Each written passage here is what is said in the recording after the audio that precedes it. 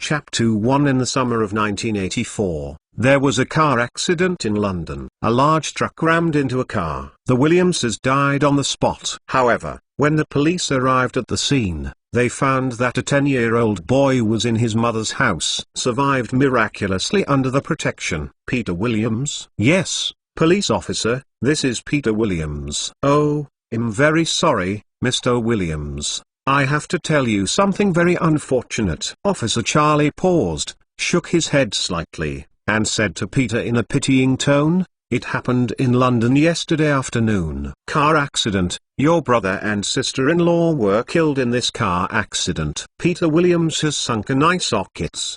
His expression is very nervous. He has a strong smell of low-quality tobacco. On the way to the police station, he had obviously smoked a lot. He didn't know why the police officer told him to rush to the police station immediately. He thought, he didn't seem to have committed anything recently. How could he call himself to the police station for no reason? Peter felt uneasy. He forgot to change his clothes, so he hurried to the police station in light blue workshop overalls with a hint of oil. However, he did not expect that he would be told that his brother had been involved in a car accident. "Oh, it's so unfortunate," Peter said with a look of shock, but at the same time secretly relieved. He finally knew why he was called to the police station. Peter is no longer as restrained as he had when he first arrived at the police station. His plump buttocks can't help but move on the chair to make himself more comfortable. Police Officer Charlie frowned. As a senior police officer with more than 10 years of experience, he could easily find that Mr. Peter Williams in front of him didn't seem to be very sad after hearing the news of his brother's death. But in any case, Peter is still a relative of the victims. Officer Charlie said to Peter, "Fortunately, Serena Williams survived. Henry Williams, your brother's son, who survived the car accident." "Calm down." "Oh, this is a blessing in misfortune," Peter said in surprise. "Yes, but the most admirable of them is Henry's mother," Police Officer Charlie said with emotion. "What's wrong with her?" Peter asked. "Mrs. Williams is so great. She saved her child with her body." "Oh, so, she is indeed a great mother. However, she is an American Jew." The corner of Peter's mouth suddenly rose, with a hint of sarcasm in his tone. Police Officer Charlie was a little surprised at Peter's performance, and shook his head secretly, giving him a very bad impression. Afterwards, Officer Charlie took out a document from the drawer and said, "Mr. Peter Williams, now Henry Williams Jr. is the only relative in existence. I don't know if you are willing to raise him. Otherwise, he has to be sent to the orphanage." Peter froze for a moment, and did not speak for a while. After a while, Peter hesitated and said with an embarrassment, "Oh, this." "Mr. Officer, you know, I have a child to raise in my family, and the child's mother does not have a job." At this time, Officer Charlie interrupted him and said, "The best thing in the world is family affection. Mr. Williams, we can't give up family affection because of a little difficulty, can we?" "Yes, Mr. Officer, you are right. However, I am not alone in this matter after all. You know, I have to discuss it with my wife Rosa." "Oh, her full name is Rosa Bennett," Peter Williams evaded. "Of course, please discuss with your wife as soon as possible, and then inform us." Police Officer Charlie shook his head secretly, and couldn't help worrying about the future fate of the little boy Henry Williams. His uncle did not seem very reliable. Going to the orphanage, or going to his Uncle Peter's house, neither seems to be a good place to go. In a somewhat dilapidated old house near the London railway station, Peter said to his wife Rosa, "Rosa, my brother's family had a car accident yesterday afternoon. My brother and aunt died almost instantly." Rosa Bennett is 35 years old this year, 3 years older than her husband Peter. She is already fat, and she is wearing a large white skirt with cream and powder. The dress is fancy. When she heard the news from Peter, she was shocked. "Oh, this is really the most unfortunate news I have heard so far this year." "Yes, Rosa. However, my nephew Henry Williams Jr. survived by chance," the police officer said. "I want us to adopt him." "What? Oh, damn. This is the saddest news I have heard this year." "How can that little guy live with us?" Rosa screamed loudly. "Peter, I firmly disagree. The 10-year-old guy will drag us to death." going to school, shopping for clothes, eating ... Oh, when I think of this, I just want to die. Rosa suddenly said, a lot of nerves. Then, how do we reply to Officer Charlie? Peter asked. What else can I say? Of course I refused. Oh, yes, send little Henry to the orphanage. Rosa Yang raised her hand and said loudly. The next morning, white fog covered the entire city. Peter and Rosa got up very early. After they had breakfast, they couldn't wait to rush to the police station. After all, one thing is always uncomfortable in their hearts, and the sooner they are resolved, the better. At this time, Police Officer Charlie had not rushed to the police station. The one who received the Peter and his wife was a young police officer who had just hired. After a few greetings, the young police officer learned that the two of them were the family members of the car accident the day before. Mr. Williams, your complexion doesn't seem very good. Oh, it's okay. It's just that I didn't rest well last night. The young police officer comforted Mr. Williams. No one can expect this kind of thing. The deceased has passed away and the living is sad. Please take care of your body. I express my deep sympathy for your brother's family. However, please rest assured that British law is fair and just, and criminals will definitely be punished. The truck driver caused a car accident because of drunk driving, and the judge must award him at least £100,000 in compensation. £100,000! Exclamation mark.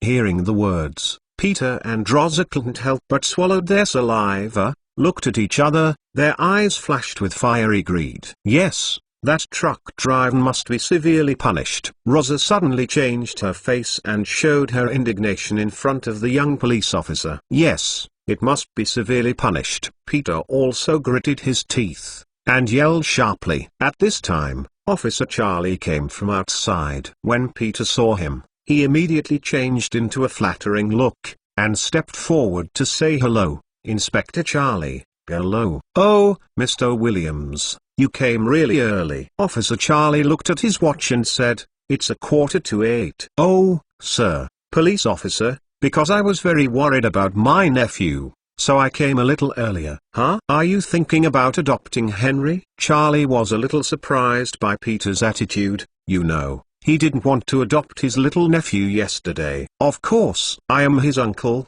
and the only legal guardian, Peter said, and deliberately emphasized the sentence the only legal. The implication is that no one else has the right to adopt except him. Henry Williams. Charlie frowned slightly, and he was puzzled. He didn't know what caused Peter's attitude to change so quickly, for fear that others would steal his adoption right. Exclamation mark. Mr. Peter Williams, are you sure you want to adopt Henry Williams? Charlie asked solemnly. Yes, I'm sure, Peter said loudly. Charlie nodded and said, well, it'll take you to go through the formalities. An hour later, Peter and Rosa returned home. With a bang the door closed. The two immediately began to shout. £100,000. Oh my God, I have never seen so much money. Rosa danced excitedly. Ha ha, yes, my dear, we are about to have £100,000. Peter laughed and couldn't help taking out his collection of red wine. Come on, let us toast £100,000. Cheers to £100,000. The day after the adoption procedures were handled, the Peter family rushed to take Henry into the house. In the subsequent lawsuits, Peter and Rosa attended the court several times, and they insisted that the plaintiff's truck driver must pay at least £100,000, otherwise they would not give up! Exclamation mark. But before the verdict came down, Rosa and Peter had already started spending money lavishly. Rosa bought an expensive dress, Peter bought a watch from the German Baum and Mercier brand. Rosa also bought an Atari game console for his son Peter. Little Peter's name is exactly the same as his father, also called Peter Williams, who has just turned 8 this year. It seems that overnight, the Peter family became rich and began to enjoy the life of a rich man. Hi, Peter, you are rich, and you actually bought a German celebrity watch. Oh, Mrs. Williams, this outfit on you is so beautiful. After putting it on, it feels like, oh, like an aristocratic woman in England. Whenever they heard these compliments, Peter and Rosa couldn't help but become proud of themselves, and their sense of vanity was very satisfied. However, until one day, police officer Charlie came over and knocked on the door of Peter's house, and Peter and Rosa suddenly fell from the clouds to prison. "Mr. Williams, the judge has sentenced the truck driver." "Is that so great?" Peter exclaimed. You were reading www.uukanzu.com. And at this moment, Rosa Bennett, who was sitting on the sofa leisurely licking sunflower seeds, suddenly heard the news, stood up immediately, and walked forward in 3 and 2 steps, looking very excited, and asked, "Mr. Police Officer, has the judge awarded him £100,000 in compensation?" "Sorry, ma'am, the judge didn't judge that way." "How is it possible?" Rosa yelled, with a very dissatisfied expression on her face. "Mr. Officer, we disagree with the other verdicts except for the compensation of £100,000. "Mrs. Williams, I think this is impossible." "Why is it impossible?" "A young policeman in the police station said that at least £100,000 can be paid to us." Rosa screamed. "Oh, sorry, ma'am, that young policeman is a temporary worker." You know, temporary workers generally don't understand British laws." The faces of the Williams and his wife changed in vain, astonished, excited, and crazily, even more gloomy than the thunderstorm in London. Charlie couldn't help but shook his head secretly, and said to the two of them, "Besides, even if the judge sentenced the truck driver to pay you £100,000, he would not be able to pay it because that truck driver is a downright poor man. His bank card, there is not a penny in it, and he even owes more than £1,000 to the bank. How can he compensate you with £100,000? After hearing the news, Peter and Rosa were completely dizzy and their heads went blank. Various requests for new books, recommendations at no cost, collections at no cost, and your wise comments. You reading book friends are welcome to come and read. The latest, fastest and hottest serial works are all in You Reading. For mobile phone users, please go to read. Chapter 2. Uncle Peter's home is a hell, and Aunt Rosa is a vicious devil. Henry Williams is tortured by them every day like a gas bag. Since 10 days ago, Peter and Rosa suddenly made an inexplicable fire at him, and then began to abuse him. Henry lives in a storage room less than 10 square meters on the roof. In addition to a small bed with rusty stains, it is also filled with all kinds of odorous debris. This morning, when Henry was sleeping soundly, Rosa was already yelling outside. "Broom Star, hurry up and do housework. Don't think you can eat for nothing when you are young. If you don't clean up your house today, you don't want to eat." Henry has a sore shoulder, and even his hands have blisters. Peter's dirty and greasy work clothes need to be washed by Henry, and Henry needs to do the hygiene at home every day. The most annoying thing is that Rosa always finds Henry's fault when there is nothing to do, asks him to work, and yells at him. Henry got up, rubbed his shoulders, put on his clothes, and walked out the door of the storage room. Outside the door, Rosa looked at him with a vicious look. "Mrs. Rosa, my hands are blistering. What do you want me to do today? Washing, cleaning, chopping wood? You know, I have done all these tasks last night. So, I will be my whole day. During the rest time, I can use it any way I want." Henry said coldly. "Have you cleaned up? Don't you know that the floor at home is dirty again?" Rosa stared at Henry triumphantly, especially when he looked flat. She felt a kind of malformed pleasure after revenge in her heart. They failed to get £100,000, and they felt disappointed, as if they had done some loss-making business. Therefore, under the influence of this perverted mood, in order to make money, Rosa changed the method to torture little Henry. Henry smiled, laughing loudly in front of Rosa. If he is really just a 10-year-old boy, maybe he will be bullied by Rosa. But he is not. He is a middle-aged Uncle Kin Muliang from 2015. He was originally a network engineer, but unfortunately he was electrocuted in the laboratory. However, fortunately, the ancestral tomb was smoked, and it passed to 1984. In fact, On the day of the London car accident, little Henry was dead, and Qin Muliang was replaced. Mrs. Rosa, you are very happy for deliberate child abuse, aren't you? Maybe I should call Officer Charlie and ask if it is illegal for the British law to abuse children. Henry said, deliberately opening his palms, revealing evidence. Rosa saw a row of drain bubbles in Henry's hand, and she felt guilty in her heart. Her face was both angry and introverted, like a hen defeated in a fight. Henry walked past Rosa with a sneer, then went downstairs and finally out of the house. Although Rosa was frightened by Henry this time, Henry is bound to be under the fence when he lives in this home, not to mention that the family does not want to see him. If Henry hadn't been too young and had already ran away from home, how could he be so angry here? Qin Muliang, now Henry Williams, even though he was only 10 years old, he was not willing to resist even a little bit. In the past few days, Henry has been hiding in the storage room for his great cause of resistance whenever he has time. He knows that if you have money,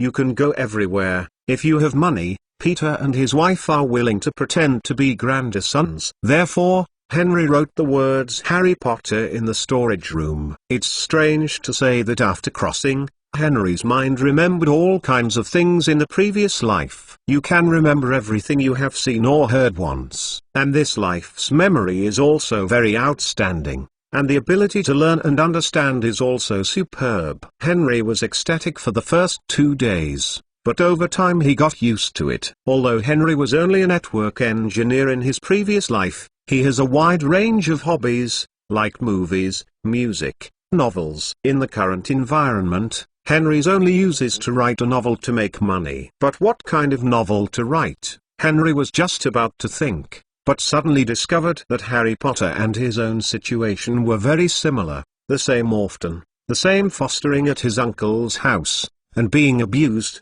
Even his home was near the London train station. Many conditions are too consistent.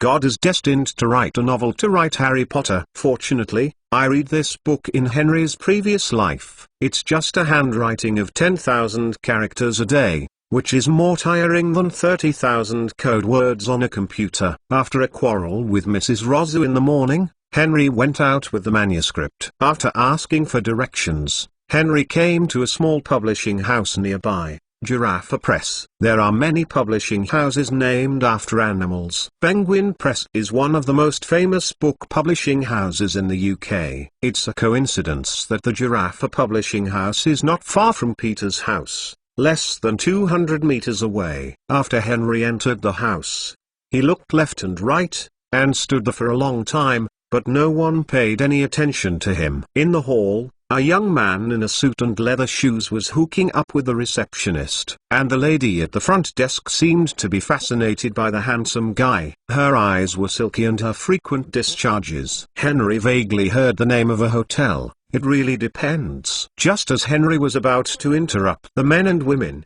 a middle-aged man came out of the elevator, wearing a decent suit and holding a folder in his hand, walking slowly towards the crowd. The young man's eyes lit up and he immediately greeted him. Hello, Editor-in-Chief, Pulis. I'm Cane Bill, the author of North Wind. The young man greeted him with his hand out. Hello, the novel North Wind is not bad. The company has decided to publish your novel. Calling you today is to sign a contract with you. Pulis smiled and shook hands with him and me. Oh, that's great. Cane Bill showed a happy expression. Henry looked at Pulis from the side, knowing that this person is the editor-in-chief of the publishing house, and immediately stepped forward and greeted Mr. Pulis. Hello. Pulis was stunned. He didn't know who the child was. He was standing with Cane Bill and thought it was Cane Bill, so he responded with a smile. Hello, kid. Mr. Pulis, can you take a look at the novel I wrote? I mean,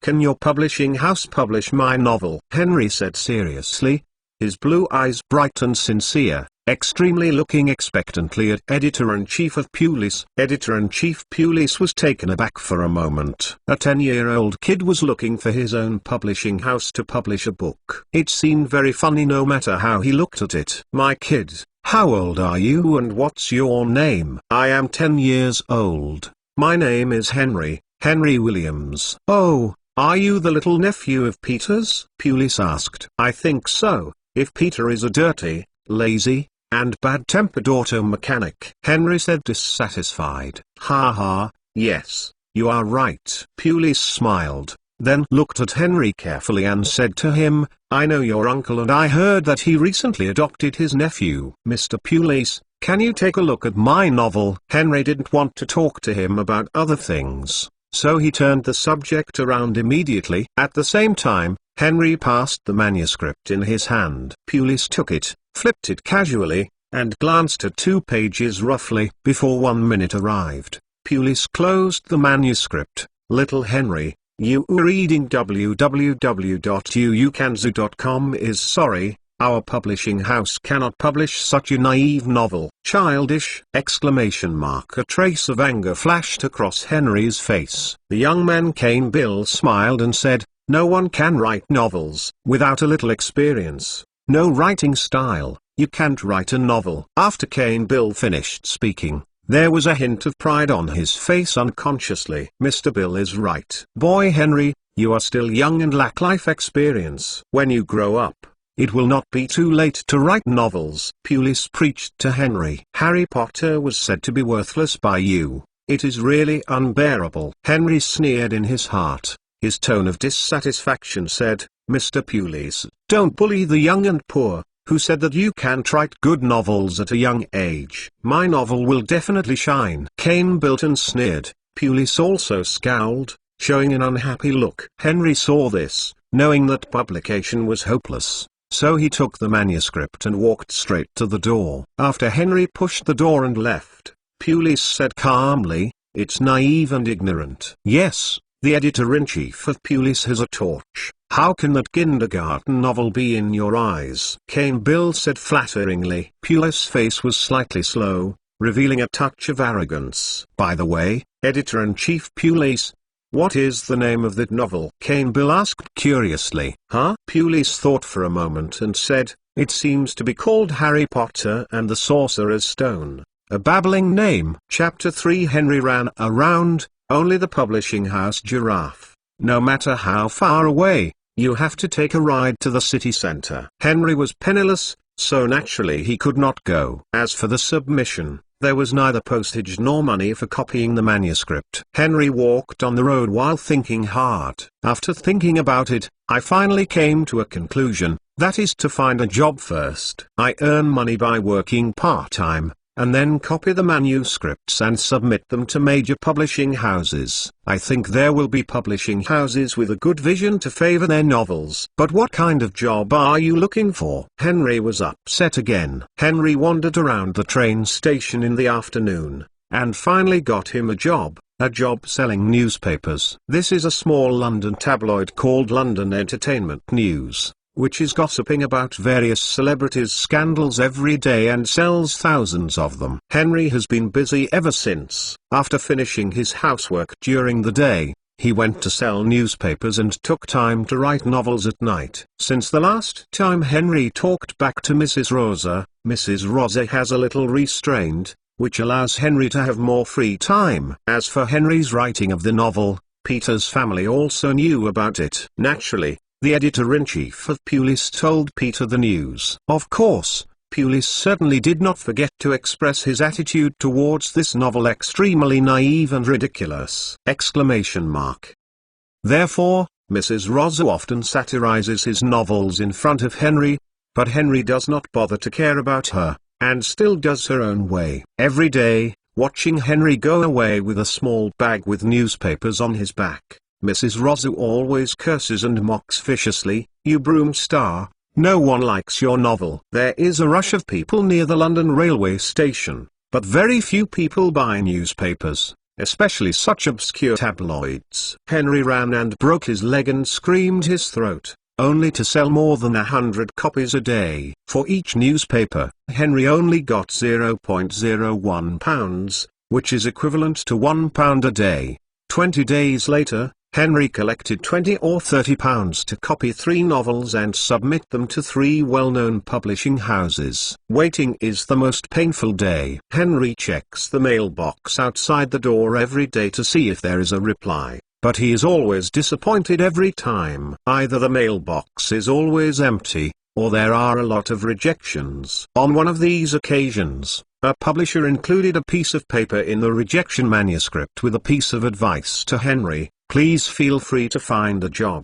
You are not suitable for writing a book to become rich in this life. Henry was flushed after reading it. Despite this, Henry was rejected by 8 publishers back and forth, but he still did not give up. Mrs. Rozu also checks her mailbox every day. She sometimes thinks that if a publisher takes a fancy to Henry's novel, she can sell it for money. Therefore, although Mrs. Rozu laughs at Henry every day, she still has a hint of luck.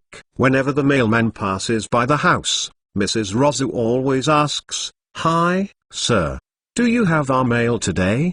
But after a long time, I didn't see any publisher sending a contract, and Madame Rozu no longer had any hope, but instead hated little Henry more and more. One night, Rozu said to Peter, "Peter, let's send Henry away. I can't stand him anymore. He is arrogant and rude and doesn't put me in the eyes at all. He is just an unfamiliar white-eye wolf." "Rosa, we signed the agreement," Peter said. Rosa shouted, "What's this? We can't afford to raise 2 children, and the law can't make us starve to death. You can ask the lawyer if we can send the children to other people to raise them." "Okay." The next day, Peter went to ask the lawyer. Henry was kept in the dark, and has been looking forward to the publisher's reply. A week later, a guest suddenly arrived at home. "Mr. Will, please sit down," Rosa said excitedly, and Peter hurriedly brought Mr. Will a drink. Will is dressed as a successful person. He is about 30 years old.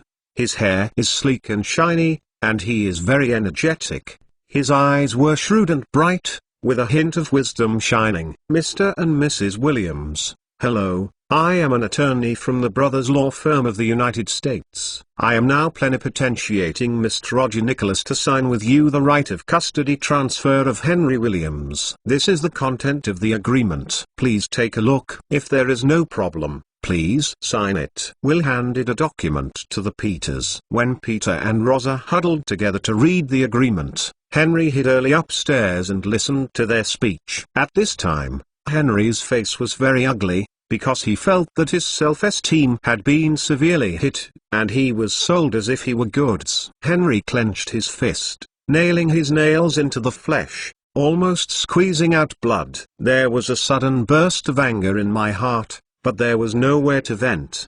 He knew that he might be sold away tonight!"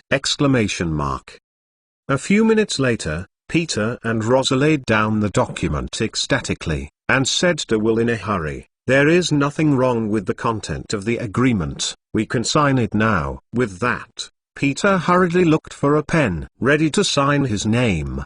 The reason why they are so urgent is because they saw the agreement that Roger Nicholas will pay them £5,000. Originally, the Peters were planning to throw away their burdens, but they didn't expect to make a fortune, so naturally they couldn't help it!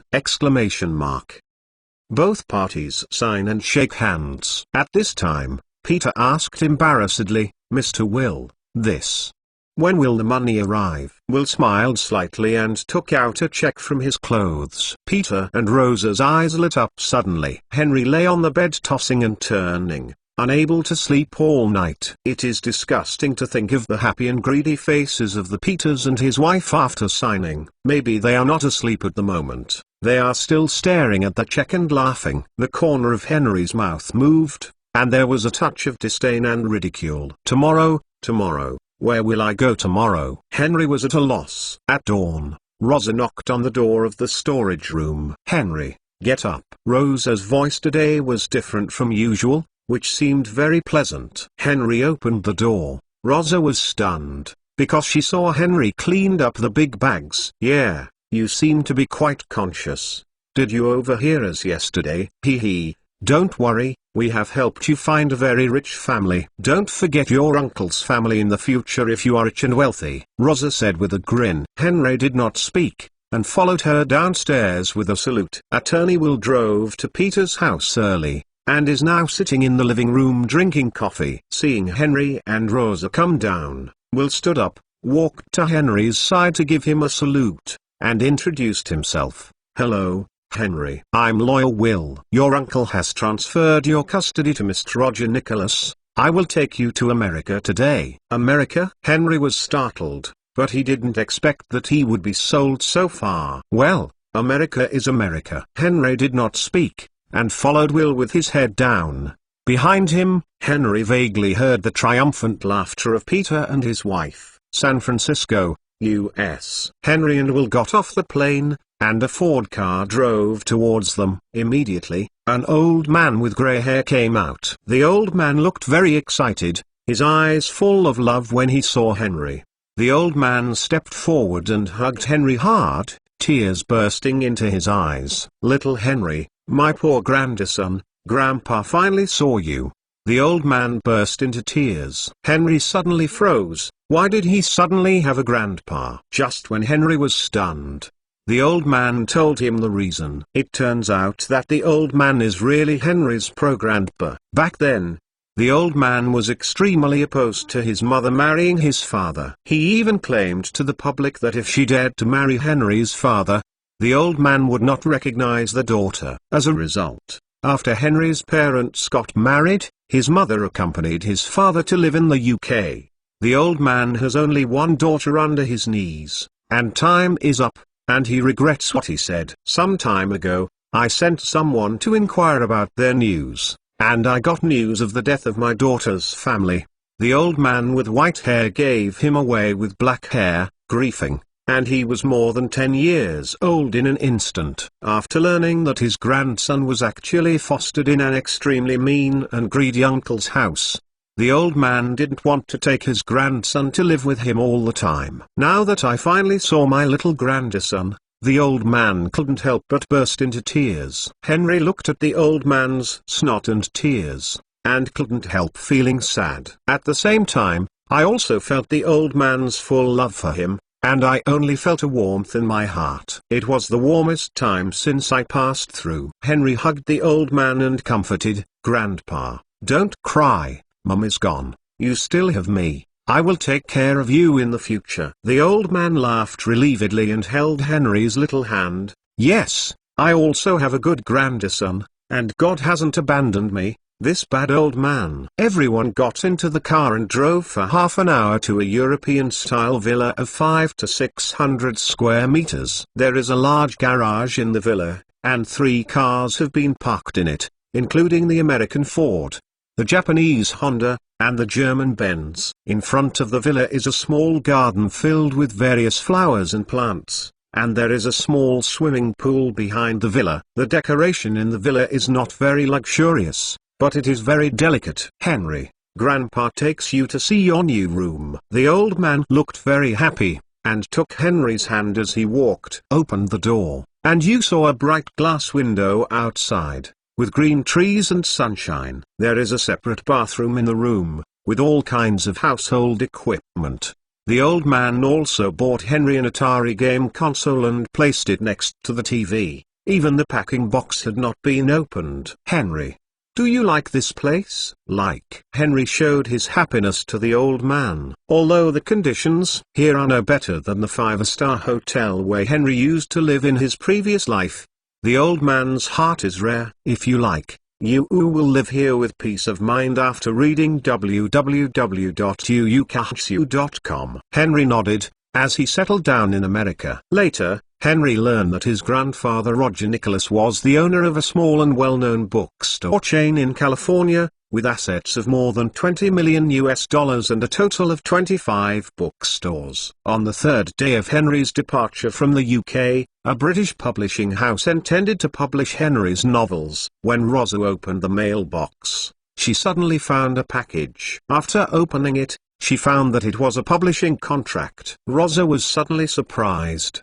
and quickly called Peter, and the two could not help discussing the contract in the evening. I can't see that a publisher really has fancy Broomstar's novels. Rosa grinned, her tone of sourness. Yes, the Pure Sky insisted that this novel is naive and ridiculous. No publisher is willing to publish this novel. Now it's okay. Someone else has already sent in a publishing contract. Peter hates Pulis. On it. If you buy out, you can get £20,000. and you will get 8% of royalties. Rosa said with regret, "Oh, Peter, we lost. We only got £5,000, but we lost more." Both looked at the contract in a daze, with regrets on their faces. "Rosa, we are going to tell Henry. Is there a publisher willing to help him publish books?" Peter asked. Rosa screamed, "Tell him so that he can show off in front of us." "Tear it. Tear the contract." Hiss! Exclamation mark. Rosa was almost crazy, tearing the contract to shreds with both hands, and then throwing it on the ground, scattered like a peach. Chapter 4. In the evening, Roger Nicholas hosted a banquet for Henry, inviting friends and neighbors to attend. "Good evening, ladies and gentlemen, everyone is welcome to this banquet. Now, I will solemnly introduce someone to you," Roger Nicholas said after a pause, pointing to Henry standing next to him. My name is Henry Williams, my grandson of Roger Nicholas." Happiness! Exclamation mark.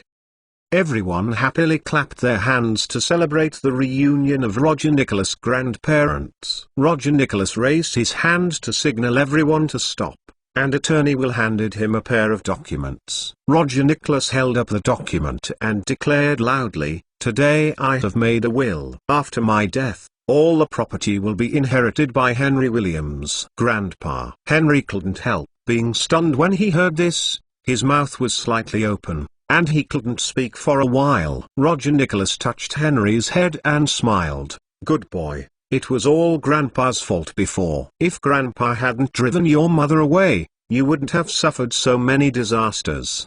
The old man said. Noki sighed. "Now Grandpa wants to make up for you." "It's not my grandfather's fault. This is God's test of us. After the storm, it will be a rainbow." Roger Nicholas smiled. "Ha ha, yes. This is God's test of us." Seeing Henry speaks so well, the surrounding guests nodded their heads and praised him for being smart. Roger Nicholas immediately announced the start of the banquet, and Roger Nicholas held this banquet in addition to introducing Henry to others, but also has a purpose. He knew that his grandson had written a novel, but he was frequently frustrated in publishing. As the owner of a well-known bookstore in California, I naturally know many publishers. Therefore, he deliberately invited some high-level American publishing industry to attend tonight, and planned to lobby for his grandson Henry at the banquet. Henry met many people at the banquet. What surprised him most was that the neighbors who lived next door were actually Leonard Pozak and Sandra Lerner, a teacher couple from Stanford. The two men broke off. As a senior network engineer,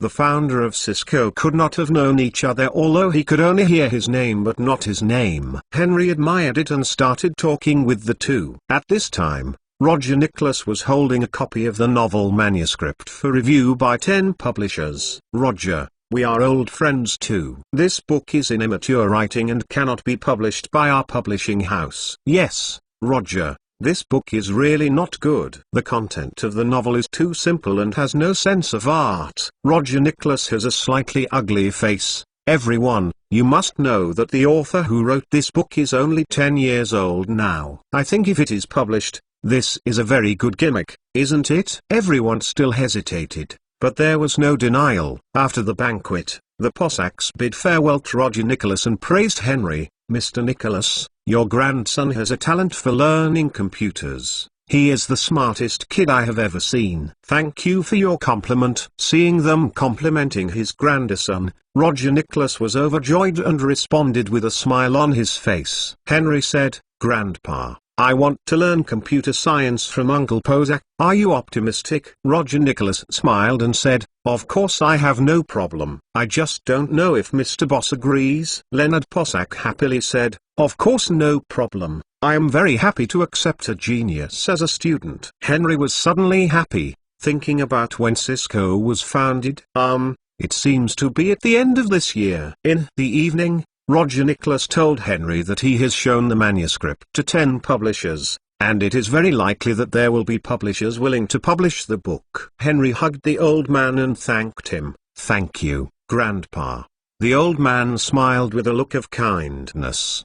The next day, Henry went to Posak's house with some meeting gifts. For Henry's arrival, the Pozak family was very welcome. The Posaks teach at Stanford, so naturally they don't have much time to teach Henry. So Bozak gave Henry a rough lecture on computer knowledge, and then gave him a few books for him to teach himself. A few days later, Bozak was shocked. He asked Henry to take the test, but he didn't expect Henry to get it right. There are some advanced content involved, and Henry can also answer it not badly. Boss had to feel that Henry was a genius. For this reason, Bozak taught more carefully. Henry even sleeps in Boss's house at night. And during this period, good things happened again and again. Finally, there is a publisher willing to publish Henry's novel. This publishing house is called West German Publishing House. Although it is not very large and has influence only in the western states, for Henry, it is the first step to success. Subsequently, Henry negotiated with the publisher, because Henry always insisted that he could only authorize the paper publishing rights of the West German Publishing House in the United States. And it was only the first book in the Harry Potter series. He only received 6% of the royalties.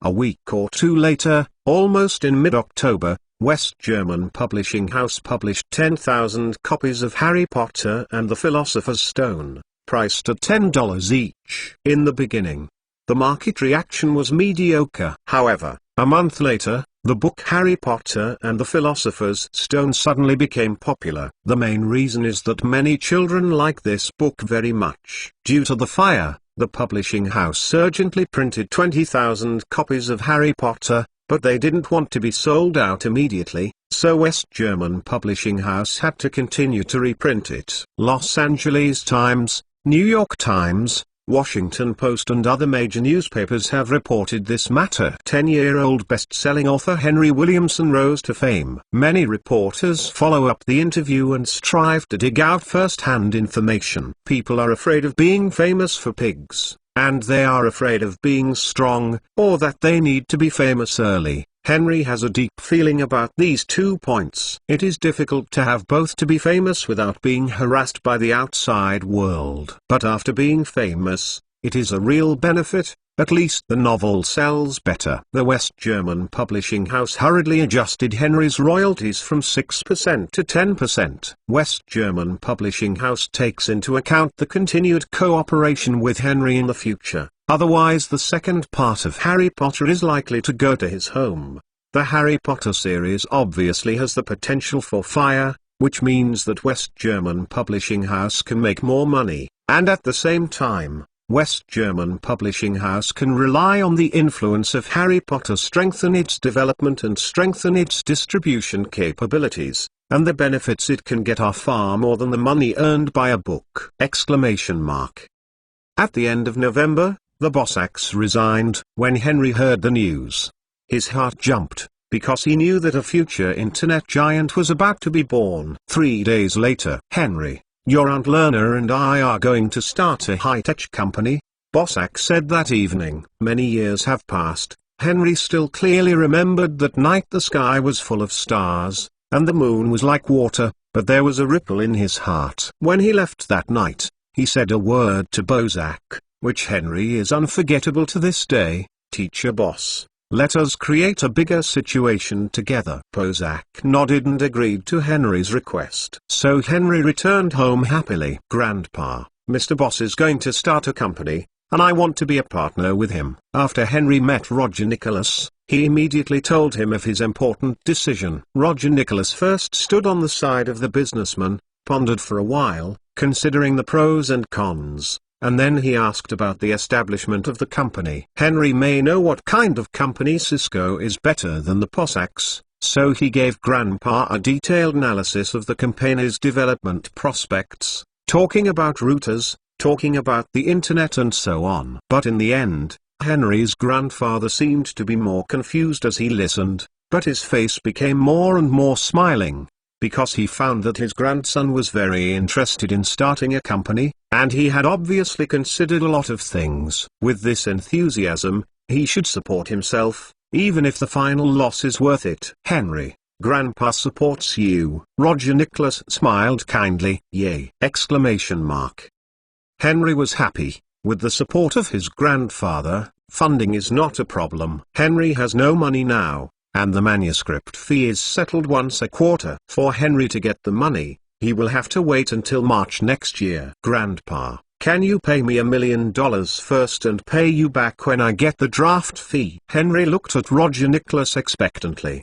What are you going to pay? Grandpa's money is not your money. Roger Nicholas tapped Henry on the head lightly and smiled. Henry touched his head and smiled embarrassedly at his grandfather, but still insisted on his decision. Grandpa, this is not a question of money or not, but a matter of principle. I want to rely on my own ability to start a business, and then I can achieve success. Feeling. Grandpa doesn't want me to be a mediocre, rich second generation who only knows how to eat the old. Right? Okay. Roger Nicholas was very happy when he heard this. Henry immediately wrote an IOU, and then handed it to his grandfather. This is my IOU. I will pay you back when the contribution fee is received next year. Okay. Roger Nicholas took Henry's IOU with a smile, and saw the IOU read on the evening of December 3, 1984. Henry Williams borrowed $1 million from his beloved grandfather, Mr. Roger Nicholas. US dollars. Roger Nicholas collected the IOU at will. He didn't plan to make Henry pay back. But this simple IOU was bid for $10 million in an auction a few years later, shocking the world! After Roger Nicholas received the IOU, he wrote a check to Henry. Although Henry was only 10 years old, he was extremely sensible, and Roger was relieved when he handed the check to him. The next day, Henry took the check to Mr. Bozak's house. Mr. Bozak, what is your initial capital for starting the company? Henry asked. $250,000. Bozak said. Americans like to spend in advance, so most people don't have a lot of deposits. You are reading www.uukanzu.com. Bozak family has 3 cars worth $300,000 to $400,000, and their villa is worth more than $1 million. Speaking of which, the Bozaks are still a wealthy man. But $250,000 is a drop in the bucket for starting a high-tech company. Historically, Bozak took the villa mortgage. Later, it immediately accepted financing from Sequoia Capital, and the company developed. Teacher Bozak, I borrowed $1 million from my grandpa for next year's manuscript fee. Henry said, and took out the check. Both Bozak and Lerner were stunned, and they didn't expect me to spend so much money at once. Teacher Bozak, I invested $1 million. How about we each own 50% of the shares? Henry looked at Bozak and Lerner, feeling a little nervous, worried that he had too many shares, and the two disagreed with this allocation. Who knows? Bozak shook his head and said, no, you should be the largest shareholder with so much money. We only need 40% and let you own 60% of the shares. Henry was shocked instantly. Honest people, true and sincere. No wonder the couple will sell Cisco at the price of cabbage in the future. Well, although I am taking advantage of it now, I will not let you repeat the same mistakes again. In the future, I can safely be regarded as a global billionaire. Henry agreed to this method of distribution of shares. In the next few days, Bozak, Lerner, and Henry went to register a company. Bozak preferred to name the company San Francisco, but the law did not allow the company to be registered under the name of the city, so it finally took the last 5 letters of San Francisco, Cisco, which is Cisco. Chapter 5. The company is headquartered in San Jose, Silicon Valley, and Henry drove from his home to the company's headquarters in about an hour. On the day the company was founded, there were only 3 employees: Henry, Bozak and Lerner. Bozak manages technology, Lerner manages, and Henry beats soy sauce. Regarding the development of the company, Henry put forward a lot of suggestions, and clearly put forward a concept of multi-protocol routing, that is, to design a new type of networking equipment to connect various computer LANs globally to form a unified network. When Henry proposed this concept, Bozak and Lerner were stunned. They just thought of turning Stanford University into a network. Teacher Bozak, do we have patents related to routers? Henry asked knowingly, because he knew that although Bozak had applied for patents, such patents belonged to Stanford University. Henry asked, but he stopped the Bossack couple. The router company does not have a router patent. Can this still be fun? Although Stanford University has authorized Cisco-related router patents in the future,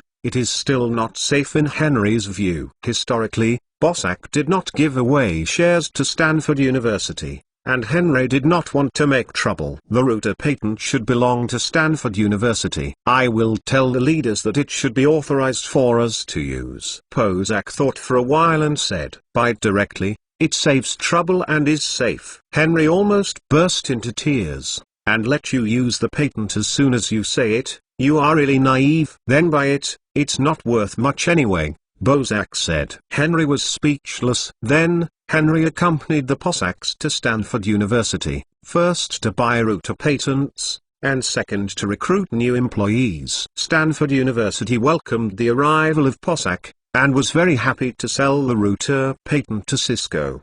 Because of this play, not many people have discovered its value. Purchase the patent. The company only spent $100,000. In terms of recruiting employees, Stanford University has the top computer talents in the world. Relying on the fame of Bossack and Lerner, more than 24 people signed up in one day. Bossack finally selected 5 employees from it. Compared with the previous Cisco, Cisco now has a very high start. It has sufficient soldiers and at least 5 more senior computer talents and $1 million. In 1986, Cisco officially launched its first router. Today, Cisco's development speed must be faster, and it may be possible to develop router products within half a year. Henry is not worried about technology. With the two great gods, Bossack and Lerner, all problems can be solved. The company's biggest problem is sales. The smell of wine is also afraid of the deep alley. In order to promote the product, a lot of money must be spent in the sales process. The Bossacks went to San Jose, and Henry was not taught. So Roger Nicholas was going to send him to school. Under the recommendation of Bossack, Henry went to Stanford High School affiliated to Stanford University. Henry is the youngest student at Stanford High School so far, and he scored very well in the entrance examination. Henry is going to school while making suggestions for the development of Cisco. He seems to be a busy man. Time flies. After March, Harry Potter and the Philosopher's Stone sold 1.7 million copies. After paying taxes, Henry received a draft fee of $1.2 million. In addition to returning $1 million to my grandfather, there is a remaining $200,000. During the period, Henry finished writing Harry Potter and the Chamber of Secrets and handed it to West German Publishing House for them to print the book. The second Harry Potter is even more popular than the first. First printed 500,000 copies and was quickly robbed. Cisco's development is also on track. Everything went well, but the only bad thing was that Roger Nicholas' health was getting worse and worse. The old man was in his 70s and lost his beloved daughter more than half a year ago. His mind was hit hard and his body broke down instantly. When the cold winter came, all kinds of problems appeared on the old man's body. Henry had to accompany the old man to take care of him, and talk to him to relieve his boredom. Henry tells Roger Nicholas every day about interesting events in his school, the hot scenes of his new book, and the development of Cisco. The old man listened quietly every time, with a kind smile on his face. But his body was getting thinner and thinner, skinny and skinny. Looking at the pale face of the old man in the hospital, Henry became inexplicably scared in his heart. He was afraid that the old man would leave. He was afraid of losing a relative who cared about him and loved him. He had gradually become accustomed to the old man's life by his side. April 1, 1985. It was April Fool's Day, and the old man Roger Nicholas left forever. On this day, Henry cried miserably in the hospital. Hearing the news, the Bossacks rushed to him immediately. In addition to comforting Henry, they also helped with the funeral. On the day of the funeral, many old former friends came. Henry met them one by one and accepted their comfort. However, when the coffin was about to be put into the grave, Henry could not cry in the end. Henry's mental state is not very good, and the Bossacks accompanied him back home. Henry, the sorrow and change. Bozak comforted. Lerner went to the kitchen to prepare dinner for Henry. Henry basically didn't eat anything during the day. Lerner simply made some steak, juice, and bread, and it was quickly delivered to Henry. "Henry, let's eat something." Lerner hugged Henry with some pity, and said softly, "Tonight, the room is empty." Henry slept on the bed, looking up at the starry sky. There seemed to be an old man's face emerging from the starry sky. After a while, maybe early May, Henry's mood gradually improved. During the period, Henry did not go to school, and stayed at home every day to write Harry Potter, trying to immerse himself in the novel, forgetting sadness and troubles. Soon, the third Harry Potter book, Harry Potter and the Prisoner of Azkaban, was finished. After the death of Roger Nicholas, the business of the bookstore suddenly went bad. There are many reasons for this. In addition to the suppression of competitors, the most important thing is that some executives of the bookstore took the opportunity to seek personal gain, bullying Henry's young age and ignorant of management, making the bookstore a mess. Henry learned of the situation later, and yelled at him. On May 10th, Henry held a board meeting. Grandpa Roger Nicholas' chain bookstore is called Nicholas Bookstore. Grandpa holds 75% of the shares, and it is now all inherited by Henry. In the conference room, Henry sat at the chief, his face cold. Half an hour later, the shareholders, large and small, arrived, and many people looked at Henry with a playful smile. Hank Wolf, a middle-aged man in his 40s with curly hair, sits in the first position under Henry. He is the second largest shareholder of the bookstore. At this moment, he is lighting his cigarette leisurely, and he does not put Henry as the nominal director at all. Long put it in his eyes, "Children, we are very busy, so hurry up and say something." Henry snorted coldly, distributed the copied documents, and said coldly, "Someone in the company misappropriated funds, I think. Should you give me an explanation?" Hank Wolf threw the document on the table and smiled. "What's the explanation?" "This is the normal capital operation of the company. You are still young. Of course you don't understand." I don't understand?" Henry sneered. "Okay, then I will ask a professional accounting firm to review the company's financial situation." "You!" Hank Wolf suddenly became angry. Henry patted the table and said loudly, "I don't care what it was before. In short, before tomorrow, if anyone doesn't return the money that was previously embezzled company property, I will send him to jail." Henry finished speaking, and many of the shareholders present were chilly. "In addition, I decided to sell the bookstore chain. At the same time, I will compensate all shareholders. I am willing to purchase your shares at a premium of 5%. "What? Are you going to sell the bookstore?" Everyone was shocked. "Yes." Henry nodded. "I have hired a professional accountant to evaluate the company's assets. The market value is $24 million. You have 25% of the shares in your hands, which is $6 million. If you are willing to sell it, we can make a deal now." The meeting room suddenly became noisy. Many people criticized Henry as a prodigal son and sold the bookstore that his grandfather worked so hard to run. In fact, in Henry's view, this bookstore is already riddled with problems and cannot sell. After the grandfather fell ill, he was unable to manage the company's business, a lot of bad debts, and the major shareholders arbitrarily misappropriated the company's property. Such a company would be considered good if it didn't go bankrupt. Henry thinks he can't do anything about this mess. He might as well cut the mess with a knife and sell the bookstore. The pressure of competition in physical stores is very high. Henry only needs to keep the name Nicholas Bookstore and all the stores can be sold. Henry believes that he can develop the bookstore created by his grandfather and become the #1 in the world!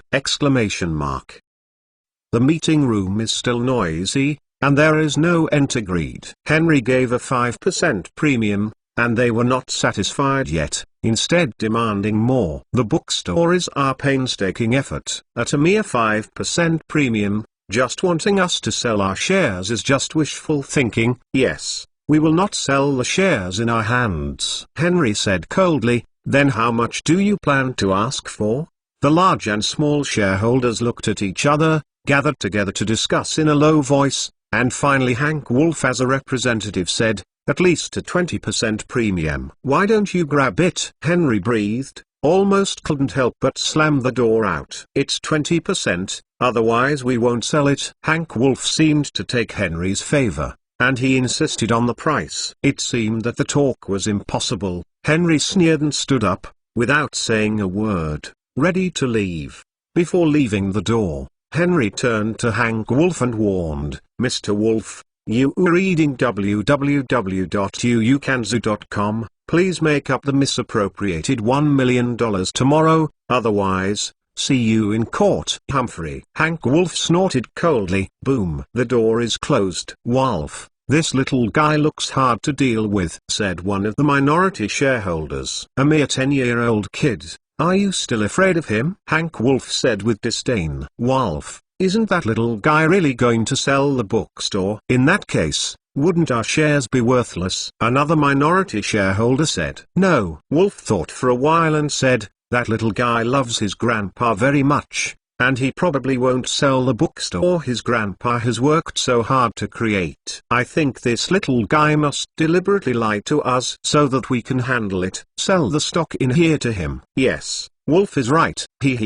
We agreed on the price. He is a kid, and he will definitely give in the end. Ha ha." After Henry left, he called Attorney Will. "Hello, Attorney Will, this is Henry Williams." "Oh, hello, what can I do for you?" Lawyer Will, "I would like to ask you to help me contact some buyers who want to buy a bookstore." "Yes, I am going to sell my grandfather's bookstore." "Okay." Henry hung up the phone, turned around and glanced at the sign of Nicholas Bookstore behind him. His face couldn't help showing a very firm and confident expression. "Nicholas Bookstore will surely become a symbol of the times!" You reading book friends are welcome to come and read. The latest, fastest and hottest serial works are all in You Reading. You Reading, semicolon. Chapter 6. Henry has dropped out of Stanford High School. Now, he is busy with the development of Cisco and cleaning up the property of Nicholas Bookstore. Wolf made up the embezzled company money the next day, and he was afraid that Henry would trouble him. Wolf and others thought Henry would not sell the bookstore, but they guessed wrong after all. Henry acted quickly. A week later, he got in touch with 3 well-known bookstores in California and basically reached an intention to sell. When the representatives of the 3 bookstores came to the headquarters of Nicholas Bookstore, Wolf and others were immediately dumbfounded. "Henry, you have no right to do this," Wolf yelled at Henry. "Why not?" "I am the controlling shareholder and I have formally notified you on the board of directors. Therefore, selling the bookstore complies with all procedures." Henry said lightly, "Of course, my promise that day is still valid, no more, no less, or 5% premium." Henry finished speaking, and led the representatives of the 3 bookstores into the living room. Wolf and other large and small shareholders looked at each other and immediately followed in. On the negotiating table, Henry had already negotiated with the 3 representatives about the general content. The 3 bookstores jointly acquired Nicholas Bookstore, but the brand name Nicholas Bookstore was not included. The acquisition capital is $20 million. Wolf and others knew that they would lose money when they looked at the content of the agreement. The bookstore was originally valued at $24 million, but now it sells for $20 million, which is a sudden loss of $4 million. As for the brand name of the bookstore, it is of little value to them and does not value it at all. What's more, Henry bought their shares at a premium of 5%. With such a calculation, if the bookstore is sold, they will lose a lot. "Chairman, I will sell you the shares in my hand," a minority shareholder said to Henry. "Yes." Henry looked at him meaningfully, then nodded. "Chairman, I want to sell too." The minority shareholders basically stated that they would sell their shares to Henry, and in the end only Hank Wolf was left. Hank Wolf holds 12.5% of the shares and is the vice president of the bookstore. He is a high-ranking man. He was embarrassed to bow to Henry for a while. Henry looked at him and smiled playfully. "Mr. Wolf, it seems that you are not going to sell the shares." "Ha ha, yes, I will save more money. Hank Wolf's face almost bleeds. No, number. I plan to sell the shares too. Mr. Wolf deserves to be a smart man. He knows the current affairs. Henry smiled and said sarcastically, well, since you all decided to sell the shares to me, now transfer all the shares to my name, and I will let the finance write you a check. Good, good. Shareholders of all sizes nodded one after another. An hour later, Wolf and others left the company contentedly. Henry looked at their backs and shook his head in his heart. If it weren't for avoiding disputes over the brand name of Nicholas Bookstore, he would not buy their shares at a premium. After all, they are shareholders, and the brand name also has their share. At 3 o'clock in the afternoon, Henry signed a contract with 3 bookstores. Prior to this, Henry had won over a talent who could really do things in the company. He is Geely Hutt, 30 years old, originally a team leader engaged in book procurement under the company. Its ability is very outstanding. The social level is very high, especially with major publishing houses. Henry valued this very much,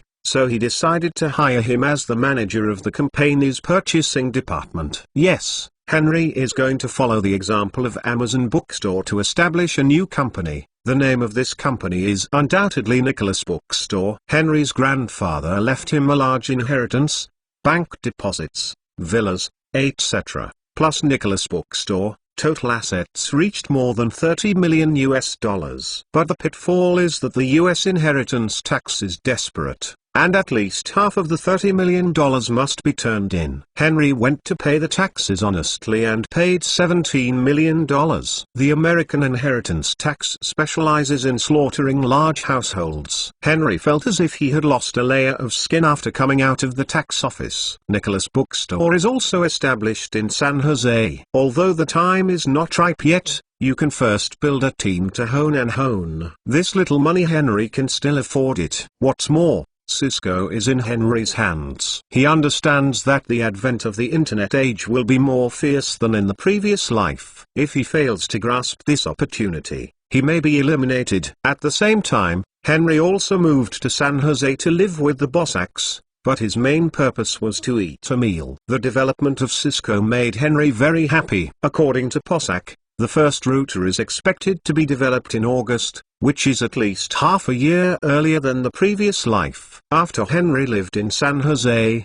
he taught himself while writing novels. The West German publishing house always sends people to follow up the manuscripts, and Henry thought, taking advantage of the two companies' business is not busy now, he hastily finished Harry Potter's writing. Otherwise he doesn't know if he has time to write in the future. Recently, Harry Potter's second Harry Potter and the Chamber of Secrets topped the best-selling list of American novels for 6 consecutive weeks, with a total sales of more than 3 million copies, and led to the first Harry Potter and the Philosopher's Stone. The West German publishing house was cheering and eager to offer Henry as a god. When Henry got the manuscript fee for the second time, it was more than $3 million, nearly $2 million more than the first time. Lerner often joked, "Henry, you write novels every day. I believe that one day, you will become the richest man in the world." Henry gave her a roll of eyes and smiled.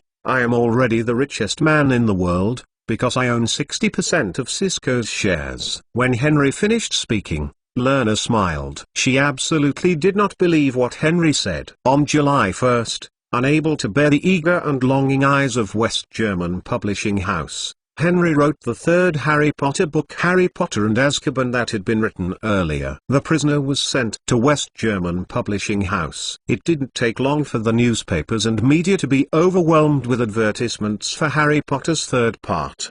The third new work of the talented young Harry Potter is A Fresh Donkey, Harry Potter and the Prisoner of Azkaban, a new book by an 11-year-old genius writer. That's right, Henry is 11 years old, his birthday on June 19th. Moreover, because Harry Potter was too popular, many fans kindly referred to Henry as Harry Potter, and many of them were behind the operation of the bad guy, West German publishing house, to publicize some of Henry's deeds in the UK. Henry's uncle, Peter's family, has suffered, and has been vilified and despised by fans all over the world. Since the first Harry Potter book went viral, the West German publishing house led the way.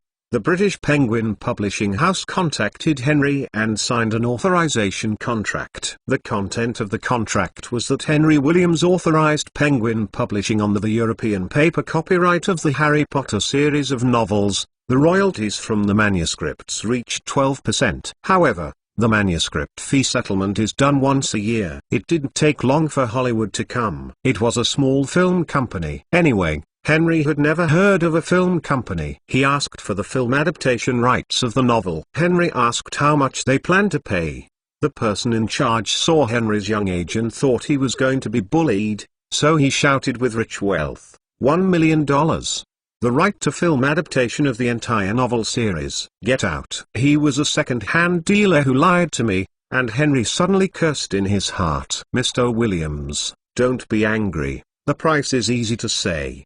The person in charge of the small film company smiled bashfully. Why do you offer a price? Sorry, I don't have the idea of selling the copyright of novel film adaptations. If there is one, I will call you to notify you. Henry stood up and issued an eviction order. Then, several Hollywood studios came one after another. Henry refused one by one. Henry knew the value of the Harry Potter IP. The profit from selling books was only a small part of it. And more importantly, the peripheral income after the movie. The premise is that the film must be successful. Therefore, Henry would rather let a powerful film company make a classic for free than make a bad film for a little money. Special effects are a key to Harry Potter's success. It's 1985 now. It's early. Approaching August, Henry can clearly feel the tension within Cisco. The new product is about to be successfully developed, and everyone has hope for it. But at the same time, it is inevitable that they are uneasy, because they are walking a path that no one else has ever walked. Henry also came to the laboratory to lay hands, but every whimsical idea always made the entire R&D team ecstatic. Possack said, "This is my student, the most proud student." On August 5th, Cisco's first router finally came out. Possack asked Henry to name it, and Henry thought for a while and said, "Let's call Cisco 85. August 5th, 1985. This is a very meaningful name, isn't it? Okay, that's a good name. Bozak happily agreed when he heard Henry say this. So, the name of the first Cisco router was decided like this. Cisco 85. Things come out. They have to be sold. Bozak said that he can go to Stanford University to sell. Henry shook his head. This is the typical way of thinking of technical talent. How do capitalists play? Give them to use. I haven't eaten pork and have not seen a pig run. Henry raised his head and said, "This, Mr. Bozak's idea is very good, but it's slow to work. I think we can give it to some well-known universities or scientific research institutions. After a while, let's take it back. If they want to continue using it, then buy it." Ha ha. But I think once they use our company's router, they will definitely be inseparable from it. Okay, Bozak exclaimed excitedly.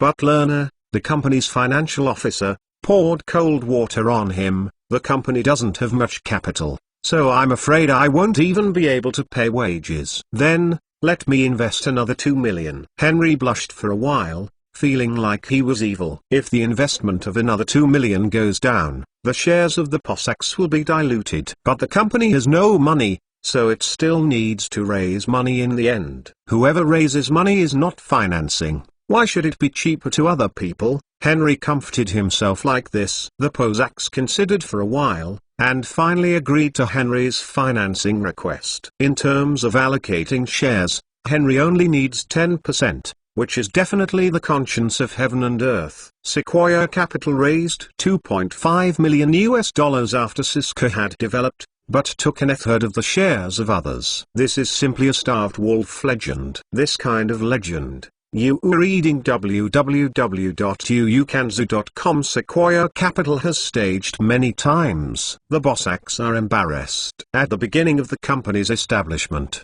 Henry invested $1 million and got 60% of the shares. Now it hasn't arrived a year yet, only one product has been released. Henry invested $2 million, but only got 10% of the shares. The Cossacks only felt that they were taking advantage of Henry, and that taking advantage of the child was undesirable! The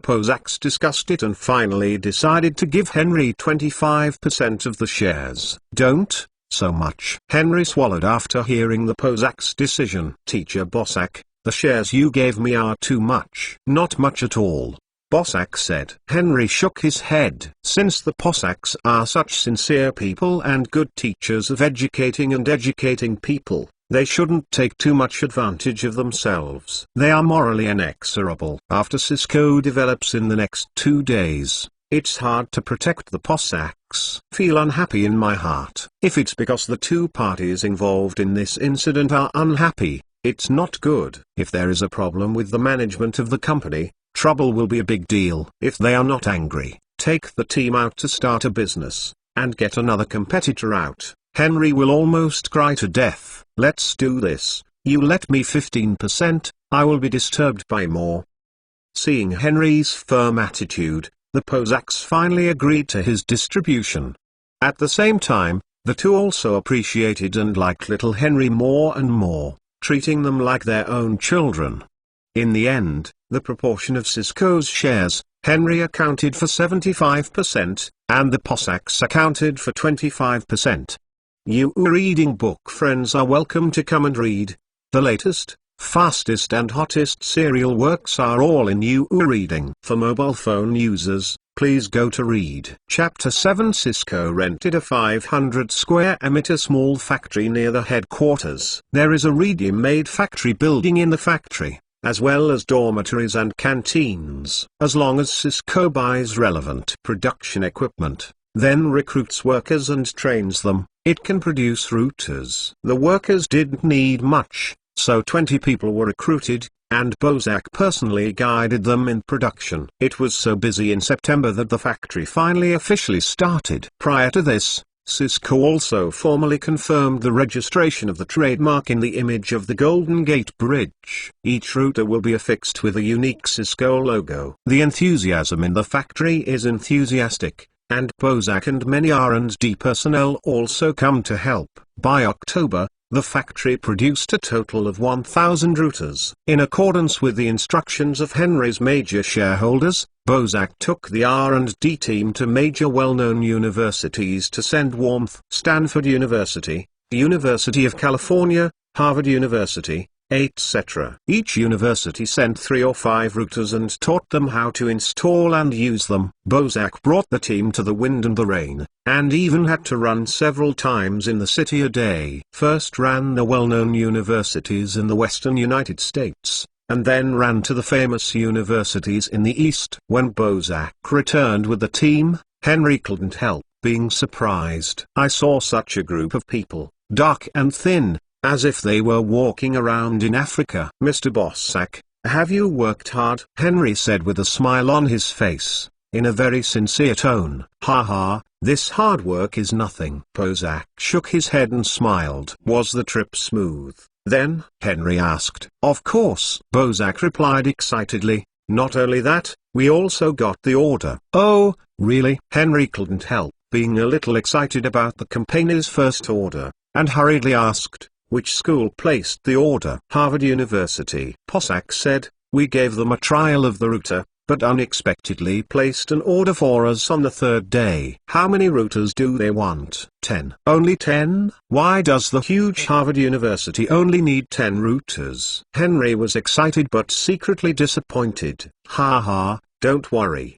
The person in charge told me that these routers are now going to be used in a large research center. If the effect is good, it may be popularized by the entire Harvard University. At that time, we will not worry about no orders! Henry also smiled, touched the back of his head embarrassedly, and said, oh, that's right, it's like this, they can't use the router all at once.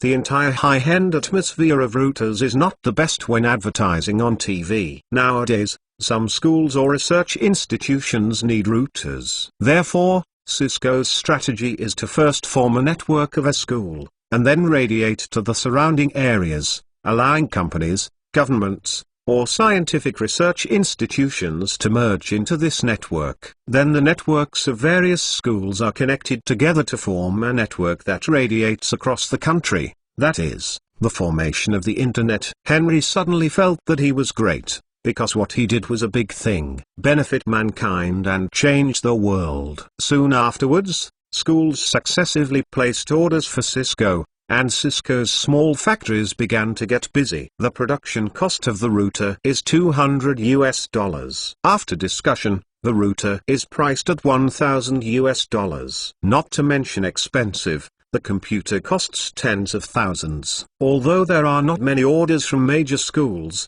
they are barely able to maintain the company's operations. After that, when the network becomes a certain scale, Cisco will usher in explosive development. The situation at Nicholas Bookstore is full of difficulties. The internet has not yet emerged, and selling things online is simply unrealistic. But Henry took a different approach, recruiting some computer talents and making a browser. The name is Netscape. Then I made a website and hung it up. Since there is no internet, the software is installed, and the user opens Netscape, browses the contents of the Nicholas Bookstore, and then makes purchases over the phone. Looks very troublesome and cannot update the content in real time, but it is an effective stupid method. However, this is good. Netscape will be a product of Nicholas Bookstore in the future. The future Netscape browser has a market value of billions of dollars, and it is a gateway to the internet. Now, the time is right. Therefore, the work of the Nicholas Bookstore team is very difficult. It is a technical problem to first make a browser, and then to make a website with rich content. It will be difficult to succeed at this time. So, even though Henry opened the Nicholas Bookstore in June, he hasn't even gotten the browser right now. However, many of these browsers have applied for a lot of related patents. This is a process from scratch, a process of groping forward. The slow speed is understandable. However, because Nicholas Bookstore has been burning money, Henry is also a little worried. He does not know when Nicholas Bookstore will burn money. Even with the advent of the internet, it is estimated that he will have to burn a lot of money. Otherwise, how to establish its giant status? Venture capital is not a good choice, but the time to go public and raise funds is too early. No matter how you look at it, it is most comfortable to burn your own money. But the point is that there is no money to burn!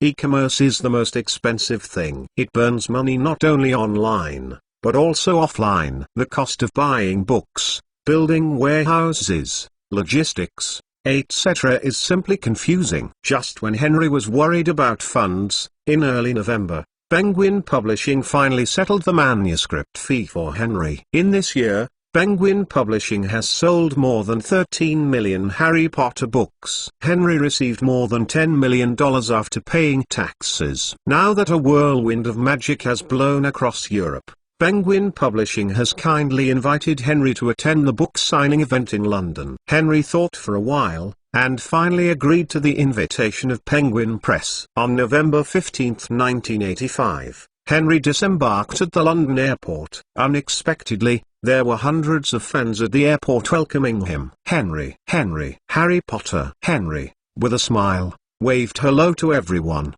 and with the help of the staff of Penguin Publishing House, he left the scene. After getting in the car, Henry wiped off his sweat and murmured, I didn't expect I was so famous already." A manager of Penguin Publishing House smiled and said, "Haha, of course, you are a genius boy. In the UK, especially the Harry Potter story takes place in London. Therefore, the London people like you and your works most." The manager paused, approaching Henry and whispered, "We at Penguin Press have heard some news that it seems that Her Majesty the Queen is going to knight you." "Knight me?" Henry was taken aback. "Nothing comes from the ground. It may not be without cause. I think it is very likely." The manager guessed. Henry is happy. It's good to be knighted, and he immediately entered the upper class. Penguin Publishing House arranged Henry in a 5-star hotel, and British newspapers had begun to report that Henry had come to London. On the afternoon of the 15th, Penguin Press held a press conference to announce that Henry Williams, the author of Harry Potter, will hold a new book signing and book sale at the London Hotel at 8 a.m. the day after tomorrow. The fourth Harry Potter novel will be first to appear in London! Henry attended this press conference for publicity and answered reporters' questions. "Hello, Mr. Williams. I'm a reporter from The Sunday. May I ask what inspired you to write? It is said that Harry Potter was created based on yourself, right? Your situation is like that." Similar. The reporter asked. "The original purpose of writing was actually very simple. It was to make money. As for whether Harry Potter was created based on my own prototype, I think it should be." Henry thought for a while and replied, "Excuse me, you were rejected by 8 British publishing houses. Was it true?" "It's true. One of the publishers kindly sent me a letter of advice, saying, 'Get a job with peace of mind. Writing a book to get rich is not for you.' After reading it, I insisted on writing. Instead of wavering, I became more determined. I believe that I will succeed one day." Later, I did succeed and I became a favorite writer. Of course, I did not resent that publishing house, but rather thank them so much. After the press conference, the reporters rushed back to edit the manuscript. The next day, the front pages of the newspaper were all about Henry. The signing of the new Harry Potter book on the 18th is grandly held. Harry Potter is the author himself, a genius who rejected 8 times and refused to admit defeat. On this day, the sales of British newspapers increased sharply. According to incomplete statistics, the major newspapers in the UK have printed one after another, which has increased their sales by 50% over the past. The printing presses in some factories are experiencing problems. George Mackinson, CEO of Penguin Publishing House, hosted a banquet to Henry in the evening and held a party in the luxurious lobby on the top floor of the London Hotel. In the lobby, beautiful women are like clouds, and many business partners of Penguin Publishing are present. When Henry arrived, Marge Inson smiled and walked over to welcome him. "Welcome to Henry the little writer." Marge Inson is in his 30s, young and promising, handsome, and looks very dignified in a decent suit. Penguin Press is a world-class publishing group. Marge Inson can serve as the CEO, and he can imagine his ability is extraordinary. Henry shook his hand and said, "Thank you." Marge Inson smiled and said, "Henry, I am your loyal fan." Isn't it? It's a great honor." Henry smiled. Mackinson took Henry's hand, walked in front of everyone, and introduced, "Everyone, this is Henry Williams, the author of Harry Potter." Everyone greeted Henry one after another. There were executives from TV or newspapers, as well as the owners of large chain bookstores. There are also some colleagues in UU reading www.uukanzu.com. Henry said hello to them in a polite and gentleman manner. After the party, Marge Inson took Henry to a nearby private room alone. Henry knew that Mackinson must have something to say to him. As expected, Marge Inson said straightforwardly, "Henry, I heard that you have not authorized Asian copyrights to other publishing houses. What do you think of our Penguin Publishing House?" Henry was not surprised when he heard this. Mackinson talked to himself, nothing more than Harry Potter. Henry pondered for a while and said lightly, "The main strength of Penguin Publishing House is concentrated in Europe, and your strength in Asia is not very strong." "You are right. However, Penguin Press has made up its mind this time and wants to spend a lot of money to open up a new situation in Asia. At that time, the Harry Potter series will also be popular in Asia." "Oh, isn't it? I don't know how much money your publisher is calling for." £100 million. "Damn, your publishing house is so rich." Henry was suddenly shocked. Seeing Henry's surprised expression, Mackinson explained, "This time it is the Penguin Press's parent company, Pearson, who has invested in it through the acquisition and integration of some well-known Asian publishing houses. Penguin Press's scale and influence will be expanded." Henry heard what he said, and he immediately understood that since Pearson had such a big deal, Henry agreed to Mackinson's request. "Well, I agree to authorize the Asian copyright of Harry Potter to you." Marge Inson put on a smile on his face, and then signed a related agreement with Henry. Chapter 8 On the 18th, There was a crowd of people outside the London hotel. Henry watched the flow of people, and felt a little frustrated in his heart. If he signed for everyone, wouldn't his hand be abolished? Fortunately, the workers told Henry that they only signed a limited number of books,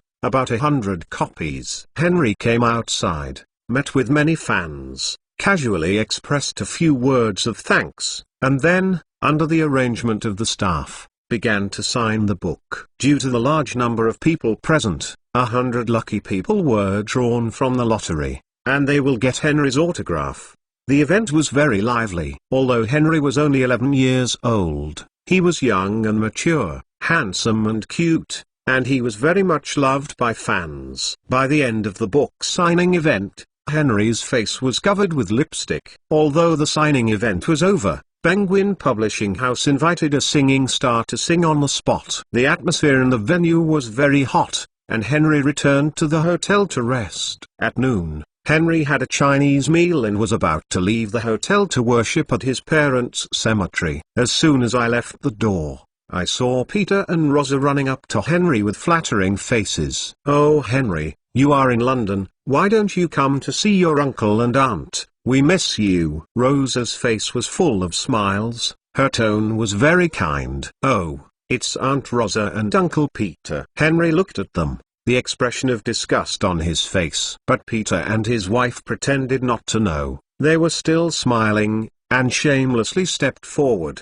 saying, "Henry, you go back to your uncle's house, we will take good care of you." The fat on Rosa's face moved and her eyes flashed. After a trace of greed and cunning, she leaned over to Henry and whispered, "Henry, uncle and aunt are your relatives. You and your uncle are both members of the Williams family and are in the same vein. You should move back to and your uncle lives with you, and your current guardian will certainly not treat you sincerely, because you have no blood relationship at all." Henry looked at her and smiled disdainfully. Presumably the Peters didn't know that the person who adopted him was his grandfather. "Aunt Rosa, after I move back, do I have to do laundry, mopping, and cleaning every day? Do I have to eat your leftovers every day? Do I have to let you drink and insult you every day?" Henry's tone was cold, and Rosa and Peter were immediately ashamed and flushed under his persecution. "Henry, you misunderstood us." Rosa was still quibble. But Henry interrupted, "Okay, don't explain it. I know who you are. Don't you just want to cheat money from me?" Henry paused and took a wad of money from his wallet. "Money? What I have is, but I won't give it to you." Henry sneered while calling the hotel attendant. "Need help, sir? Go and give all the money to the beggars over there." Henry handed over a wad of money, and then pointed to the two mothers and daughters who were begging in the distance. The waiter was surprised. Such a pile of money, let alone £1,000. "Okay, sir." When the waiter took the money, Rosa and Peter showed a trace of greed on their faces, but at the same time they were ashamed. Such naked slaps made Rosa and Peter's face very ugly. Although they have thick skins, the strange eyes of the people around them still make their two faces noisy, and they want to dig a hole in. Rosa used to bullying Henry before, but one day Henry suddenly became famous and rich. This made Rosa regret and envy and hate. Originally, when I came to see Henry today, she was ready to be ridiculed by him, but in fact, she couldn't bear it at all. Facing Henry's fierce slap in the face, Rosa was irritated, watching Henry prefer give money to the beggar and not her. Suddenly, there was an anger in his heart like a volcanic eruption. He immediately yelled at Henry, "Henry, don't think you have money, you can be arrogant in front of us. You broom star, you killed your biological parents, you will not die well one day." The hotel staff saw that the situation was not right, and someone immediately drove Peter and Rosa out. The reporters and media on the side came forward to ask questions and take pictures. Their expressions were excited, and there must be another headline tomorrow. Henry didn't say a word, but with the help of the staff, he got into a car. In the afternoon, Henry went to his parents' cemetery to pay homage. There, Henry told his mother's tombstone about his grandfather Roger Nicholas, said that his grandpa regretted driving them away, and said that when grandpa was leaving, he could not miss his mother, and how he missed his mother! Henry was talking, and he couldn't help crying. The next day, Henry flew back to the United States by plane. As for the Emperor's knighthood, no one has contacted him these days. Henry is a little depressed, thinking, probably because of his young age. Henry lived with the Posacks before, but after a long time, Henry discovered a problem. Henry didn't realize this problem at first. Until 1 or 2 o'clock in the middle of the night, Henry suddenly understood that living there by himself obviously hindered the sexual life of others. Bozak and Lerner are both in their 30s, but now they have no children. The couple must be anxious, but Henry lived for 2 days a week, and it was very inconvenient for them to get things off. Therefore, Henry bought a small villa in Beverly Hills. Beverly Hills is a dream place in the eyes of the world-famous global rich. It is home to many luxury houses of Hollywood movie stars. Henry coveted this place. He once imagined buying a house here, facing the sea, and the spring flowers are blooming. Although Henry is not very rich now, he still has no problem buying a small villa worth more than $2 million.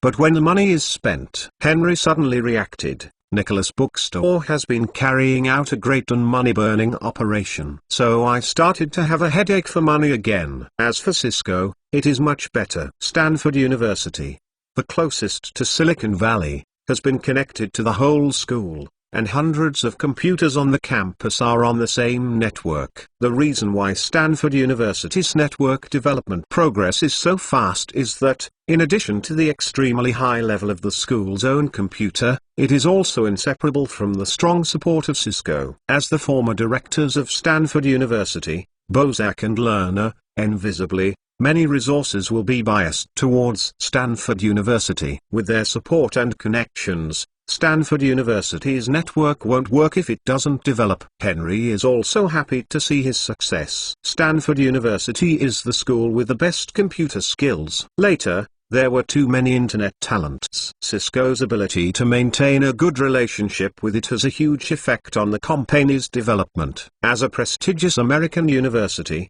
Stanford University is naturally connected with many companies and research institutions. In order to cooperate and develop closely, it is necessary to join the Stanford network. As a result, many companies have bought routers to join the Stanford University network. For a time, Cisco ushered in a small peak of business. The passed quietly in 1985, and the arrival of 1986, Cisco has become famous. This year, the National Science Foundation of the United States established the National Science Foundation Network. The network has a transmission rate of 56 kilobits and is connected to 5 supercomputer centers to achieve long-distance transmission. This National Science Foundation Network is very good, equivalent to the predecessor of the Internet, and is the first backbone network in the United States. The Stanford University network and the Harvard University network are far apart. If you want to connect the network, you can only join this large-scale backbone network. No one knows how to burn it if there is too much money. Pull the fiber alone. The establishment of the National Science Foundation Network has naturally greatly promoted the development of Cisco. Cisco seems to be born at the historic moment, catering to the needs of the times, and therefore will surely become the trend makers of this era. The development of Cisco is advancing by leaps and bounds. Henry's other industry, the Netscape browser of Nicholas Bookstore, has been completed. Although it looked very rough and rudimentary in Henry's eyes, it was already excellent at the time. The company then spent more than a month to create the Nicholas Bookstore website. However, the content of the website is a bit huge, with a lot of data on various books, plus the size of the browser itself. The total is more than 4 MB, which is an extremely test of the capacity of the hard drive. Because the hard disk at the time was only 20 or 30 megabytes, it is conceivable that it is definitely not easy for users to install this thing by themselves. For this, Henry broke his brain. The best way is to find a computer manufacturer to cooperate. But why should others cooperate with you, and why should they install software for you? No way. You are reading www.uukansu.com has only one family to run. To convince them to install this software, to describe the benefits of installing this software to their company, and what benefits to users. Henry hired a large number of salesmen to run the business, but the results were not very good. However, Henry knows well about the development of the school network in the United States, so he finally had the idea to find a new way. Through cooperation with Cisco and some colleges, the Netscape browser can be linked to the school's server. Any computer user who enters the school network can do it. Install the software via download. The willingness of colleges and universities to help mainly depends on Cisco's face, and Cisco has made certain concessions on the price of routers.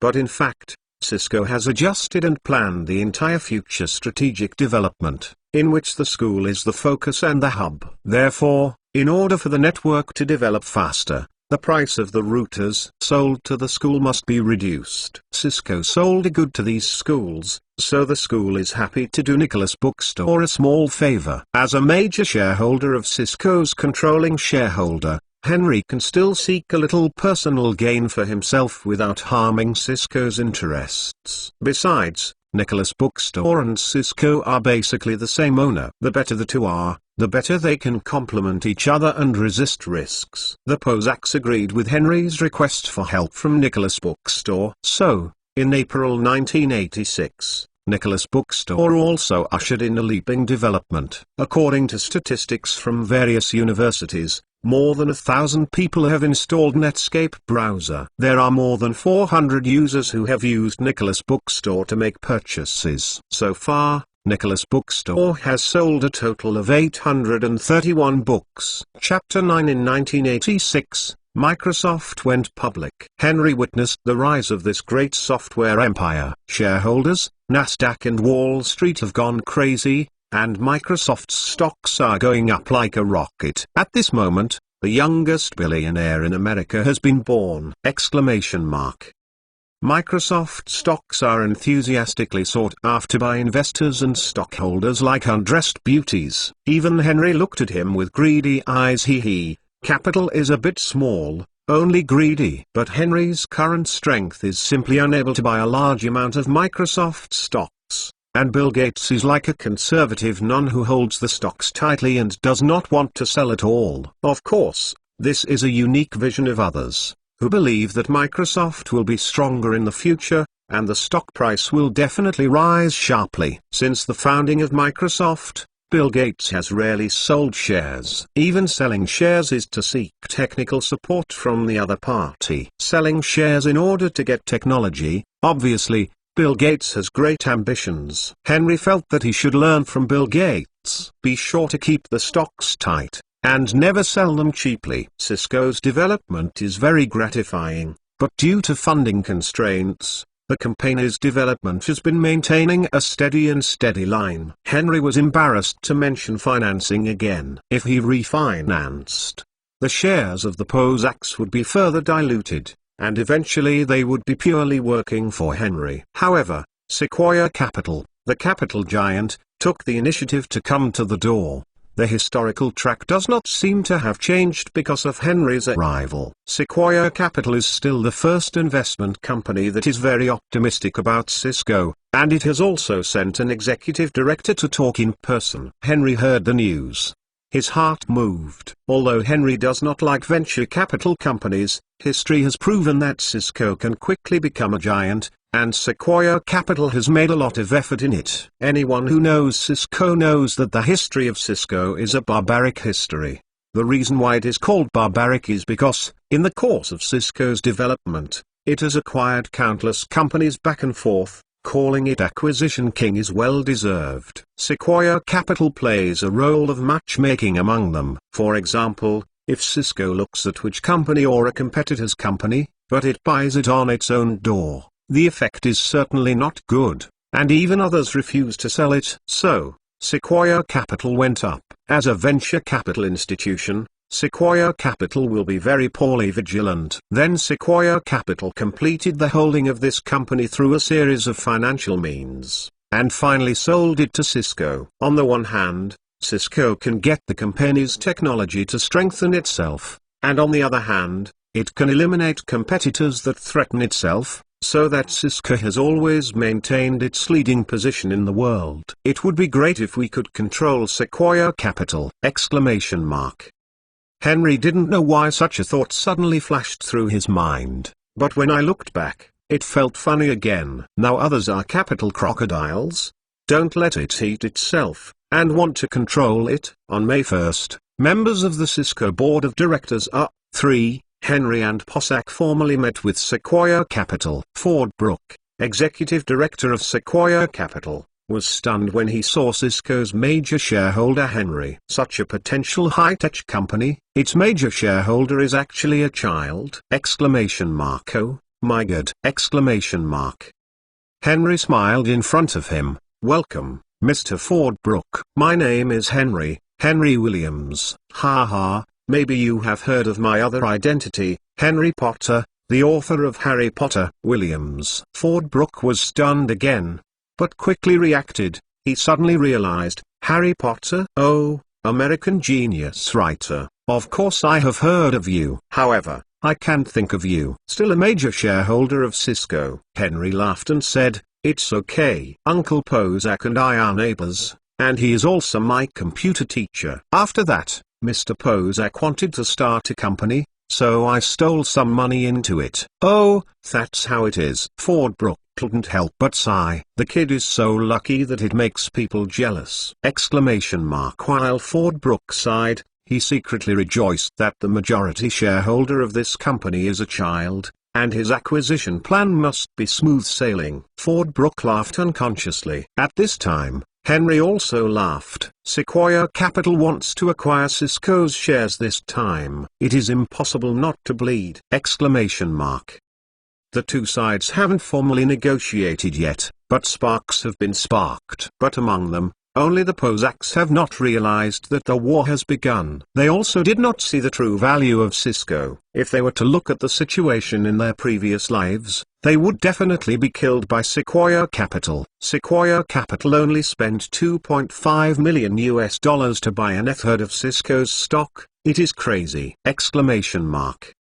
After everyone was seated, Ford Brooke expressed his intention. Sequoia Capital, as a very outstanding investment company in the United States, aims to help some innovative high-tech companies develop and grow. Cisco is one of them. So, I represent this time. Sequoia Capital formally proposed to Cisco's financing intention. This is our plan. Please take a look. Henry took the plan handed over by Ford Brooke, opened it, and scanned it carefully. This plan mainly describes the benefits of Sequoia Capital's investment in Cisco. In addition to funding, it also provides assistance in management, networking, promotion and other aspects, and then helps the company go public. This plan is well written. But Henry is very upset with one thing. Sequoia Capital has invested only $5 million, but wants to get 45% of Cisco's stock. Henry frowned and said nothing after reading it. And Ford Brooke began to introduce the strength and influence of Sequoia Capital. He said, we, Sequoia Capital, were established in 1972 and have focused on the venture capital industry for more than 10 years. We have invested in high-tech companies such as Apple, Oracle, etc. Help them develop and grow. In the United States, we at Sequoia Capital have a lot of partners, such as IBM, General Electric, Compaq and other large companies. I believe that with our help, Cisco will surely grow rapidly. Henry shook his head in his heart, but he had to sigh that Sequoia Capital's vision is very unique. Apple and Oracle are both very powerful companies. They are also well-known network equipment companies in the United States. Their founders are the inventors of Ethernet, patent, the rise of the Internet in the future. It is not crazy to make money. Mr. Brooke,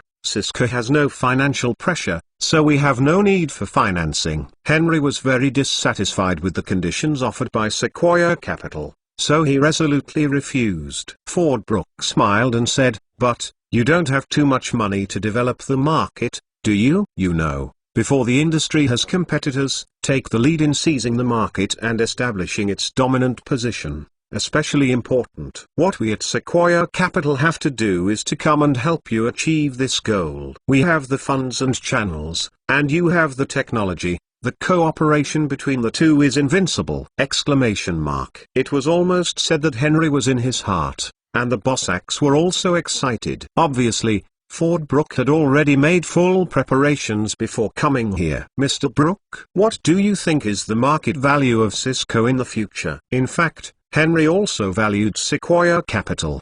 But what matters is not its wealth, but its influence. It can help Cisco in many ways, such as personal connections, management capabilities, etc. This is obviously not something a newly established company can do. However, if the price offered by Sequoia Capital is not appropriate, Henry would rather Cisco develop a little bit slower than to take advantage of Sequoia Capital. Cisco's development potential is still there. Brooke smiled, pretending to be thinking, and said, but according to the current market conditions, although Cisco's future market value will definitely increase, it will not increase big. As for the specifics, it depends on the future development of Cisco. However, the current market value of Cisco is less than $10 million. Therefore, we invest $5 million, as long as you own 45% of the shares. Mr. Brooke, if you say that, I'm afraid we won't have to talk. Henry said lightly. Oh, how much does the little genius writer think Cisco should be worth? Ford Brooke asked with a smile. He didn't think Henry would be his negotiating opponent, and he thought Henry was young and lacked knowledge and experience. So I think Henry's market value is definitely not too high, reaching $100 million. Ford Brooke is confident. Before coming, the board of directors conducted a very detailed and serious analysis of Cisco, and agreed that Cisco has great development potential and will set off a huge network storm in this era! Because Sequoia Capital has been committed to investing in high-tech companies such as computers, they are far more sensitive to routers and networks than ordinary people, and they are far more aware of Cisco's future prospects than other companies. This time, the board of directors issued an order: in any case, we must take the shares of Cisco. Even if Henry said that Cisco's future market value was $100 million, he recognized it! Then, at most, you can invest another $10 or $20 million in your own side. Anyway, you can get as many shares as possible. But Ford Brooke did not expect that even the Bossacs were shocked. Henry told them an astronomical number. More than $50 billion, Henry said casually! Ford Brooke heard the number squirting out the water he had just drunk. More than $500 billion! Ford Brooke was stunned and couldn't believe it. Are you kidding me? Ford Brooke asked. I never make jokes, because the jokes I make are not funny at all. Henry shook his shoulders and said, I know you don't believe it, but this is my expectation of Cisco, and I think it's worth the price. Therefore, I will not easily sell Cisco shares, if your Sequoia Capital is not sincere enough. Henry didn't say anything to death, and left a thread for Ford Brooke. Of course, the negotiation fell apart this time. After Ford Brooke left, Henry called the Bossacs over to prevent Sequoia Capital from taking the couple route. Uncle Bossac and Aunt Lerner, you were reading www.uukanzu.com. Don't you believe what I said before? Henry asked with a smile. It's impossible. The company with the most market value now is only more than $100 billion. How can Cisco be worth $500 billion?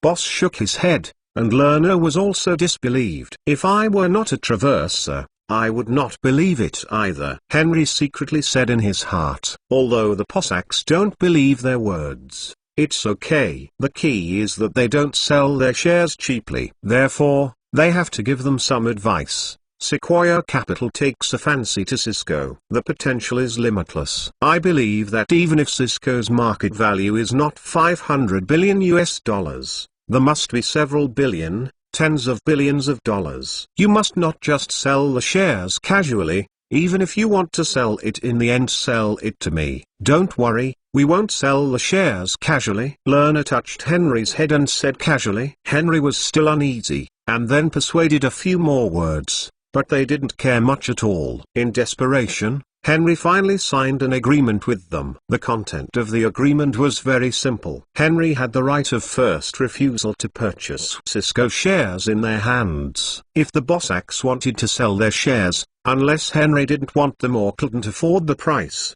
they could sell the shares to others. Seeing the black and white letters, Henry smiled and secretly said, "This is finally relieved. Ha ha. Just wait for Sequoia Capital to come and see how you cut him." Is no one voted yet? Can you read the book happily? Everyone doesn't vote. Chapter 10. Ford Brook came again 3 days later, with a spring breeze and a lovely smile when he came. This guy may think that he is in possession of Zazu and has further support from Sequoia Capital, so he is confident that this financing negotiation will be very successful. Reach out and don't hit the smiley person. Let him laugh for a while. The bullet is still flying, and it hurts people in the end. Henry and Boss asked Ford Brook into the conference room. First they poured him a cup of coffee, and then they talked a lot about him, and talked about a lot of miscellaneous nonsense. Anyway, they didn't talk about financing. Anyone who is in a hurry will be at a disadvantage when negotiating such things. But Ford Brook is not a fuel-efficient lamp.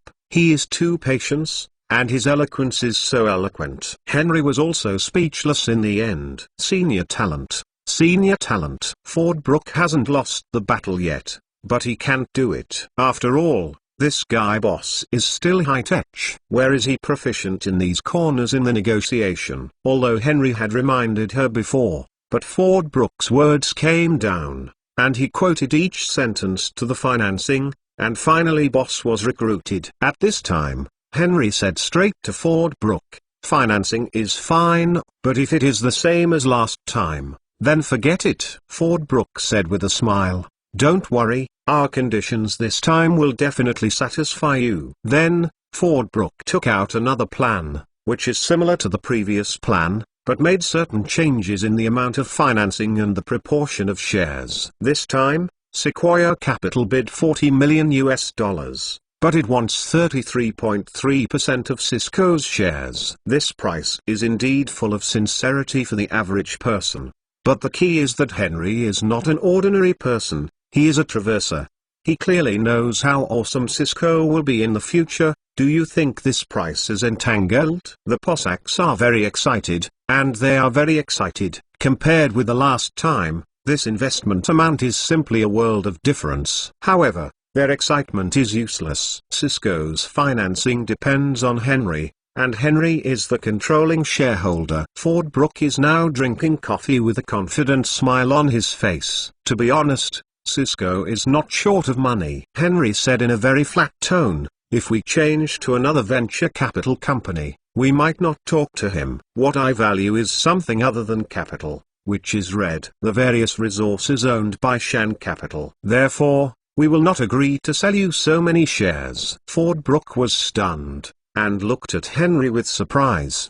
His young and immature face had a sense of maturity that was extremely incompatible with his age, and his bright little eyes were piercing and exuding amazing wisdom. For Henry's words, Ford Brook was astonished and couldn't help but sit tightly, and then looked at Henry seriously. At the same time, he is more determined and optimistic about Cisco's future in his heart. Investment is a science. To invest in a company, the most important thing is the people and the team. In the same computer company, why investors are optimistic about Apple? That is because of the leader of Jobs and the excellent Apple team. Only a good leader and a good team will have the ability to innovate, have vitality, and enable investors to make money!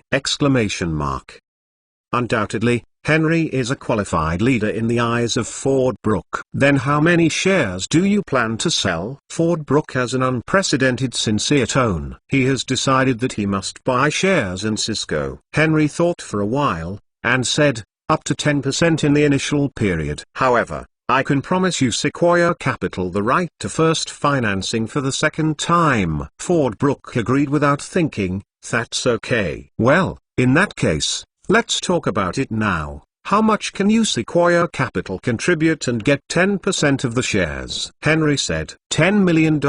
Ford Brook shouted. Henry shook his head. 10 million can only account for 5%. It's impossible. Cisco is not worth so much money now. Fordbrook called immediately. Cisco is indeed not worth so much money, but the potential is endless. You have to know that since the establishment of the National Science Foundation Network, Cisco's performance has been rising, and maybe it will be several times after half a year. I think you should have this situation too. As far as I know, I would not rush to invest in Cisco. Mr. Brook, if you don't want to, we can talk about it in half a year. Henry took a sip of coffee and said lazily, but after half a year, it may not be today's price. Fordbrook heard Henry say this.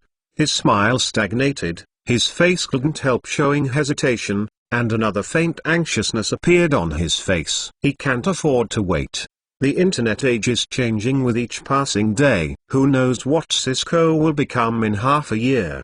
At that time, Henry was asking for prices again. Should Sequoia Capital buy it or not? Tangled! Exclamation mark. Very tangled! Exclamation mark. Fordbrook was embarrassed for a while, sat in the chair and thought for a while. Henry and Boss did not bother him, and just waited quietly. At this moment, Fordbrook suddenly raised his head and said, I need to make a call. Please. Fordbrook went to make a phone call, and Henry blinked at Bossack, indicating that the winner was in hand. Bossack had seen Henry's ingenuity and admired him. But how did he know that after the event Zooj was 10 times more powerful than the real Zooj? Henry, as a translator, after the event Zooj was always in! Exclamation mark. So, in the eyes of Bossack, Henry is very good. But in fact, he is not so good. Maybe after a few years, after a period of growth and training, he may be so good, and he is still driving and hanging. Don't talk nonsense. Fordbrook has finished the call and came back. There was a bitter smile on his face when he came back, and there was a hint of joy in the bitter smile. Henry knew that Sequoia Capital agreed to his asking price. Fordbrook walked up to Henry and stretched out his hand, and said, You little guy is the most difficult kid I have ever seen. Well, if you win, the company agrees to your request and decides to invest $20 million.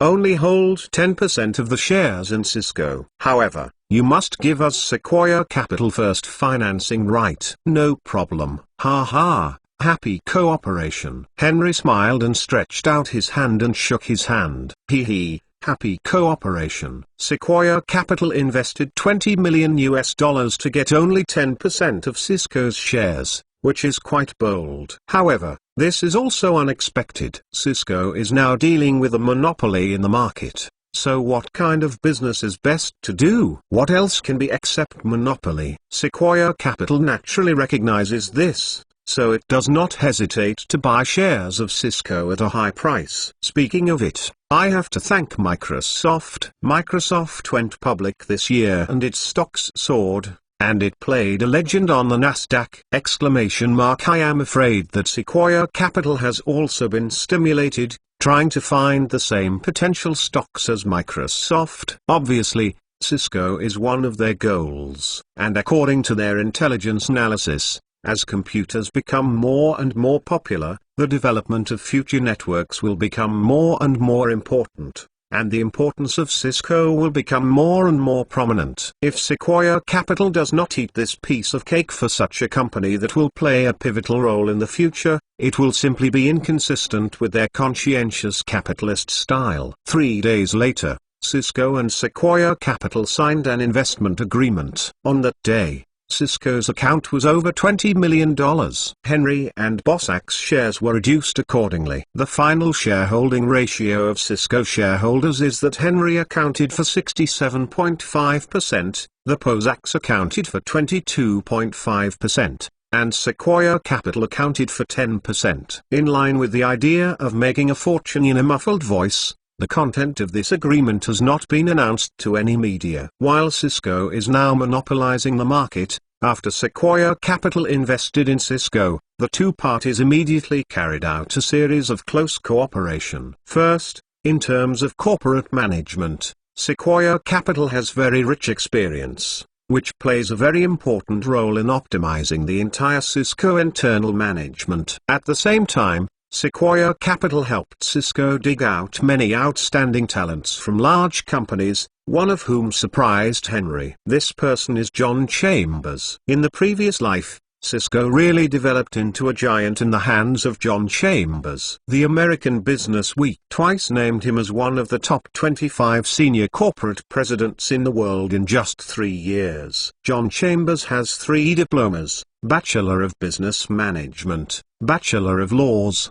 MBA in Finance and Management, and has served as an executive in IBM and Wang and Computer. For such a talent, Henry couldn't help but appoint him as the Senior Executive Officer of the Global Operations Department to participate in the formulation of the company's major decisions. Had it not been for Bossack, who now holds the position of CEO and Chief Executive Officer, and John Chambers had just come to Cisco, he would not have enough qualifications to be convincing. Otherwise, Henry will directly appoint Chambers as the company's CEO to control the overall situation. The joining of John Chambers makes Henry more confident in Cisco. He is the chairman of the company, and he doesn't care about things at ordinary times. In terms of technology, Bossack can be said to be a big cow, but in terms of management, it is just average. Henry was obstructing Bossface, so it is hard to tell him to remove his position as CEO. Fortunately, now that John Chambers is assisting,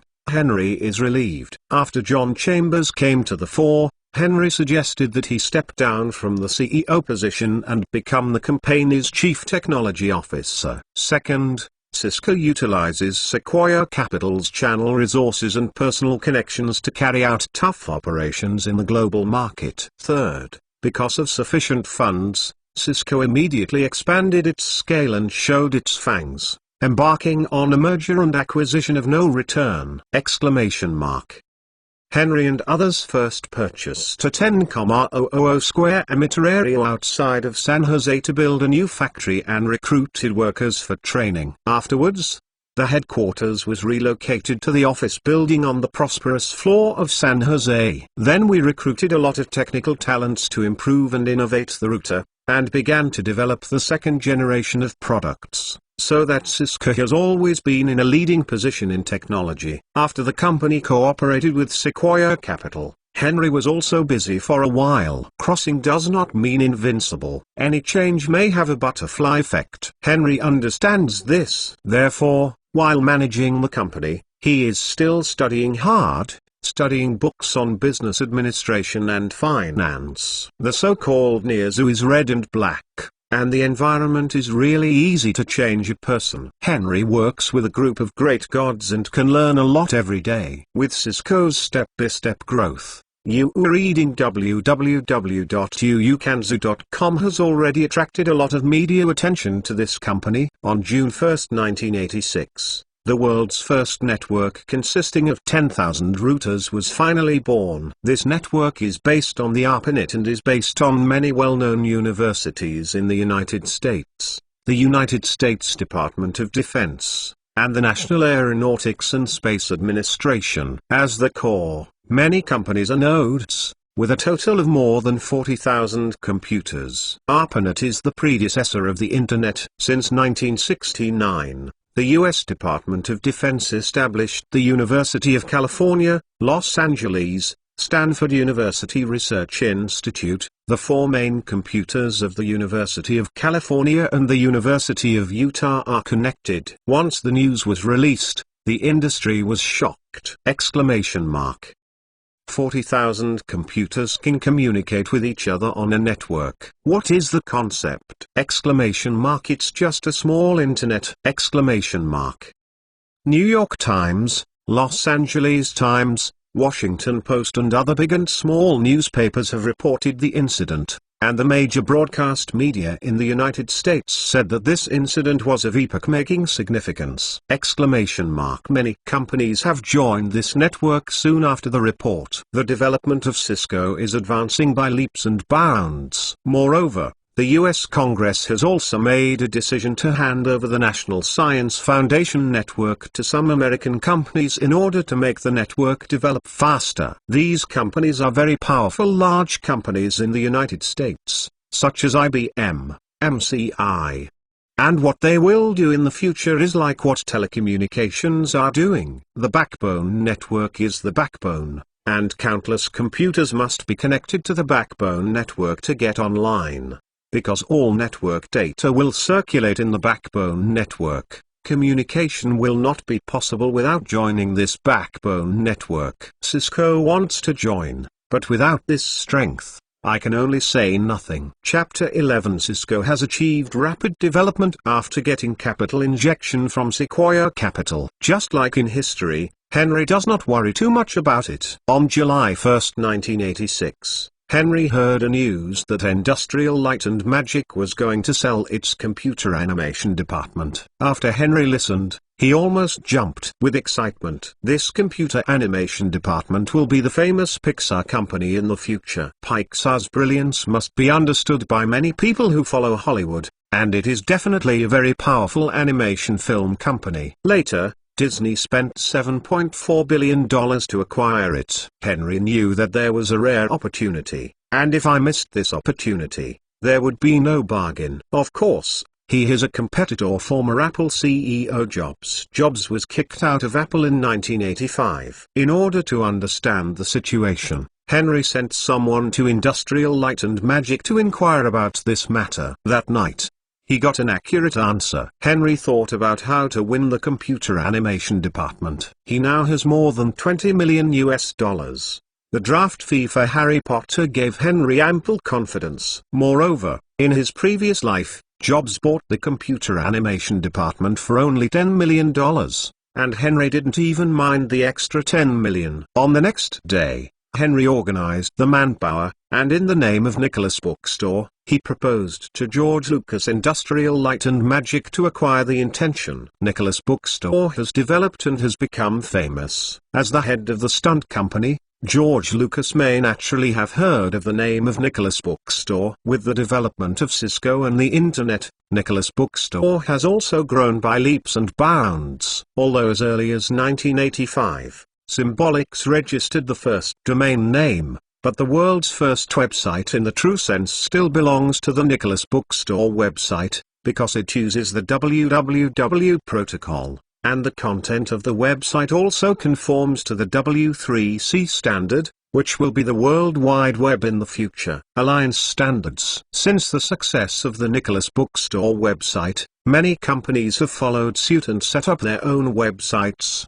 But some of these companies don't know how to build a website, so they contacted Nicholas Bookstore and asked it to help design a website. For this, Nicholas Bookstore has made a lot of money. The Netscape browser has become the carrier of the website, with simple and easy-to-use functions, smooth and fast, and it has won the likes of all users. After the establishment of many company websites, Nicholas Bookstore took the lead to establish the most authoritative and influential international neutral technical standards organization in the field of web technology, Nicholas Web Alliance. The main members of the alliance are Nicholas Bookstore, Cisco. Although the alliance has few members, low strength, and not much reputation, many companies are willing to join in the world's leading web technology. Nicholas Bookstore had studied for a long time in order to make the Netscape browser. For this reason, it also specially developed the XML extensible markup language and XHTML hypertext markup language to facilitate the production of web pages. Of course, the original R&D personnel would not think of these. It was Henry who asked them to do it. After applying for a patent, these relevant language standards were published in professional computer magazines, and they were provided to all computer enthusiasts to learn and use for free. The so-called first-class enterprise sets the standard! Netscape browsers are going to be developed, and they don't set standards and don't take patents. Are they waiting for Microsoft to counterattack in the future? Henry's ambition is to establish a strong patent barrier, so that Microsoft and other companies cannot compete with itself!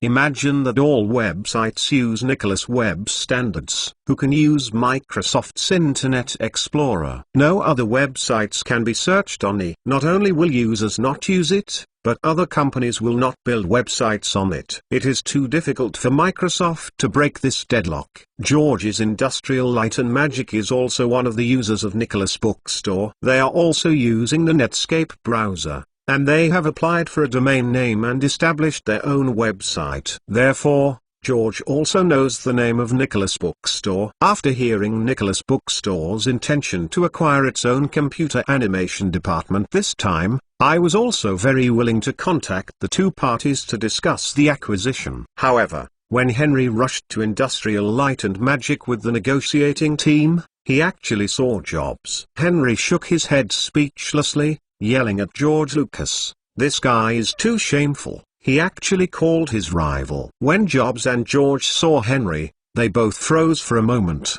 They didn't wake up until Henry introduced himself. George stared at Henry in amazement, obviously very curious about Henry, but Jobs looked like he and didn't put Henry in his eyes at all. When Henry saw Jobs, his heart became even more determined to seize the Pixar animation factory. Jobs later became famous because of Pixar's success, and Apple's board of directors felt that Jobs was indeed awesome, and he could bring Pixar to glory, so that Jobs could get the chance to return to Apple. And Henry is about to break his path, and then Apple is likely to fail, and Henry will have the opportunity to acquire it!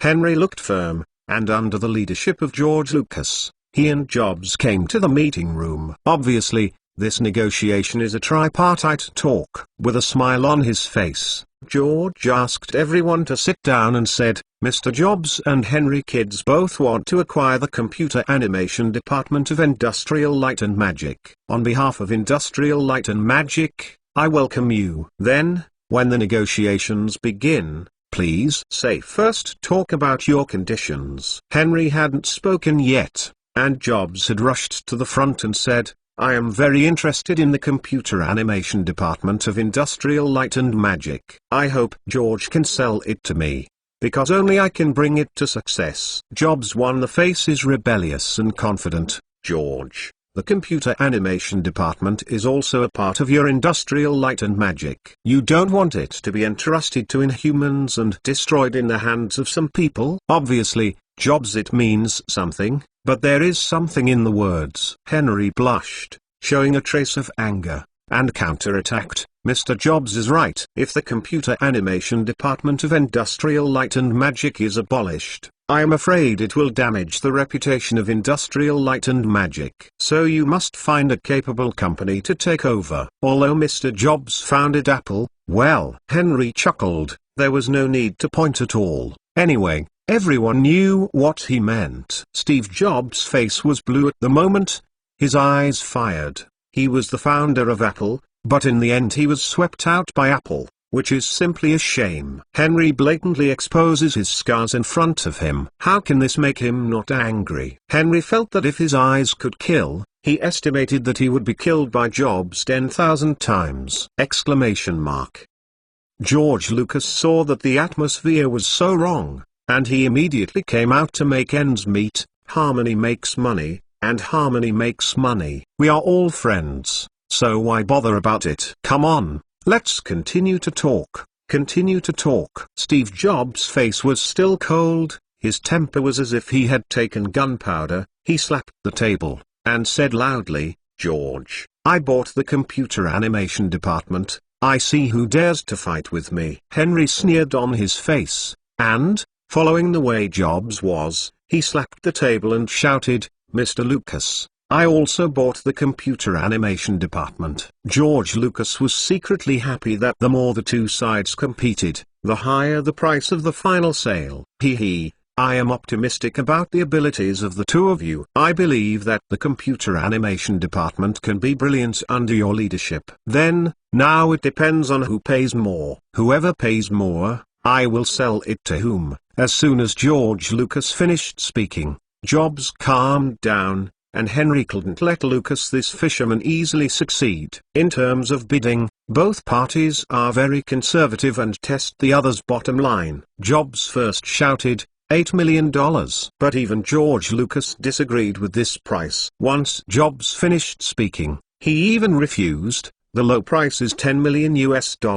Don't sell it if you don't. Come on. A negotiation finally turned into an auction. Henry smiled, then raised his hand, and said lightly, 11 million. 12.5 million. As soon as Jobs finished his voice, Henry immediately shouted, 18 million. When he heard this offer, Jobs couldn't help frowning. The price actually far exceeded the true value of the Industrial Light and Magic computer animation department. Jobs felt that Henry was not buying things, but off. He was so dizzy and extremely stupid. Coupled with Henry's young age and impulsiveness, it's possible to make arbitrary bids. After calmly thinking about it, Jobs decided to withdraw from this competition. Therefore, he did not continue to bid. George Lucas was already very happy in his heart. He originally planned to package and sell the entire computer animation department for $10 million.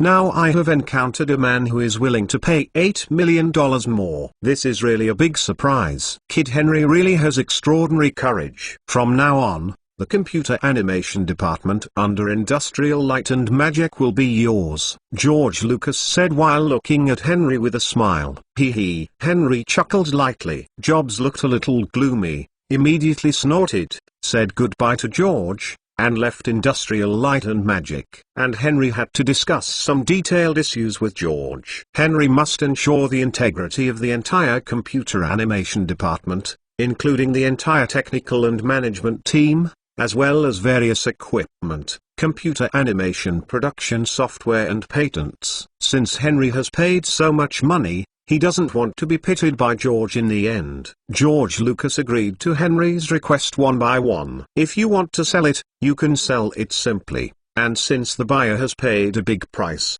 if you cheat others, your reputation will not be very good. Furthermore, George was also worried that if Henry didn't buy it, wouldn't the extra $8 million be gone? Where are you going to find the second taker?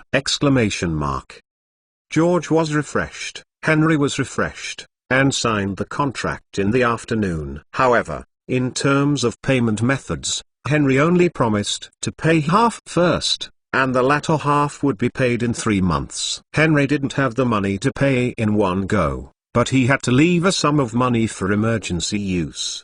The huge sale of Harry Potter brought him more than $20 million in income. Coupled with the inheritance of his grandfather's estate, Henry is still very rich, which adds up to nearly $40 million. Although a lot of money was spent on investing in Nicholas Bookstore and Cisco among them, Cisco invested only $3 million, and Nicholas Bookstore invested more than $10 million. But his bank card still has more than $20 million left. And at the end of the year, Penguin Publishing will pay Henry the manuscript fee, which may have another tens of millions of dollars in income. George considered it for a while, and finally agreed to Henry's terms. After completing the acquisition, Henry, under the leadership of George, went to the computer animation department to inspect the situation. The people in the computer animation department seemed to have known all about the arrival of Henry and others, and did not seem very surprised. But to learn that the new boss is a 12-year-old boy, everyone is a little confused. Originally, they felt that they were abandoned by the company, like an abandoned child, so they were not in a good mood and were very depressed. But after all, there is still a glimmer of hope. Maybe the next new boss will be a bull, able to recognize and appreciate himself. Unexpectedly, the new boss is a 12-year-old boy!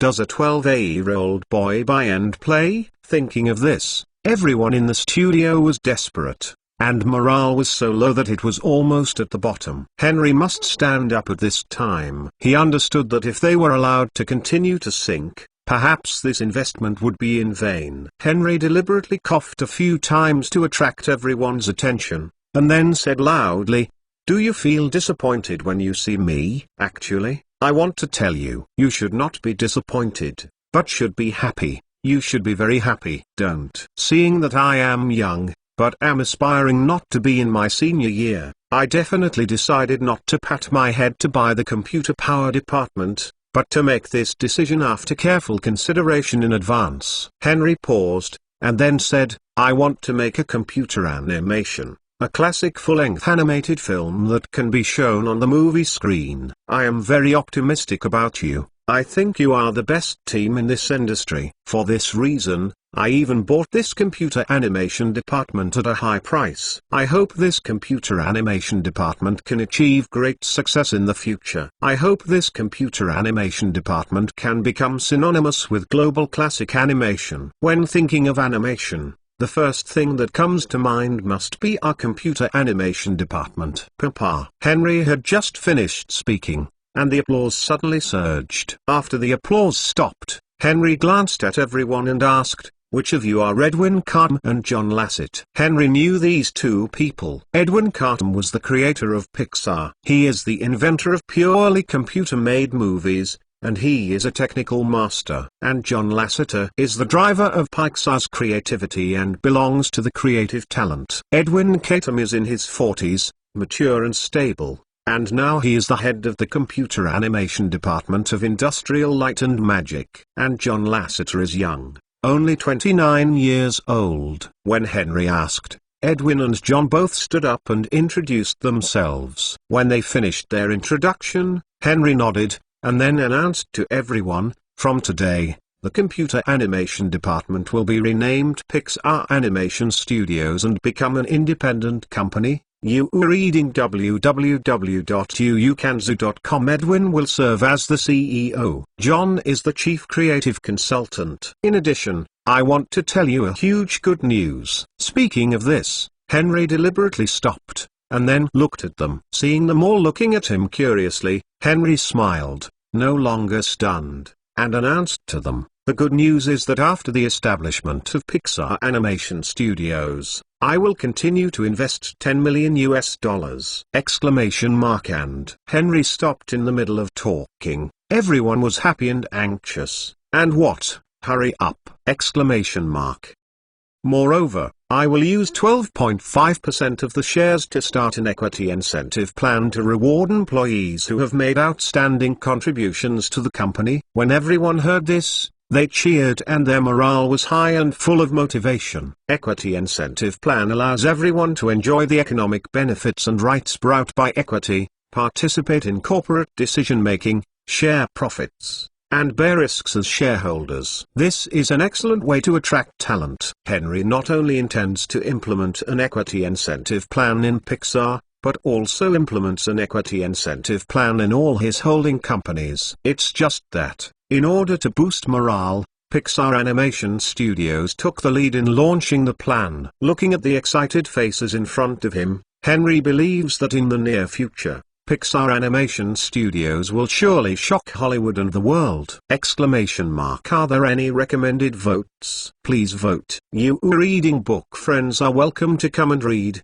The latest, fastest and hottest serial works are all in You Reading. And LT semicolon A and GT semicolon and LT semicolon A and GT semicolon for mobile phone users, please go to read. And LT semicolon A and GT. Chapter 12. Although Henry came to negotiate in the name of Nicholas Bookstore, it was not Nicholas Bookstore who actually paid the money, but Henry. Although both companies are the same boss, it is very necessary to establish a separate company in order to have a clear property right and prevent the company from chaos. When the Nicholas Group is established in the future, and Pixar will be linked to the group, there is no problem. After the successful acquisition of Pixar, the first thing is to relocate. In order to take care of Pixar's employees, Henry's headquarters did not move quickly, and it is still in Emeryville, California. After they settled down, Henry transferred the funds to Lucas' account,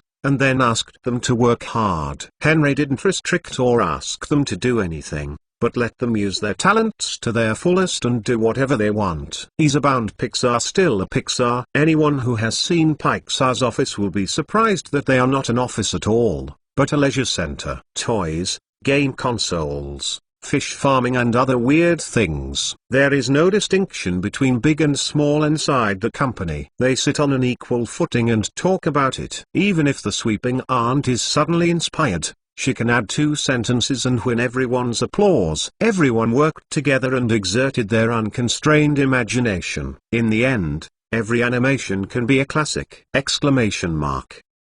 Although Henry was very relieved of Pixar, the water in Hollywood was so deep that Henry didn't want Pixar to drown after going in. In my previous life, when Pixar Animation Studios started, it was very difficult. Although Jobs was kicked out of Apple at the time, his computer dream remained unbroken in his heart. He invested most of his money in his newly established computer company. Jobs lost the other, and Pixar Animation Studio had no money for technical research and development, and no money to make animation films that he wanted to make. In the end, he had to take a lot of small orders in order to survive, and wasted a long time. If it hadn't been for Pixar to hug Disney's thigh later, I'm afraid Jobs would have been pitted to death. Since I have been involved in film and television, it must be a bit harder and deeper. Henry then came to the Nicholas Bookstore and approached CEO Geely Hutt and the company's chief technology officer Tom Wilson to discuss some issues. Tom Wilson is 30 or 40 years old, graduated from Stanford University, worked as a senior software engineer at IBM, and was hired by Henry with High-Tech. The 3 came to the meeting room, and Henry spoke out his thoughts. I hope you will create a website about movies. The name of this website is called Internet Movie Database, or IMBD for short. The idea of setting up a website is in this document. Please take a good look and consider whether it is executable. Sex, Henry said as he handed the printed documents to them for viewing. MDB design is very detailed. The information includes a lot of information about the film, actors, film length, content introduction, ratings, reviews, etc. And fans can rate the film. And be sure to make this scoring system the most popular and trustworthy scoring system. Geely Hutt and Tom Wilson watched very carefully. After reading them, they had to admire Henry. Chairman, the design of this website is perfect. I think it is very feasible. Tom Wilson said affirmatively. I think once this website comes out, we will have a certain right to speak in Hollywood. Chairman, your creativity is really great. Geely Hutt, as the CEO, naturally considered a little more far-reaching. He knew that Henry had acquired a computer animation department named Pixar Animation Studios. Obviously, the goal is to break into Hollywood. That's good. You can make a website according to my design as soon as possible. Henry ordered, and then paused, then said to them, well, this website will be under the Nicholas Bookstore in the future. Yes. Geely and Tom were very happy and excited when they heard that the IMBD website was going to be under the banner of Nicholas Bookstore. This will greatly increase the influence of Nicholas Bookstore. Henry left Nicholas Bookstore, and then went to Cisco. In 1990, the world's first web server appeared.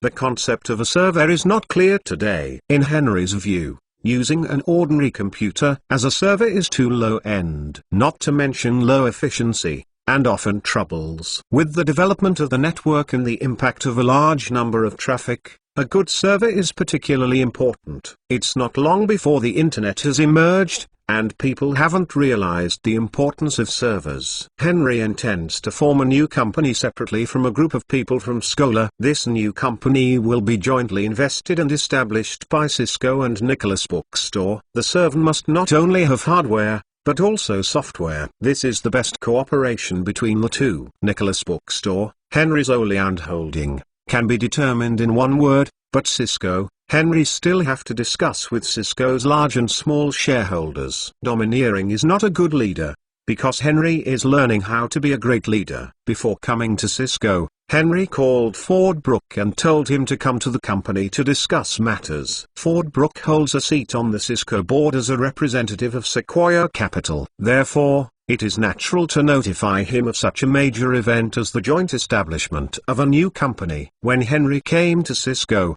Pozak was doing research in the laboratory, and Henry sent someone to notify him to come to the conference room. Soon after, the Pozaks and Ford Brook came to the meeting room. There was doubt on their faces, not knowing why Henry called them to a meeting. After everyone sat down, Henry opened his mouth and said, "Today we are going to discuss matters related to the important development of Cisco in the future. Everyone should know that with the rise of the internet, online services have gradually become a trend, and Nicholas Bookstore is a typical representative nowadays!" But at the same time, this type of online service website will face a huge problem today, that is, the problem of the website system often crashing. There are two main reasons for the crash. One is the increase in the number of users. The second is the problem of the system itself.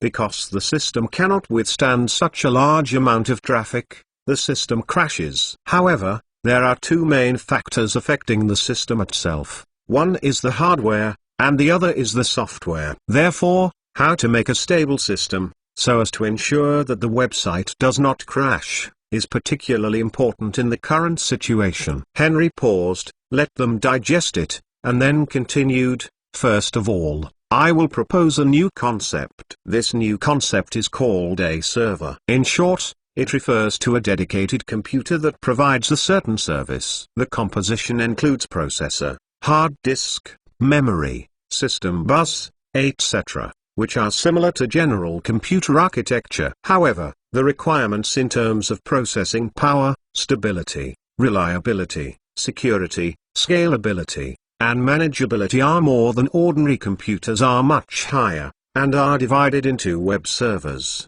database servers, application servers, etc. according to the types of services provided. This will be a huge project. When Henry finished speaking, all the people present were shocked. Ford Brooks' eyes shone brightly, and he looked very unbearable and quickly said, "Henry, we at Sequoia Capital must join in this matter." Henry ignored him and said with a smile to everyone, "Since this project requires software and hardware support, I want to cooperate with Nicholas Bookstore and Cisco to establish a new company to develop servers exclusively. This is a good thing. Of course we support it." Pozak nodded in agreement, and Lerner agreed. Ford Brook naturally agrees, but he also wants to invest in this newly established company. But Henry temporarily rejected his request, saying, "If necessary, I will agree to Sequoia Capital's financing plan." Ford Brook got this answer, and finally got a touch of comfort in his heart. He also knew that Henry could not let Sequoia Capital come in and take advantage of the company's new creation, but fortunately, everyone had a good relationship. Henry gave a guarantee and promised Sequoia Capital to raise funds in the future. Then, everyone began to discuss how to form this new company. It roughly means that Nicholas Bookstore and Cisco both contribute money and each account for half of the shares. However, considering that this project was proposed by Henry, as an advocate, Henry received an additional 1% of the shares. Therefore, Cisco and Nicholas Bookstore each accounted for 49.5% of shares. Although the Nicholas Bookstore is fully controlled by Henry, there must be a clear distinction between individuals and companies. 1% belongs to Henry and 49.5% belongs to Nicholas Bookstore. The two should not be confused. After the meeting, Ford Brook quietly approached Henry, and mysteriously pulled him aside with a smile on his face. Henry was stunned, with a look of confusion. "Ford, what's the matter with you? What's wrong with me?" He. Ford Brook laughed, looking like he was selling some small movie discs on the street, and whispered, "Well, do you want to invest in Nicholas Bookstore?" Henry gave him a blank look, and said angrily, "What's the matter? After you Sequoia Capital has taken advantage of Cisco, have you targeted my Nicholas Bookstore again?" You can't say that. What is called taking advantage? That is mutual benefit. Ford Brook laughed. "As for the fact that we are targeting Nicholas Bookstore again, there is no way." "Who called you this little genius?" "That's great, especially the Netscape browser you developed." "This thing is so creative. The graphical browser is clear at a glance, simple, practical and convenient. Now everyone is using it. We Sequoia Capital analysts agree. It is believed that the Netscape browser will become a gateway to the online world in the future, and it has great development potential. It turned out to have fancy the Netscape browser. I thought I fancy the e-commerce site Nicholas Bookstore. Alas, can the browser compare with Alibaba? No experience. So terrible. Henry despised. So, do you want to invest in Netscape browser? Henry asked casually. Yes. Seeing Henry's attitude seemed to loosen, Fordbrook immediately nodded in response. Henry also picked it up, considering whether or not Sequoia Capital should invest in it. It seems a little weak to hold the control by myself. Obviously, I need several suitable strategic partners in the future, and Sequoia Capital can be regarded as one of them. Nicholas Bookstore will split Netscape browser and become a subsidiary. Henry thought for a while and said. When Fordbrook heard this, his eyes lit up. But there is one condition. Henry's next sentence made Fordbrook nervous. What conditions did you say? Fordbrook asked cautiously. He has seen Henry's greatness. He is definitely the shrewd guy who speaks loudly and does not play cards according to the routine! Sure enough, Henry's condition immediately embarrassed Fordbrook. Share swap. Exchange Apple's shares for Netscape browser shares. Henry said lightly. Apple has begun to go downhill. Since IBM began to enter the personal computer market, Apple has been under a strong impact and its performance has fallen sharply. Even Apple founder Jobs has been implicated and kicked out of the company. The new appointment to take over the position of Jobs' CEO John Sculley was even more misguided. He actually signed a contract that allowed Microsoft to produce software such as Word, Excel for Apple, allowing Microsoft to use part of Apple's graphical interface technology. I dare say that this contract will be Apple the worst contract since its establishment. Microsoft will definitely launch a system similar to Apple's interface after acquiring Apple's graphical interface technology. Apple is undoubtedly digging its own grave. One is the setting sun, the other is the rising sun. Mr. Brook, if it were you, who would you choose? Fordbrook looked solemn, and Henry made the situation of Apple very clear. Apple is aging and has long lost its glory.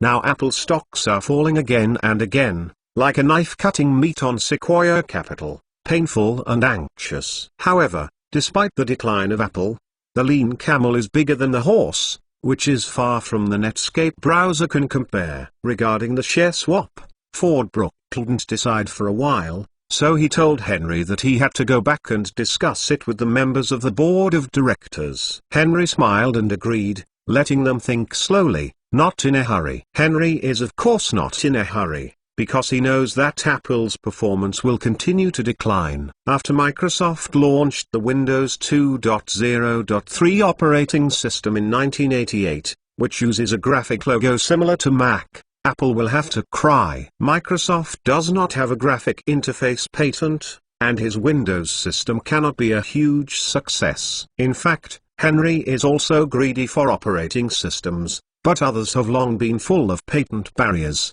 and many things simply cannot be bypassed, otherwise Microsoft will not be so awesome in the future! Henry didn't know how they negotiated after Fordbrook returned to Sequoia Capital. Henry's side is busy starting a new company. First of all, the name of the new company. What should be the name of the company that produces the server? Henry thought for a while. Just call it Noah's Ark, a name that looks very lame. The end of the world is coming, and Noah's Ark carries the future of mankind. Henry felt that the Noah's Ark company he established carries the future of the internet as well. Any company related to the internet will inevitably need a server. Hundreds of millions of data will be stored and run on the server. It is conceivable how important and great it is. It is nothing to say that it is the Noah's Ark of the internet. A few days later, Henry sent someone to register the company and settled its headquarters in Silicon Valley. Because there are too many high-tech companies here, it is the best choice to promote the company's product servers. Dude, remember to collect and recommend reading books. Chapter 13. Henry waited for a few days but did not see Fordbrook give him a Quasar letter. Presumably Sequoia Capital did not agree to the exchange of shares. They believe that holding shares in Apple is more valuable than holding Netscape browser. Henry saw that Ford Brook didn't contact him, and he didn't care. Anyway, when he got to the back, it's up to whoever asks. Don't be time, crying to exchange shares. Henry had to take a hand and blackmail Sequoia Capital once. Noah's Ark Company settled in Silicon Valley, silently, and did not alarm any media. Henry believes that speaking with products, saying less and doing more, pragmatic and innovative, is the foundation of a company's development. That's it. Noah's Ark Company only held a small cocktail party internally, which was regarded as a celebration of the establishment of the company. In addition to the company's employees, the attendees also included Nicholas Bookstore CEO Geely Hurt, Cisco CEO Pozak, Sequoia Capital Ford Brook, and 3 company chairman Henry Williams! The new CEO of Noah's Ark is called Bob Gallagher. This guy is also a remarkable figure. He is a postdoctoral fellow in computer science at Harvard University in the United States, and has a concurrent MBA degree. He once served as the deputy manager of the Asian branch of General Electric. He resigned in February 1986 and soon joined Cisco. In view of this person's outstanding ability and professionalism, Henry decided to entrust him with the important task and let him serve as the CEO of Noah's Ark. Bob Gallagher is in his 40s. He is slightly fatter and tall. He doesn't like to wear suits. He usually wears a grey casual outfit. Fortunately, Henry was wise and didn't insist on what clothes the employees of the company should wear. Henry met Ford Brook at the reception, and he didn't ask about the exchange of shares. Everyone had a good time and had a meal, chatting and slapped. After the reception, Henry called Bob Gallagher to talk with him and discuss how Noah's Ark should develop in the future. Henry can be regarded as giving it all. Although he doesn't know much about servers, he still knows a little bit about tower servers and blade servers. For servers, the processor is the top priority. As for the processor, which one is better? Intel should do its part. But most of Intel's processors are developed based on the Windows operating system. The two of them wandered and formed the Wintel Alliance to manipulate the market, so this processor was also sold at a high price! Noah's Ark is a server. Of course, it's best to have your own processor. However, the difficulty is too high, and the research and development costs are hundreds of millions. And Henry has no money for them to burn. Naturally, buying Intel or other IBM processors has become a stopgap measure. The most urgent thing is for Noah's Ark to design a web server that can meet the needs of current users! Nicholas Bookstore and Cisco's technicians were assigned a total of 25 Noah's Ark, and Bob went to Stanford University and recruited 20 people locally in Silicon Valley, and almost moved a 45-person R&D team. Everyone discusses what to do with this web server, what kind of processor is best to choose, and the work is in full swing. Henry returned home. These days, he is also very busy. After a 2-day rest, the great cause of plagiarism began. 9 novels in the Harry Potter series have been written, and now they are all published to the 7th Harry Potter and the Deathly Hallows. Henry plans to write a science fiction novel. The name is Jurassic Park. This novel is a science fiction novel published by Michael Clayton in 1990. Once it was published, it immediately caused a national sensation, and it ranked first in the best-selling list of American novels. Henry bought Pixar and is already a member of Hollywood, so naturally he has to do more preparations. Furthermore, film entertainment is indispensable in the internet industry. As an ambitious young man, it is impossible not to lay out the film industry. Pixar is one of them, and the copyright of various excellent film novels is also one of them. In addition to Henry's own writing, he may also acquire many famous novel scripts. Henry works as a copybook at home, and from time to time he also pays attention to national events and company development. The CEOs of Nicholas Bookstore, Cisco, Noah's Ark, and Pixar report to Henry every week, so Henry can understand the operation of the company even if he does not go out. Due to Cisco's advanced development, The Internet's development speed has been at least 2 years longer than in the previous life. In particular, the development of the National Science Foundation, under the management of several large companies such as IBM, it has grown stronger, but it has also become more commercialized. This is the original purpose of the establishment of the U.S. Science and Technology Fund Network. The original purpose of the U.S. Science Foundation Network was to exchange scientific research information. But in the hands of capitalists, it will definitely deteriorate. The U.S. authorities immediately withdrew the management rights of IBM and other companies and turned to operate themselves. But despite this, many large companies in the United States have seen profits from it. So many companies have joined forces to jointly develop several professional commercial backbone networks. The rise of commercial backbone networks means that the Internet is about to enter a period of prosperity. It is no longer just the Internet of schools, governments, scientific research institutions, and companies, but the Internet of all Americans. Ordinary people can also connect to the Internet! Of course, the investment in the commercial backbone network is huge, and it will not be flourishing in a short while. However, in some developed areas, backbone networks have been established, and many Americans have joined the network. In January 1987, 13 major cities including New York, Washington, Los Angeles, San Francisco, Chicago, etc. have joined the backbone network. The development of the network has become a trend. Cisco has made significant achievements last year. After the annual report is released, it can be seen that Cisco's sales in 1986 have reached $50 million, and a router for $1,000 is equivalent to selling 10,000 routers. Compared with the performance in 1985, it has increased by 5 times! Charles, president of Sequoia Capital, said, "At the beginning, Sequoia Capital should invest a little more money." Ford Brooke, executive director of Sequoia Capital, sighed, "Henry is a tougher guy than Bill Gates." Sequoia Capital's resentful eyes and tone. Henry can't see it. He believes that luck is the kingly way, and the most important thing is to make a fortune in a muffled voice. Although Cisco has gained fame, not many people know Mr. Henry Williams, the chairman of Cisco. Henry rarely appeared in front of the media except for a book signing event in the UK. He is mysterious, and outsiders know nothing about him. On January 5, 1987, Nicholas Bookstore CEO Geely Hutt suddenly called Henry and told him that the Internet Movie Database website had been built, and let him go and take a look. Henry rushed over the next day, came to the company, led by Geely Hutt and the company's chief technology officer Tom Wilson,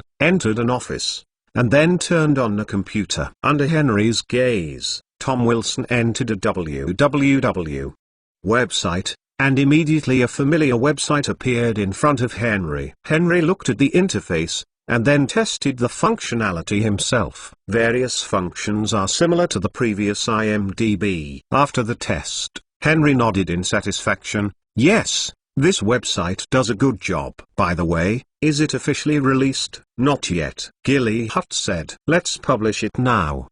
Does the Netscape browser have a pop-up function?" Henry asked. "Pop-up function?" Geely Hutt and Tom Wilson were stunned. "Damn. I don't even know the powerful weapon of pop-up windows.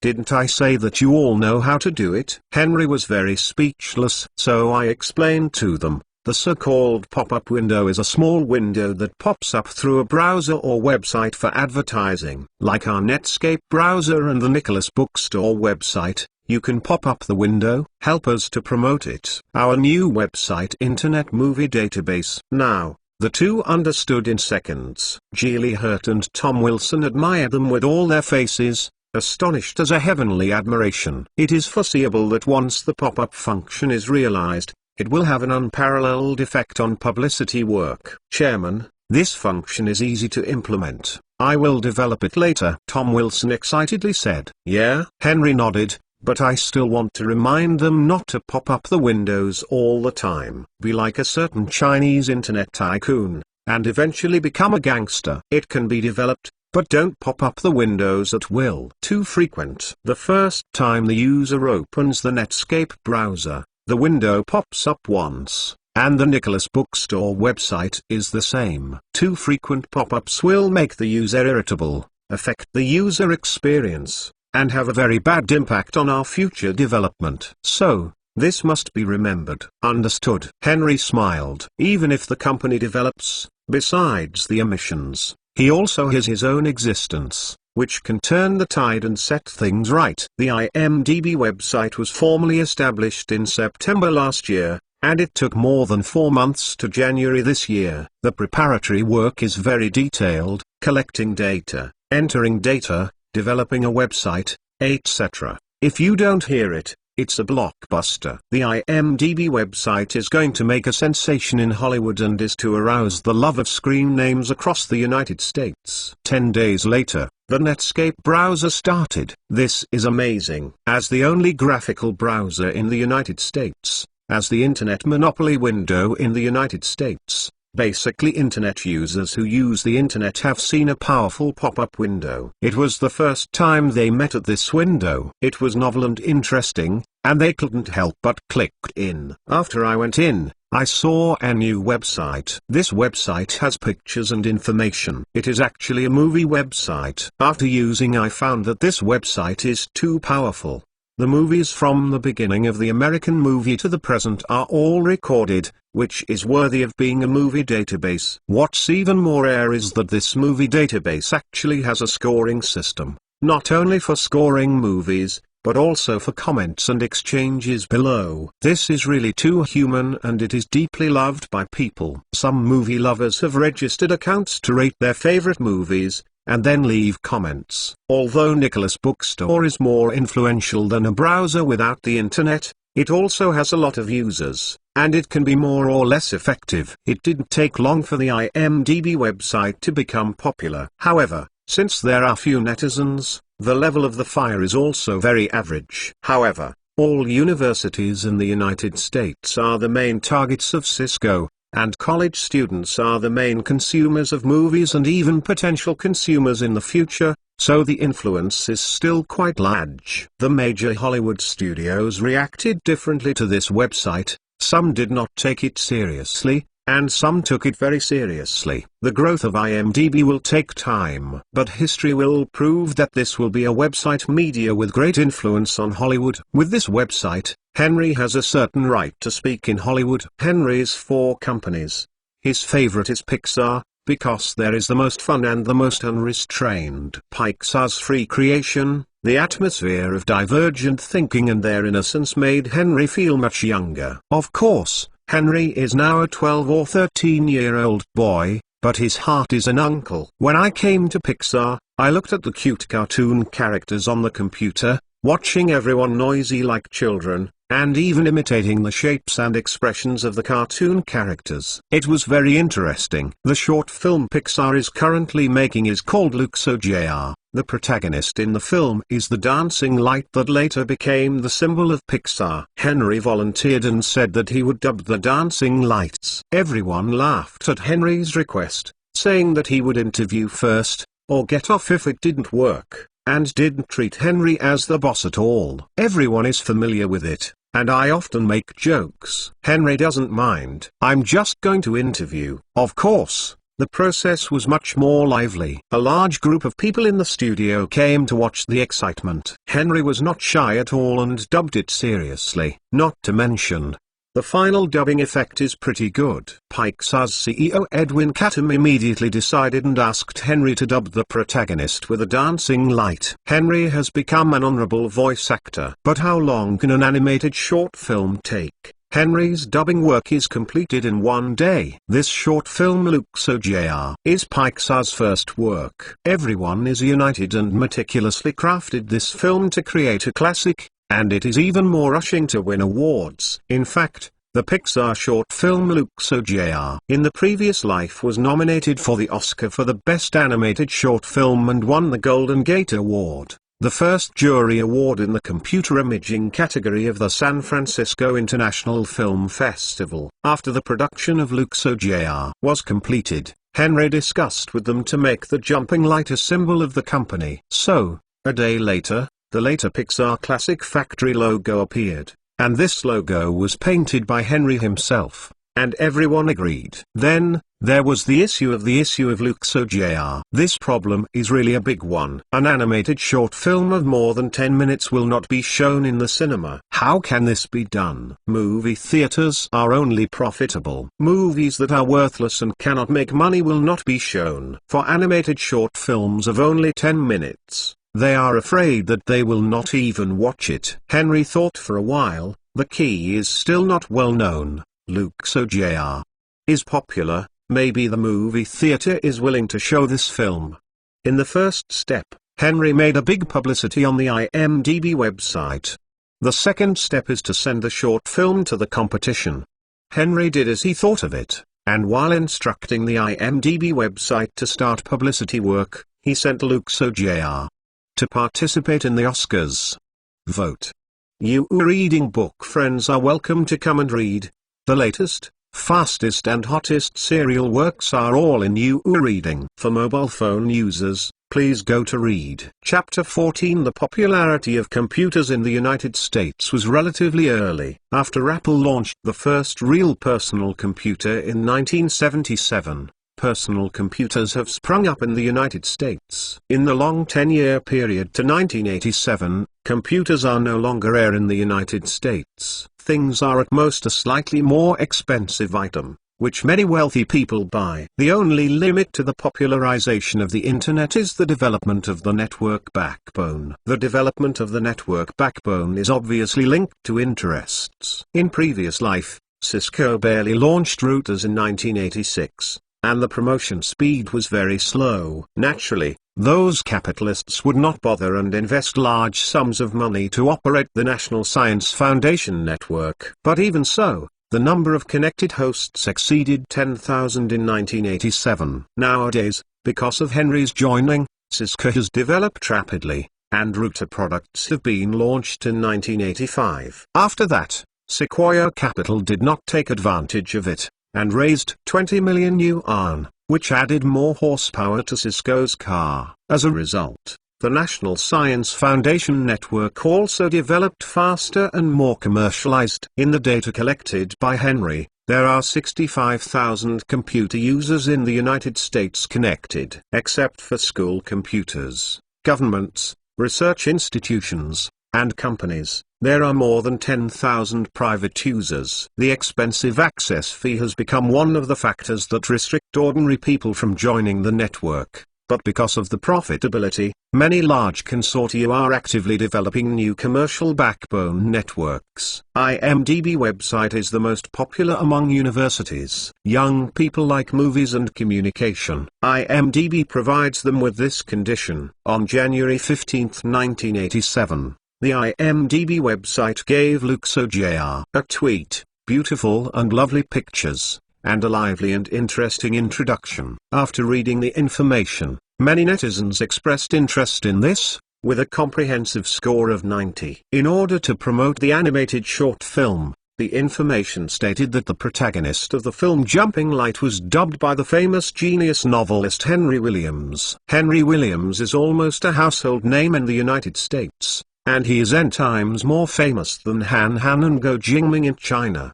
The Harry Potter series of novels have sold more than 40 million copies. This is a very exaggerated figure, which is simply impressive. Moreover, he is only 12 years old. Such an American genius child. If the media does not reporting, not propagating, if the people don't regard him as an American idol, it's not America. The IMDb website specially gave Henry Williams an interview. The content of the interview was mainly to ask about the situation of the short film. Henry is naturally exaggerating, saying that Luxo Jr. is the best animation short film he has seen so far, and Pixar Animation Studios is the best team he has ever seen.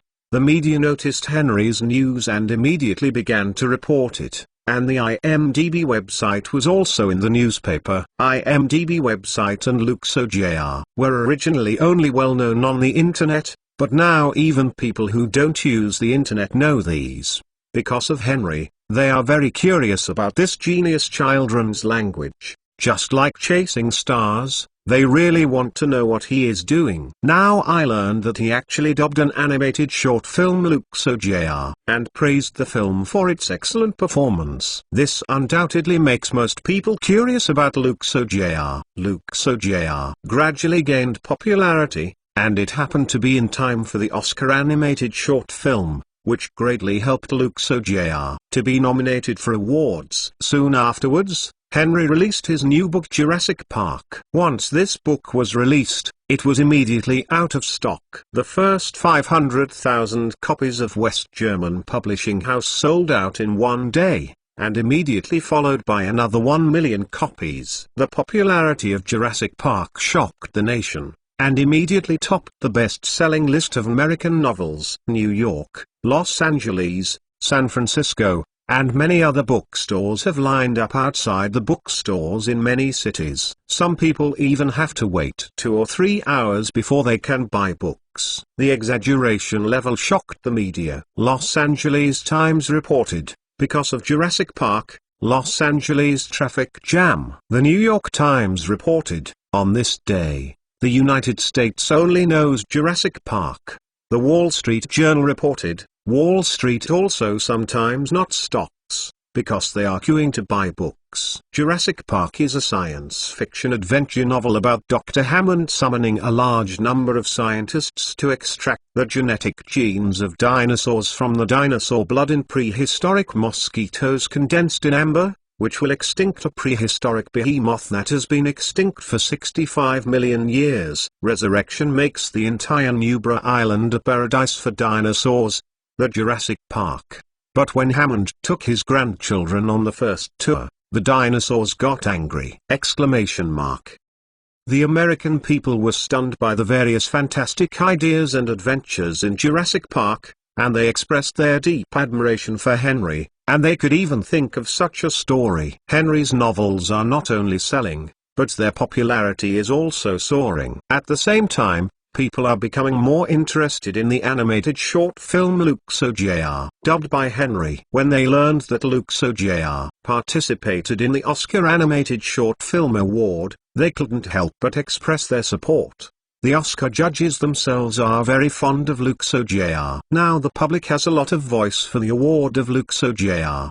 The Oscar judges pushed the boat along with the water, and soon announced that Luxo Jr. was nominated for an Oscar animation short film. After the news was released, the Pixar team suddenly cheered, opened champagne and warmly celebrated. Henry also attended this celebration party, but it didn't take long before he left. They actually disagree with their own drinking, saying that American law does not allow children to drink. Really, Chinese law is better. Henry did not go home immediately, he went to the West German Publishing House. He came this time to discuss a business. Edward Joe, the CEO of West German Publishing House and the largest shareholder of West German Publishing House, is smoking in his office at the moment, with a pensive expression on his face.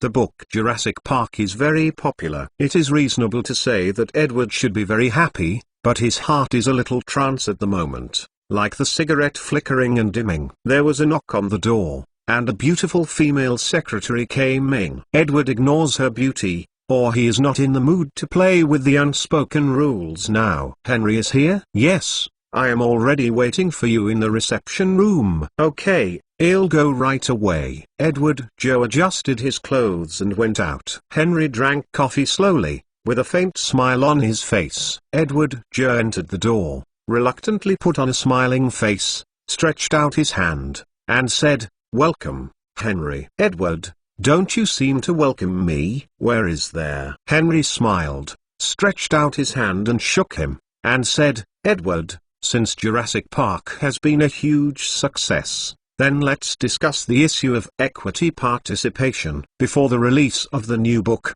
Henry signed an agreement with West German Publishing House. If Jurassic Park is successful again, West German Publishing House will agree to Henry's shareholding in West Germany and hold 30% of the shares, and the stock price is based on internal IPO calculation. If Henry's shareholding is successful, Henry will become the largest shareholder of West German Publishing House, and Edward will become the second shareholder. There are more than 10 large and small shareholders of West German Publishing House, and Edward holds only 26% of the shares in West German Publishing House. Henry's shareholding in West Germany is what shareholders of the board of directors are happy to see and have been hoping for. Only by firmly binding the interests of the publishing house to Henry can the publishing house make more money. The popularity of Jurassic Park proves Henry's value! But Edward Joe had his own careful thoughts. He was worried that Henry would take his place after becoming the largest shareholder of West German Publishing House and shake his position on the board of directors. Actually, he was unreasonably worried. Henry, a busy man, had no intention of managing such things as the publishing house. He took a stake in West German Publishing House only for the future layout of the Internet entertainment media empire. With the help of Henry, West German Publishing House has grown stronger and has the potential to become a first-class publishing house. In fact, Henry can buy a stake in West German Publishing House only in accordance with the agreement, without having to talk to Edward alone. But what Henry said, he must take the overall situation into consideration and stabilize the West German Publishing House. So he explained to Edward, "Edward, although I have a stake in West German Publishing House, I do not participate in the daily management of the company. The company is business as usual." When Edward heard this, he was overjoyed, and he immediately became enthusiastic, and he greeted the female secretary for coffee and good coffee. "Henry, come, have coffee, the best Blue Mountain." Henry was speechless. At the end of December last year, both Penguin and West German Publishing House settled the manuscript fees for Henry, and received a total of $15 million, sent $9 million to George Lucas, and left $6 million. His bank card still had $4 million left. Therefore, Henry now has $10 million. West German Publishing House is regarded as the leader among medium-sized publishing houses in the United States, and it is ready to go public. After going public, its market value will inevitably exceed $100 million. But Henry buying shares is buying original shares. 10 million is enough to get 30% of the shares. You reads www.uukanzu.com, and once the news of Henry's stake in West German Publishing House comes out, the share price of West German Publishing House will definitely increase substantially. Therefore, the shareholders of West German Publishing House are actually not at a loss. Before any listed company goes public, it needs to find some large companies to subscribe for stocks. Why is that? It is not to give investors confidence and raise the stock price. Look, so many great companies have bought this stock must rise! Henry is still very influential in the publishing industry in the United States. Think about his age and his achievements. If Henry became a shareholder of West German Publishing House, it would mean that West German Publishing House was reborn and its identity was completely different from before. Before, it only published Henry's novels, but other publishers may poach Henry at any time. But now it doesn't work anymore. Once Henry is with West German Publishing House, with Henry's genius, West German Publishing House will surely soar into the sky. This point can be clearly distinguished by savvy investors. It is impossible for Henry's 10 million to be fully used to purchase shares of West German Publishing House. He and West German Publishing House agreed to use the cost of Jurassic Park to be paid in the future. So why did Henry sign an agreement with the publishing house before? And only after the success of Jurassic Park was Henry allowed to buy a stake in West Germany. Henry and Edward chatted for a while, and then went home. Soon, West German Publishing House started a roadshow to create momentum for the listing. Henry's stake in West German Publishing House was also hyped. As for the details of the stake, he did not tell the media. Vote. You reading book friends are welcome to come and read. The latest, fastest and hottest serial works are all in You Reading. For mobile phone users, please go to Read. Chapter 15. In February, the Oscar Award ceremony was held. Edwin, John and others attended Pixar on behalf of Pixar. Henry also followed, but did not reveal his identity. The reason Henry went, apart from Pixar being nominated for the award, was mainly to join in the fun, to watch Hollywood movie stars, to be precise, to see beautiful women. The stars are shining tonight, and the beauty is like a cloud tonight. Henry didn't go to the red carpet. He walked in the exclusive passage. After entering the hall, Henry looked around, unconsciously a little excited. Like Henry, Edwin and John were very excited. After sitting down, Henry found that there was a beautiful woman sitting next to him. Hollywood was obviously teeming with heirs. Except for a very famous star, Henry actually didn't know a few people. Although Henry said that he has watched a lot of American movies, many celebrities either didn't make their debut or were not eligible to participate in the Oscars. Henry looked at the beauty beside him, and saw that she was blonde like a waterfall, slender figure, wearing a pair of black high heels, wearing a red skirt, low cut and exposed, sexy, but the skin was a little rough. So Henry secretly sighed. European and American women seem to have poor skin, so it's no wonder that other people have developed cosmetics. Henry lost a little interest and took his attention back. The beauty was very proud, glanced at Henry and the others, and then returned his disdainful gaze. Henry's face is slightly red, and it feels like he shouldn't come with Edwin and the others. Henry himself wore a small suit. Handsome, but Edwin's Pixar's CEO is wearing grey casual clothes. Henry doesn't know if the clothes were bought from a street stall. Anyway, it looks very cheap at first glance, and John is no better than Edwin. How much? Although he is wearing formal clothes, his thin figure and slightly wretched eyes are also objects of contempt. Henry felt that he was affected. At this time, the beauty actually sneered and cursed little pervert in a low voice. Fuck. This is scolding me. Henry was embarrassed, his face was innocent. You show your ditch, so you don't allow others to watch it? Can the director see it? I can't see it. Besides, except for a few glances at the beginning,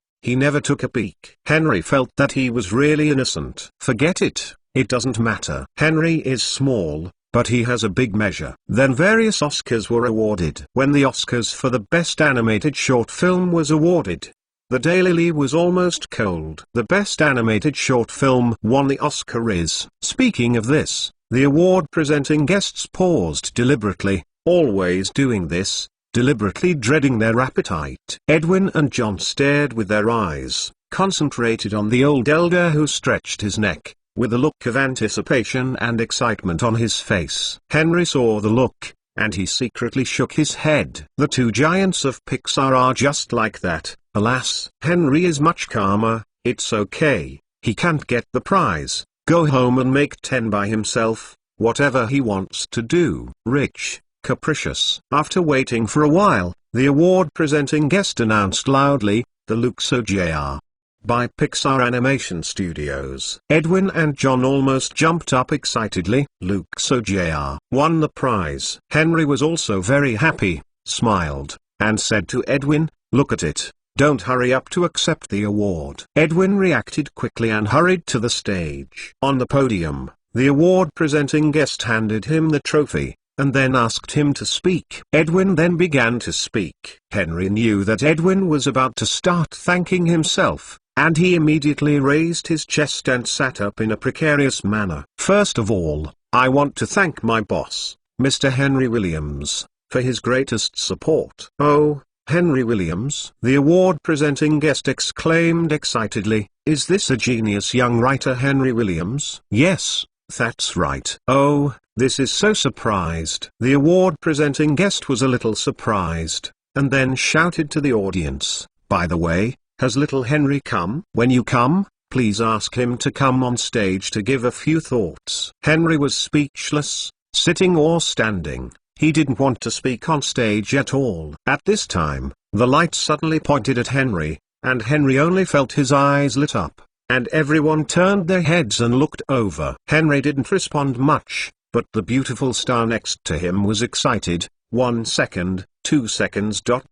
She actually posed in front of the camera for more than 10 seconds, until Henry stood up helplessly and walked onto the stage. She stopped disappointed. Hollywood is deep.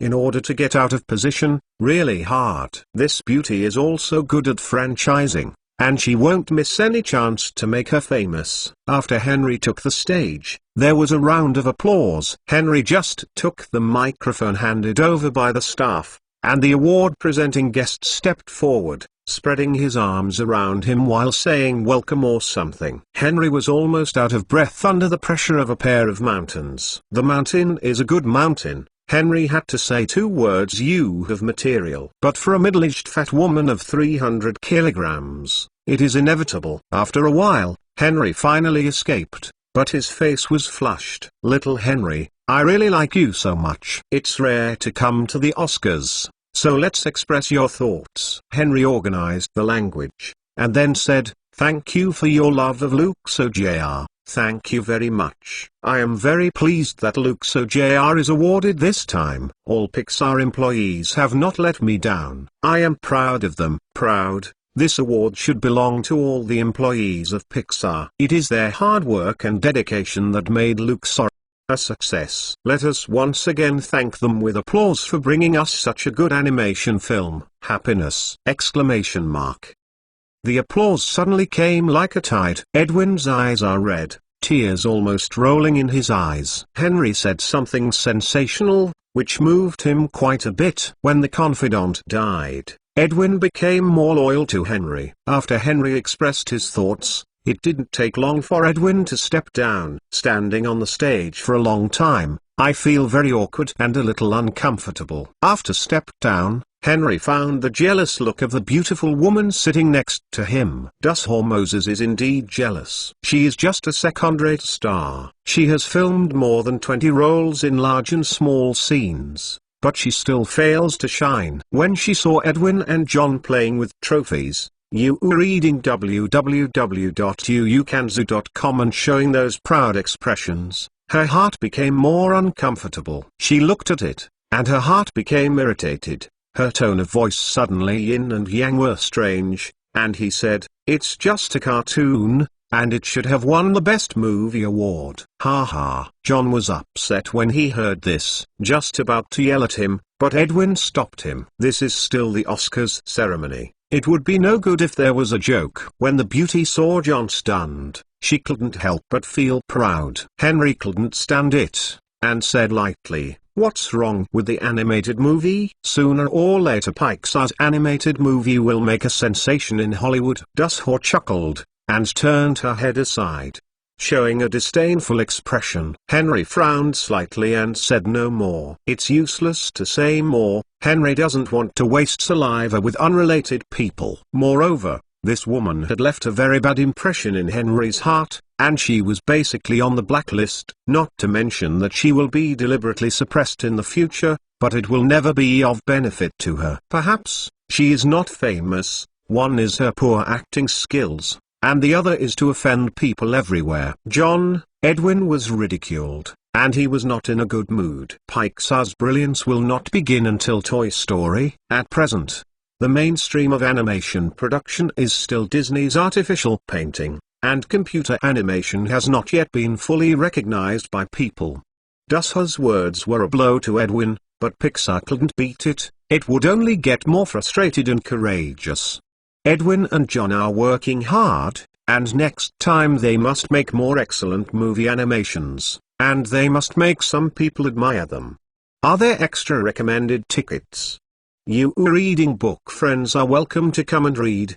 The latest, fastest and hottest serial works are all in You Reading. For mobile phone users, please go to read Chapter 16 on April 10, 1987. West German publishing house finally went public after several months of preparations and roadshows. Before that, Henry and Edward Joe speculated how much the stock price would rise this time. Edward Joe believes that the market value of the average medium-sized publishing house will reach $80 to $9 million, but the West German publishing house will definitely exceed $100 million. Henry smiled. He didn't know the final market value of West German publishing house. He came to Wall Street with Edward Joe, always paying attention to the changes in the daily limit. Although the West German publishing house is only a medium-sized publishing house in the United States, it has good performance and Henry's shareholding has won investors' pursuit. The stock price rose very well,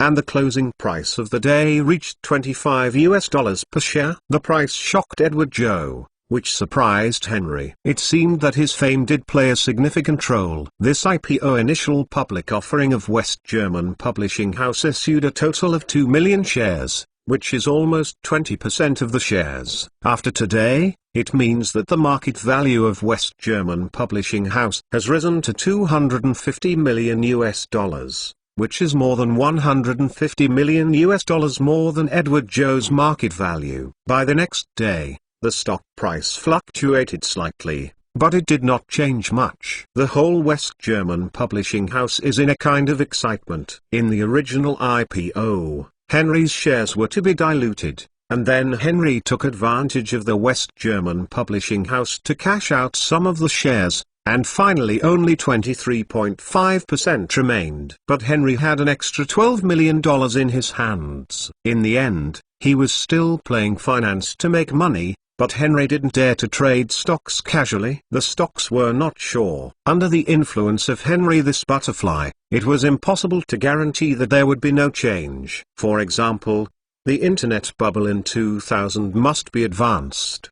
But there are some things that Henry is great, but I am afraid that he cannot change it. For example, the disintegration of the Soviet Union or something. If Henry crosses over, the Soviet Union will not disintegrate. Even Henry himself has to wonder if he is overpowering. Henry cashed out $12 million, so he has no worries about funding for the time being. As of April this year, the number of internet users in the United States has reached 100,000. One internet company performed very well, and even Henry couldn't help being slightly shocked after hearing its name. This company is called AOL. And the name is famous. In the early days of the internet, it existed on a par with Yahoo, and later merged with Warner Pictures, with a market value of more than $300 billion.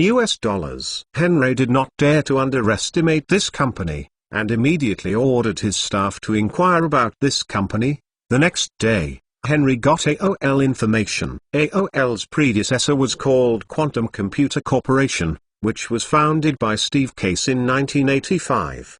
At that time, they had begun to provide online information services for computer users. This company is not slower than Nicholas Bookstore, but the development speed is not as fast as Nicholas Bookstore. Steve Case believes that the internet has a lot to do, and bankruptcies must also develop online information services. This kind of behavior seemed very stupid in the eyes of others, because the network environment at the time was still very severe. Henry had money to burn, but Steve Case was not as rich as Henry. He dared to do this, and it was really admirable. In 1986, they made a service system, and then they ran to Apple every day without stopping. Finally, Apple was impressed by his perseverance and agreed to install their online service system. Steve Case's company barely survived. With the development of the internet, this company has become more and more interesting, and even its reputation has reached Henry's ears. Henry frowned slightly while holding this information. AOL is not terrible,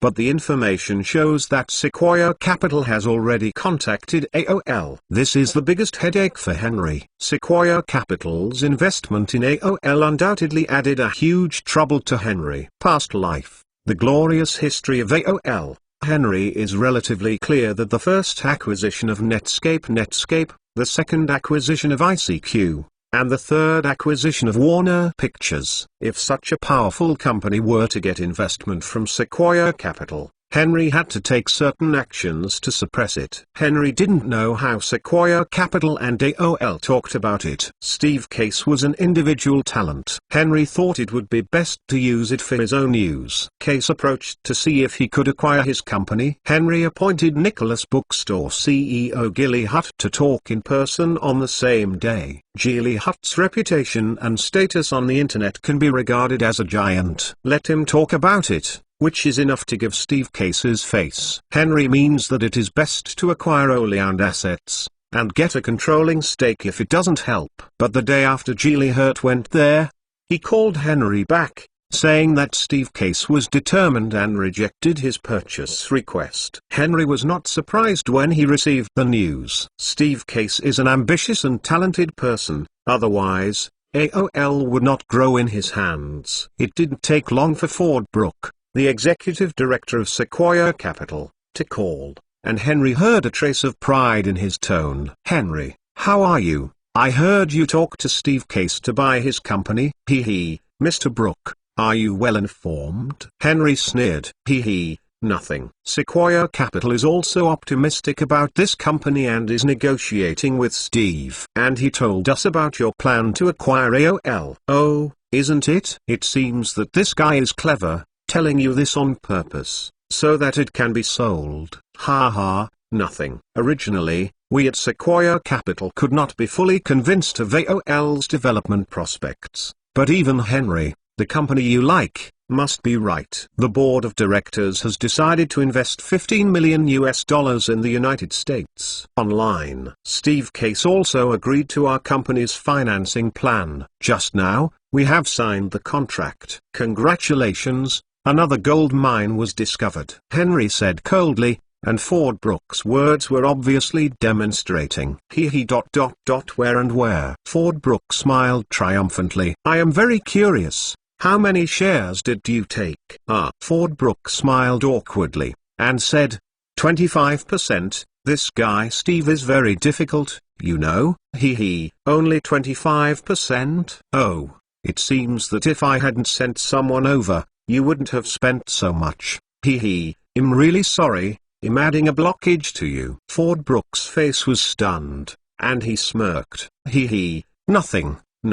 Henry hung up the phone. His face was not pretty. After a long silence, he called Geely Hutt and told him to pay attention to the development of AOL at all times. Subsequently, Henry began to consider future development plans. He only had $22 million in his hands. As everyone knows, the internet burns money very early in the early stage, and Henry has to find a way to raise money. Now Henry has 4 holding companies, Nicholas Bookstore, Cisco, Pixar, and Knows Arkansas. Of these 4 companies, Cisco alone has made money, but for the sake of development, there is basically no dividend. As for the other 3, they are all scams. Henry thought for a long time, and finally decided to split the Netscape browser on the market, and then collect money. The importance of the browser is self-evident, but compared to others, it is not so important. If Henry makes billions of dollars or more through the Netscape browser, he won't have to worry about funds at all. Then create a variety of internet companies that will make money in the future.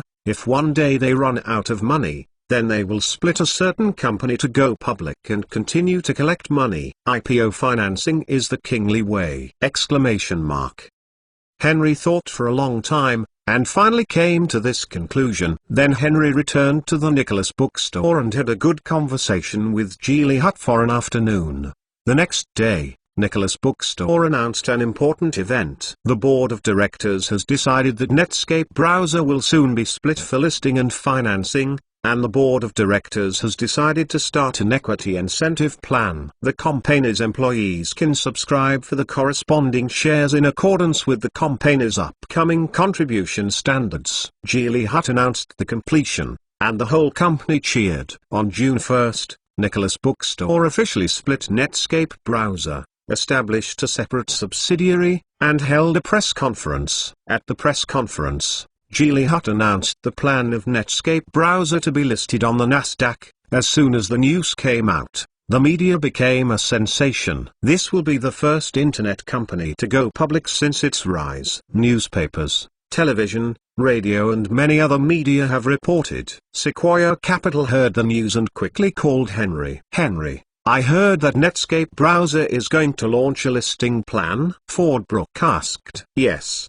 We have submitted a listing application to Nasdaq. Henry responded. You know, Sequoia Capital is very optimistic about your Netscape browser. Can you subscribe for some shares before listing? Ford asked. It's not impossible to subscribe for some shares. Let's exchange Apple shares. If Sequoia Capital did not invest in AOL, it would not be impossible for them to subscribe for some shares.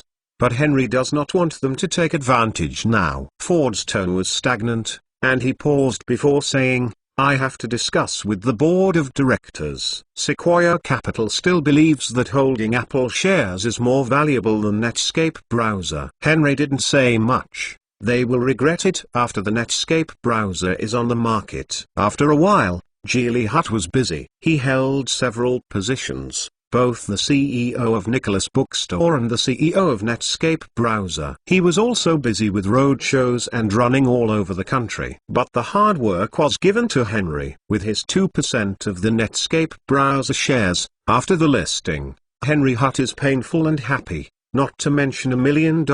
In September, Netscape browser was officially listed on the market. This one shocked the entire United States. Netscape browser IPO. Ukanzu www.ukanzu.com issued 2.5 million shares, accounting for 20% of the total share capital. As soon as the Netscape browser stock was listed, it went up quickly, just like riding a rocket, but it frightened people. The rate of increase is not slower than that of Microsoft. The issue price was $2 per share, but after one morning, the stock price soared to $18. A ninefold increase. In the afternoon, the stock price rose unabated. At the close of the day, Netscape's share price soared to $40, performing a miracle on the Nasdaq. That night, the national media was crazy, and the global media were crazy too. They rushed to report the legend of Netscape browser launch!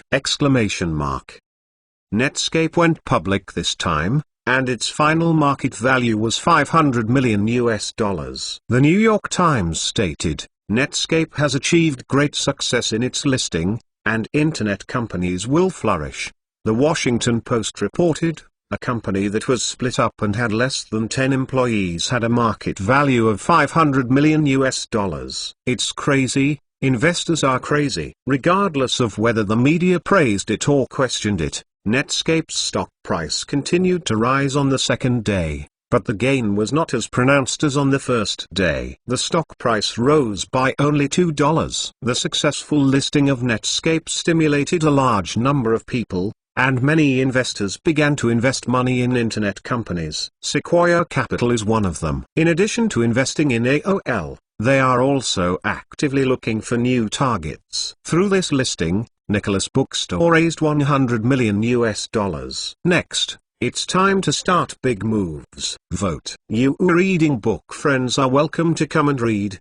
The latest, fastest and hottest serial works are all in You Reading. For mobile phone users, please go to Read A. Chapter 17 in Henry's view, Netscape's listing is indeed a bit early. In the previous life, on the day Netscape went public, its market value had reached $7.1 billion, and it exceeded $20 billion at the end of that year. Netscape's market value is only more than $500 million, relatively speaking, some losses. But in order to obtain a development fund, Henry had to do it. To make a trade-off between the future and the present, Henry considers the future more. A small loss now, a big profit in the future. After obtaining 100 million funds, Henry decided to reorganize the Nicholas Bookstore and set up the Nicholas Group, which has the Nicholas website, the IMDb website and the listed subsidiary Netscape. In addition to selling books,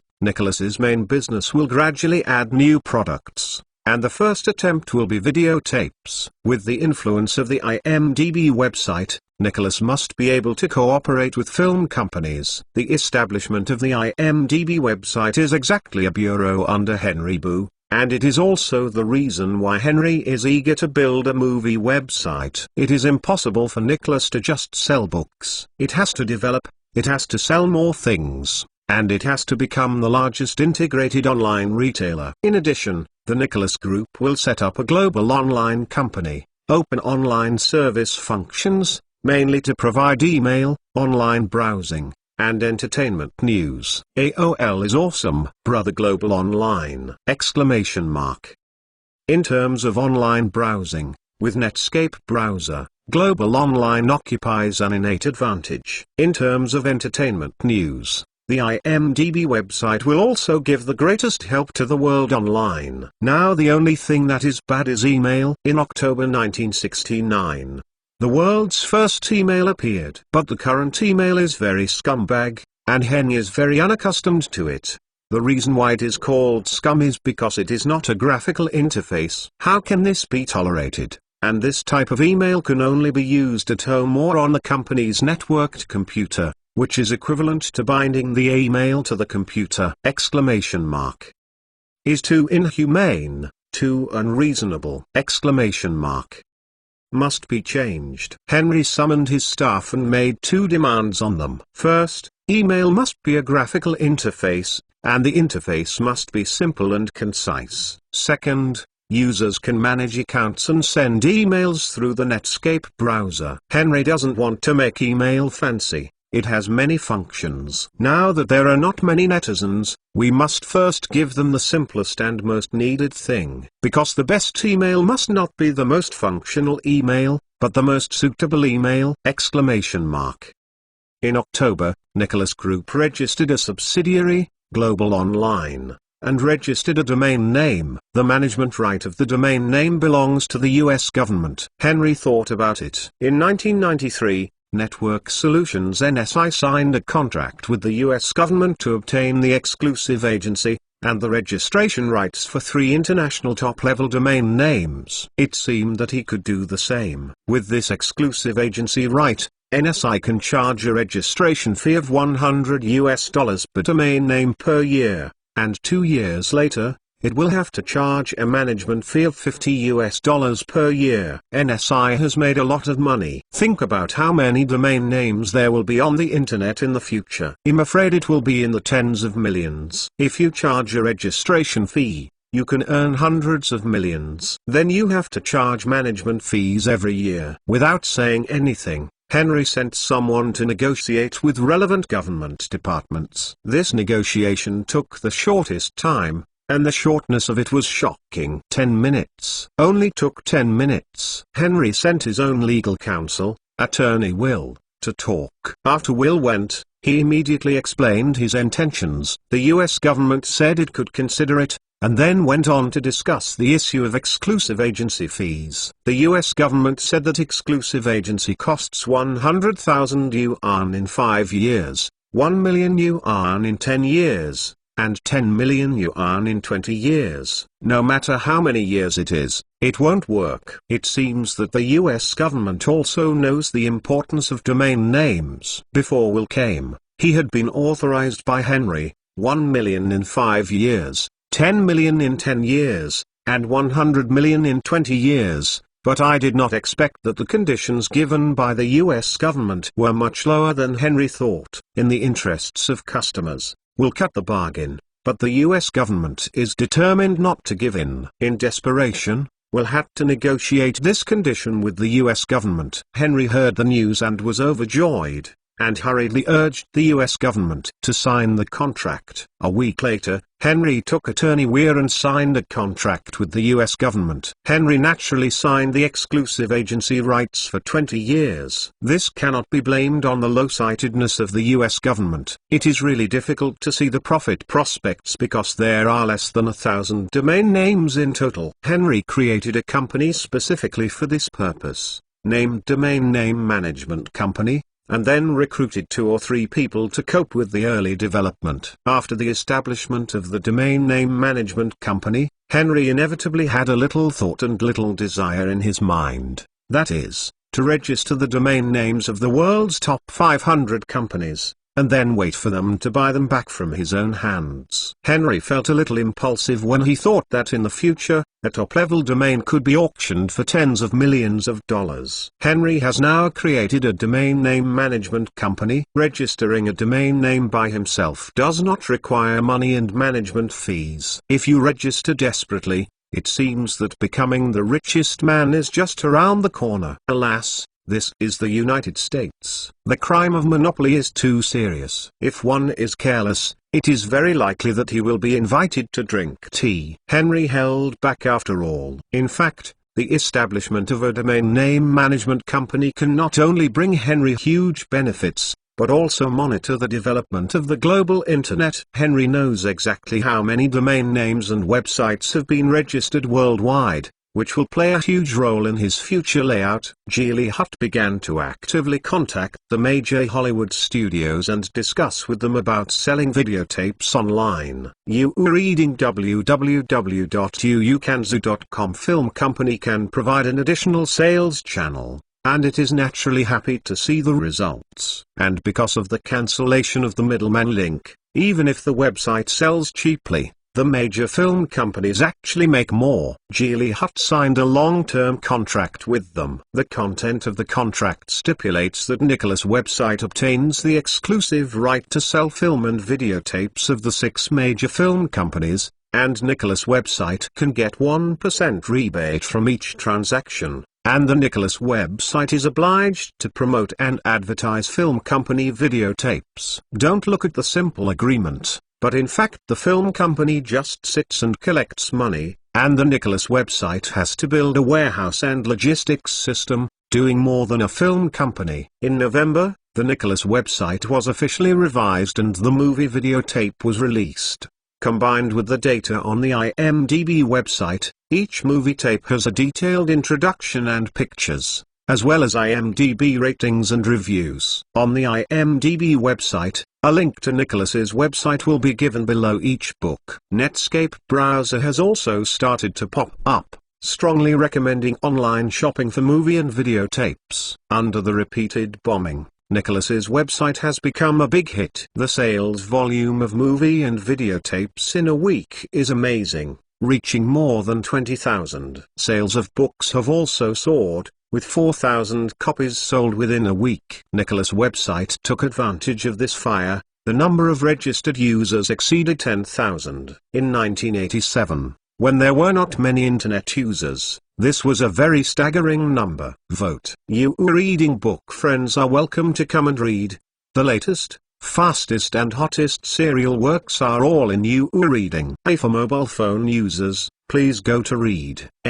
Chapter 18. Keep up the good work. Nicholas' website is ready to sell music tapes after tasting the sweetness. The film company made a fortune from the Nicholas website. With this example, music tapes are easy to talk about. As a result, Geely Hutt arranged for manpower to go to various record companies to discuss cooperation. At the same time, Nicholas.com will build 4 large warehouses across the United States and set up its own logistics company at the same time. However, these have to be taken slowly, and it is impossible to do it at once. First, the first warehouse was located in the suburbs of Los Angeles, covering an area of 100,000 square meters. It cost $10 million to purchase the land. Secondly, the construction was expected to be completed in 1990. This is not as simple as building a warehouse, which contains all kinds of high-tech mechanization, automation, and systemization. It is a very large project. The logistics company that Nicholas.com currently cooperates with is FedEx. As an e-commerce giant, having its own logistics company can better the company!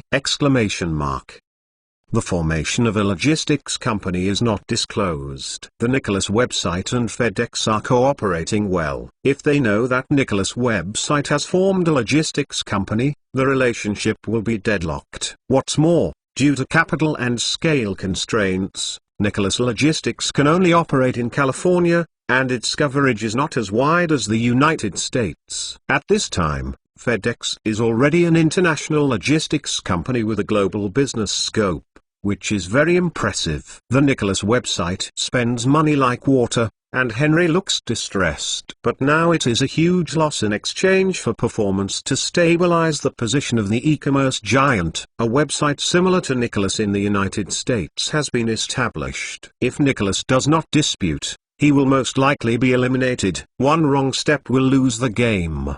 The Matthew effect is most clearly reflected in the internet: the strong the stronger, the weak the weaker! For example, if QQ is strong, other instant chat software is dead, and it can't catch up no matter how to catch up.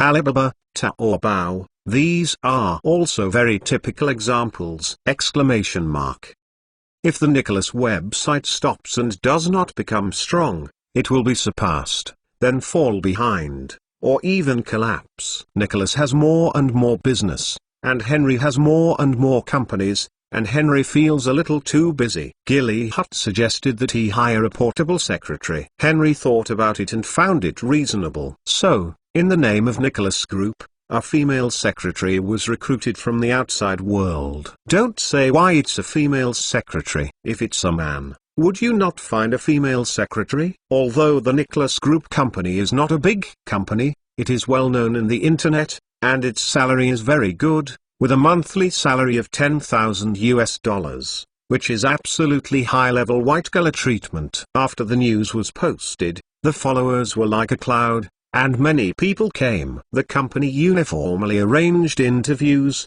and Henry also acted as the chief examiner himself. The people here are all kinds of people, including freshly graduated college students, and corporate elites, but after an interview for a morning, Henry hardly saw a close eye. This secretary not only needs to be outstanding, but also has to look comfortable. There are many female applicants from Harvard University, Stanford University, and Massachusetts Institute of Technology. Although they are very talented, they pass away at the first pass. Henry has a little appearance association. A portable secretary, who looks ugly, how can I get it? At noon, Henry was about to go out to eat Chinese food. Just out of the company, a girl rushed in recklessly and accidentally knocked Henry. I'm sorry, I'm sorry. The girl nodded quickly and bent over to apologize. The propaganda poster on the girl's hand fell to the ground, and Henry glanced at it. It was his advertisement for a female secretary. Henry asked, "You are here to apply?" "Yes," the girl said shyly.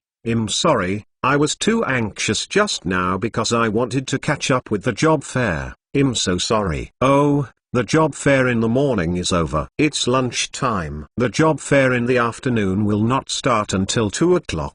"Oh, thank you. I thought I couldn't keep up." The girl patted her chest in fear, thanking Henry. "It's okay." Henry nodded and passed her. After having lunch, Henry returned to the company and saw the young girl in the lobby sitting alone in the corner, holding a resume. Her expression was very nervous. Henry thought for a while, but walked over. "Do you have lunch?" Henry asked.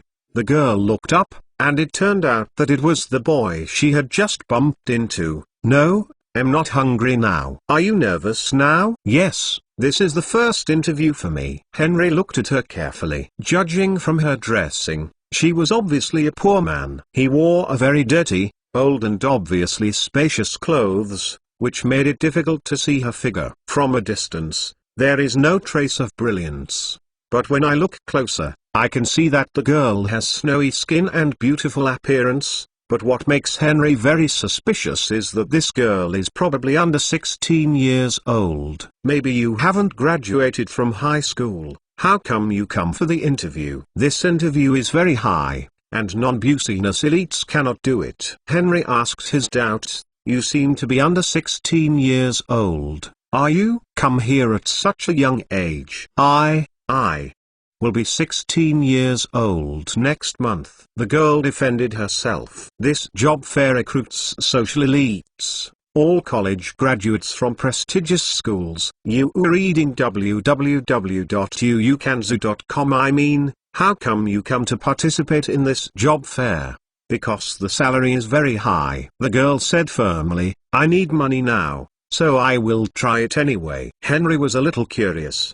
The girl was nervous before, but now she is full of determination. She couldn't help asking, "Why do you need money?" The girl suddenly choked up and stopped talking. Henry was taken aback for a moment. It seemed that the girl was unspeakable. "Mind if I take a look at your resume?" Henry asked. "Oh, yes, no problem." The girl handed over her resume. Henry opened his resume and looked at it.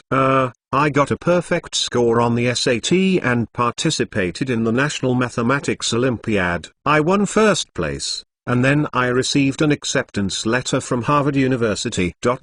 Student. Why don't you go to Harvard University? The girl burst her mouth, hesitated, and finally went all over the truth. My mother is sick. I will take care of her at home. Oh, I got it. When Henry looked at the girl, he felt full of emotion. He gave up Harvard University, which everyone yearns for, and went home to take care of his mother. This spirit admired Henry very much. Reminiscent, she said that she needed a lot of money, and it was not difficult to guess that she needed money to treat her mother. Henry felt a little sympathetic to her, and finally said to her, God will help kind people, and your mother will get better. Everyone, please vote. You reading book friends are welcome to come and read. The latest, fastest and hottest serial works are all in You Reading. For mobile phone users, please go to read. Chapter 19. Helen Wheeler felt relieved after hearing the boy's comfort, showing an optimistic and cheerful smile. Thank you for your comfort. I am much better now, and I am not nervous anymore. The boy smiled slightly, nodded to her, and left. Helen Wheeler looked at him from behind, with a hint of curiosity on her face. She felt that the boy was so mysterious, very mature and confident, and there seemed to be a very special temperament between her eyebrows. Helen couldn't speak of this temperament, anyway. I think everything he says is so majestic, so charming, as if people have to listen to him. Is it a domineering spirit? Helen Wheeler naturally did not know that the boy who stood in front of her before was the chairman of the Nicholas Group. As the saying goes, take its place and raise its chi. Henry was in a high position and naturally cultivated a majestic aura. Helen was still just a little girl without personnel, so she would naturally be overwhelmed by Henry's momentum. The afternoon job fair started. Helen Wheeler submitted a resume, and then stood outside and waited. There were also more than 10 very beautiful white-collar elites who came for the interview. They all wore beautiful high heels and their clothes were high-end and fashionable. Helen looked at herself and looked at them again, and suddenly felt like she was Cinderella. Same. Helen felt a hint of inferiority in vain. She couldn't help shrinking, and walked to the corner alone. At this time, the white-collar beauties all looked at her with different colors, and they made comments and talked. Hey, look at that woman over there. She actually came to the interview. Yes, she is dressed like a bun. Who would want her? Maybe the chairman of the Nicholas Group likes this style. Yeah.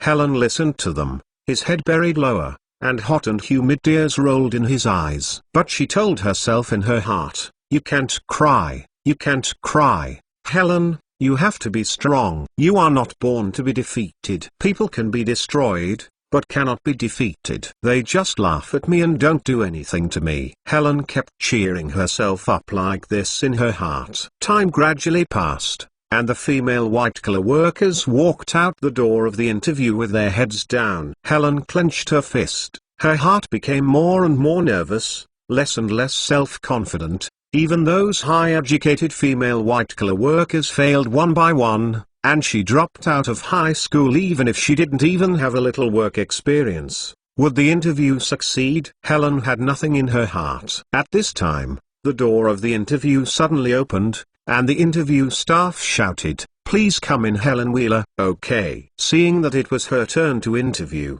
Helen Wheeler was taken aback. Helen silently followed behind the staff. But his heartbeat accelerated with a thump, and he was extremely uneasy. After entering the room, Helen looked up cautiously at the recruiting examiner, which surprised Helen Wheeler. I saw the boy who had met both sides sitting in the center of the interviewer and looking at himself with a smile on his face. Helen was both shocked and puzzled, but at this moment he dared not ask. Hello, Helen Wheeler, we meet again. Henry smiled slightly. Yes, sir. Helen was a little restrained, but simply replied, your resume, I have read it before, and now I go directly to the interview questioning session. Henry said, okay. Helen nodded and said, then I will start asking questions. Henry paused, then asked, excuse me, do you know computers? I took a semester of computer courses in high school. Helen felt that she was too bad and she would definitely mess up the interview. As expected, Helen heard the boy say, okay, you go outside and wait for a while, and we will announce the result of the interview after a while." "Oh, okay," Helen replied disappointedly, then got up and walked out of the room. As soon as Helen went out, everyone couldn't help being surprised. Someone asked, "Why did you come out so quickly?" Helen's face flushed suddenly, and she felt very ashamed. "By the way, how many questions did the examiner ask you?" Helen froze, and finally replied, "One." "Only one?" Everyone was suddenly stunned. "What did they ask you?" Everyone kept asking questions. Helen was irritated by them, thinking, there is nothing to hide from this kind of thing, and she said simply and generously, "They asked me if I knew computer. I said that I took a semester of computer courses in high school, and then, they told me to wait outside." It's so ridiculous. This is an internet company. You don't know computers.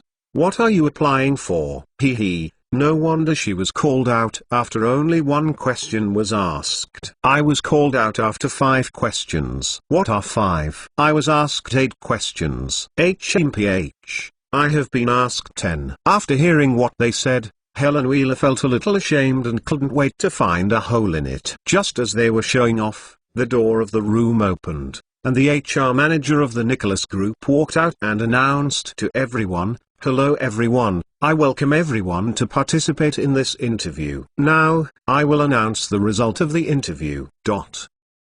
The HR manager swept everyone away. You read www.uukanzu.com and then fixed his eyes on Helen Wheeler. "Congratulations, Miss Helen Wheeler, you successfully passed the interview." "Ah, I actually passed the interview." Helen covered her mouth with a look of surprise and disbelief. "Yes. Congratulations." At this time, other people began to be dissatisfied, and booed. "Why is she? She doesn't know much about computers, and she is still so young and has no work experience at all." "We are not convinced," the human resources manager said indifferently. "Character is more important than any work experience." Miss Wheeler has already received the acceptance letter from Harvard University, but she did not go to school, but returned home to take care of her sick mother. Our chairman thinks on this basis, it is sufficient for the position of secretary. When everyone heard this, they were convinced. Of course,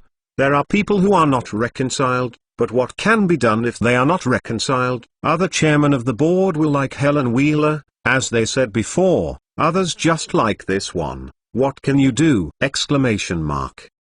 Then, the HR manager took Helen Wheeler to the office to go through the entry formalities. However, Helen Wheeler was still in a trance after finishing the induction procedures. She knew that her position as secretary must have something to do with the boy, but what she didn't expect was that when she came to the chairman's office, she knew that the boy was actually the chairman of the Nicholas Group. Vote. You reading book friends are welcome to come and read. The latest, fastest and hottest serial works are all in You Reading. And LT semicolon A and GT semicolon and LT semicolon A and GT semicolon for mobile phone users, please go to Read. And LT semicolon A and GT. Chapter 20. Look at these materials first, so that you can understand the company. Henry smiled, asked Helen Wheeler to sit down, and then handed her an information file. Helen Wheeler nodded in response, and took the data file over carefully. Henry saw her sitting there restrained and uneasy, and said, "Your main job in the future is to help me organize daily documents, and then remind me of some important things. By the way, your office is on the right side of my office, and you can call it whenever you want. Here. Well, you go to browse the information first, and we will go out for dinner later." Helen looked to the right, and there was a small room with exquisite and elegant decoration,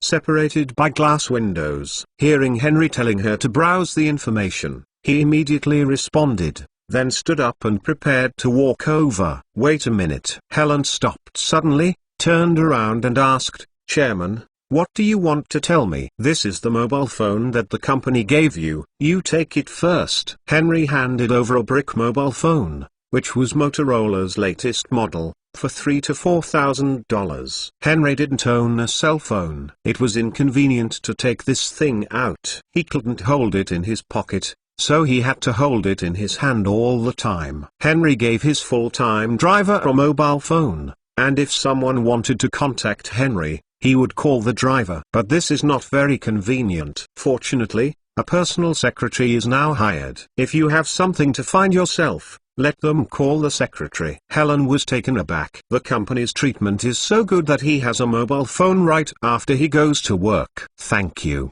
Chairman. Go, get acquainted with the company as soon as possible. Henry finished speaking, looking at the file in his low hand.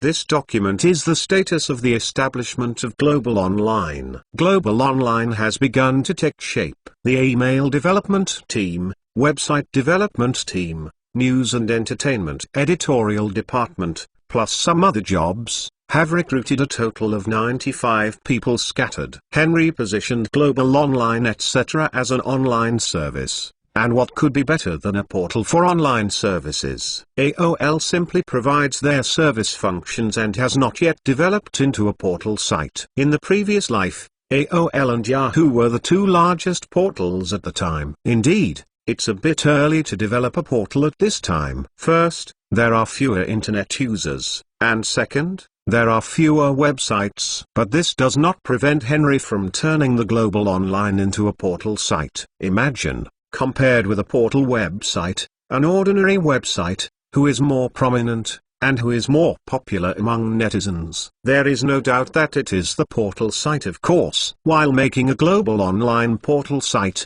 it also provides various online service functions such as email, which can completely hit AOL. However, to be a portal website, you need to know which websites have more traffic and are more popular in order to better provide users with the most accurate service. Therefore, it is necessary to develop a software to count the traffic of each website. Alexa is a website that publishes the world rankings of websites in the previous life. They developed a software Alexa Toolbar, which is a tool embedded in Microsoft Internet Explorer. It sends a message to Alexa when the user visits each web page. Go back to a string of codes and tell Alexa about the information about the browse. The user will see the ranking information of the website he browses among all websites in the world on the toolbar. Therefore, it is necessary for Global Online to develop a software similar to the Alexa toolbar. So, before Global Online was officially launched,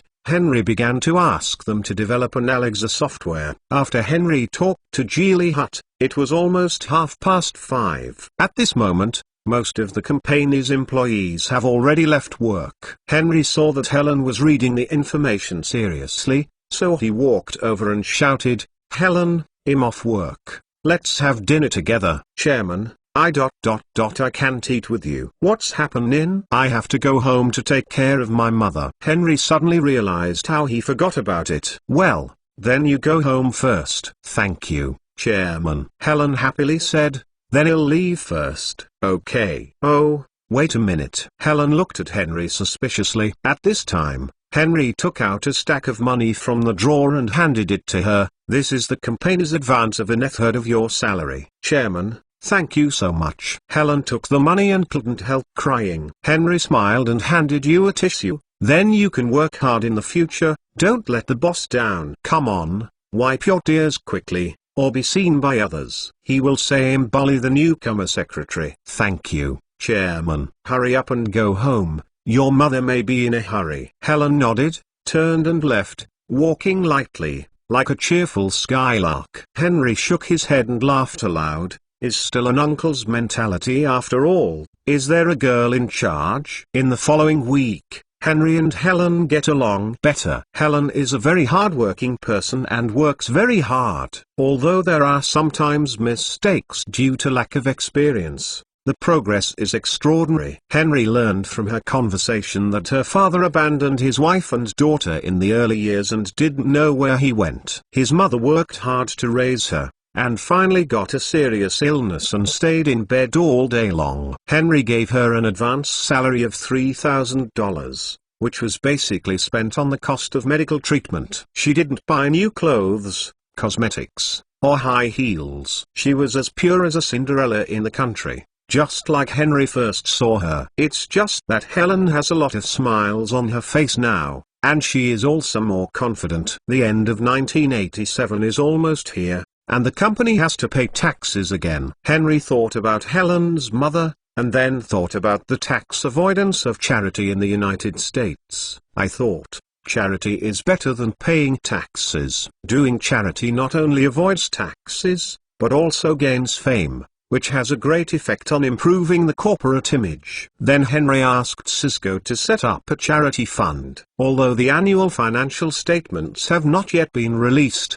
Henry probably estimated that Cisco's sales this year exceeded $100 million and must pay a lot of taxes. Henry discussed with the Posacks and only notified Sequoia Capital. Regardless of whether they agreed or not, they established the Cisco Charity Foundation. Subsequently, Cisco donated $10 million into it. Henry pushed the boat along the river and listed Helen's mother as the first charity object. For Henry, helping Helen's mother is a trivial matter, but for the Helen family, it is a great favor. One day, Helen cried and ran to Henry's office. Henry saw her pear blossoms with rain, was stunned, and quickly asked, "Why are you crying?" "Chairman, my mother got help from a certain charity fund. I was so happy that I cried," Helen said excitedly. The documents Henry gave him were only the information of the Nicholas Group company and Henry's other industries. "She hasn't touched it yet, but she will touch it soon." "Okay,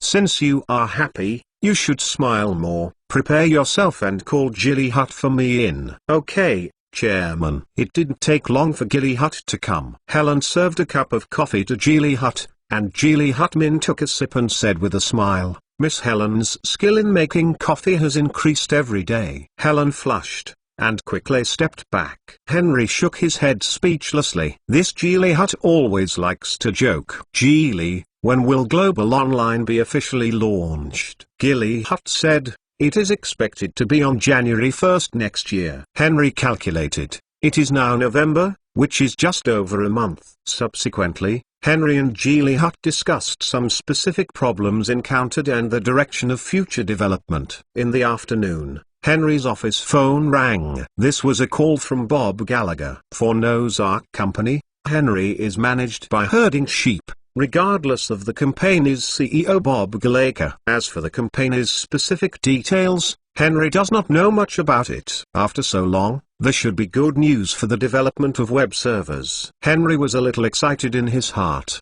and quickly connected to the phone, and Bob Gallagher's vigorous voice with a hint of excitement came from the other end of the phone. "Chairman, we have developed a web server." "Very good. You did a very good job," Henry praised. "Well, I will go over now. I want to witness the world's first web server with my own eyes." "Okay." Henry hung up the phone, and then yelled to Helen's office, "Helen, let's go out now." "Okay, Chairman, he'll come right away." After more than an hour in the car, he rushed to Noah's Ark Company. Bob Gallagher and some company management have been outside to greet Henry. "Welcome to the chairman." Henry nodded, and then under the leadership of Bob Gallagher, he visited the web server in the laboratory. You are reading www.uukansu.com. This web server is a mini computer, and the individual is much larger than an ordinary computer. The Unix system is used, and the processor is Intel's 16-bit processor 8086. The appearance of the server is rack-mounted. As for the Blade server,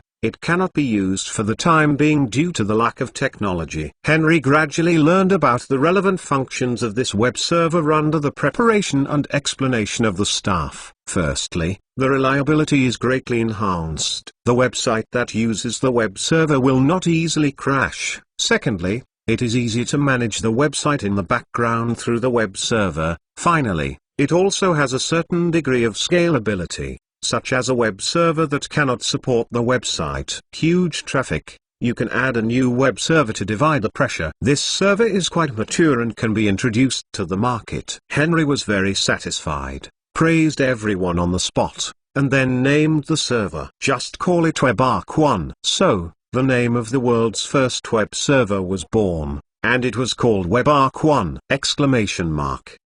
In the evening, Henry entertained everyone to eat at the most expensive hotel in the area. After the web server came out, The first user was the Nicholas Group Company. As the major shareholder of Noah's Ark, the price for Nicholas to purchase the server was naturally the internal price. Bob Gallagher suggested that each web server sell for $100,000. The internal price is $60,000, and the cost is $50,000. Nicholas Group bought 40 units in one go. Cisco bought it too, but they needed less and only bought 5. Please help vote. Chapter 21. In order to promote WebARK 1, Noah's Ark Company will hold a very grand product launch conference on December 1st. Although Noah's Ark is not well known, the two holding companies behind it are well known in Silicon Valley!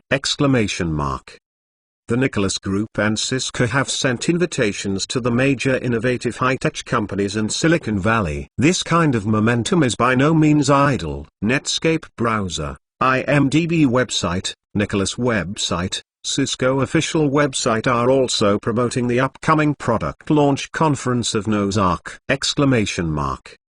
Noah's Ark is here. Have you bought tickets on your website? Bombing advertisements across the internet. Almost every netizen who surfs the internet will see this sentence. Noah's Ark's product launch conference has not yet been held, but it has aroused people's strong curiosity. Many newspapers and media have also begun to report on this. Company CEO Bob Gallagher is full of confidence. He said that Noah's Ark Company will surely soar into the sky this time. It didn't take long for December 1st. And many people came to the product launch of Noah's Ark and saw, among them, even IBM, Apple, and Microsoft sent their respective company representatives to come. On the exhibition stand, the lights are shining. There is a red carpet on the ground and a projection cloth on the background wall. A WebARK 1 was placed in the most central position, but it was blocked by a red cloth at the moment. The time for the press conference is almost here. Bob Gallagher wore a neat suit and walked onto the stage confidently. Ladies and gentlemen,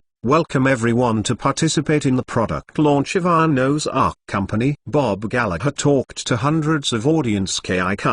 Although I am handsome, there are still many people who are not know me. Therefore, in order to let everyone know me as a handsome guy, I will introduce myself first. Ahem. My name is Bob Gallagher and I am unmarried. So, if there is a beautiful woman who likes me, please remember to contact me privately. Oh me. Okay, just made a joke with everyone. Bob Gallagher humorously, then walked to the center of the exhibition stand, placed his right hand on the red cloth, and said, "Have you seen this thing on the stage? Are you very curious?" Bob Gallagher did not immediately unveil the red cloth, and instead said, "I believe everyone has read on the internet, Noah's Ark is here. Have you bought a ticket on your website?"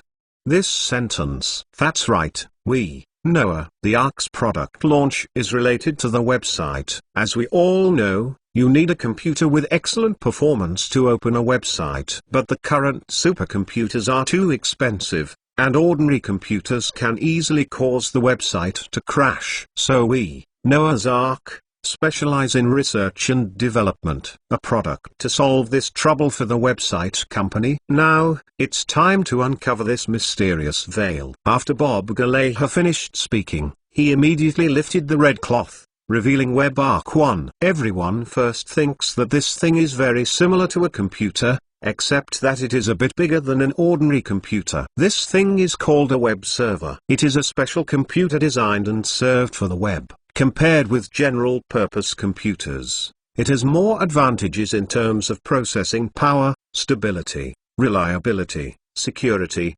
scalability, and manageability. It must be many times stronger. With it, you don't have to worry about the website crashing easily. It was born for the website. Then, Bob Gallagher explained and demonstrated. Many people under the stage have built websites, and some of them have crashed. The emergence of web servers is undoubtedly a boon. Generally speaking, they need to use a supercomputer to build a website. Otherwise, if the traffic is large, the website will be delayed. But supercomputers are expensive, and ordinary companies can't afford it. A supercomputer can cost hundreds of thousands of dollars at every turn. This is considered cheap. If it is expensive, it can cost hundreds of millions of dollars. Someone may ask now, How much is your web server?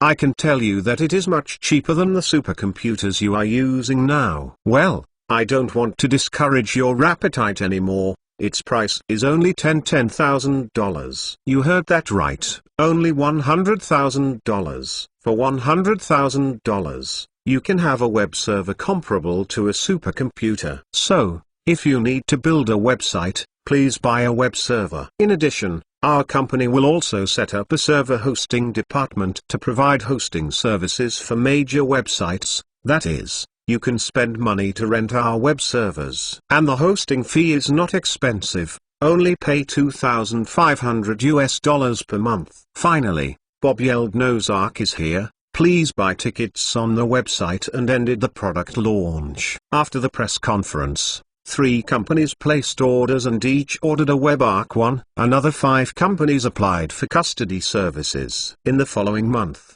people called the company every day to inquire about the situation. Although not many web servers were sold, there were many websites that applied for hosting, with a total of more than 20. On November 31, 1987, the number of global websites exceeded 10,000. According to the statistics of domain name management companies, the number of domain names applied for now exceeds the 10,000 mark, and the number of websites should soon be 10,000. Even if only a fifth of the websites are hosted by Nozark, Nozark can make a lot of money. Generally speaking, those who buy servers are companies with money, but there are more companies without money. In the internet world, 20% of companies buy their own servers, and 80% of companies find a dedicated hosting agency. Therefore, the hosting market is still huge. Only selling service.metalnovel.com Nozark may not make much money in the early stage. Although the custodial business is not much money,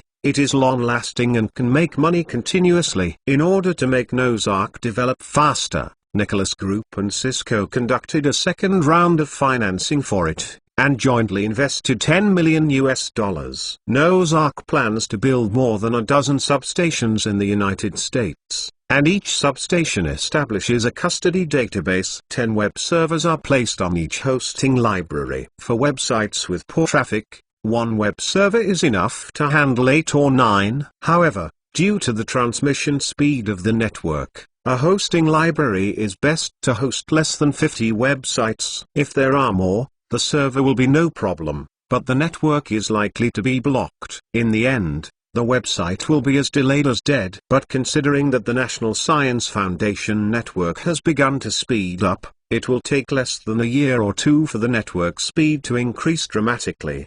At that time, Nozark will definitely usher in explosive development. Once Nozark is developed, Henry feels that cloud storage, cloud computing, and big data can be the first to deploy. Engaging in custody now means owning other people's data. Although it is unethical to steal data, there is no ethics in business. This is also the helplessness of some small companies. In addition, since the web server has been developed, servers with other functions can also be developed. Large companies like IBM have developed supercomputers, let alone servers. In the previous life, IBM's server was very awesome. Nozark took a time lag, used IBM to enter the server industry, and quickly grabbed the market, striving to become the best server company in the world. Vote.metalnovel.com book friends are welcome to visit and read. Chapter 22 The development of Nozark is on the right track step by step. The end of the year is approaching, and the annual financial statements of Henry's major companies have also been released. Among them,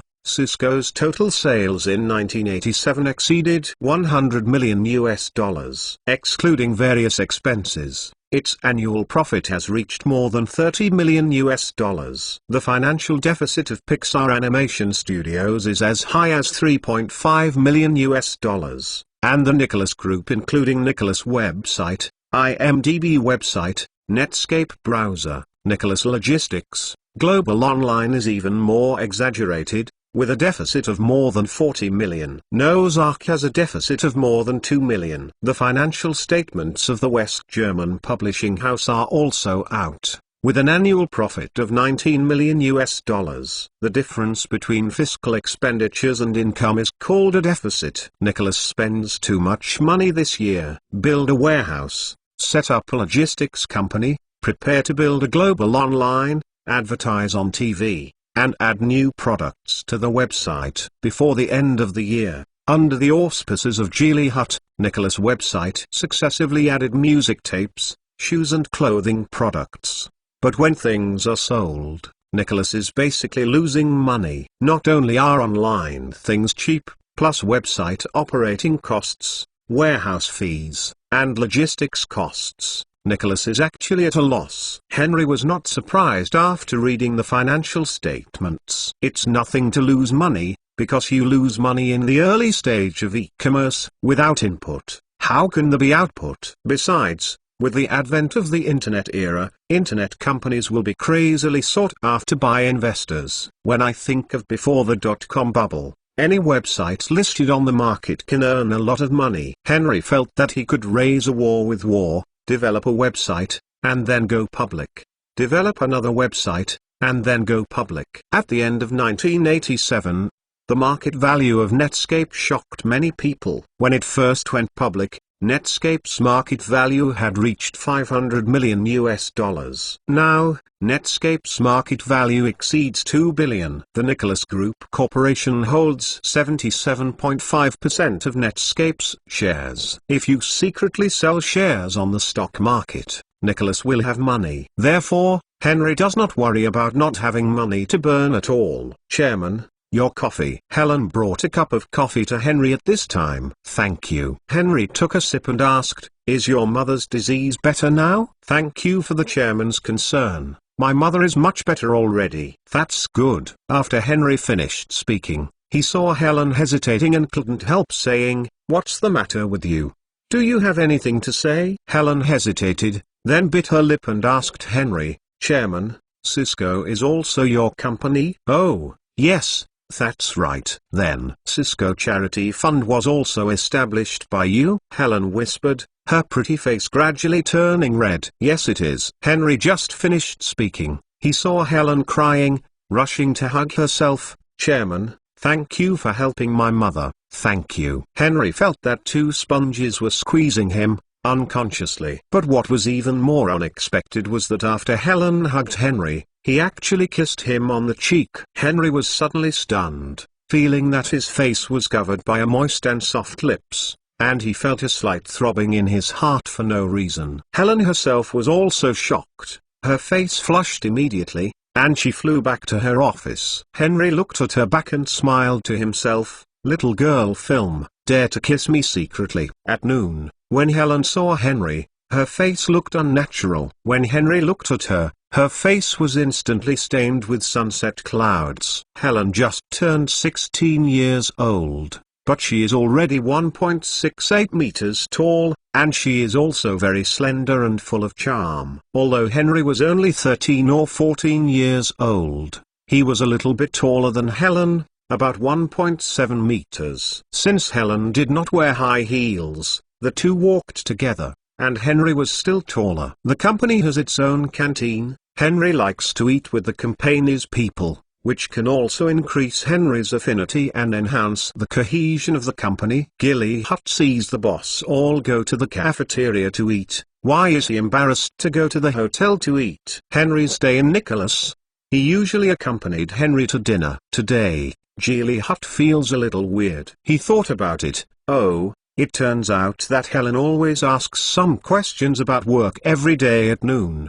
But today it is weird. He actually lowered his head and ate silently without saying a word. What happened to Helen today? Geely Hut asked curiously. Where did Helen dare to answer? She only buried her head lower. Henry smiled and said, "Hee hee. It's nothing." Helen just passed her 16th birthday yesterday and is already an adult today. Is Helen's birthday yesterday? Geely Hut said. That's right. Auspicious. You haven't given Helen a birthday present yet. Oh, I'm sorry, Helen, I will buy you a birthday present tonight, otherwise, your little boss will definitely show me the color. Geely Hut said with exaggerated expression. No, it doesn't matter. It doesn't matter if you don't buy it, Helen whispered. Why doesn't it matter? Geely, if you want to buy it, go and buy it now, and have to wait until the evening. Are you sincere? Henry said. That said, I'll go now. Geely smiled,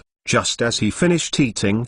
He could go to the mall not far away. Geely Hut was just about to leave. Henry called to him, Geely, buy one for me, thank you. Geely looked at Henry, speechless. 1988 is coming. On January 1st, this day, Global Online was officially launched. As the world's first portal website, Global Online has a very simple interface and looks very clean. The top of the website is a beautiful Global Online logo. Then the following are the services provided by Global Online: email, movie entertainment, news and information. Below is a square grid, including the most popular websites at the moment. The Nicholas website ranks first. Global Online promotion is a bit crazy, because whenever you open a Netscape browser, the homepage must be online globally. Moreover, there is no function of choosing the homepage by yourself in the settings of Netscape browser. That is to say, users don't even have the right to choose. Now Netscape browser is the portal to the internet, and Global Online is also the portal site, with a dual monopoly. Henry sometimes feels that he does this. Isn't it too rogue? However, what I provide to users is definitely the best. Since it's the best, why not be a rogue? When you become the internet big brother, you should naturally advocate no hooligans, no bad things. Then build a security guard yourself. Whoever is rascal, I did it! Exclamation mark. If the name Global Online is a coincidence, no ghosts believe it. Many people within Sequoia Capital have begun to jump. They invested $15 million in AOL at the beginning. Now AOL has grown to a certain scale and its users are much more than Nicholas. Since the online services they provide are exactly what netizens need today, such as email, news and information. And even they have begun to provide internet access services, and their business has grown very rapidly. Sequoia Capital and AOL are both vowed and agreed that AOL will be the next Netscape, will also perform miracles on Nasdaq! Exclamation mark. Just when Sequoia Capital and AOL were dreaming, Global Online suddenly came and blocked them! Exclamation mark. On that day, the number of registered online users worldwide exceeded 2,000.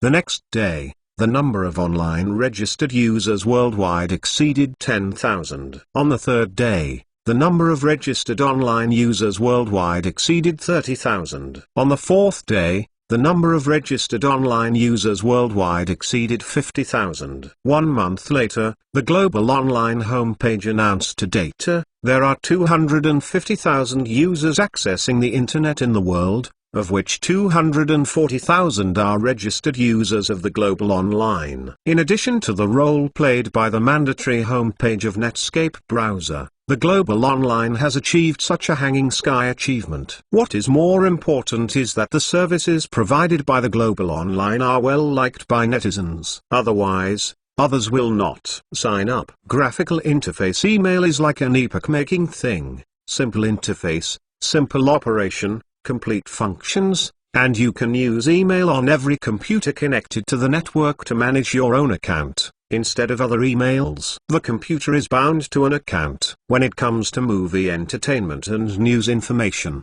Global Online also provides the latest and hottest entertainment news and current affairs news. Global Online has already spent more than $2 million on only one item of recruiting editors to collect data. All things are the best, the most practical, and the most interesting to netizens. Therefore, success should also be taken for granted. The Global Online flag is triumphant and celebrate with champagne. In contrast, AOL's interior is depressed. In this month, the number of AOL users dropped rapidly, from 30,000 users at the beginning to less than 1,000. Steve Case had a sullen face, sitting in the office smoking a cigarette, saying nothing. Beside him, besides some senior executives of the company, there is also Ford Brook, a representative of Sequoia Capital. Ford Brook's face is very ugly, no longer is proud of showing off Sequoia Capital's financing of AOL in front of Henry. He asked,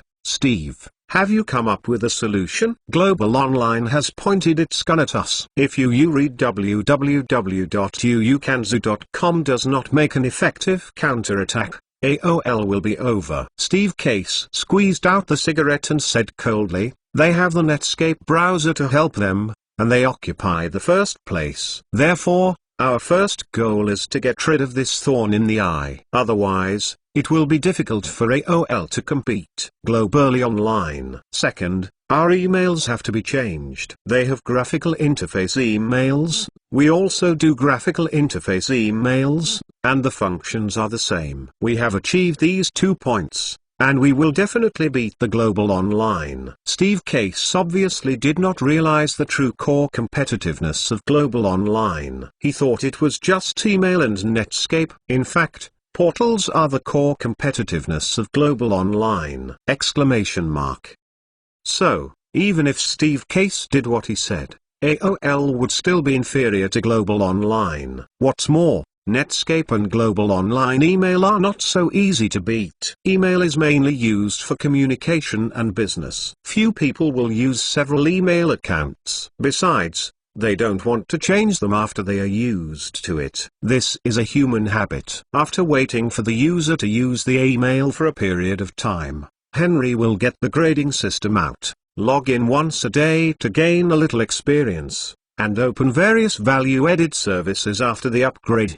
If you provide free cloud space, you can store files or pictures. When Ford Brook heard what Steve Case said, he was shocked. This Steve Case was so bold that he dared to challenge the status of Netscape browser! Sorry, there is something today. The update is slow. I'm sorry. Please support me, and vote for the King of Silicon Valley. Chapter 23. Ford Brook frowned and said, "Steve, Netscape browser has monopolized the entire internet. Will it be difficult for us to challenge it?" Steve had obviously thought about it before, and he responded directly, "You are right, but you have overlooked one point. Nothing can be monopolized forever. The reason why Netscape browser is popular with everyone is because of it. It is the world's first browser with a graphical interface. As long as we do better than it and have more functions, it will definitely be liked by users." Steve's attitude and determination when he speaks are as unwavering as the place where he started his business! Whatever he decides, he must do it.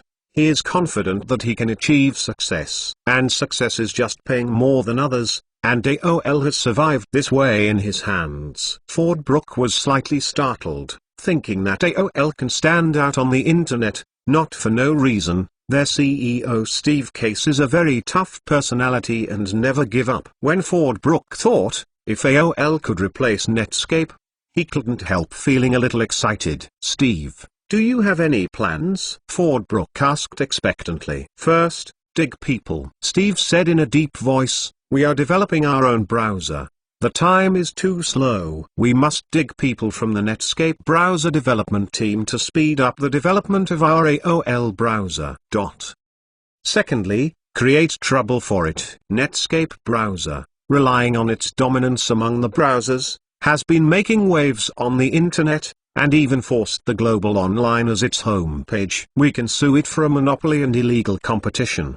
The third is publicity. In the internet and reality, a lot of advertising is carried out. These 3 points are the most basic, but if you want to defeat the Netscape browser, you need to find another way." Steve Keston paused, glanced at everyone, and then said, "This other way is binding." Steve Case stood up all of a sudden and walked among the crowd and said loudly, "When AOL was established, almost no users used our online services. For the next 1 or 2 months, the company could almost every day. We'll die, but even if we face such a difficult situation, we still persevere. We will go to every computer manufacturer to discuss cooperation and ask them to install our online service system. If they disagree, we will keep going until I agree." A few months later, we finally succeeded.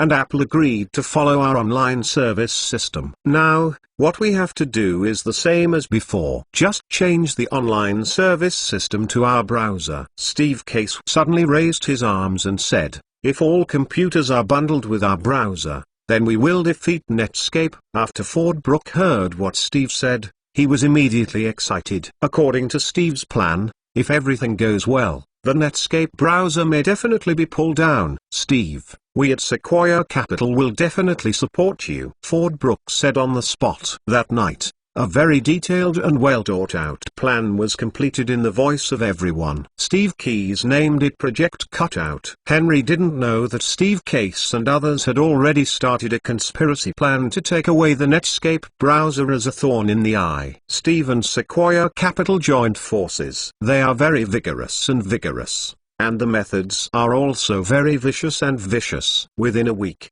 Netscape browser was dug out by more than a dozen people, and even the original project team leader was also dug away. At the same time, AOL is still digging the email research and development team, and 5 of them have left. Henry heard the news, and his face suddenly became frosty.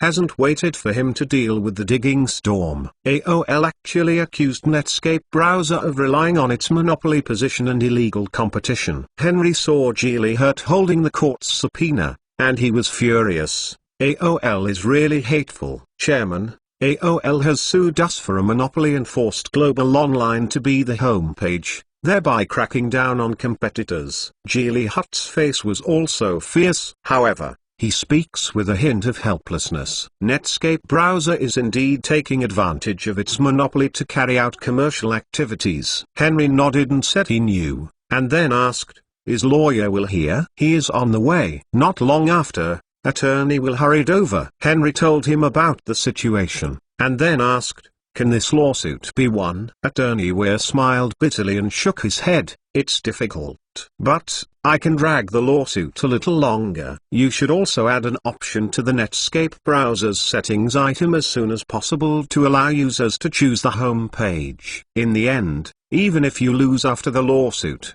the judge will not punish us severely. At most a little more. Well, you go to deal with the matter of the case, and we will solve it as soon as possible on the Netscape browser side. Henry nodded to Attorney Weir. Attorney Will chatted for a while, then went to prepare the materials, and went busy with the case. Henry immediately told Geely Hurt, "Pay attention to the movements of the company's employees and prevent us from being poached by AOL." Although AOL launched a raid on us this time, it also reminded us, in the future, Nicholas must take this as a warning to avoid being passive. This time Nicholas was poached 20 or 30 technicians. We have to find the reason not only from AOL, but also from ourselves. Is the treatment of our company bad? Welfare is not good? Geely, please consider these carefully and write a report to me. At the same time, set up a judicial department to take charge of the company's lawsuits. I think it will be very exciting in the future. Henry said to the end. His face Shank could not help but sneered. AOL and Sequoia Capital are provoking Henry. Digging people and litigating again. It is simply Kaiguoguo's face. Sequoia Capital and Henry also began to drift away. The news of the Netscape defendant broke, and the stock immediately plummeted, and Netscape lost $200 million that day. Subsequently, AOL held a press conference to announce, the original team of the Netscape browser R&D team left and moved to the new owner, AOL, to create the best browser in history. After the press conference, Netscape's stock plummeted, and the total market value drastically dropped to $1.5 billion. With continued reports from major media, Netscape stock will continue to fall. February 15, a spokesperson for Netscape browser said, Netscape browser has added users to freely choose homepage options, and there is no monopoly problem.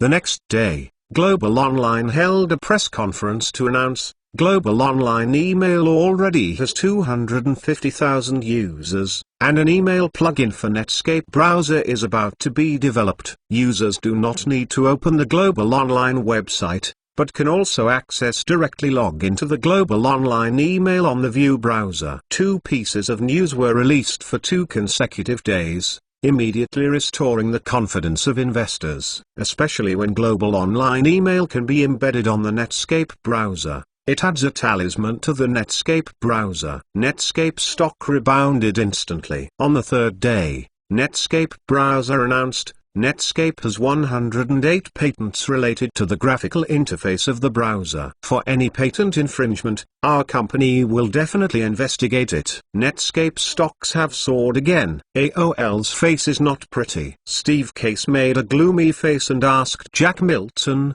the person in charge of the email, can we bypass the Netscape browser's patent and develop a new graphical interface browser? Jack Milton smiled bitterly. I'm afraid not. When we first developed the Netscape browser, Henry Williams asked us to set up as many patent barriers as possible. Therefore, we wanted to avoid the Netscape browser completely. Patent is simply impossible.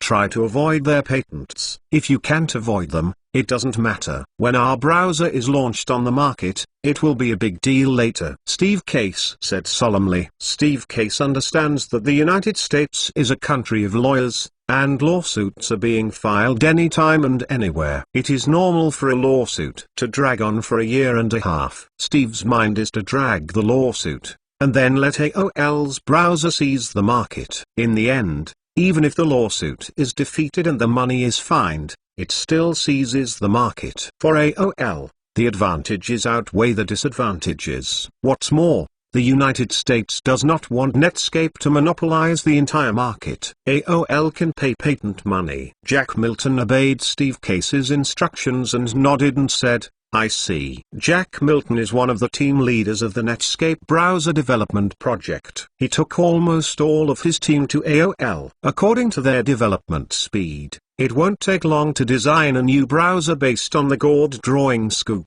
AOL is in action, and the Netscape browser is not waiting. Henry summoned Jonathan Jackson, the CEO of Netscape browser, and Hank Payne, the Chief Technology Officer. www.mentalnovel.com. Jonathan Jackson is 45 years old, a professional manager, and formerly a product manager of Sony America. Hank Payne is 29 years old and a postdoctoral fellow at Stanford University. Because of his outstanding skills, he was particularly promoted. AOL is going to have a browser war with us. You two. One is the manager of Netscape, and the other is the technical officer. What do you think about this? Henry asked. Jonathan Jackson pondered for a moment and said, I think that on the one hand, we must pay attention to the situation of AOL, and on the other hand we must improve the Netscape browser. Jack Milton is familiar with Netscape browser, so we must. Netscape browsers can be improved to completely overwhelm them. Hank Payne said, users report that Netscape browsers are slow to respond, and it takes 2 to 3 seconds for the web page to appear. Therefore, we must try our best to solve this problem. Jonathan added, netizens report that entering the URL is too troublesome, and we can add the favorites function. If the user uses the favorites favorite website, the next time he wants to log into the website, he does not need to enter the URL, just click the website in the favorites. The user experience is the most important for the development of the browser. Netscape browser has already occupied the market. As long as we always strengthen ourselves, AOL is not afraid of it. Henry smiled. They were right, but marketing is also very important. In the past life, the Netscape browser was killed by the Microsoft bundled operating system. Although Henry doesn't know how AOL will promote the browser, he knows that those who come are bad and those who are good don't. Since AOL dares to challenge the Netscape browser, it must rely on it. Please help vote.mentalnovel.com. Book friends are welcome to visit and read. The latest, fastest and hottest serial works are all at www.mentalnovel.com. Mobile phone users, please go to read. Chapter 24. On February 10th, it was raining lightly in Cupertino, California, and a Ford from Vienna, Virginia, parked outside Apple's headquarters. Apple's CEO office. John Sculley is discussing matters with two guests, These two guests are not others, it is the executive director of Sequoia Capital Ford Brooke and AOL CEO Steve Case. Sequoia Capital is an angel investor in Apple. When Apple first sought investment, it was Sequoia Capital who offered to help. Sequoia Capital has earned dozens of times by investing in Apple. Although it has sold a lot of shares, it still holds 10% of the shares and has a certain right to speak on the Apple board of directors. This time, Sequoia Capital will lead the way, and AOL will cooperate with Apple. The city is full of trouble between AOL and Netscape. Scully, I think we are here, and you know it too. Ford Brooke said straight to the point, look at how high Netscape's market value is. Is it Apple? Not tempted? Ford Brooke smiled confidently after he finished speaking. He never believed that Scully would not be indifferent to the fate of the browser. Immediately, Ford said, Scully, AOL has dug the original members of the Netscape browser development team. I believe a new Netscape will appear soon, but AOL hopes to get Apple's help. How do you want us to help AOL? Scully smiled and asked unhurriedly. Ford Brooke said, install AOL's browser on Apple's desktop system. But what good will this do to our Apple? Scully said slyly, you know, Netscape browser has been very popular with netizens. If our Apple computer does not have Netscape browser installed, it will definitely affect the sales of our computers. When Steve Case came to Apple, he didn't say anything. Ford Brooke was talking about it. However, at this critical moment, he suddenly said, 10% of the browser's shares. Scully looked at Steve Case, pondered for a moment, and said, 20%. Deal. Steve Case didn't seem to think carefully, and made a very decisive decision. At this time, Ford Brooke was a little anxious. Sequoia Capital had more shares in AOL than in Apple. The more browser shares Steve Case gave to Apple, Sequoia Capital, the more you lose. He motioned to Steve Case with his eyes, telling him not to mess around, and he can't give Apple so many shares. Steve Case has made the final decision. It is too difficult for AOL to break the monopoly of Netscape browsers, and AOL has to win over more allies. Among them, Apple is the best choice for AOL. Apple is one of the top companies in the personal computer industry and has a huge influence in the industry. If Apple takes the lead in installing AOL browsers, this will greatly increase the momentum of AOL browsers, so that the browser can be launched more smoothly. Scully saw that Steve was so decisive. He couldn't help but was taken aback, but he immediately reacted and was happy in his heart, and said happily, Mr. Steve is really a talent, and we at Apple are very willing to cooperate with you. Thank you. I hope we can cooperate happily. Steve Case responded. Of course. Scully laughed. Ford Brooke shook his head secretly. Forget it. Since Steve has decided, Sequoia Capital can't force it. Anyway, Sequoia Capital has shares on both sides. Then, the three Steves began to talk about cooperation details and browser promotion issues. 3 days later, Apple held a press conference, announcing, Apple and AOL will join hands to create the best browser in history, AL browser. The reporter asked, is AL taken from the two letters in the names of Apple and AOL? That's right. Excuse me, will every computer that Apple produces in the future will install the AL browser? Of course. Netscape browser has taken the lead.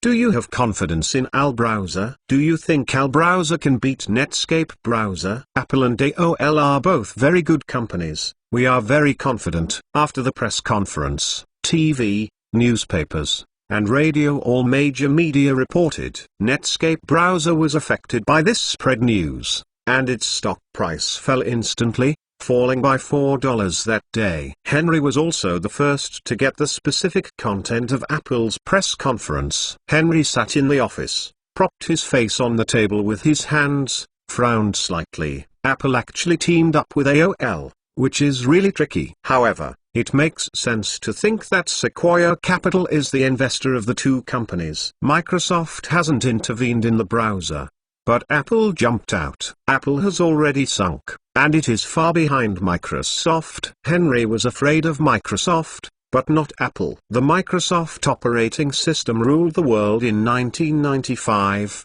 and no one could use it. At that time, it dared to enter the browser. Apple CEO Scully deserves to be the worst CEO. Think that Apple or Jobs era, the personal computer market share occupy the first. After the lion of IBM woke up, Apple CEO Jobs was dead. Now that compatible computers are the mainstream, how can Apple computers compare? AOL has made a move, and Henry can't be idle either. Since they can find Apple as a helper. Don't you know how to find someone? Henry sent a team to start lobbying Microsoft, IBM, HP, Compaq. And Henry himself was going to visit Dell in person. Dell was founded in 1984. And it has only been developed for more than 3 years. Now it is far incomparable with big companies such as IBM and Hewlett-Packard, but Henry knew that Dell would be very powerful in the future. In 1988, that year, Dell was preparing to go public. If the Nicholas Group can take a stake in Dell to form a strategic alliance, it will be beneficial to both parties. Thinking of this, Henry called Michael Dell and asked him to meet. When Michael Dell learned that it was the chairman of the Nicholas Group who was going to meet him, he immediately agreed and said that he would take the initiative to rush to San Jose to meet Henry. Different status is just different. It's like Marjan suddenly called you and said that he wanted to see you, but you still ran away without excitement. Although Dell has developed well, it is far worse than Nicholas Group. It is impossible for Dell to produce computers without knowing the existence of the Nicholas Group. Its Netscape browser alone has a market value of $3.98 billion. 3 days later, Michael Dell arrived at the Nicholas Group headquarters. Michael Dell is a young guy, only 23 years old now. But when he saw Henry, he was stunned for a long time, because the employees of the Nicholas Group introduced him that Henry was the chairman of the Nicholas Group. It's weird to see me. No, I just didn't expect Mr. Williams to be so young. For a while, I was surprised. Michael Dell said, "Hee, you are quite young too." Henry smiled, and then invited him to the office to sit down. After Helen served Dale coffee, Henry said straightforwardly, "You must be curious. Why should I see you?" Actually, I'll just put it straight. If the Nicholas Group wants to buy a stake in Dell, I don't know if you welcome it. When Michael Dell heard this, his expression moved, and he was silent for a while, and then asked, "You want to have a controlling stake? Or what if the Nicholas Group requires holdings? Then it will be hard for your life. Dell will never give up the controlling rights." Michael Dell insisted. Henry laughed at this time. Sure enough, Michael Dell was very ambitious and possessive. It is no wonder that Dell will be privatized in the future. Think about Dell's privatization. He actually held 75% of Dell's shares, which is too much for a large company with a market value of tens of hundreds of billions! However, Henry's stake in Dell is only a temporary response to the joint efforts of Apple and AOL. Henry's future goal is still Apple. Apple has both soft and hard skills, talents and patents. The reason why Henry fancied Apple was based on these 2 points. In that case, how about 20%? Nicholas Group's shareholding in Dell is just an investment. If we sell shares in the future, we can authorize you to have the right to repurchase preferred shares. As soon as Michael Dell heard this, his complexion eased and he pondered for a while, and then responded, "Yes." "How much do you plan to invest?" Although Dell has only been established for more than 3 years, it has developed extremely fast. So, if you open a business, the conditions are too harsh, and I will not agree to it either. Of course. However, as far as we know, although Dell's sales last year exceeded $100 million, its profitability was relatively low, only $20 million. Therefore, we valued Dell's total market value at $250 million. Dell sells assembled machines. Compared with brand-name machines, the price is much cheaper and the profit is much lower. But with small profits but quick turnover, Dell's performance has improved by leaps and bounds, and the company has developed rapidly. When the company becomes famous, the assembly machine is sold, and it becomes a brand machine. The computer of a giant computer company, dare you say it is an assembly machine? Michael Dell was dissatisfied when he heard this estimate. He frowned and said, $250 million is too little. Dell will have more sales this year, and its profits will be higher than last year. Then $300 million. Do you think that if Nicholas Group takes a stake in Dell, it will definitely push Dell to a peak? With our publicity and promotion, Dell will grow several times faster than it is now! Michael Dell thought for a while, and finally nodded and said, well, I agree with this estimate. Henry smiled at this time. Are you interested in browsers? You mean Netscape browser? That's right. Henry said, the Nicholas Group intends to give up 1.5% of Netscape browser shares and exchange shares with you. What do you think? Michael Dell frowned and had to think about whether it is better to take cash or take the shares of Netscape browser. In Dell's view, the stock price of Netscape browser is very volatile, and it may rise sharply or fall sharply. Some time ago, due to the joint efforts of Apple and AOL, Netscape's market value fell from $4.95 billion to below $4 billion. Maybe it will fall in the future. Jingle bell. At this time, the phone rang. You were reading www.uukanzu.com. Henry said sorry to Dell, and then connected the phone. The chairman, IBM, Hewlett-Packard, and Compaq all agreed to install our Netscape browser, and refused to install the AL browser. You can now turn on the TV to watch CBS News and watch the joint statement of the three companies. After Henry hung up the phone, he smiled at Dell and said, Mr. Dell, I now invite you to see something. After speaking, Henry turned on the TV and switched to CBS News. Reporter, welcome everyone to watch CBS News. Although Apple and AOL will soon release AL browsers, three computer companies, IBM, Hewlett-Packard, and Compaq have successively issued statements that they will continue to use Netscape browsers. Thank you for watching this program. After Dale finished reading it, he became excited and couldn't help turning his head to look at Henry. He smiled and said, Mr. Williams, your company is really amazing. I agree to exchange shares. Nowhere. Henry couldn't help but smiled triumphantly. IBM, Hewlett-Packard, Compaq continue to support the Netscape browser. Henry is not surprised. First of all, Netscape has already occupied the market, and it is very popular among netizens. If you don't install this on your computer, which one? AOL and Apple's AL browser? Oh, the ghost shadow hasn't appeared yet. Furthermore, Apple also sells computers. Everyone does not gather to attack it, so do you want to fatten it? Well, I'm very busy these days.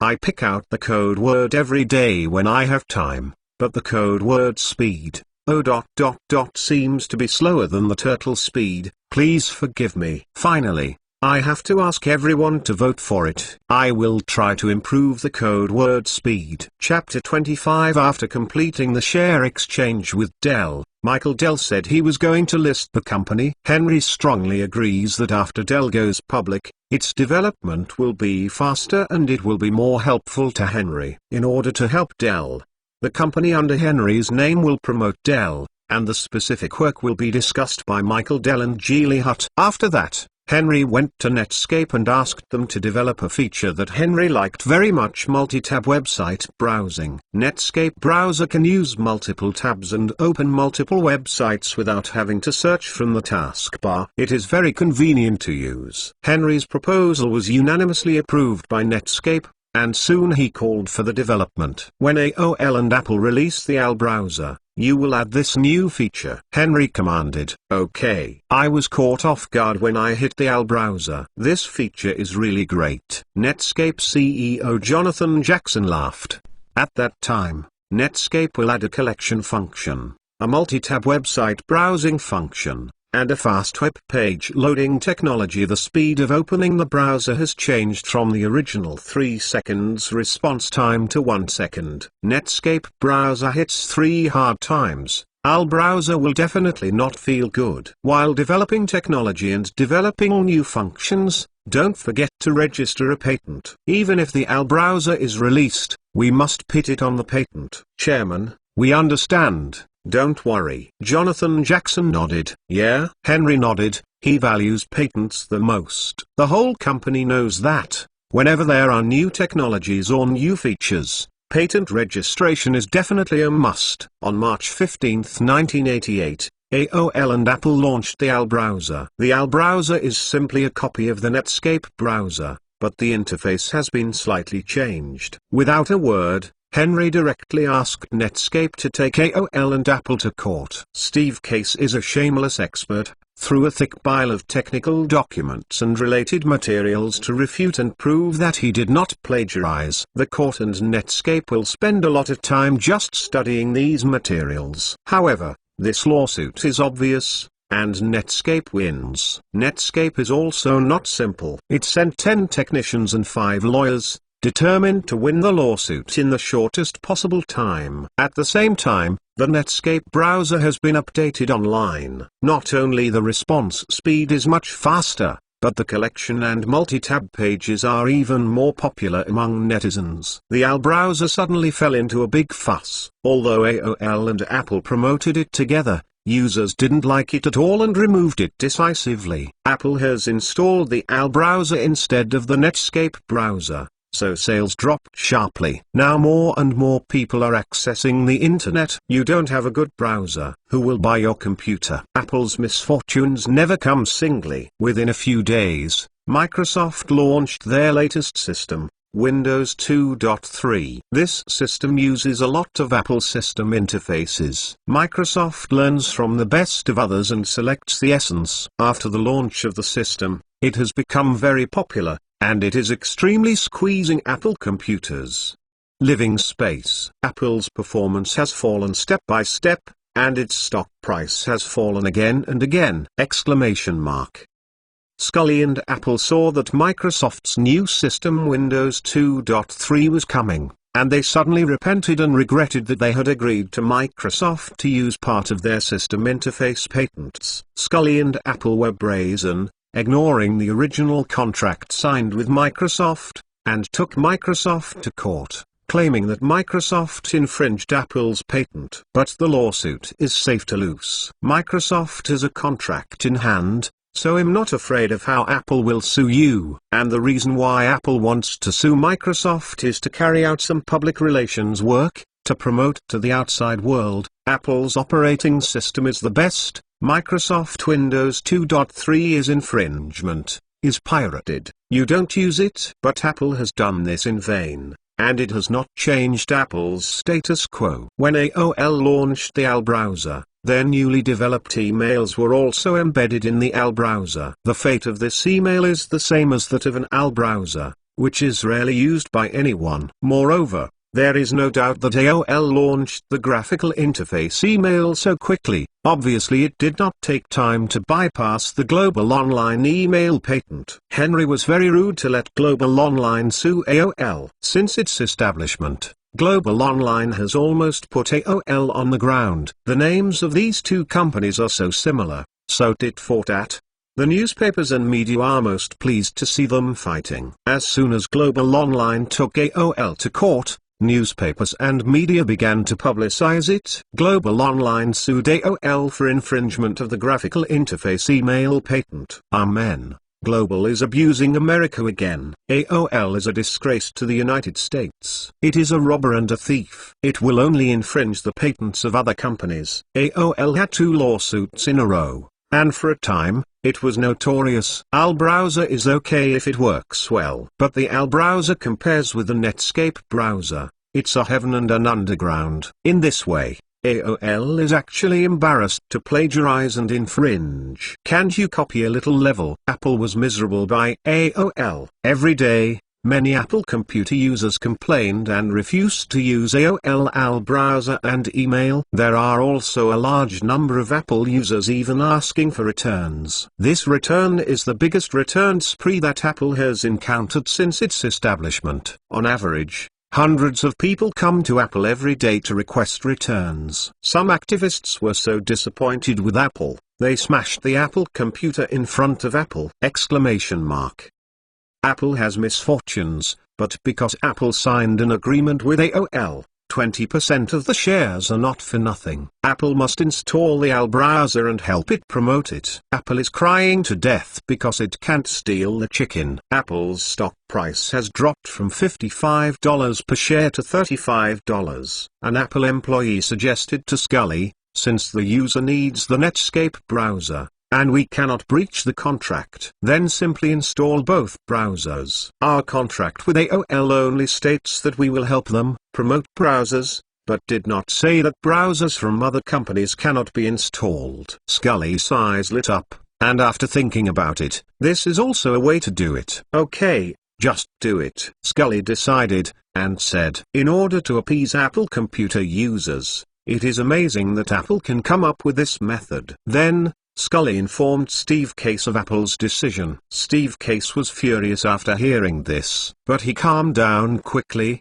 because he knew that getting angry would definitely not help. Steve Keith hid in the office for a night and convened a meeting the next day. He first announced Apple's decision, then talked about the company's current situation, and finally asked everyone about the solution. Everyone is very angry that Apple is stepping on two boats. Some company executives even proposed to sue Apple for breach of contract. However, it was denied by Steve Case. AOL can only compete with the Nicholas Group if it hugs Apple's thighs. Steve Case is a smart man, and he is very tolerant. It is absolutely impossible to do anything to destroy the city wall. As for the solution, everyone talked and talked a lot, but none of them were good. Steve Case sat in a chair, listening to everyone's opinions silently, without any expression on his face. When everyone finished talking, he said, AOL is basically an online service. This time, we are really anxious. We launched the browser very hastily,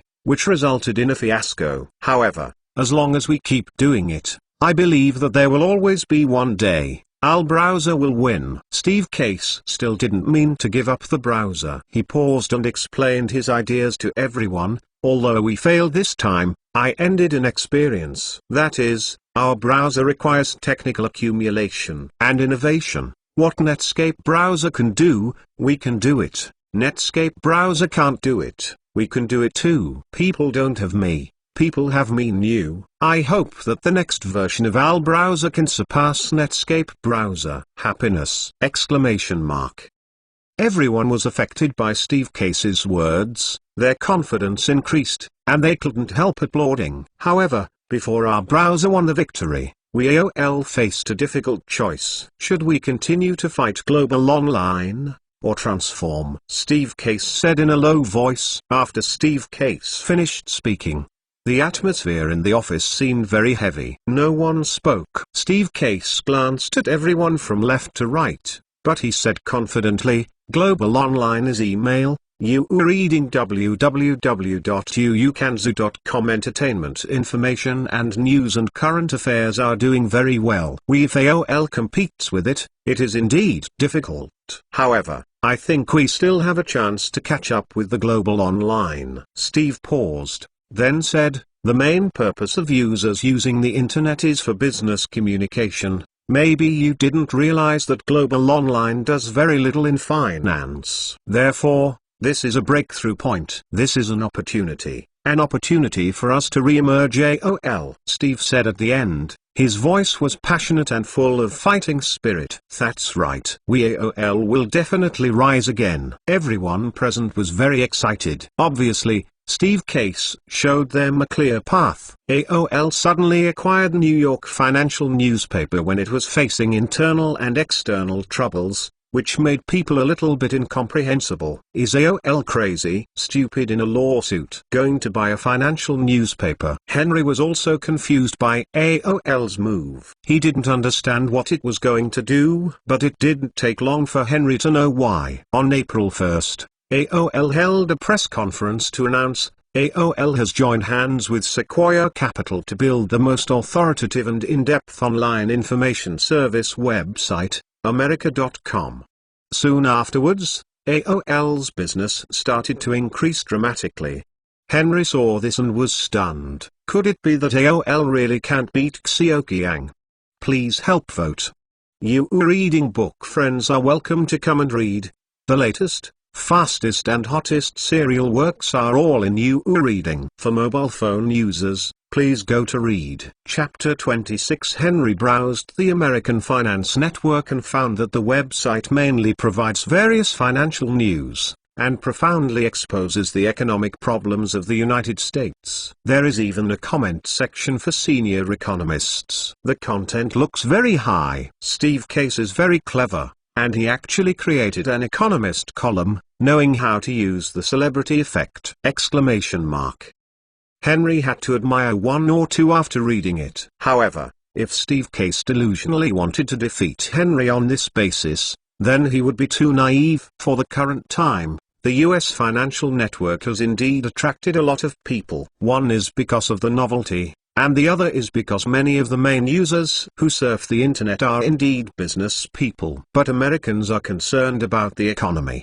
They usually read newspapers and watch TV. They do not have the habit of watching economic news on the internet. Therefore, the number of people is not an exaggeration. The main purpose of people who are online now is communication, business communication, technical communication, and so on. They exchange information, and they use email the most. And global online email has been recognized by people. When people become accustomed to using global online email, even if you ask him to change an email, he is too troublesome and too lazy to change. Unless this email has a disruptive technological innovation, otherwise, the user's habits will be difficult to change. And with the increasing number of netizens and the decline in knowledge, people's purpose of surfing the internet is more for the pursuit of entertainment!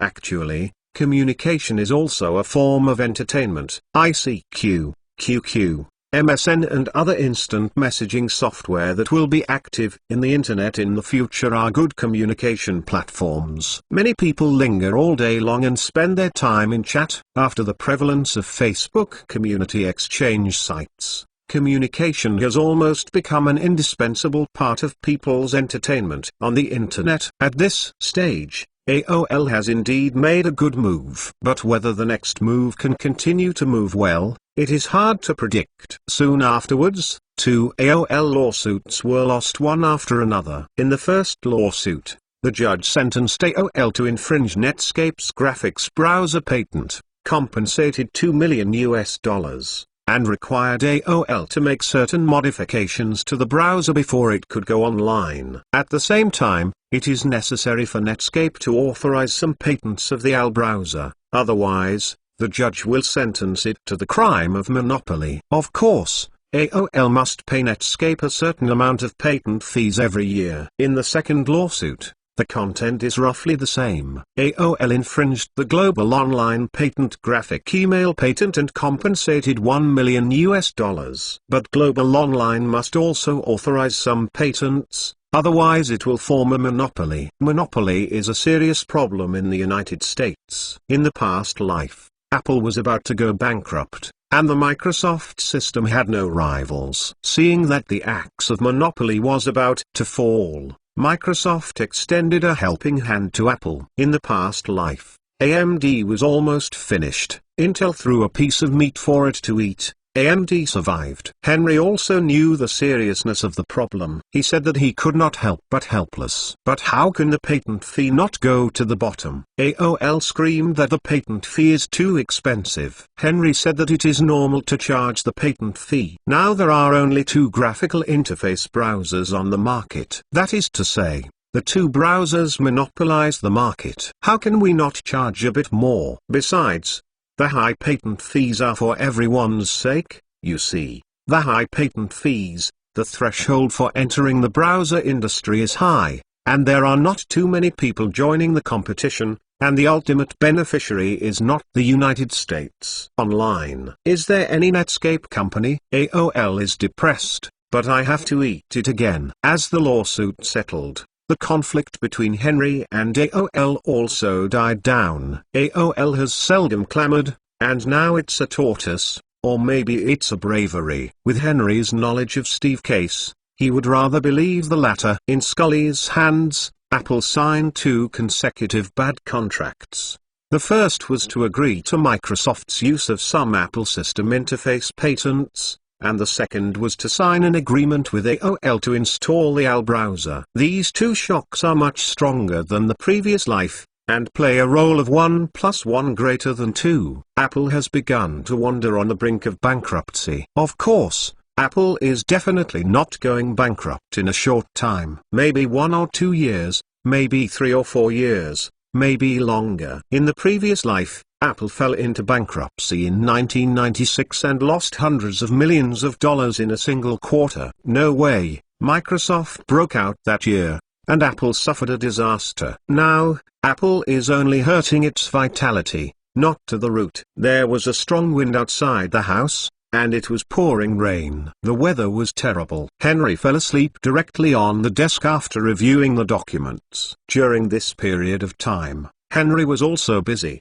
and AOL added to the blockage for him. Sequoia Capital also started a small move. Sequoia Capital helped AOL fight the Nicholas Group. Henry didn't bother him. It's already a good deal. It actually happened at Cisco again. With the development of time, the network speed of the National Science Foundation network will be completed ahead of schedule this year.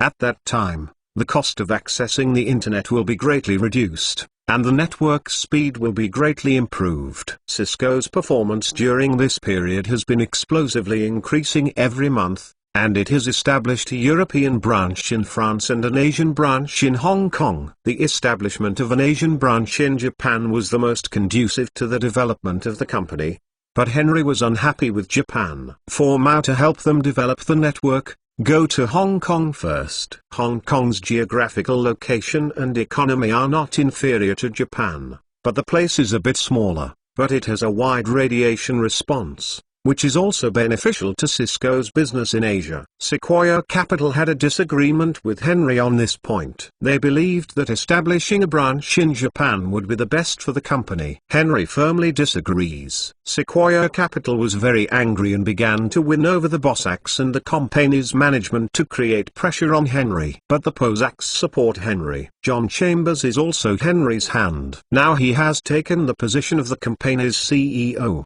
While Bossack changed to be the Chief Technology Officer, and Lerner continued to serve as the company's financial director. The entire upper management of the company is attentive to Henry, and Sequoia Capital said that it was useless if it broke the tongue, didn't know what it was thinking about, and actually started to urge the company to go public. Henry originally planned to list Cisco only by IPO financing. www.mtlnovel.com. Cisco can really have money and become a local tyrant. Then he waved checks everywhere, became the acquisition king, and became the existence of a giant. But the time to go public and raise funds has not yet arrived. Henry felt that after the speed up of the National Science Foundation, he chose to go public. This time is undoubtedly the best. Cisco is not only developing routers, but also switches and modems. Modem dial-up is needed. In the beginning, dial-up was not required to access the Internet. However, since the U.S. Science Foundation network was in the hands of American capitalists, it has deteriorated and gradually moved towards commercialization. It costs money to access the network, and you have to dial to get online. The modem also came into being, and Cisco was one of the first companies to produce this thing. Now there are more and more network equipment production companies, but Cisco has been dealing with the leading position. However, there are still many companies that are chasing after, especially the company is the most prominent. While Henry and AOL were in full swing, Sequoia Capital continued to invest $50 million in the company. Sequoia Capital was originally an angel investor, and it has already accounted for a lot of shares in the first round of investment. This time it has invested again. Obviously, it is very optimistic. It even wants to make it the best network equipment provider in the United States and even the world! And this, in every sense, is harming Cisco's interests. Henry heard the news and secretly analyzed Sequoia Capital's eagerness to list Cisco. Does it want to cash out and help the company develop with all his heart? There will be less updates today, and more tomorrow. Please support as always. MTLNovel.com. Book friends are welcome to visit and read.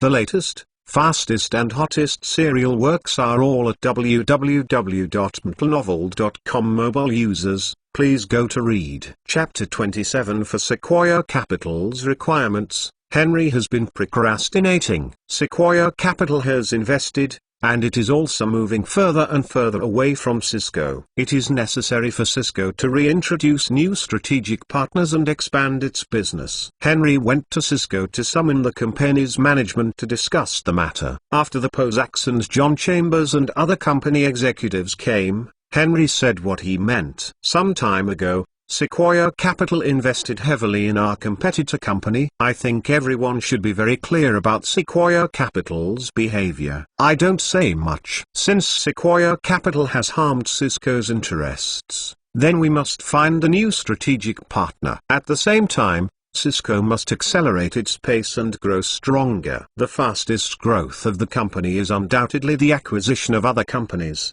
Not only can obtain the other party's talents and technology, but also can expand the company's scale very quickly. So, this time, we at Cisco must start the merger and acquisition plan, and the action must be fast, accurate, and ruthless. Find the target and attack quickly, whether it is external suppression or internal differentiation. All available means will be used. Our goal is to acquire 10 companies in at least half a year. After Henry finished speaking, the Posacks were a little conservative. They thought that Henry was taking too fast. It was too difficult to acquire 10 companies in half a year, and the company didn't have much funds. If it were to acquire other companies, the capital chain would be under pressure. Great! Exclamation mark. Henry, are we in a hurry? It's okay to buy 1 or 2, but it's impossible to complete the acquisition of 10 companies in half a year, Possack said. If the company gets investment, if we don't act quickly, we will give it a chance to grow. Letting the enemy develop is tantamount to self-destruction. Although there are more 10 companies, it is not impossible, Henry said, and then looked at John Chambers. John Chambers is the ultimate executor of Cisco's acquisition king, and his talent in acquisition is unparalleled. John Chambers saw Henry look at him and knew that Henry was going to speak by himself. John Chambers paused and said, I think the chairman's plan is very good. It's time for Cisco to develop mergers and acquisitions, and the success rate of acquiring 10 companies in half a year is still very high. After agreeing with Henry's words, John Chambers went on to say, a small network equipment company needs only a few million US to acquire. A medium-sized network equipment company needs to acquire a value ranging from 10 million to 100 million US. The funds on Cisco's books may be insufficient, but we can borrow from banks, or through leveraged buyouts, use credit to finance capital, use financial leverage to increase the debt ratio, and use less equity investment, approximately 10%, to finance several times the funds. The company will be acquired and reorganized, and the future profits and cash flows of the acquired and reorganized companies will be used to repay the debt. In this way, we don't have to spend too much money and can reduce the company's financial pressure. In addition, Morgan Bank, Citibank and other major U.S. banks are very willing to cooperate with Cisco. After John Chambers finished speaking, Henry applauded and agreed, Chambers is right, we can borrow money, or through leveraged buyouts to complete corporate mergers and acquisitions plans. It is human, I believe. As long as Cisco does it, it will succeed. Henry has confidence, entirely because he has confidence in John Chambers. In his previous life, John Chambers proved himself and brought Cisco from a medium-sized company to its peak, becoming a giant in the United States and even the world! Exclamation mark. John Chambers is known as one of the best CEOs of the 21st century. This title is not a vain name. After the meeting, the plan for corporate mergers and acquisitions was given full responsibility to John Chambers. The Posacks are really a bit conservative, and it is inevitable that they will have conflicts with Cisco management in their previous lives, and finally part ways. Cisco's development potential is endless, and its reputation is also excellent. Morgan Bank and Citibank are willing to lend Cisco loans and help Cisco with its merger and acquisition plan. Regarding specific operational issues and M&A targets, Henry didn't care about it. Henry only cared about the results. The vision and skill of John Chambers and others convinced Henry. He believed that John Chambers and his team would do things well. Henry is great, but he doesn't stay in Cisco very often, and his understanding of the company and its competitors is far from that of John Chambers. If he directs blindly, he will get into trouble. A certain degree of decentralization is like ruling down the arch, which is easy and can achieve extraordinary success. However, John Chambers will write a report and fax it to Henry about the target of the acquisition. The situation of the target company and the necessity of the acquisition are all explained and analyzed in detail. Henry is not in Cisco, but he knows all about the company's M&A plan. As a shareholder of Cisco, Sequoia Capital still occupies a seat on the board of directors. It is impossible not to know the latest actions of Cisco. On the one hand, it whispers to the company; on the other hand, it is a bit happy to see its results. Cisco's behavior is very optimistic for investors. Once it goes public, the stock price will surely soar like a rocket. Sequoia Capital suddenly felt a bit contradictory. A godson, a son, no matter who does it well, it benefits. However, in the bottom of my heart,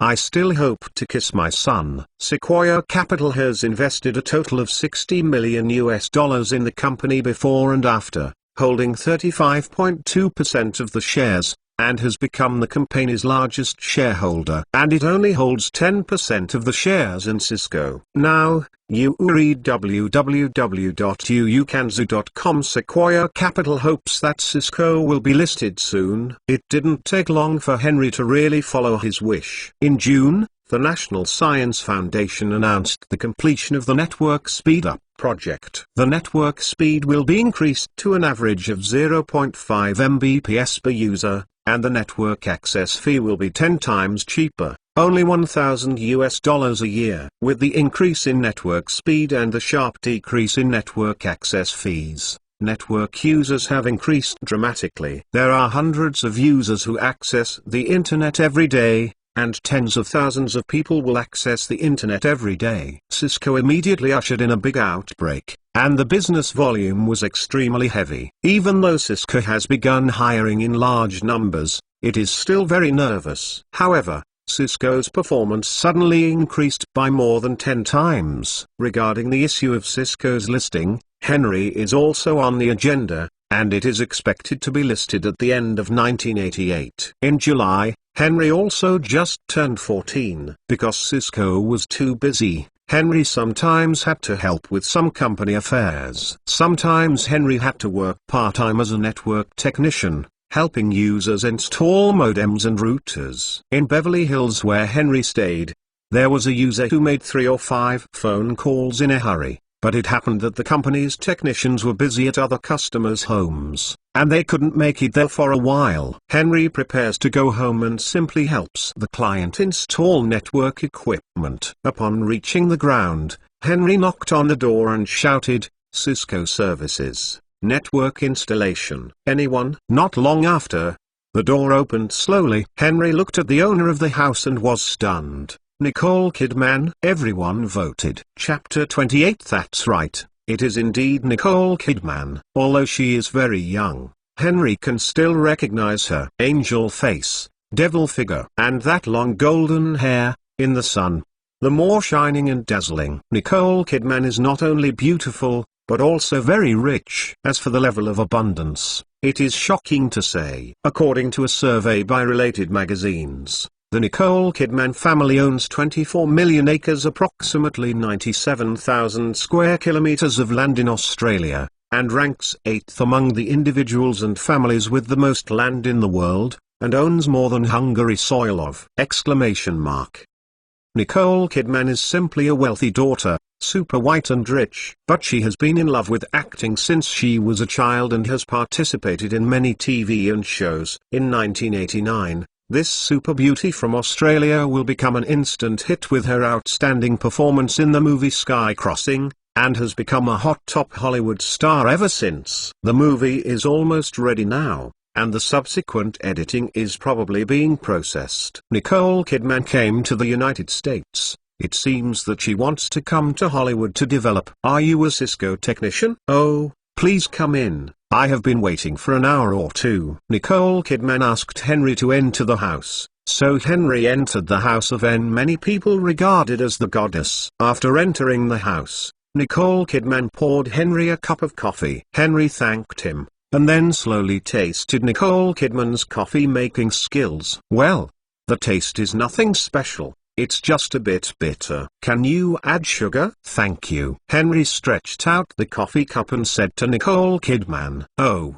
of course." Nicole Kidman brought Henry a box of sugar and left him as he pleased. Henry added sugar while chatting with her. Henry talked about the topic mostly around the movie. Henry said to her, "With your looks and looks, if you go to make a movie, you will definitely become a Hollywood star." Nicole Kidman burst out laughing when she heard this. "Mr. Henry, I am actually an actor." "Oh, really?" Henry deliberately showed a surprised expression. "I think you will be a big star soon." Hee hee, thank you for your good words. Henry and Nicole Kidman chatted for a while, then, Nicole Kidman took Henry upstairs. The computer was installed in the bedroom, and the modem would also be in the bedroom, which would be the most convenient. Nicole Kidman's bedroom has a large Simmons bed. Henry said that he and Nicole Kidman both slept on it and they were not small at all. The room is clean and tidy. There are some movie posters hanging on the white walls,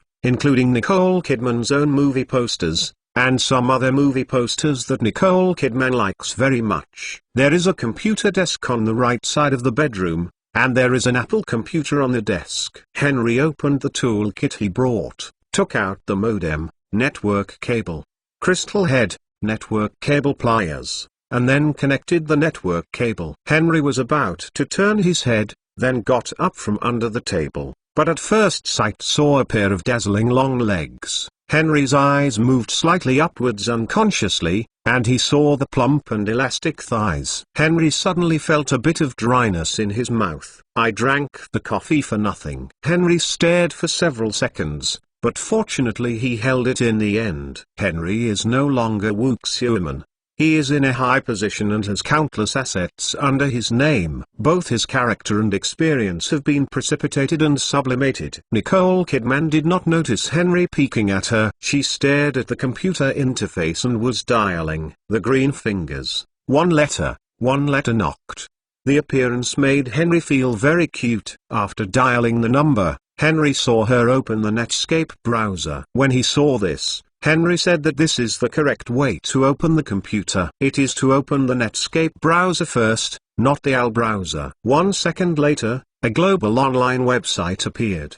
"Do you have global online email?" Henry asked from the side. "Of course." Nicole Kidman turned around and said, then browsed the website for himself. Henry scratched his head, expressing speechlessness.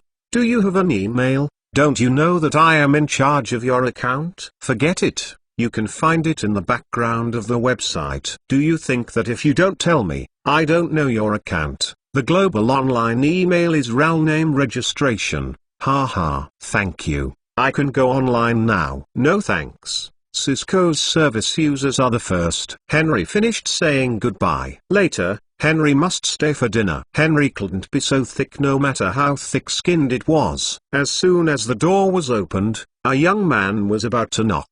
The young man holds a dozen roses in his hand and smiles. However, when Henry and Nicole Kidman were in the same room, their expressions changed in vain. "Nicole, who is he?" The young man glanced at Henry coldly, and then asked Nicole Kidman. Nicole Kidman did not answer the young man's words, but said, "Jim Aaron, stop sending flowers. I don't like you at all." The young man's face changed again, very gloomy. "I think Jim Aaron is handsome, with countless flowers, but he encountered Waterloo here at Nicole Kidman, and was rejected repeatedly for confession, but there was no brilliance on his face." "Nicole, since I saw you, I have fallen in love with you deeply. Don't you like to make movies? I studied directing at the University of California Film School. I will make movies for you in the future, and I promise to make you Hollywood movie superstar. Jim Aaron said loudly. Jim Aaron,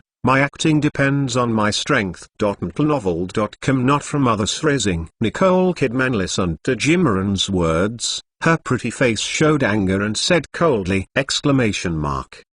Nicole, I'm a good-looking Jim, and I'm a top student at the University of California, and I am worthy of you anyway. Do you really have no feeling for me at all? Jim Allen blushed and asked loudly. Yes, even if I like the ordinary little technician around me, I will never like you. When Henry heard Nicole Kidman actually say such a thing, he couldn't help but smile. Nicole, can you make a better analogy? What does it mean to like it? Why do I feel like him, like a spare tire? Alas. Henry shook his head speechlessly. Jim Aaron was ashamed and furious when he was said by the woman he likes. He glanced at Henry with disdain, and saw that he was carrying a toolkit behind his back. He couldn't help but mocked. Who don't you like? Okay, I like a little technician. Nicole, wait and see. I didn't really want to be a director, but now I have decided that I want to become a great Hollywood director. I swear to God, I must unspoken rules for you! Brothers and sisters, vote for favorites. McLenovel.com. Book friends are welcome to visit and read. The latest, fastest and hottest serial works are all at www.mclenovel.com. For mobile users, please go to read.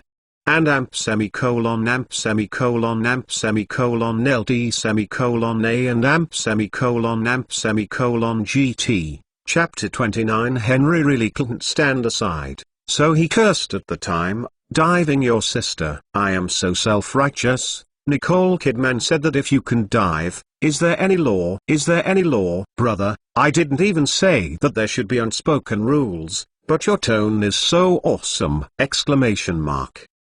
A little technician, even if Mao is not as good as Chi, he dared to scold himself. Jim Aaron suddenly became a little angry. Smelly boy, dare you scold me? Jim Aaron said. He was about to do it and punched him. Fortunately, Henry's eyes were quick and his hands were quick. He quickly got out of the way, and then kicked him. Although Henry is only 14 years old, he often exercises and matures. Although he is not as strong as an adult, he is not small. Between the sparks and the flint, Jim Aaron didn't expect Henry to dare to attack him. He didn't react for a while. He was kicked to the side and fell to the ground immediately. Jim Aaron cried out in pain, and was furious, and got up to fight Henry. Henry is too young to resist after all. Nicole Kidman didn't expect things to develop like this, and quickly persuaded him to fight. With her help, Henry finally held back Jim Aaron. Henry's driver and bodyguard was smoking a cigarette not far away. When Henry was fighting with someone, he immediately threw the cigarette and ran over. In a blink of an eye, he came to this side without saying a word, and hit Jim Aaron with a hard punch. Jim Aaron fainted on the spot when he got a punch. The retired lieutenant of the U.S. SEALs is awesome! Mr. Williams, are you okay? Sean Houston asked anxiously. A little injury, it's okay. Henry shook his head indifferently, and then bent over to look at Jim Aaron. Alas, it was terrible. The front teeth were knocked down by Sean Houston. Sean, wake him up and drive him away, Henry ordered. Okay, Mr. Williams. After Sean Houston finished speaking, he dragged Jim Allen to a place with a faucet not far away. Sean turned on the faucet and flushed the water on Jim Aaron's face. Jim Aaron was irritated and woke up soon. As soon as he opened his eyes, he saw a middle-aged man in his 30s with a height of 1.90 meters and a very burly figure. Jim Aaron suddenly appeared in horror and pale. This middle-aged man has muscle pimple, so he is not scary, and just now he suddenly attacked himself without knowing it. And at this moment, this middle-aged man is staring at himself like a glaring King Kong.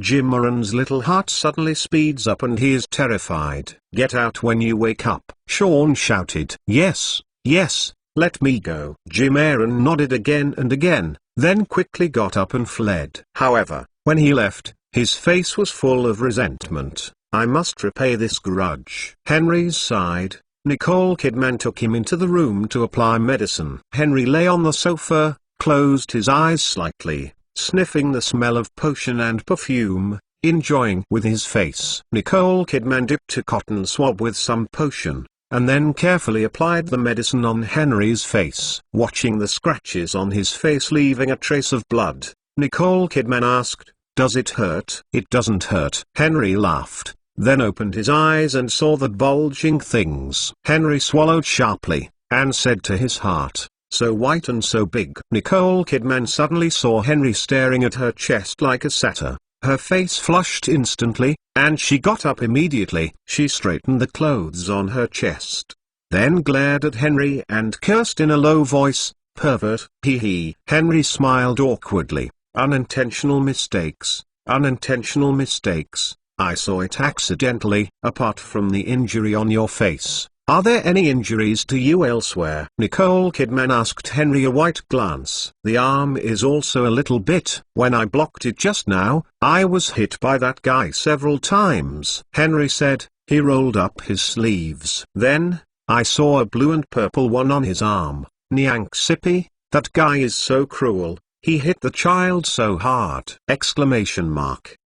"Ah, my arm hurts like this." Nicole Kidman yelled in fear, touched her hand, and asked with concern, "Does it hurt?" "This is a small point of injury. I haven't said it before, it doesn't hurt. I have asked for my arm. How can it not hurt?" Nicole Kidman hurriedly drugged Henry, and while applying the drug, he babbled things like he should be careful to heal his injuries. After finishing helping Henry with the medicine, it was already very dark. Nicole Kidman saw Henry because he had a fight, so he invited him to dinner at home. When Henry heard this, he immediately agreed happily. "How is Nicole Kidman's cooking skills?" Before Henry was happy, I saw her picking up the phone and calling for the takeaway. Even by karma, it turns out you can't cook. Henry was secretly disappointed, and it didn't take long for the takeaway to arrive. The dishes are rich, including fried shrimp, clam, steamed egg,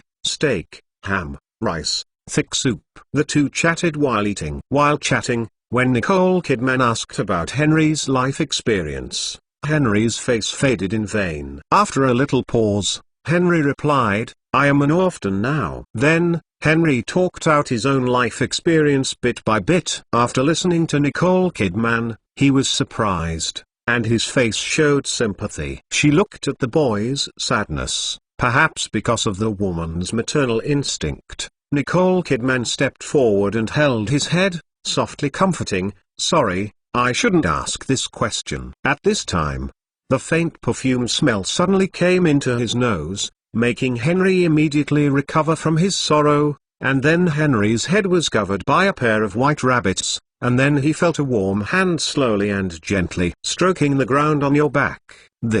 Henry was shocked. Smelling the faint perfume, Henry involuntarily stretched out his hand to wrap Nicole Kidman's waist, and at the same time enjoyed the gentle touch on her back. Nicole Kidman suddenly noticed something was wrong, and one of his hands touched her buttocks quietly. Nicole Kidman's face flushed instantly. Just about to struggle, he was pulled by Heng's strength. You were reading www.yuukanzu.com. Pulled into his arms.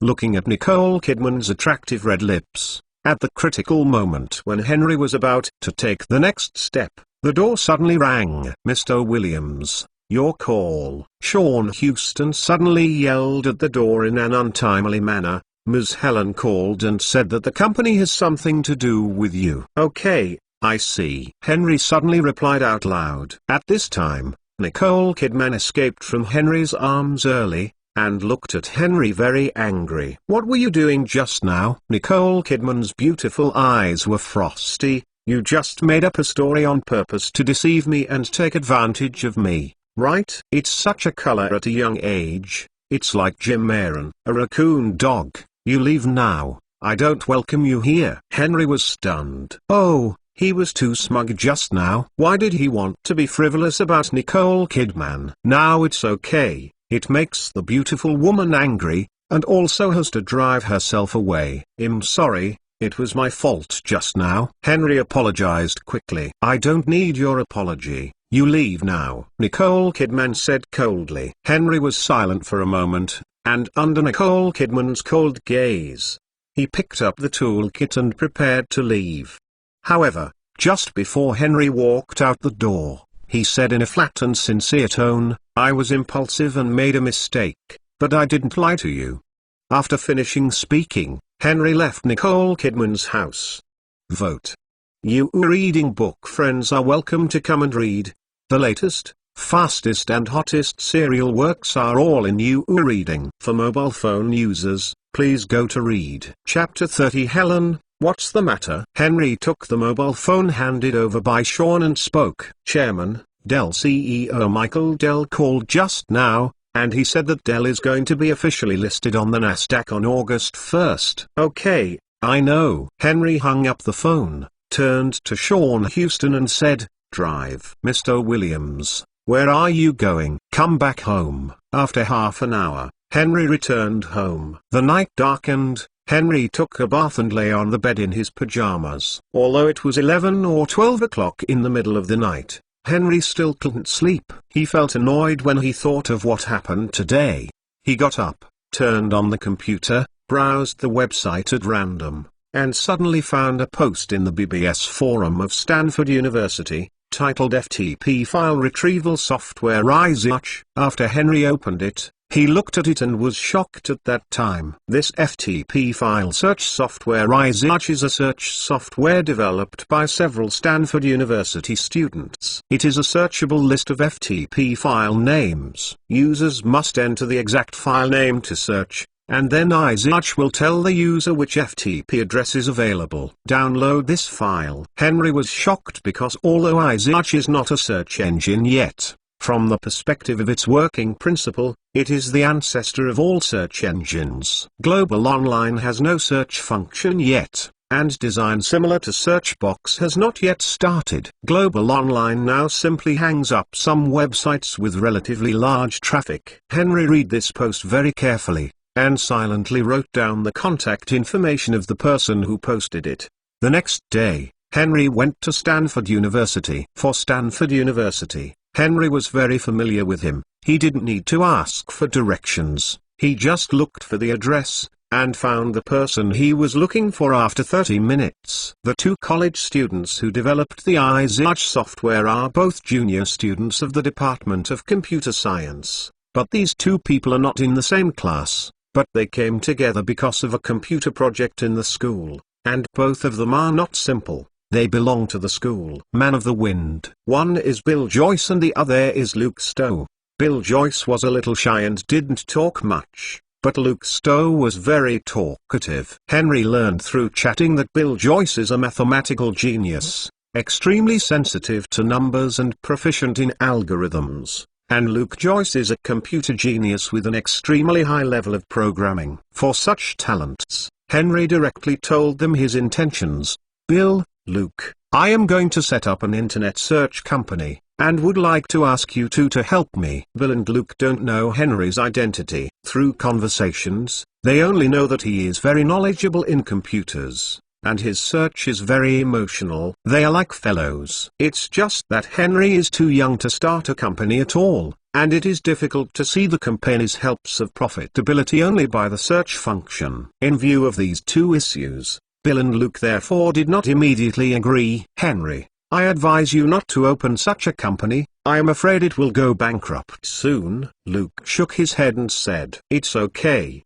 I'm not afraid of bankruptcy. What's more, the company will not go bankrupt. Maybe it will become a super company that attracts the world's attention in the future. Henry said with a smile. Bill and Luke looked at each other and shook their heads, obviously not optimistic about the future of the search company. It's no wonder that the same mathematics and computer geniuses, why Google founders Larry Page and Sergey Brin can become legends. Talent is very important, interest is very important, but vision and unwavering determination are also very important. Henry smiled, took out 2 business cards and handed them to them. At this moment, what Henry needs to give them most is confidence. There are not too many bells and whistles on the business card, Just a line of words. Nicholas Group, Cisco, knows ARC chairman Henry Williams. There are also some chairman's names Henry did not print on the business card, such as the chairman of Pixar Animation Studios, the chairman of West German Publishing House. Since he became a shareholder of West German Publishing House, Henry did not get the printing fee from West German Publishing House. Instead, he injected capital into West German Publishing House. Now Henry's shareholding ratio in West German Publishing House has reached 65%. Absolutely holding. In the new round of board elections, Henry was elected chairman of the board with an absolute advantage. As for the CEO position, it is still held by the original Edward Joe. The Harry Potter series of novels are over. Penguin Publishing has paid Henry up to $30 million in royalties, and Jurassic Park also brought Henry $8 million. Henry has a total of $60 million in deposit funds. $60 million. Enough Henry to develop the search company.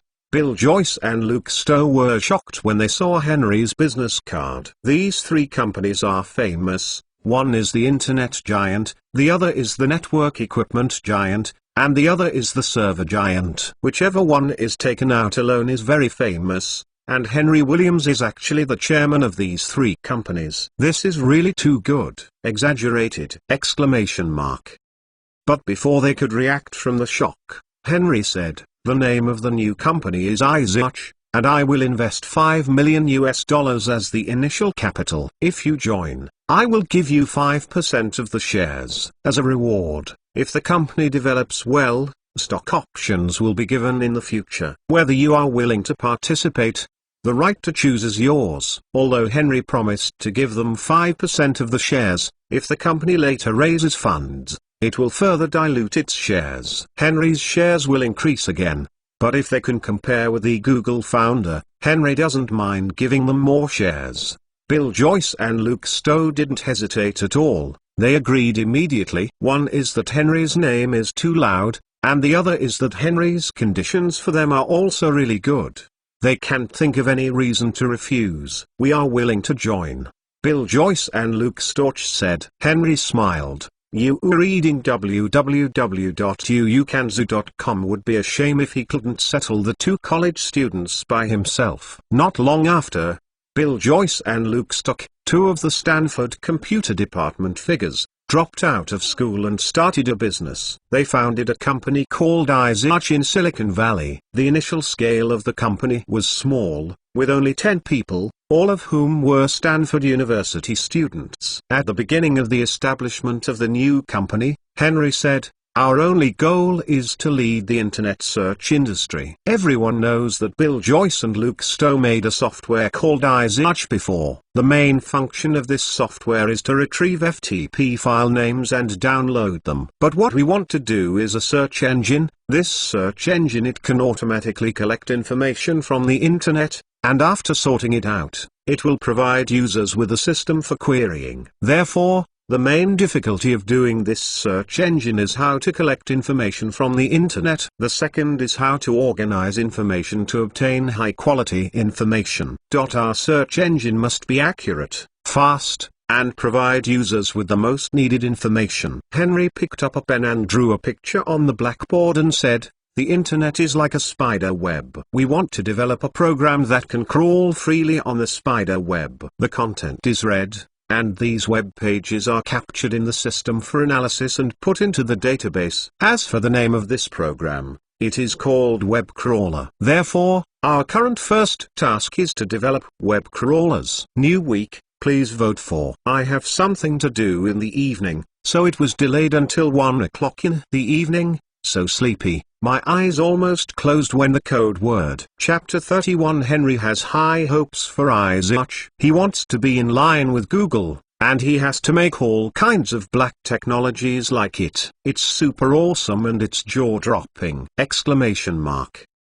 In order to enhance the global online competitiveness, it is essential to get a search box. There are already many companies that have followed the same example to build portal websites online. because they found that doing this kind of website has a lot of traffic. The high traffic means that it will be favored by more advertisers and can make money. Although Global Online has a strong advantage, it has also been distributed a large part of the traffic. For example, AOL has also started to make portals. Due to the stagnant development of American Finance Network, Steve Case had to rethink and reposition AOL. By studying the development model of Global Online, Steve Case believed that the portal network will be a major trend of the Internet in the future, so he resolutely transformed the US financial network. After some revisions, the AOL portal website was established, and the AOL website is just one of the subsites. Not only AOL does this,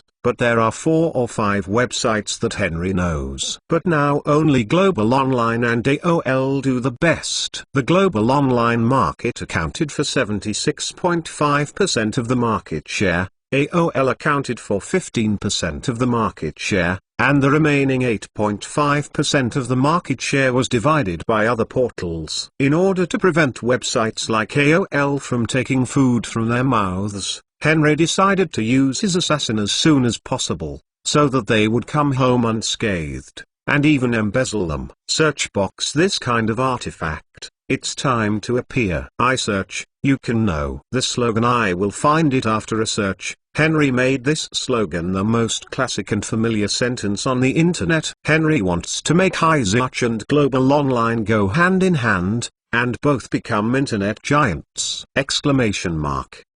In the past life, Yahoo's decline was because it lost to Google in search. Portal alone has no core competitiveness. You can do it, and others can do it. But now with Henry, Global Online can not only achieve close cooperation with iSearch, but also develop more functions that can make people sticky, such as Twitter. With Twitter Online, you can have an invincible place. Henry simply understands the affairs of other companies. He is now wholeheartedly devoted to the development of the search company. However, Henry must pay close attention to such a major event as Dell's going public anyway. On July 30th, Henry and Michael Dell rushed to Nasdaq. We talked for a long time that day, mainly about the development route of Dell after going public. Michael Dell intends to make a global layout, and Henry agrees with this. However, Michael Dell also revealed that he is planning to enter the server, which is painful for Henry. Isn't this about grabbing cakes from Noah's Ark? Noah's Ark is not a listed company and does not need to explain anything to the outside world,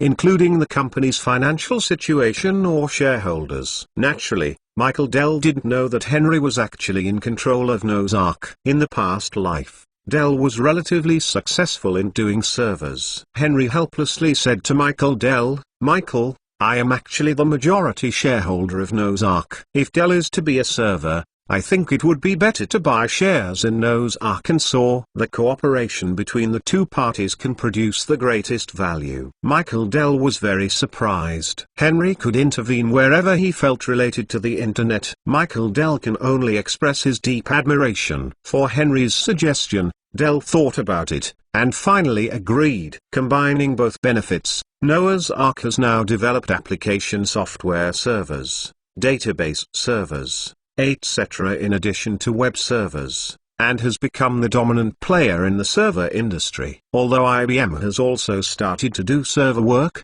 it is still a step behind Noah's Ark for the time being. However, IBM has a solid foundation, and it may not be impossible to catch up. If Dell were to build a server, it would have to start from scratch. It would be a delusion to compete with Noah's Ark within a few years. Now that you can buy shares in Noah's Ark, that's the best. However, although Noah's Ark is not listed, people in the industry are extremely optimistic and investors are also very popular. According to the evaluation of relevant professional evaluation agencies, the total market value of Noah's Ark is conservatively estimated to be $1 billion. It is impossible for Dell to spend money to buy shares in Noah's Ark, and so the only possible way is to exchange shares. Henry first reached a share swap agreement with Michael Dell, and the specific situation will be discussed after Dell's listing. On August 1st, Dell went public. The speed of Dell's development is obvious to all. In 3 or 4 years, It has created fabulous sales performance, with a sales scale of hundreds of millions of dollars. In the prospectus, Dell is going to establish branches around the world, expand its scale, and then a bunch of slogans and development strategies that stimulate investors' excitement, such as building a huge processing plant, insisting on direct sales, reducing the profits of middlemen, insisting on the customer-oriented market strategy, and shouting to tech diversified hardware development. Anyway, it is all kinds of bragging, but these undoubtedly add a lot to Dell Fraction. In the prospectus, Dell's shareholder members actually still have the current internet giant Nicholas Group, and this is the icing on the cake for Dell. It's hard to think about it. After going public, Dell's stock price has soared, shocking Nasdaq. In this listing, Dell issued 10 million shares, accounting for 20% of the total share capital, at a price of $4 per share. At the end of the day, Dell's stock price had risen to $24 per share, a six-fold increase. Dell's market value reaches $1.2 billion. In the next few days, although the rising trend slowed down, it still increased slowly. A week later, Dell's total market value reached $1.5 billion.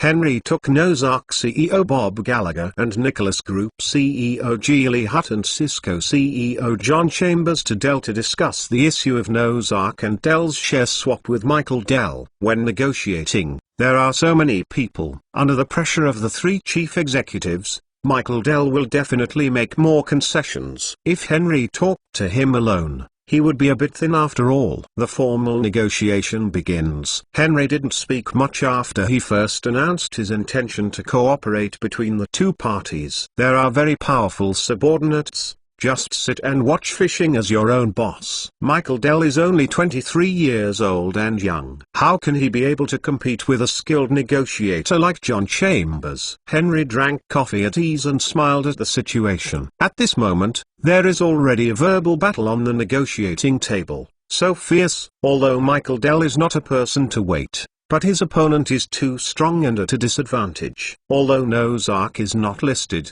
it is far stronger than the current Dell company based on its performance and reputation in the industry. What's more, among computer companies, Dell is at most medium to upper scale, and there are many others. The company is far stronger than Dell, such as IBM, Apple, Hewlett-Packard, Compaq, etc. Among the server companies, Nosark is the overlord, and with the deployment of Nosark substations across the United States, server hosting performance is increasing day by day. There will be a steady flow of funds into Nosark company, Bob Gallagher said loudly. That's right. Since the speed of the National Science Foundation network has been accelerated, the internet has developed rapidly, and the demand for servers is also increasing. The market value of Nosark should rise, Geely Hutt said. John Chambers, Nosark has established authority in the server field and has a lot of patents and technologies. Nosark is one step ahead,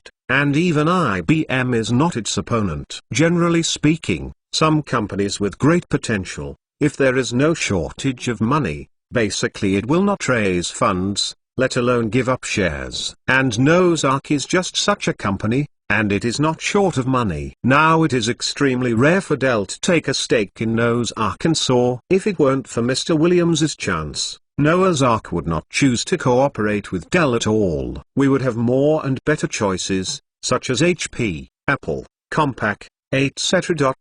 Like IBM. Big Blue once sent someone over and wanted to buy shares, but we didn't agree. Therefore, if Dell wants to buy a stake in Nosark, it must make more surrenders. Michael Dell was said to be very ugly. He retorted, Dell is developing very fast. We have sold hundreds of millions in a few years, creating a sales myth. The future development prospects are very good. John Chambers decisively interrupted, what is the core technology of your Dell company? Don't tell us. Your core technology is assembling computers. Even middle school students who have studied computers in their teens can. Michael Dell's face suddenly blushed. At the beginning of Dell's development, the core technology of woolen yarn was to assemble computers by selling. Dell is taking the marketing route. But John Chambers doesn't ask about marketing, but about technology. This is stumping Michael Dell. Then, although Michael Dell tried his best to explain his own way of running a company, in the high-tech innovation industry, technology is the most fundamental. Grasping this, Michael Dell was a complete mess. Michael Dell himself knew this, so after Dell went public, it vigorously developed hardware, and even put forward the idea of developing servers. www.mtlnovel.com. Marketing is king, and technology is supplemented, which is the foundation for Dell's future success! Relying on marketing alone, without technology, is equivalent to having no foundation, and it will collapse sooner or later. Can assembled computers sell for a lifetime? That is to say, ordinary people are not familiar with computers. You ask someone who knows computers to buy computers. Everyone buys parts and assembles them by themselves. You can assemble things like CPU, hard disk, power supply, etc. And you can assemble them after you buy them back. What do you want from Dell? In my opinion, it is most appropriate for Dell to exchange 30% of its shares for 15% of Noah's Arkansas, John Chambers said lightly. What? It's impossible. Michael Dell yelled with excitement when he heard John Chambers' exchange method. Michael Dell was a little annoyed by the pressure, and at this time, it was finally Henry's turn. Michael, don't get excited.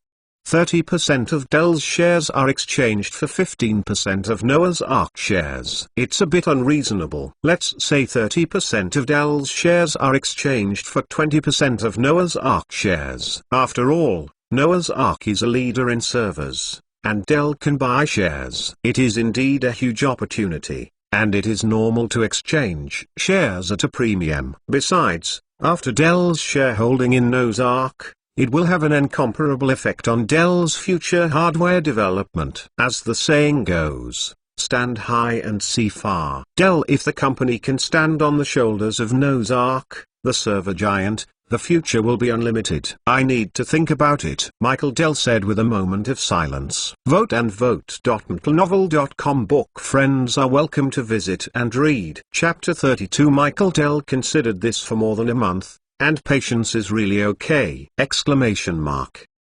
However, Henry and others are not in a hurry. You can think about it as long as you like, as long as you don't develop your own servers. Dell's servers are very impressive. In the past life, the brand share of Dell servers ranked first in the world, and it can be compared with IBM. It's not easy to compete against each other. Henry hoped that through the binding of interests, the big ship of Dell would be tied together, and Noah's Ark would develop more smoothly. In the past life, Cisco also worked as a server, and it was pretty good. Now, if the two companies join forces, it will be incredible that they have a strong background, and I am afraid they will lose a lot of IBM. During this period, Henry often went to the Isaac company to assist them in research and development. Under Henry's very clear instructions, a web crawler program was quickly made according to the requirements, but the crawling speed was too slow, and it took Hen long to crawl the web page. Henry expressed his dissatisfaction. Order them to continue to modify. Even web crawlers can't do it. So what do you do for searching? You must know that the real difficulty of search engines is to analyze and process tens of millions of billions of information in the network. So much information is extremely demanding on algorithms. When users search for a word, you have to find the most accurate one from countless messy information, and the speed is even faster. The algorithm does not work, so it is sad. One is that it takes a long time, and the other is that the information returned may not be accurate. It's not a big deal now, and the amount of information in the future will be hundreds of billions. The search technology is so impressive that it is reflected in the algorithm. While Henry was still tossing the group of Isaac, Dell finally couldn't help but call Henry. Henry, I have considered it clearly. Oh, how did you think about it? Henry asked nervously. He didn't want to push Dell into the server side. Henry, I cannot agree to your terms. What?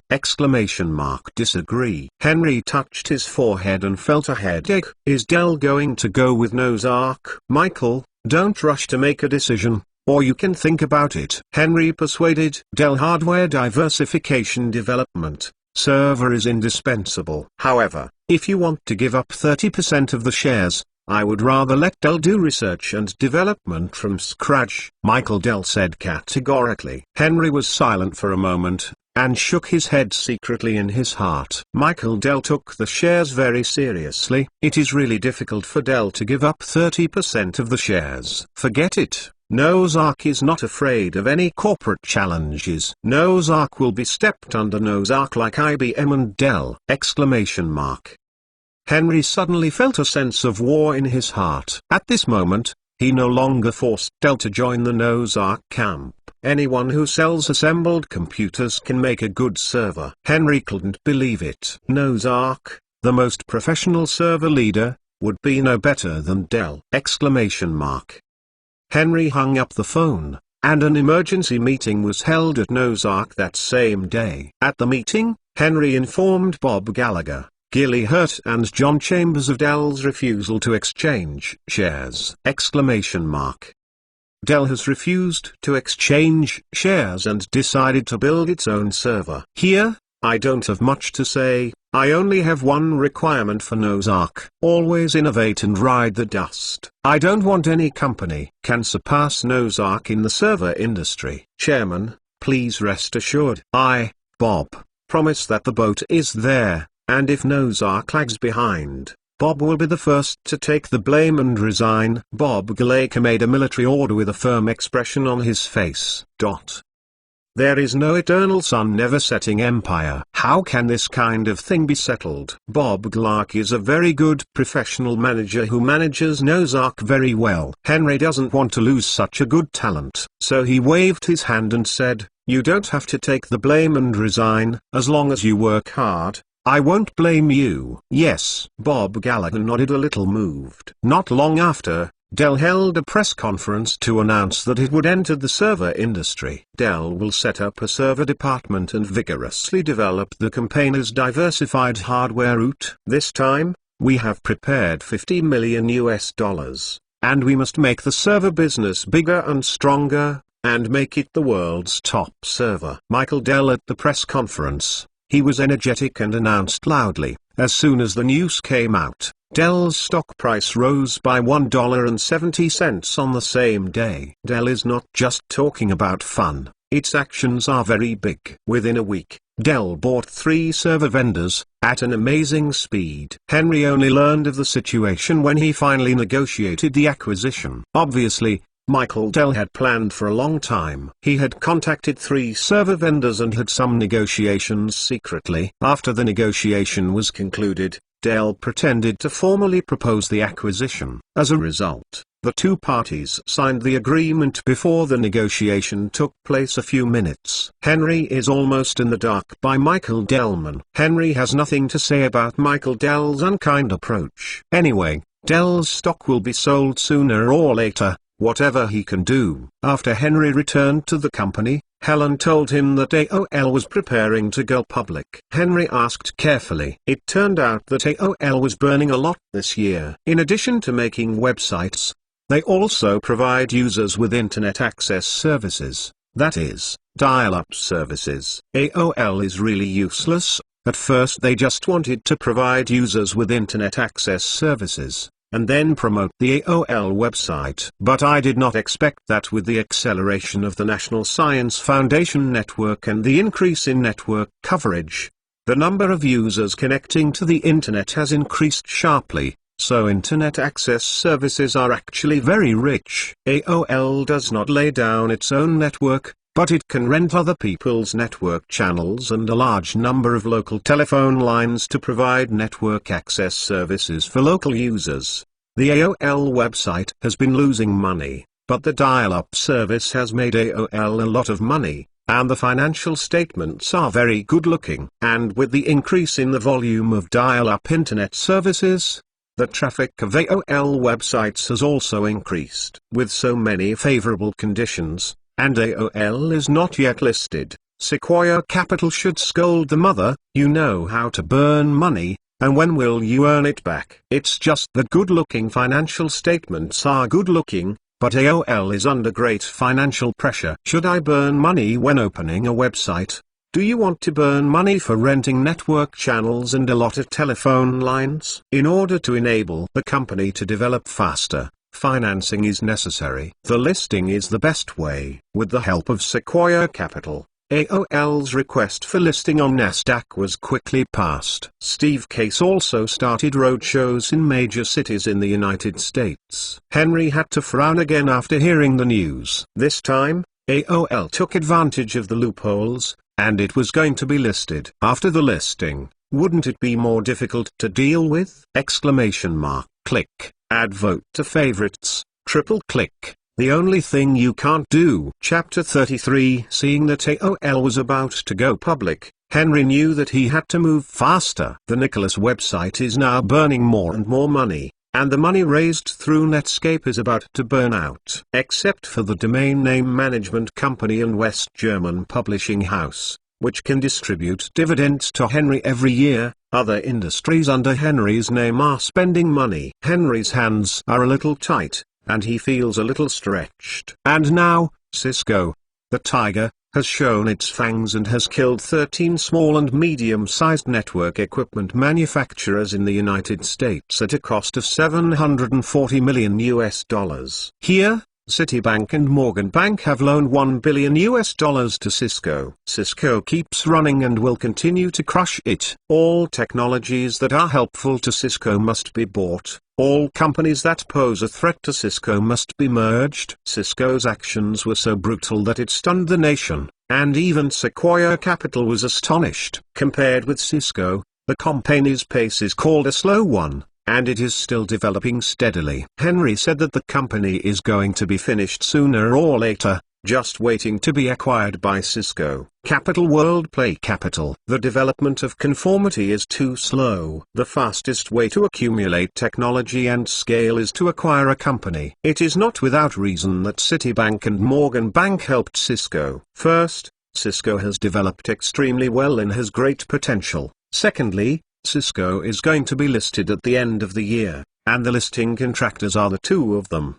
The more successful the Cisco IPO, the more Citibank and Morgan Bank earn. Cisco is going to fight this series of acquisitions, which is most for Wall Street or investors' taste. On the day of listing, the stock price does not know how high it will be. Besides, Cisco does not randomly acquire companies, but is very targeted. It acquires companies related to its technology, which can promote the development of Cisco. Therefore, acquisitions of this kind are extremely strategic and very commendable. Originally, Sequoia Capital would definitely be involved in such things as Cisco's listing, but Henry was already very uncomfortable with Sequoia Capital. Not only Henry was uncomfortable with Sequoia Capital, but also the entire Cisco management, who told Sequoia Capital to vigorously support the company. This has seriously damaged Cisco's interests. As the controlling shareholder of Cisco, Henry decided to kick Sequoia Capital away. This is also highly supported by John Chambers and others. Sequoia Capital's position in Cisco is now very embarrassing. It has become a display. Although it has a seat on the board of directors, it is useless. In the management of the company, no one takes it seriously. Ford Brook basically does not come to Cisco, and he is angry when he comes. However, Cisco's current negative equity ratio is very high, reaching 37%. But this point of negative equity is nothing. Many large companies have developed loans. Cisco does not need to worry about Henry. No need to inject capital. It can already be self-sufficient, and it can bully others.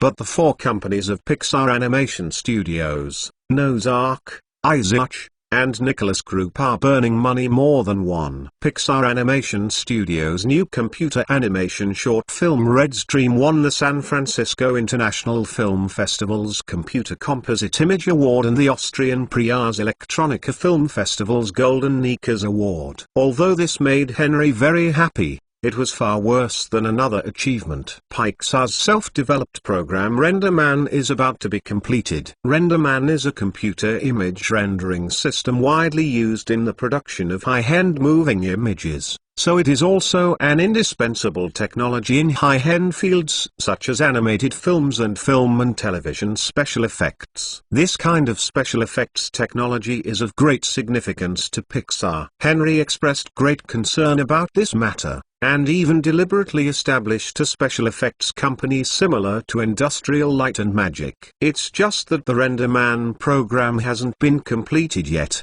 Wait until it's completed. After Henry still often stayed at iZotoch. After the web crawler was improved, it was indeed much stronger, and the patent was also registered. The next step is to analyze and process these web page information. This time, Henry put forward the concept of web page level. Whether websites on the internet are good or bad, the quality of the web pages returned to users is particularly important. Henry stood in the crowd and said faintly, "So, we need to design a ranking algorithm to evaluate the importance of these sites, and then provide users with the best quality information. My assumption is this: since every web page contains links to other websites, can it mean that the web page has voted for these linked websites? So the more votes a linked website has, the higher its rank. But we also know that there are many spam websites on the internet. Therefore, for an excellent website with high traffic, can we set its initial rating to be very high, and then can cast more votes than ordinary websites?" Henry finished.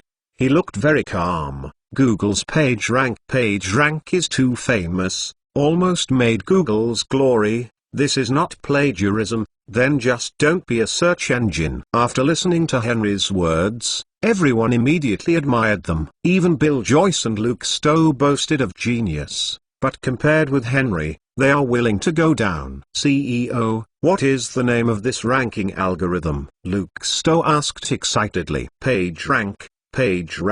Henry said indifferently. He is now not only the chairman of iZotoch, but also the CEO of iZotoch. With so many industries under his name, why does he act as the CEO of iZotoch? Obviously, Henry's high hopes for iZotoch are not so big. When Henry was enjoying his glory, he said again, "Users generally search for titles and keywords. So on the basis of mixing titles and keywords, you need to adjust the results through PageRank to make the ranking higher. The web pages are ranked first in the search results according to the ranking order of the site, thereby improving the relevance and quality of the search results." "CEO, we understand," everyone said in unison. Then, Henry set the task down. "These employees are all top students at Stanford University, with good standards. Coupled with the presence of two geniuses, Bill Joyce and Luke Stowe, the project should proceed smoothly. It is not difficult to write code at www.uukanzu.com, but the difficulty lies in the idea and design. It is not difficult to make a program, but it is difficult to make a program with excellent algorithms, extremely fast responses, and accurate processing. Now the internet is far worse than in the future. The amount of information that needs to be processed is very small, and it is not required to be able to compare with Google. It is good to meet the current needs. Busy until October, iZotoch's search engine is finally completed. Through the test, the search experience is still good, and very accurate results can be returned within 2 seconds. The product can be launched on the market, but Henry still asks them to continue to improve, especially the algorithm. There are less than 20,000 websites and less than 1 million internet users. The amount of information is very small. It takes 2 seconds for iZotoch to return results. One can imagine how much better this algorithm can be. Now that iZotoch's search engine is sufficient, all companies under Henry's name will use this product,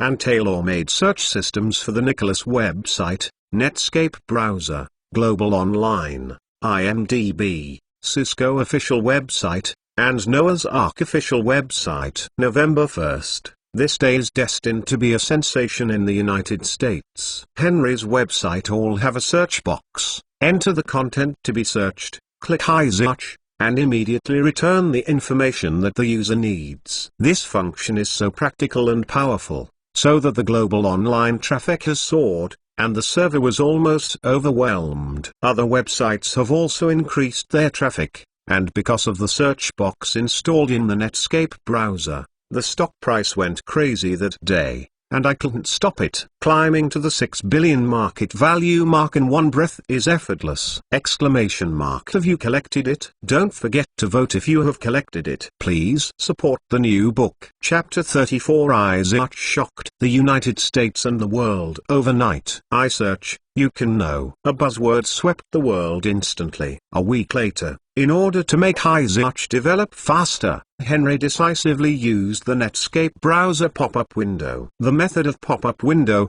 Henry now uses less and less. The truth is, if you don't use it, it's amazing. Frequent pop-ups will definitely give users a sense of boredom. Over time, users will not pay attention to the content of the pop-ups at all, but directly click X. But if you don't usually pop up the window, but suddenly one day, it will definitely make users feel a little curious. Netscape browser hasn't popped up for a long time. Brother is not in the arena, but the legend of Brother is still circulating in the arena. Netscape browser will cause a huge internet sensation every time it pops up, and this time it is no exception. Many users are very curious about the content of the Netscape browser's pop-up window, and only when they clicked in, they found that it was really amazing and powerful. The web interface is extremely simple, with only a search box followed by a button that says iSearch. Then there is a line of small words at the bottom of the search box to explain. Enter the search information, then click iSearch. You can find it. Everyone was shocked after trying it. They searched a lot of things, and iSearch can immediately feed back the search results to users. Many people keep searching for curiosity and fun, and then check the search results. They are very happy. Especially in universities, search has become one of the pleasures of many college students. They searched their school's website, BBS, papers, etc. Some people searched for their own names, searched for the names of classmates, and searched for the names of professors. After some weird students searched for their own names, they happily posted the search results on the BBS, and they suddenly became popular. Celebrities also love to use iSearch, because you can see websites or posts related to them. You can see a popular search ranking list of iSearch stars. Pay attention to your ranking. Ever since iSearch, people seem to be inseparable from search anymore. Since the launch of iSearch, the global online portal has become more powerful and the portal market share has reached 95%. This is an extremely heavy blow to AOL and other portals. Now, they are basically dying. But now is exactly the critical moment for AOL to go public. If you lose the chain at this time, it will be over. After the listing, it will definitely end in dismal. In response to this emergency, AOL immediately held a press conference. At the press conference, Steve Case announced loudly, AOL will launch its own search engine. Steve Case must give investors confidence. In any case, the slogan must be shouted. We will also have search engines! Exclamation mark. AOL's crisis public relations are fast. In addition to holding a press conference, it also recruits search engine technical talents with great fanfare. On the one hand, they recruit people from schools and society. On the other hand, they hold high salaries and equity sharp knives against iSearch. What Henry hates most is digging walls. In order to prevent this from happening, Henry has already promised high salaries and options at the beginning. Not only that, but also signed in the work contract if the employee voluntarily resigns and leaves iSearch, then within 3 years you are not allowed to engage in search-related work agreements, otherwise it will be a breach of contract. The liquidated damages, Henry set very high, according to each person's position and salary, ranging from $1 million to $10 million US. AOL's finally digs into the steel bar. With a bang, it's broken. The AOL digging plan returned without success, and it can only recruit people for their duties. Within a week, AOL formed a 20-person technical team dedicated to developing search engines. This time, AOL has learned well. They dare not infringe on the patent rights of iSearch. Instead, they greeted iSearch in advance and expressed their willingness to pay the patent fee. At this critical juncture of listing, If there is a lawsuit and infringement of others' patents, can this stock rise? No matter how rascal Steve Case is, he knows how to measure. For the basic internet patents of web crawlers, Henry had to license the patents, or else a patent monopoly would be formed. In accordance with the nature of Steve Case, he absolutely researched and sued Isaac at the same time. Since I can't stop it, I just get a patent fee. However, the PageRank patent is not authorized by Henry, and AOL must not be used. PageRank is different from basic patents. There are various algorithms, and it is not impossible to bypass it. Such patents cannot be monopolized at all. In fact, Isaac has not announced such patents and technologies. AOL does not know the search principle and mechanism of Isaac at all. AOL's technical team started to stay up late and work overtime, often working until 1 or 2 o'clock in the middle of the night. It was really hard work. They have to develop the search engine before the end of December, because at the end of December, AOL is preparing to go public. Henry saw that they only wanted to develop a search engine in less than a month, and suddenly shook his head, wanting to say to Steve Case, AOL is really awesome. Unexpectedly, in December, AOL really developed a search engine. But a lot of the search content is that their head is not right, and the response is extremely slow. It takes 5 or 6 seconds to respond. However, if you are searching for some very popular information, the search content is still quite reliable, and the speed is much faster. AOL officially launched its search engine 1 day before listing. That night, AOL announced to the outside world, AOL's independently developed AOL search engine is officially launched, and the traffic on AOL portals has increased greatly. In order to understand his opponent, Henry used the AOL search engine and almost vomited blood. For example, Henry searches for Ford Motors, but the results return dark carriages, trains, and other things related to the word car. To find information about Ford Motors, I don't know how many pages I need to turn. And Henry waits until Hadoop thanks it returned the search results. What's more weird is that Henry accidentally typed the word beauty to search, and the search results were all AOL information. You couldn't find any other information at all. Then Henry tried the word go, ZI, line. After searching, Henry had to 32 likes to AOL. It was so strong and incredible. There is a message that turns all English letters into AOL! Exclamation mark. On the second day, despite a large number of people complaining about it, AOL's ability to make a search engine is a big improvement in the eyes of investors. Moreover, AOL provides internet access services and has achieved little success today.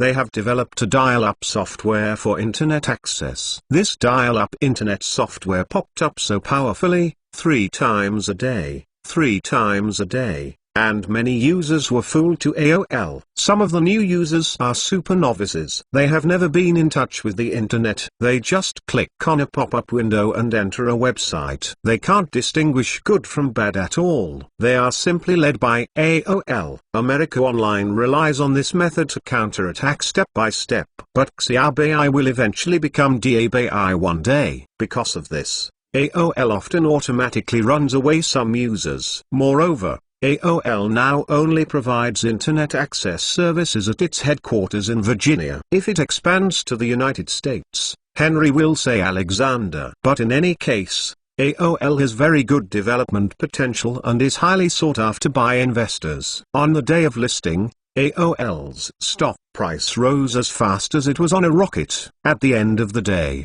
the total market value of AOL had reached $2 billion. AOL's market share is not high, and the main body of the company is a website company. Compared with the Netscape browser, which almost monopolizes the internet, it is naturally far behind. However, even so, after AOL went public, the market value rose to $2 billion, which immediately shocked the United States and the world. First, Netscape created the Nasdaq miracle, and then AOL took over, and the entire internet industry suddenly boiled! Exclamation mark.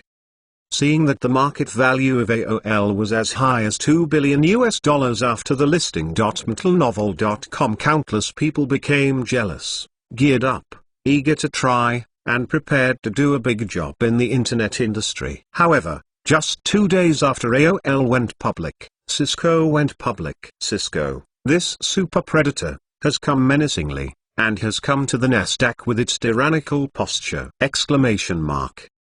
Compared to Cisco, the giant crocodile, AOL is at best a small crawler. As soon as Cisco was listed, its market value surpassed AOL. This NEMA hasn't even started yet. AOL lost. Cisco IPO issued 20 million shares, accounting for 20% of the total share capital, and the issue price was $20 per share. Subsequently, Cisco's stock price went up in a hurry, and at the end of the day was still soaring. The stock price rose to $60 per share. Cisco's market value has also reached $6 billion, but this is obviously not the limit, and it will definitely rise the next day. However, that night, there was a global sensation. Cisco's gains are too fierce and amazing. Numerous media have reported frantically on Cisco's listing. At this time, a name suddenly resounded all over the world! Henry Williams, male, 14 years old, a quarter of Jewish ancestry, a quarter of Chinese ancestry, and a half of British ancestry, Cisco's controlling shareholder, holding 53.6% of shares after listing. The shares have decreased, the youngest billionaire in the world! In addition, this person is suspected to be Henry Williams, the author of the American genius writer Harry Potter and Jurassic Park! 99% similarity. New book asks for support. Don't forget to collect and recommend it. MntleNovel.com. Book friends are welcome to visit and read.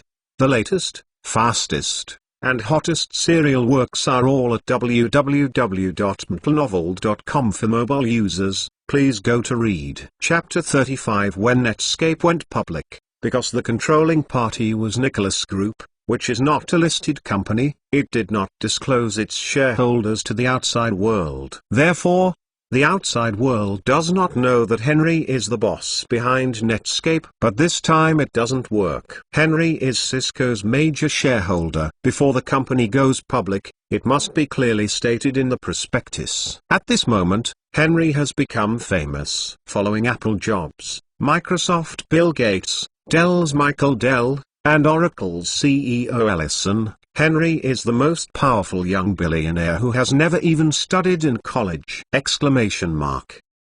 this moment, the media rioted, and countless elite soldiers were sent to chase and intercept Henry. At this moment, Henry is really depressed. Can he live a quiet life? Reject all interviews. Henry hid in the office and shouted annoyed. Miss Helen made Henry a cup of coffee intimately. Henry had become accustomed to her craftsmanship and the taste of coffee. He always felt uncomfortable drinking coffee made by others. Today's Helen Wheeler is different from what he used to be, but is becoming slimmer and more attractive as a female white-collar worker. Is tall, wearing a white shirt and black tights. Looks very sexy. Chairman, media reporters are stuck at the door of the company, and they can't drive away. Helen said helplessly. Henry is now at Cisco's headquarters, and it's been a week since Cisco went public. The stock price has exceeded $70 and the market value of Cisco has exceeded $7 billion. Today,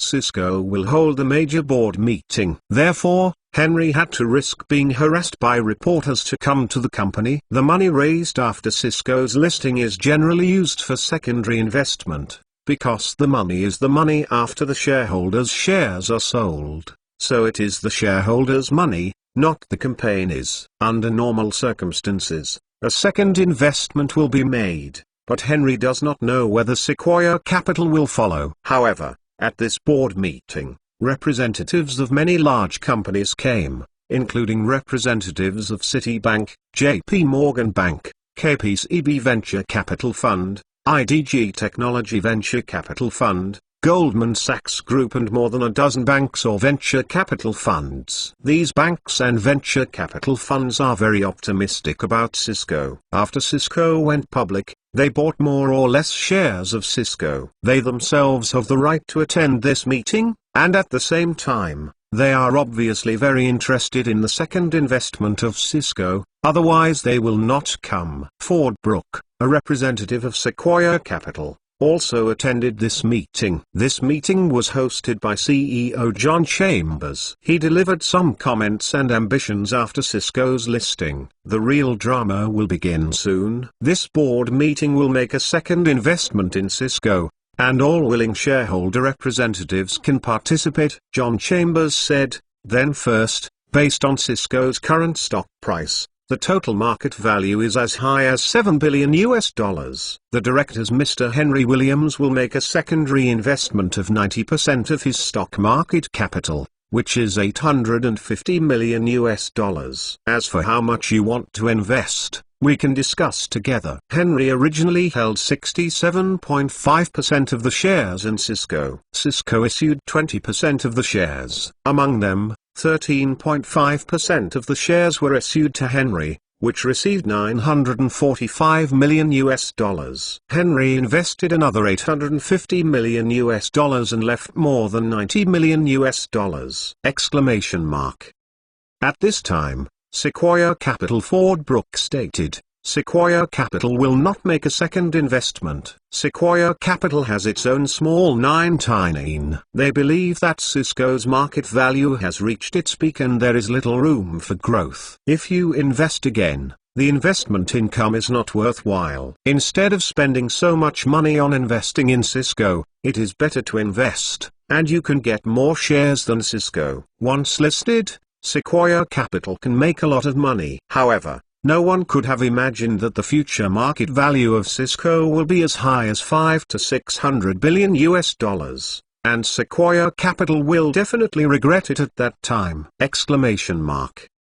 Sequoia Capital will not make a second investment this time, and its shares will definitely be greatly diluted. The Posacks naturally also made a second investment. They are one of the founders of the company, and they most hope that the company will develop better and better. This meeting took a long time, from 9 o'clock in the morning to 3 o'clock in the afternoon. It is impossible for Henry to agree to other venture capital institutions to invest heavily in Cisco and share shares, so he must grasp a certain degree. Therefore, coordinating the major investors and reasonably allocating shares has become one of the key tasks of this meeting. After the meeting, Henry's shareholding reached about 63.5%, the Posacks 10.5%, the company's management 4.5%, Citibank and Morgan Bank both 2.5%, Goldman Sachs, IDG, and KPCB each accounted for 2%,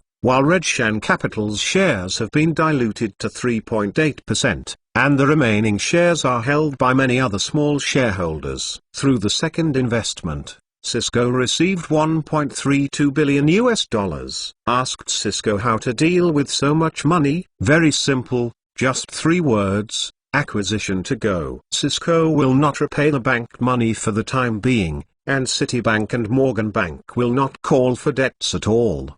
The longer Cisco delays the better. The loan interest will be higher. A bank is a monster institution. The richer you are, the more it likes to lend you loans. If you don't have money, it won't lend you money. In order to expand Cisco's scale performance, it is necessary to recommend Cisco products before users access the internet. If Cisco also provides internet access services, then when users access the internet, Cisco can immediately recommend its own products, which is a perfect match. At the same time, in order to combat AOL's internet access services, Cisco's involvement in internet access services is of very important strategic significance. Different from AOL's small-heartedness, it also rents someone else's network channel. If you want to do it, just do a big vote! Exclamation mark.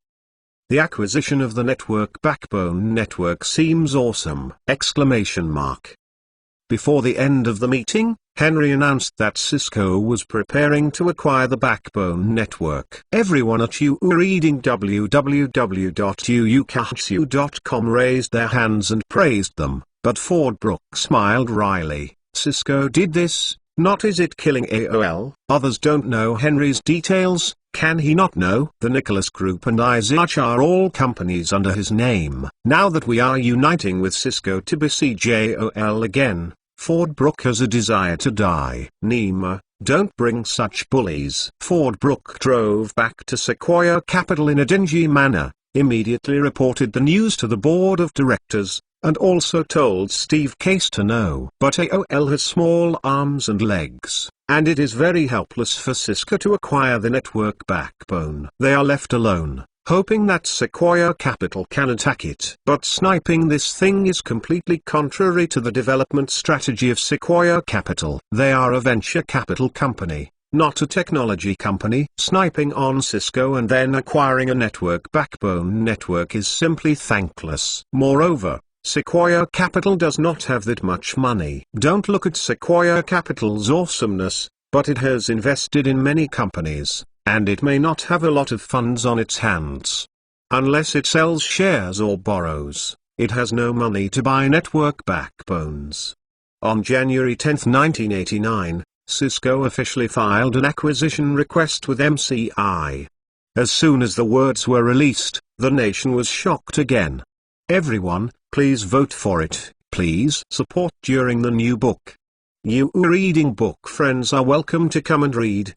The latest, fastest and hottest serial works are all in UU Reading. For mobile phone users, please go to read. Chapter 36. MCI Company, the American Microwave Communication Company, is a well-known long-distance telephone communication company in the United States. When MCI was established in 1963, it was a great success. It completely broke the monopoly of AT&T in the industry, and the U.S. telecommunications industry has since embarked on a road of competition. AT&T's full name is AT&T. As long as you know that its predecessor is a company established by the inventor of the telephone, you know how awesome this AT&T is!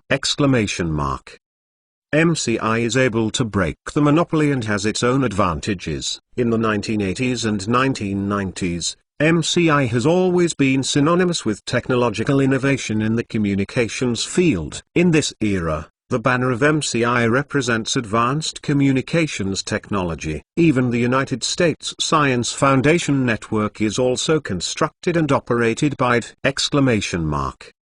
Therefore, when Cisco internally reported that it was going to acquire MCI, the entire industry and the United States were shocked!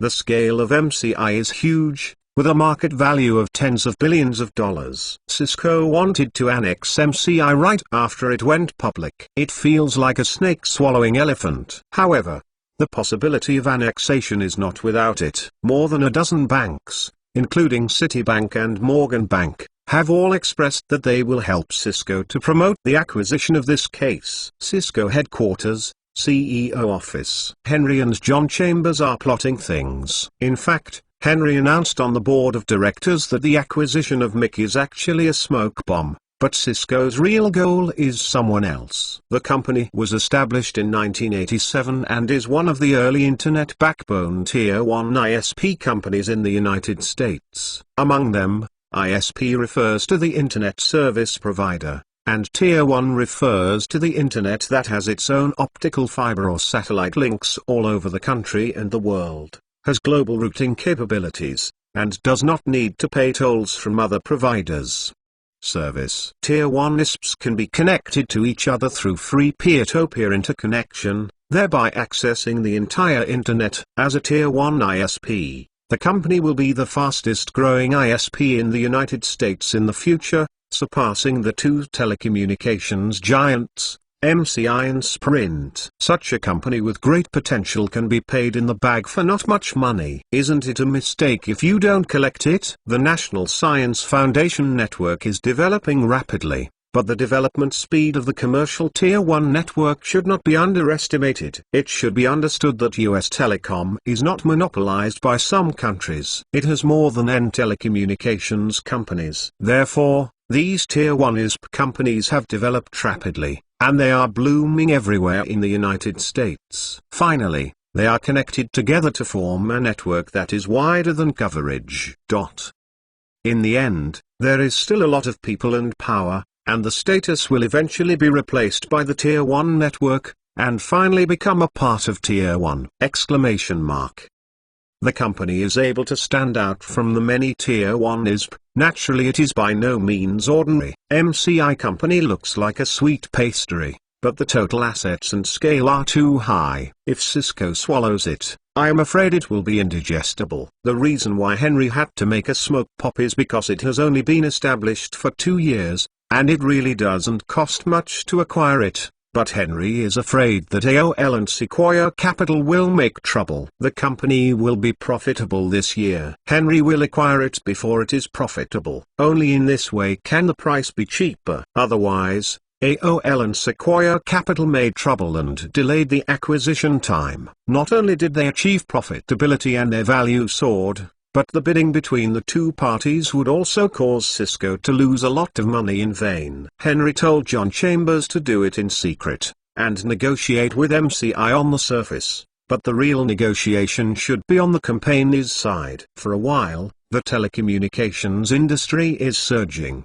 The media reports on a negotiation between Cisco and MCI every day, and there are all kinds of news. One day, Cisco CEO John Chambers and MCI CEO Michael Priestley met in a hotel. A Cisco executive said that the asking price of MCI was too high and the negotiations were deadlocked. According to Citibank executives, Cisco will lend a total of $5 billion to Citibank, Morgan Bank, and Goldman Sachs. It seems that the negotiation between Cisco and MCI is going on in full swing, but in fact, Cisco is purely negotiating with various unrealistic ideas, making the negotiation deadlock, but secretly sent someone to contact the real target company. The company was very surprised by Cisco's visit. Aren't they acquiring MCI? Why did they get here? The chairman and CEO of the company, Loren Marks, despite his doubts in his mind,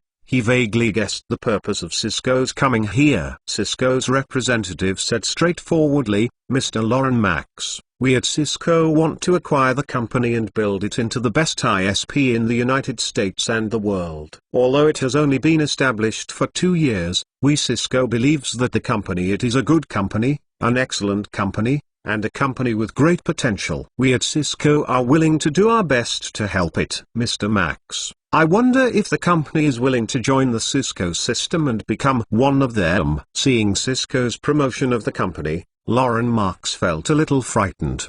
The company was only 2 years old. Because it needed too much money to build the network, and there were not many users at the beginning, it was still losing money, if it weren't for loans.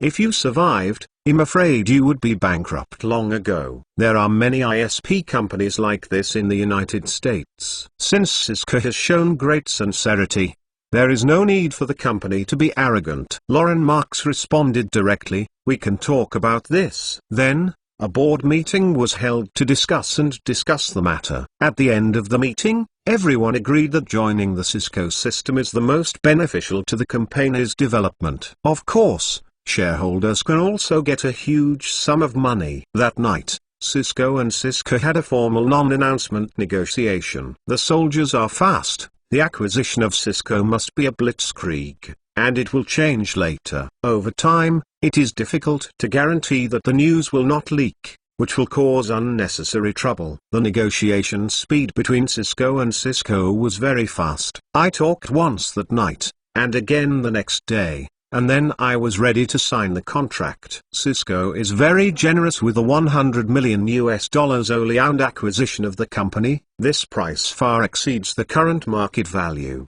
It is simply irresistible. Cisco also guarantees that the company's original management will remain unchanged within 1 year, and that it will not dismiss any employees, and promises that after 3 years, the company will launch an equity incentive plan. The 2 points raised by Cisco are very pertinent. One is for shareholders and the other is for company executives and employees. No matter which party is very satisfied with the conditions proposed by Cisco. After the contract was signed, Cisco ended the negotiation with MCI. Soon, Cisco announced, on January 25, 1989, Cisco acquired the company with $100 million. The company is a very potential ISP company. We believe that with the help of Cisco's resources and channels, it will achieve rapid development. On the day of Cisco's announcement, Cisco's stock price rose by $2. After Cisco's acquisition, it changed its name and reached a strategic partnership with Nicholas Group and iZetch. In addition to providing users with internet access services, it will also provide information services,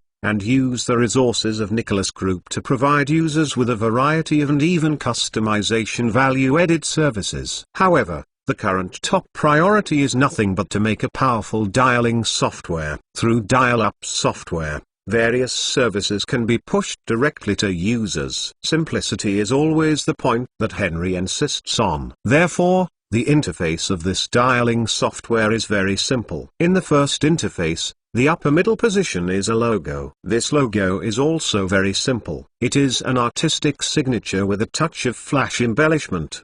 Below is the account and password input box. After the user dials successfully, another interface appears. The top of the interface displays the dialing status www.mtlnovel.com, and there are 2 click buttons in the conspicuous place below: Global Online Portal, Nicholas Shopping Network. Below is the More Services button. Although the interface is simple and concise, it is not dazzling, and it can also highlight the 2 major websites and attract users' attention!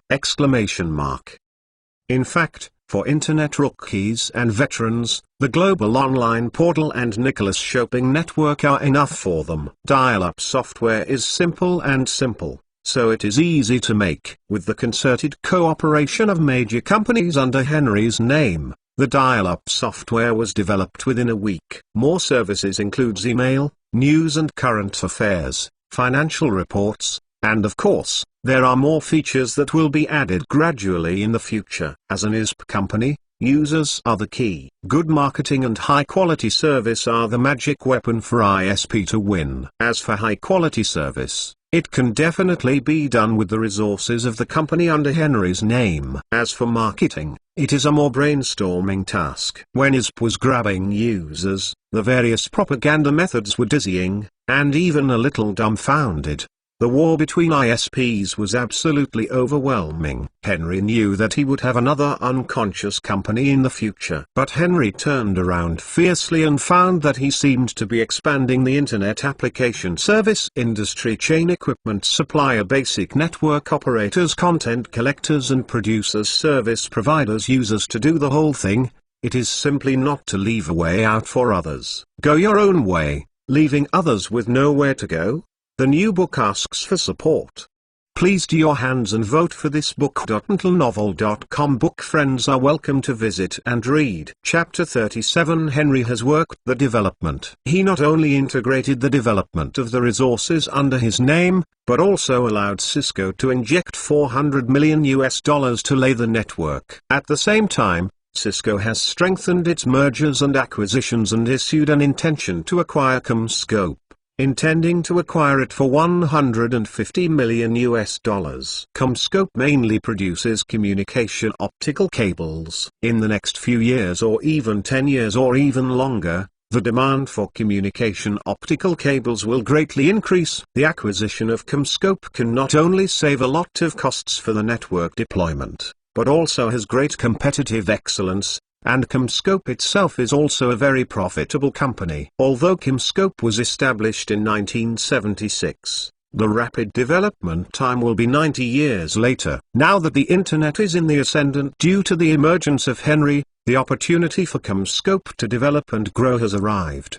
CommScope, as a private company, cannot make $10 million a year. Cisco invested $150 million. CommScope's boss thought that it would take 15 years for CommScope to earn $150 million, $10,000. As a result, they agreed to Cisco's acquisition plan and sold CommScope to Cisco. Cisco's local tyrants' behavior shocked the industry all of a sudden. Many companies have come to ask Cisco to buy them. Cisco's domineering is really a bunker.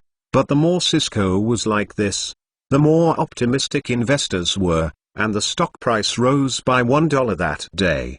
The behavior of the local tyrants never ends. Not long afterward, Cisco made another big move. Cisco is the world's #1 in the router field, but it is much worse in terms of switches. In order to enhance its capabilities, Cisco has targeted a very outstanding switch company in the United States, Catalyst Switch Company. Catalyst Switch Company was established for 3 years, and its development speed is increasing rapidly. Its annual sales exceed $50 million. It is the leader among switch manufacturers. If Cisco can annex Catalyst, it is bound to be unmatched in the field of network equipment manufacturing. For Catalyst, once incorporated into the Cisco system, Catalyst switches will surely lead the switch products and become the #1 in the switch industry. Cisco has the technology, resources, and channels to make Catalyst switches soar. Everyone knows that Cisco is a local tyrant. The shareholders of Catalyst Company decided to sell Catalyst Company after negotiation, but they will still hold 20% of Catalyst Company's shares. Cisco agreed to this request, invested $200 million to buy 80% of the shares of Catalyst, and then moved Catalyst to Silicon Valley. Cisco is also about to build its own headquarters building and factory in Silicon Valley at a cost of $200 million, which can be completed in 3 years. After Cisco has completed a series of acquisitions, in addition to its original sales channels, Cisco will also use the network and CommScope, Catalyst, to rapidly expand its channels, increase sales, and firmly establish its dominant position as a network equipment manufacturer!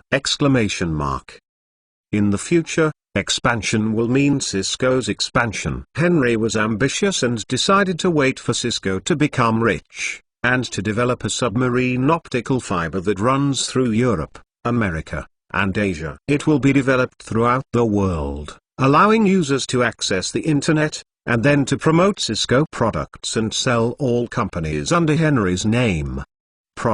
Henry explained the simple things in a simple way, while avoiding the harassment of reporters, while remotely controlling the development of Cisco. It was not until recently that Cisco completed the layout and relaxed a little. According to the statistics of domain name management companies, with the listing of AOL and Cisco, the number of applications for website domain names has increased in vain. Obviously, many people are stimulated and want to get a share of the internet industry. Henry knew that the catfish effect worked, and the entire internet came alive. This makes Henry both depressed and happy. The depressed is because there are more competitors, and the happiness is because the development of the internet is one step faster. Henry browsed the content of these emerging websites. After reading it, he had to complain. Many websites were completely copying Global Online and AOL. More than that, the Nicholas Shopping Network under the Nicholas Group, IMDb, has also been plagiarized.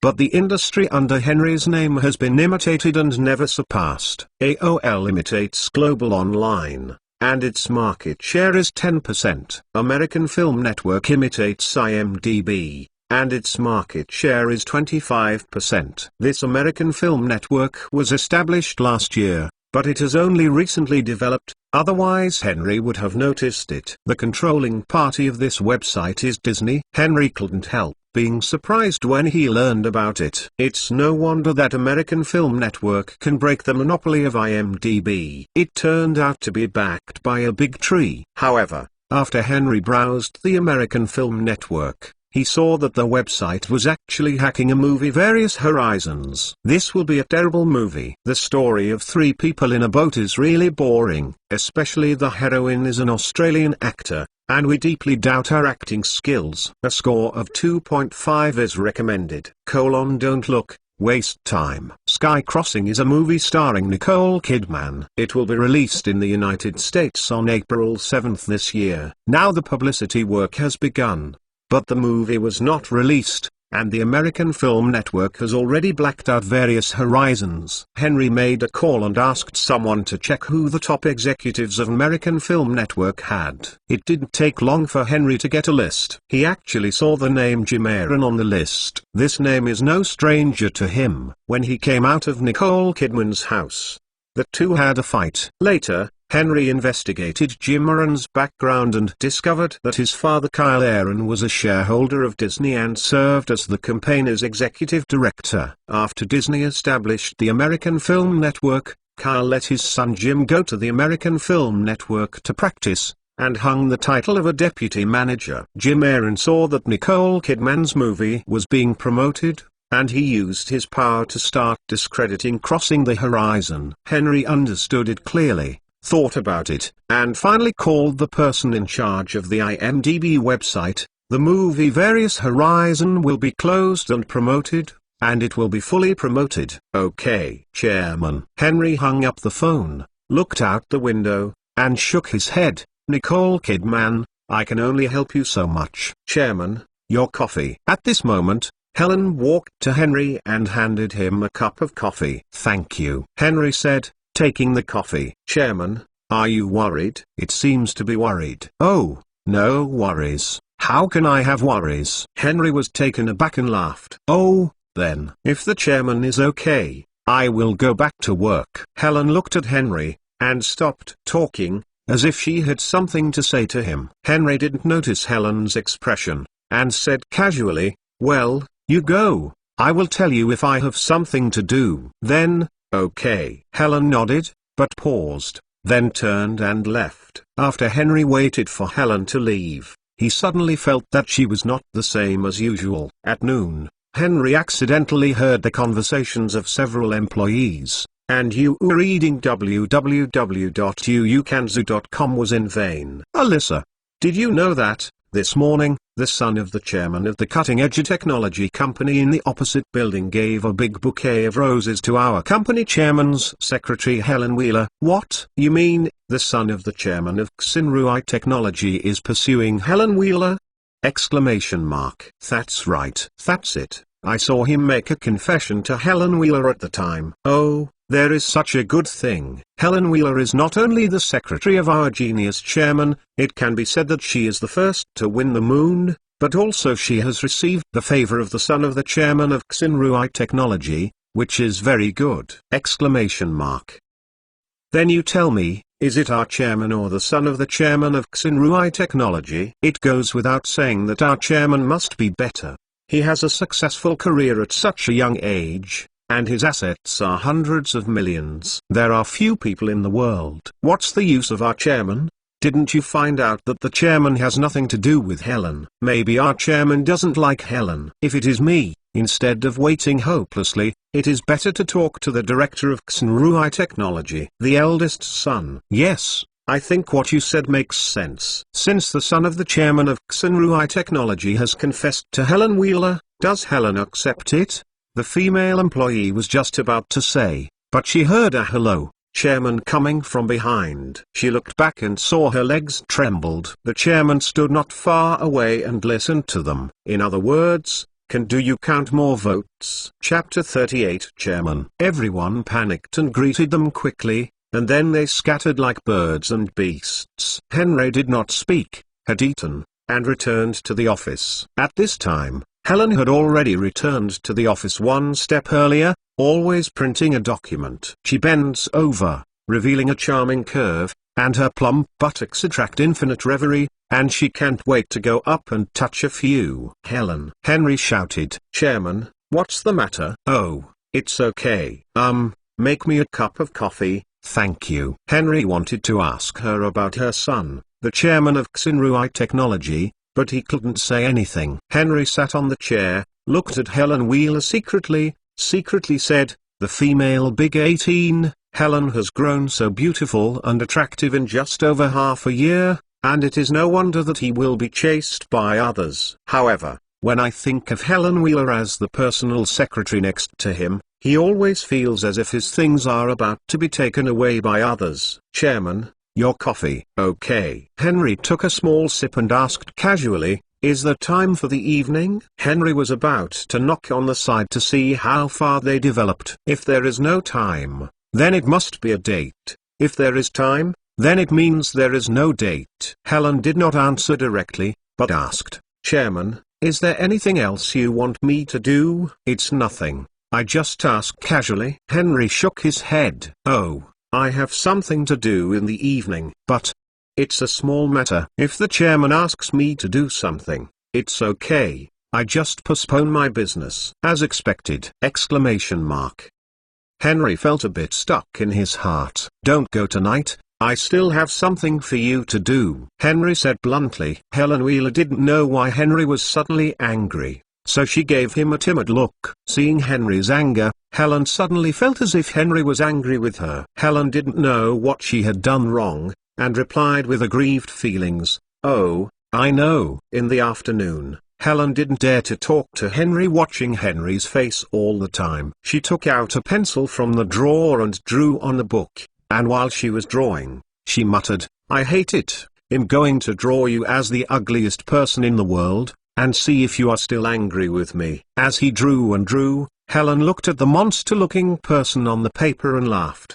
The afternoon time passed in a blink of an eye. After get off work, Henry took Helen to a high-end restaurant for dinner. I heard it was a couple restaurant. Helen was secretly happy in her heart, but seeing Henry's expressionless face, Helen shook her head dejectedly. What do you like to eat? Order whatever, Henry said to Helen. I have never been here. I don't know what to eat. I haven't been here either. Hello guests. Our restaurant recently launched a very affordable and delicious couple set meal. Only $200. Do you think you need it? The waiter said. Helen looked at Henry at this time, and Henry said to the waiter, whatever you want. It's just for dinner anyway. This is it. Okay, guest. Helen pursed her lips when she heard Henry's words, and she was secretly unhappy. However, it didn't take long for the set meal to come up. Henry didn't speak, and directly helped Helen prepare the food and set the knives and forks for her,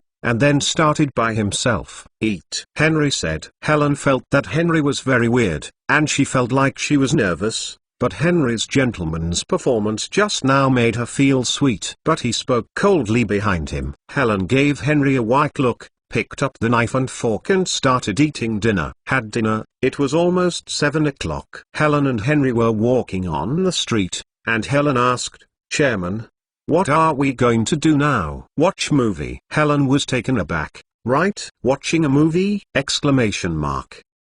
Chairman, you mean watching a movie? Helen was taken aback and asked uncertainly. Henry didn't speak, and took her directly to the cinema. Helen's face gradually turned red, and her heartbeat accelerated. He actually invited me to a movie. Oh, just took me to the couple's restaurant. Is this a formal date? The more Helen thought about it, her face turned red. Here are 2 pieces of Jihad directed by Steve Spielberg, Henry said to the conductor. Okay. The movie will begin soon. You can go in, said the conductor. The movie has just begun, but neither Henry nor Helen have the intention of watching the movie. After entering the cinema, neither of them spoke. Henry originally wanted to deliberately interrupt Helen's date with the son of some cutting-edge technology chairman, but he didn't know how to do it. He actually asked Helen to go to the lovers' restaurant, and then went to the movies. Seeing Helen's peach-faced beautiful face, Henry felt a little silly. Such a beauty, I accepted it myself! Exclamation mark. What, the son of the chairman of Xinruai Technology? Give me hell! Exclamation mark. Helen, you are not allowed to date anyone in the future, Henry said domineeringly. Why? The company needs it. Then what if I resign? No resignation allowed. Henry stared at Helen unscrupulously. One hand lifted her chin slightly. Chairman. Helen flushed red, slowly closed her eyes, and moved her little mouth up. This posture. You are reading www.uukanzu.com sultry! Exclamation mark. Henry couldn't help it anymore, and he kissed it down. The cinema is dark in autumn. Henry and Helen kept kissing for 10 minutes. Finally, Helen leaned her head on Henry's shoulder like a bird. "Chairman, why are you holding a stern face today and still having a temper at me? Are you still asking me?" "You said, what happened to the son of the chairman of Xinrui Technology? You knew already?" "Huh." Henry snorted without speaking. Helen suddenly laughed. "Hee. You are jealous." "Who is jealous?" Henry twitched his lips and resolutely refused to admit it. "I'm just curious." "Curious? Then I won't talk about it." Henry was taken aback, and then smiled bitterly. "Well, let me be jealous. Let me tell you what's the matter with that one. His name is Andrew Eddy, and he met me at a technology exhibition, and then he started pursuing me. However, I don't like him at all. He is both frivolous and lecherous. He is famous in Silicon Valley." "I thought you were going to date him tonight." Henry scorned. "Who is going on a date with him? I was going to learn yoga tonight." Helen gave Henry a blank look. "Hee. I blamed you. I apologize. Please forgive me." Henry stretched out his hand and asked Helen to punish. New book, all kinds of requests. You reading book friends are welcome to come and read. The latest, fastest and hottest serial works are all in You Reading. For mobile phone users, please go to read. Chapter 39. Chairman, you have kissed me. You will be responsible to me from now on. After Helen and Henry were in addition to the movie theater, Helen hugged Henry's arm and spread the bridge and said, "Responsible, absolutely responsible, and responsible to the end. Go and see which hotel is better," Henry said with a big smile, pretending to be lustful. Helen blushed, then gave Henry a white look, and said, "Whoever went to the hotel to open a room with you, I'm going home." After speaking, Helen ran away. Henry just looked at her back gradually away, with a smile on his face. When he got home, Henry finished the bath, then turned on the computer and opened the email. Henry's company will not only notify him by phone, but also send him some information in the form of email. Henry glanced at the content roughly, but when he saw that Pixar Animation Studios had officially completed and launched the RenderMan computer image rendering program, Henry was delighted at the time. Perhaps, by digging a group of people in Industrial Light and Magic, you can form a special effects company on your own. There is only RenderMan. I am afraid that it is far from being able to establish a film special effects company, but at least there is a foundation. Everything is difficult at the beginning. With RenderMan, at least half the success. The next day, Henry went to Pixar Animation Studios, chatted with them all morning, and decided to set up a special effects company. Movie special effects technology will be more and more widely used in future movies, and even movie special effects directly determine the success or failure of a movie! Therefore, film special effects technology is particularly important. When it comes to movie special effects, the first thing that comes to mind must be Industrial Light and Magic. There is no doubt that digging the foot of the wall must also dig Industrial Light and Magic. Pixar Animation Studio was originally a part of Industrial Light and Magic. Therefore, knowing the basics of Industrial Light and Magic and digging up the corner is called a hearty. Within a week, Henry dug up more than a dozen people from Industrial Light and Magic, all of whom were experts in special effects. In addition to the people who dig Industrial Light and Magic, Henry is still recruiting at school. Fresh blood can fill the company with more vitality and innovation. Then, Henry also pointed out that he asked for the recruitment of a master of film special effects technology named Stan Winston. The digital special effects company created by Stan Winston is second only to Industrial Light and Magic in the industry. Although the special effects company in the digital field went bankrupt in 2012,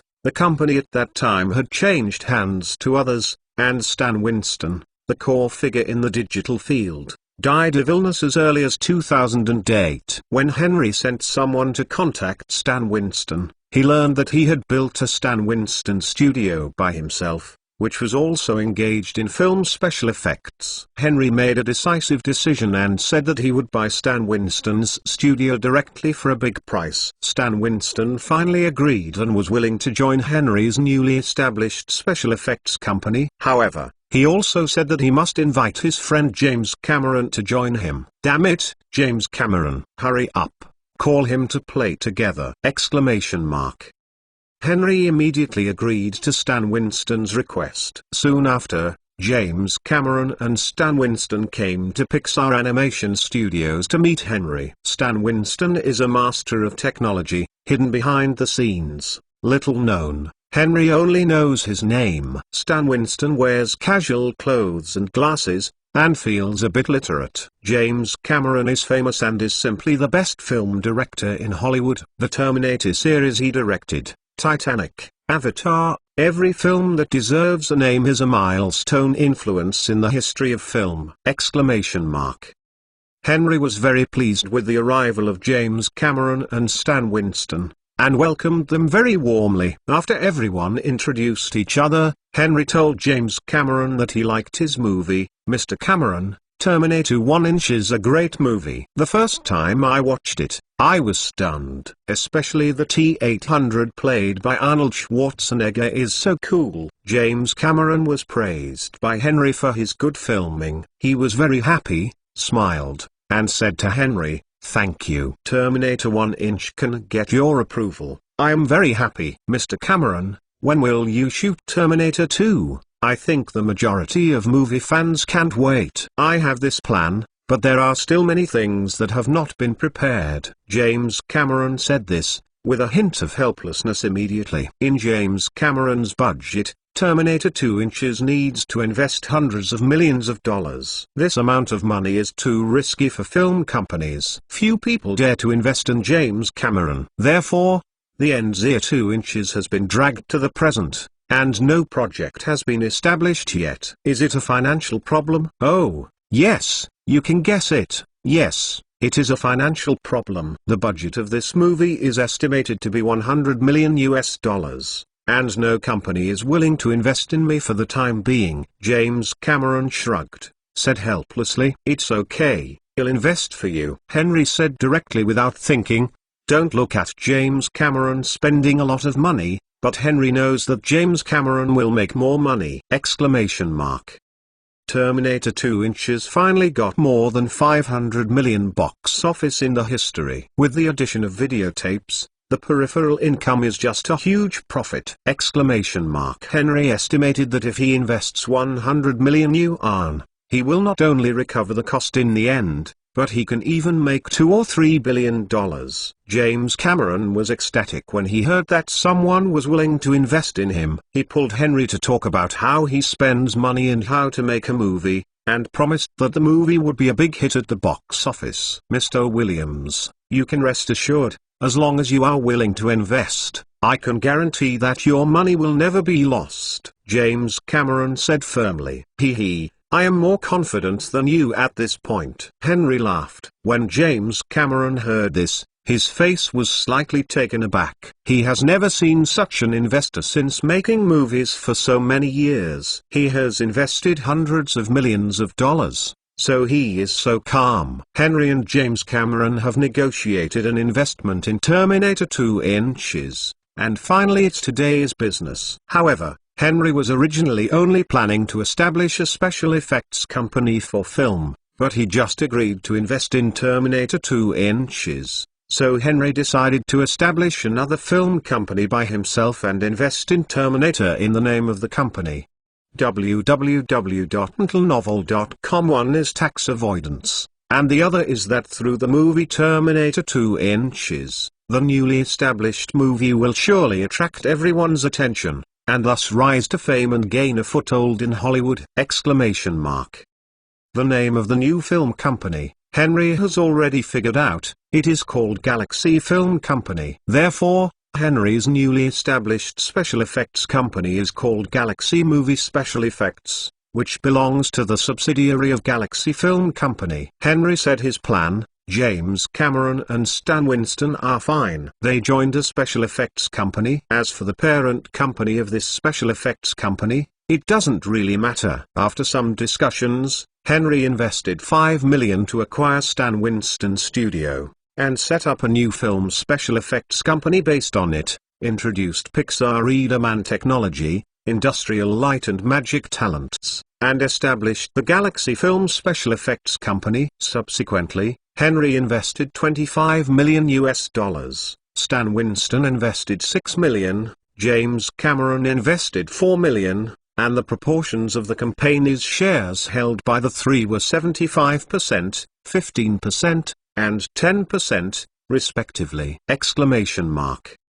After everyone signed the agreement, they held a small party to celebrate. The chairman of the company is undoubtedly Henry.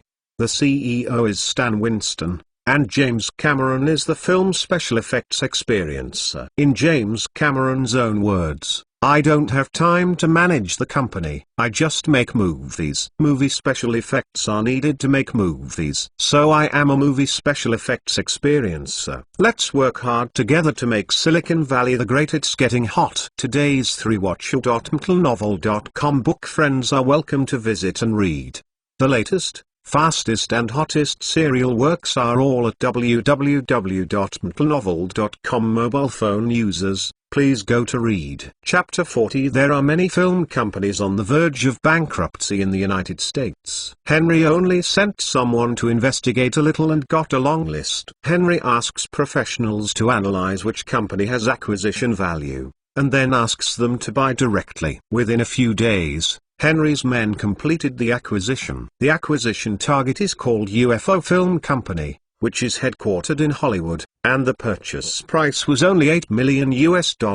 After completing the acquisition of the film company, Henry immediately reorganized it and recruited better talents through the headhunting company to manage the company. At the same time, the film company was renamed Galaxy Film Company, and Pixar Animation Studios designed the company logo and the title logo for it. Subsequently, Henry injected $80 million into Galaxy Films, and then invested in Terminator 2 Inches in the name of the company. This investment is not just for the Galaxy Film Company, but a group of investors. In addition to the Galaxy Film Company, there are Warner and Universal Studios. The reason for introducing the other two companies is entirely because of the need for later release, which can have an advantage in film arrangement. Eating alone in Hollywood is like being a lone tree, unless you become a Hollywood giant yourself. Distribution, promotion, theaters, etc. It is difficult for a small company to handle it. After all,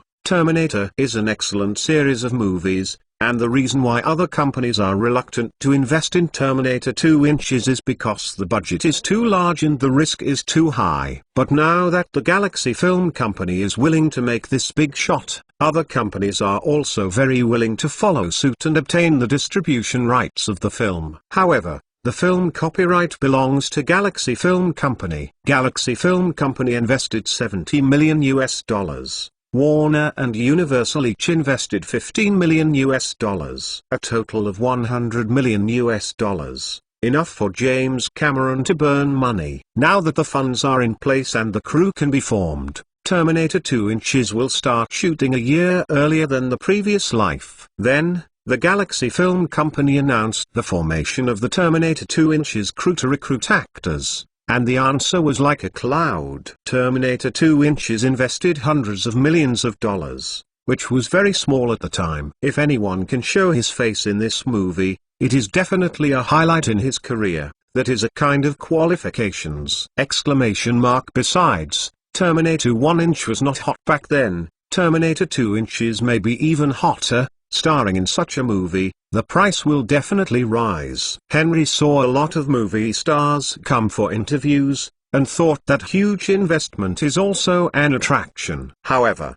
when Arnold Schwarzenegger asked for a salary of $10 million, Henry wanted to scold his mother. Spicy next door. Is it easy to make a movie? You need $10 million to open your mouth. James Cameron didn't dare to spend his own money. He actually agreed, and said that Arnold Schwarzenegger gave him face only $10 million, or more. Henry was also speechless when he heard this. $10 million, I'll give it. Henry gritted his teeth, and he felt like crying without tears. Then it took a month for 7 or 8 actors to be recruited. By the time the filming started, it was already in March. Henry thought it was fun to make a movie at first, but watching it on the set was really boring.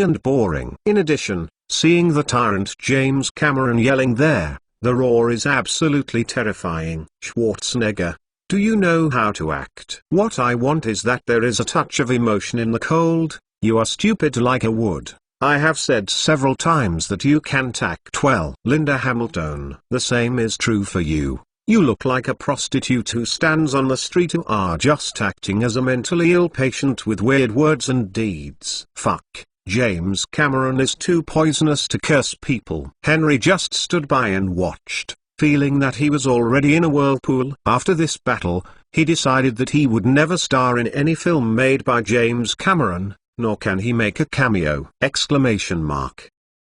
"Do you want to be comfortable with the head of the dog?" he scolded!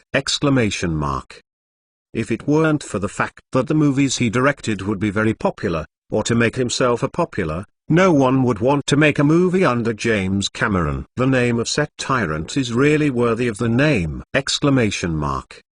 Henry said, "Let others be scolded by James and make money quietly. Life should be like this." The special effects of the movie Terminator 2 Inches, in addition to the addition of Galaxy special effects, also invited Industrial Light and Magic. George Lucas punched Henry as soon as he met, and smiled. "Henry, you are not kind at all. You actually dig the corner of my Industrial Light and Magic." Henry chuckled and said, "Where? Your Industrial Light and Magic talents are abundant, and digging a few people is just like pulling a few hairs. It doesn't matter. Industrial Light and Magic is poached every year, and Henry is just one of them. Besides, Henry is very restrained and selective in digging people. Only a dozen talents who are not welcome in Industrial Light and Magic, and even excluded. But with good technology, George Lucas made a lot of money by buying Pixar back then. Of course, this time he has to find his place. "It doesn't matter. You let me try a dozen of you." Lucas: "You are ashamed to say that the computer animation department that you sold to me back then has been losing money, and I've been scammed to death by you. I'll dig a few of you. Do you mind that?" Henry said Lucas was full of bitterness in front of him, pretending to be pitiful. George Lucas also knew about Pixar. He only burned money, not making money. He was very fortunate to have sold it at the beginning, otherwise it was him who had lost money. Lucas laughed dryly.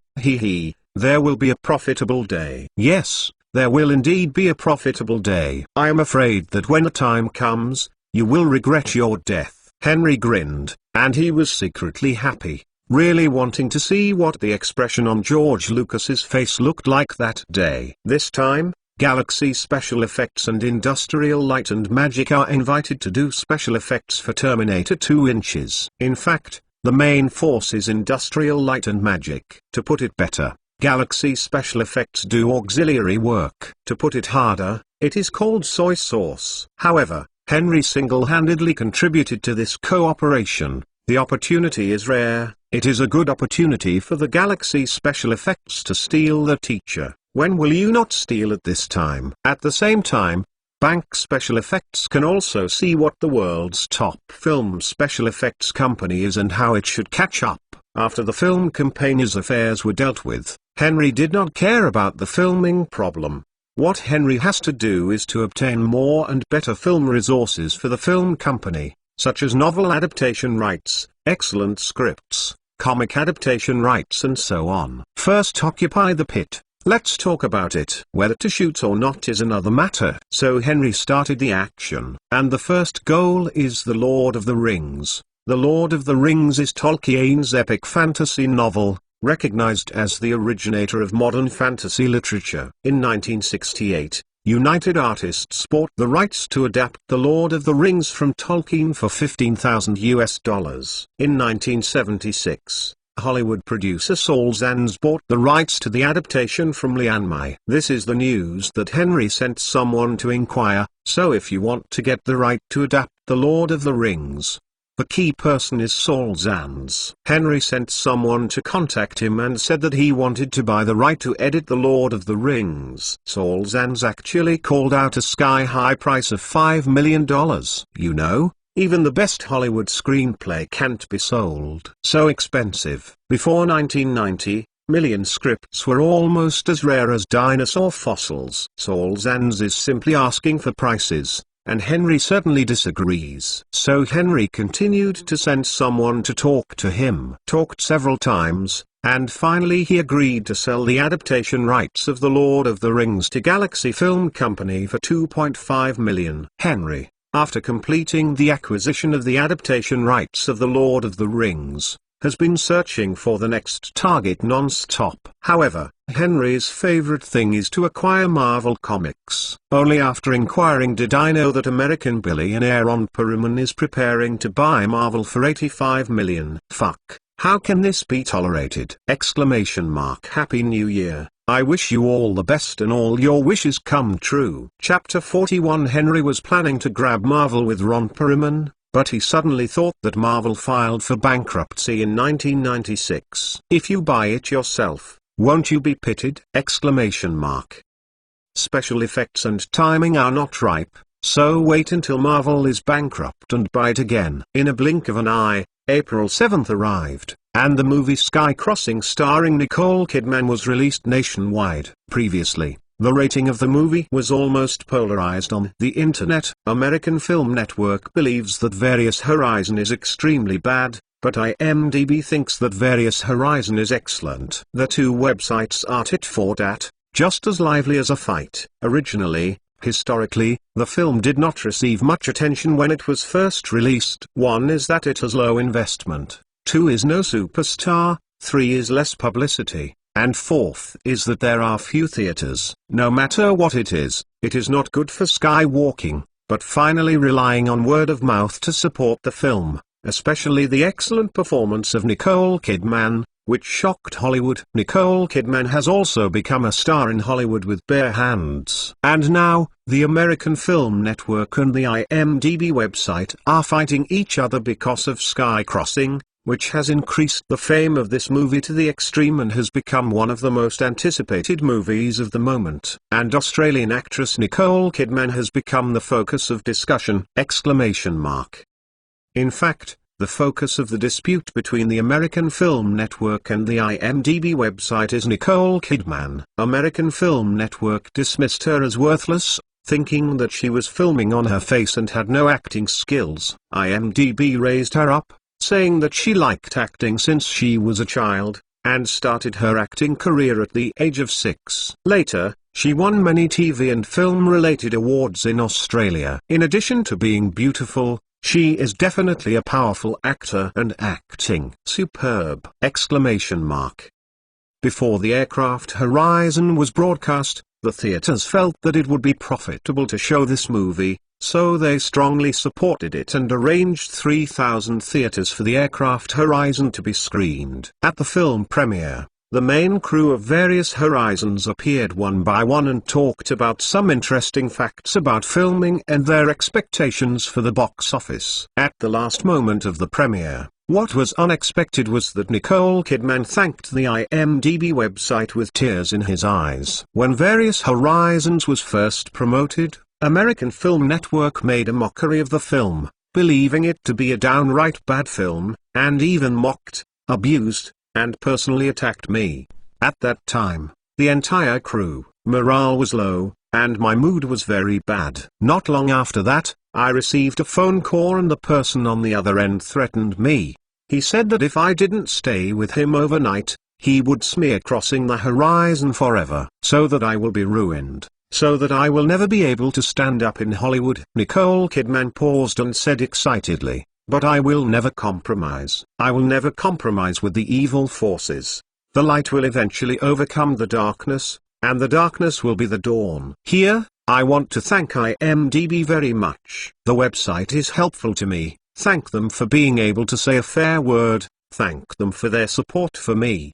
As he said, Nicole Kidman bent down and bowed. Henry was also at the premiere of the movie at this time. He took it calmly and didn't feel complacent because of Nicole Kidman's gratitude to IMDb. Henry thinks that he just did one thing that should be done. Moreover, Jim Aaron hated Nicole Kidman so much because of his own sake. No matter what, he still has to help. The IMDb website reversed the reputation of various Horizons and even Nicole Kidman's reputation, freeing her from suffering and criticism. Then, the movie began to show. It mainly talked about a couple who went on vacation at sea, but rescued a strange man who died at sea. This was originally a well-intentioned act, but it accidentally brought the couple into a disaster!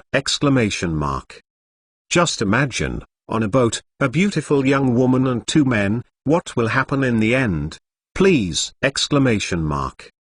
That's right. Things are just as you imagined. The strange man who rescued the ship was intent on testing, and he became murderous, killing the young woman's husband, and then occupying the woman. The plot of the story is ups and downs. Unexpectedly, the young woman's husband did not die and ran back later. During this period, the young woman played by Nicole Kidman was first panicked and frightened. He has brought this female character to life. Later, at the critical moment when the young woman was about to be kissed by a strange man, after the young woman's husband came back, he attacked the strange man from behind and stunned the strange man, then drove him off the ship and let him fend for himself. But unexpectedly, the strange man was not dead. While the couple was sunbathing, he climbed onto the boat. Help me massage my head. The young woman played by Nicole Kidman closed her eyes and basked in the sun, and said to the person behind her. Then, a pair of hands were suddenly stretched out in the screen. These hands ... Well, let's update this point today. If something goes wrong, I will make up tomorrow. Please support the new book. mentalnovel.com. Welcome to read it. The latest, fastest and most popular book. The serialized works are all at www.mentalnovel.com. For mobile phone users, please go to read. Chapter 42. In the picture, hands rubbed Nicole Kidman's hair. Nicole Kidman opened his eyes and looked pale, instantly scared. That man is not dead! Nicole Kidman screamed and was about to escape, but the man grabbed his neck and died. The retired Navy officer John, who played Nicole Kidman's husband in the movie, suddenly rushed out and shot it. The man suddenly fell into the sea. It's okay, everything is over. The husband comforted his wife. However, did the matter really pass? While the couple was enjoying the tender country, the picture turned, and a man with a hideous face covered in blood was floating on the boat board and was swimming quietly in a certain direction. At this time, the movie was over. Afterwards, there was a round of applause in the movie theater. Cross the Horizon has twists and turns, ups and downs. The plot design is very clever, and the performance of the actors in the play is remarkable, especially the excellent performance of Nicole Kidman, which is even more impressive. The eyes lit up. Previous doubts about her acting skills were self-defeating, and she won people's recognition with her strength. The premiere of Across the Horizon was a great success, and it was well received. The next day, newspapers and television media reported on the premiere of Sky Crossing, and focused on Nicole Kidman's final speech at the premiere. Who is the backstage of American Film Network, so blatantly threatening the actress to accompany to sleep, or she will be discredited and blocked, so that she has nowhere to stand!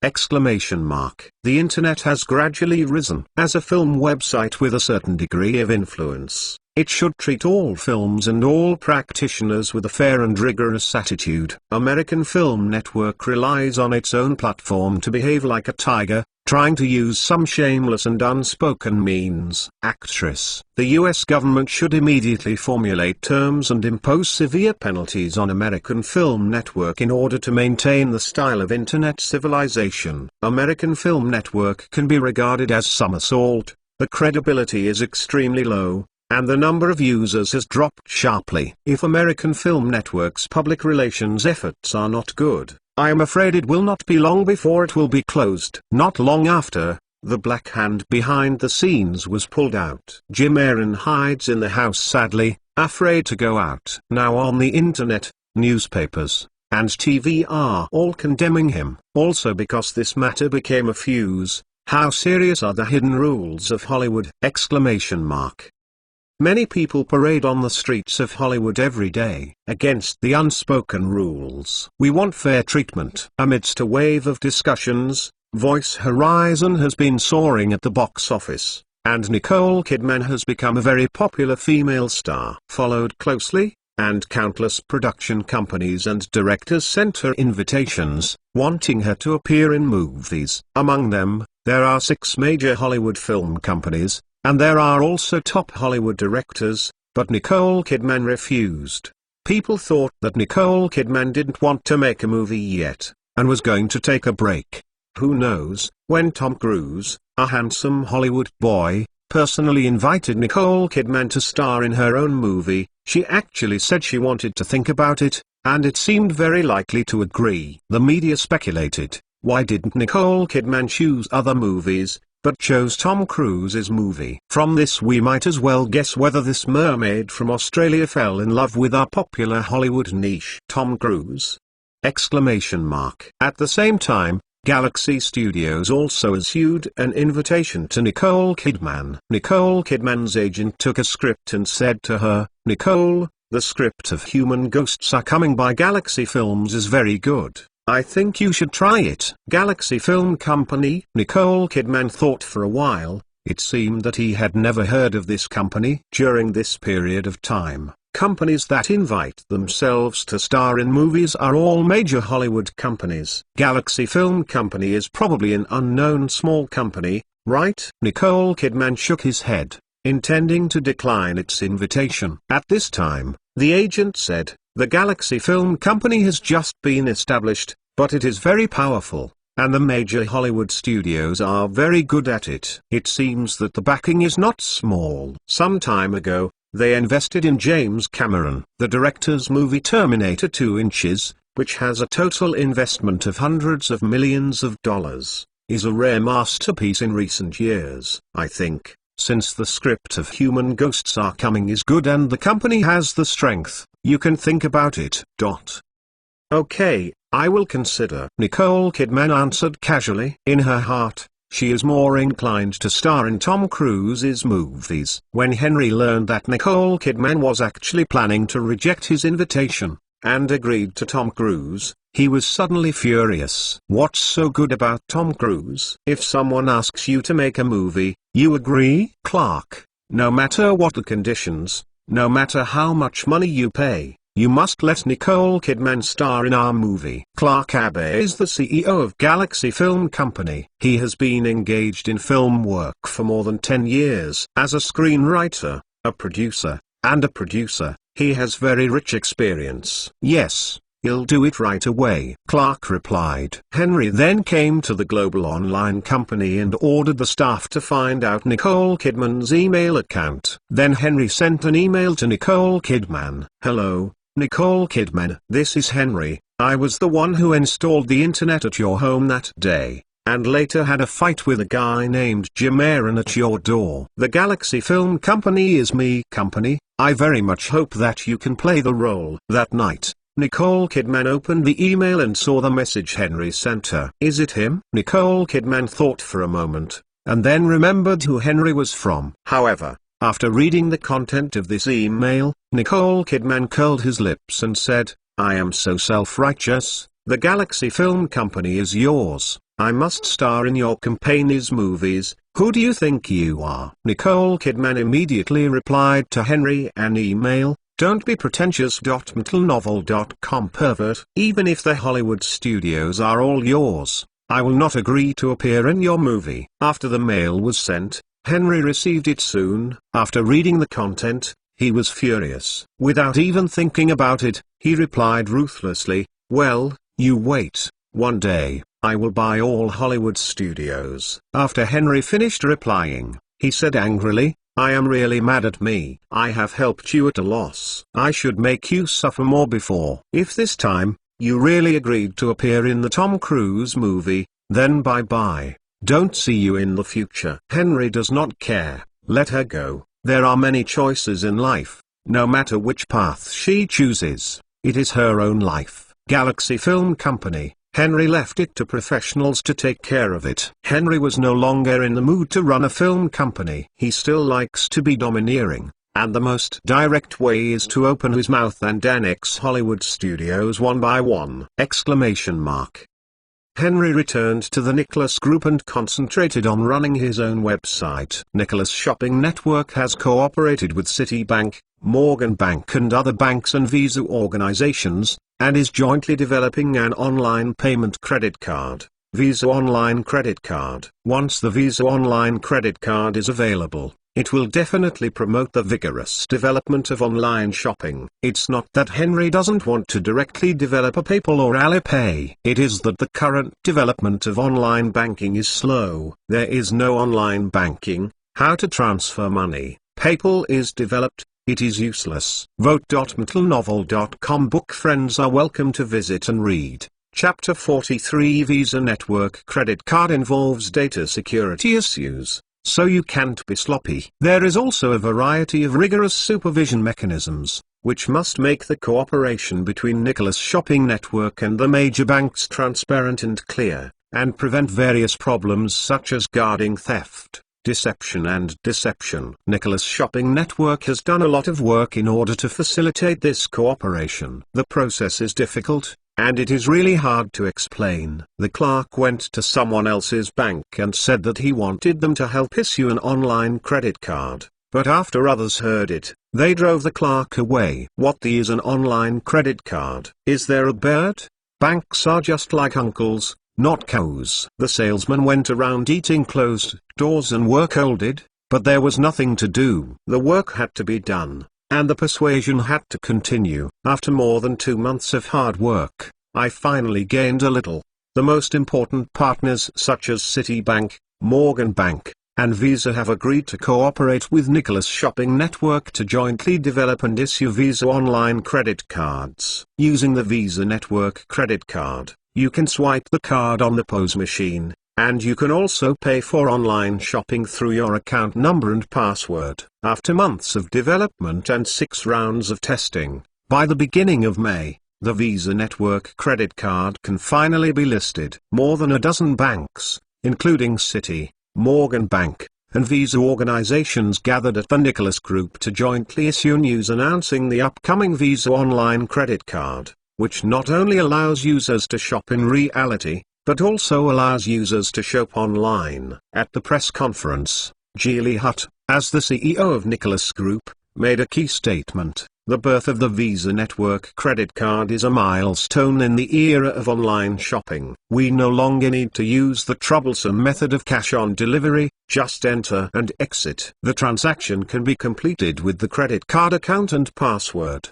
and the user only needs to wait for the receipt of the goods with peace of mind. At the same time, our Nicholas Shopping Network solemnly guarantees that we will never disclose the user's credit card information. Here, we have the supervision mechanism of Citigroup, Morgan, etc., is jointly supervised by more than a dozen banks, so you don't have to worry about your account at all. Finally, our Nicholas Group solemnly promises that if the user's account is stolen because of Nicholas's own sake, we will compensate as much. After the press conference, major media reported on it. Especially the Nicholas Group said that if the user account is stolen due to its own reasons, it will be compensated as much. This promise will undoubtedly make it easier for the public to accept Visa Online credit cards and be more assured to use Visa Online credit cards. In order to promote Visa Online credit cards, major banks have introduced various preferential measures. For example, interest and overdraft limits will be higher than ordinary cards. However, the most surprising thing is that if you apply for a Visa Online credit card, you can get $50 free Nicholas shopping voucher. This is a very local tyrant! This kind of big money, banks generally don't play it. The shopping ability of dollars is very strong. $50 is not a small amount of money. If there are tens of millions of users, That means giving out 500 million US dollars. How dare the bank play this hand? This time it was Nicholas Group who led them to play. Nicholas paid 30 and the bank paid 20. The reason why banks are willing to pay is naturally to grab users. Therefore, teamed up with the Nicholas Group to increase the shopping voucher to $50 to enhance the attractiveness. Henry calculated that through this card event, Nicholas Shopping Network's transaction volume will surely increase, and it will even scare the entire United States and the world. The horrible transaction volume and horrible sales will surely make Nicholas Shopping Network's reputation and become famous all over the world. At that time, let Nicholas Shopping Network be listed immediately. At that time, the stock price will not fly to the sky! Nicholas Shopping Network can also establish the e-commerce supremacy in one fell swoop. Other followers can only look up from afar. At the same time, through this event, more netizens can accept online shopping and become users of Nicholas Shopping Network. Shopping. Go to Nicholas. In order to make this card issuing activity more successful, the Nicholas Group carried out a large number of advertising campaigns on TV and newspapers. This publicity campaign was strongly supported by more than a dozen banks, led by Citibank and Morgan Bank. There is a problem. Since it is called a Visa online credit card, you have to let others know what is online and what is online shopping. Otherwise, what do you need an online credit card for? Then, shortly after the launch of the Visa Network credit card, American people flocked to the bank. From a distance, they saw a line of 20 to 30 meters long at the bank store, like a long dragon. Among these people, some have been exposed to online shopping, and some have not been exposed to online shopping. For those who have been in contact with online shopping, the launch of the Visa Online Credit Card is very welcome. One is convenient, and the other is ... There are Nicholas Shopping vouchers you can get. For those who have never been in contact with online shopping, many people are curious, and there are ...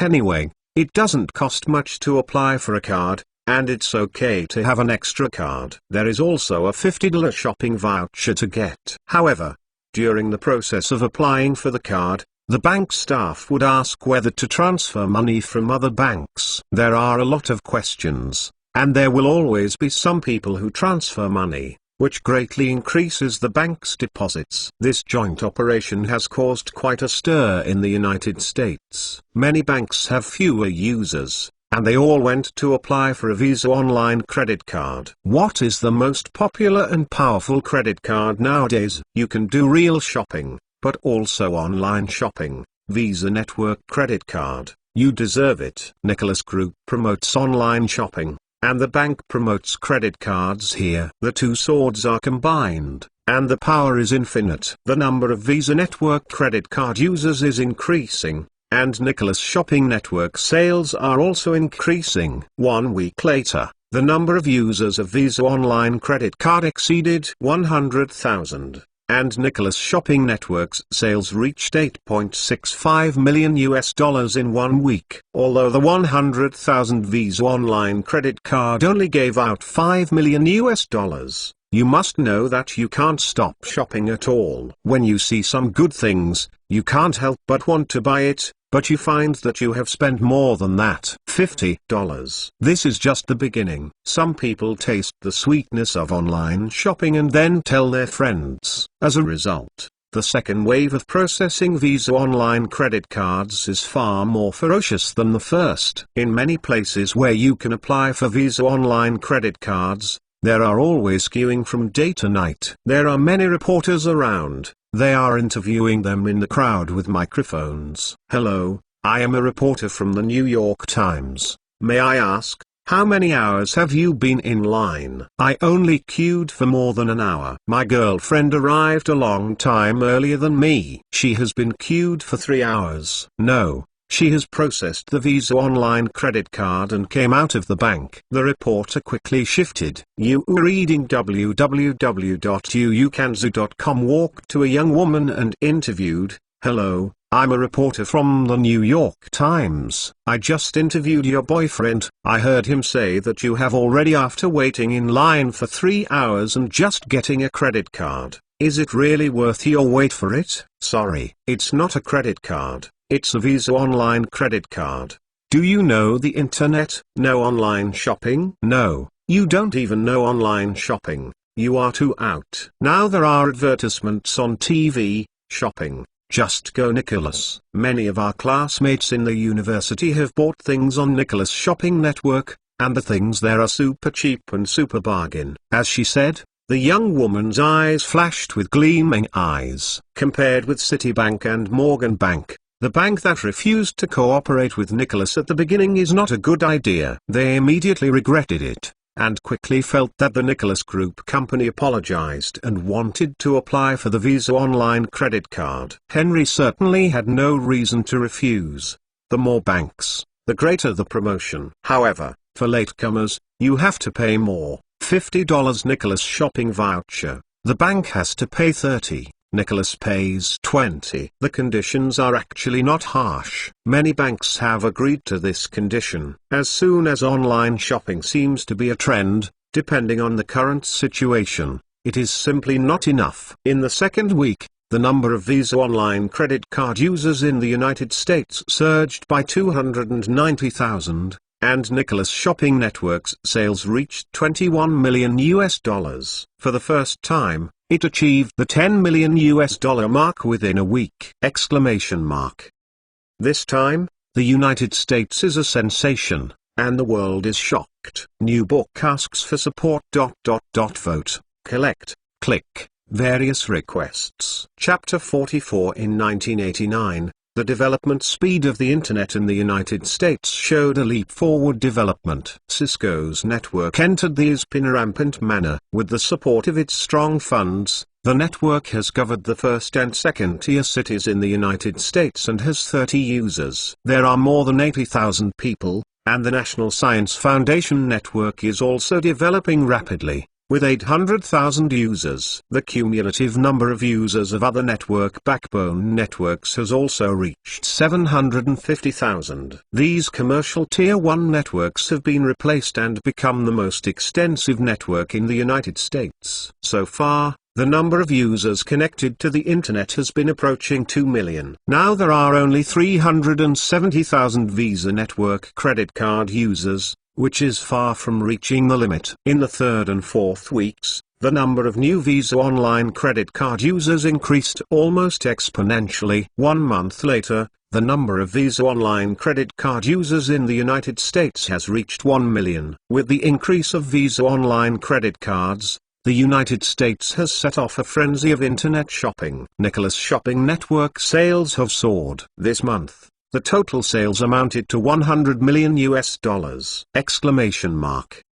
Although this data is incomparable with department stores such as Walmart, it is enough to shock countless people. Online shopping, the potential is endless!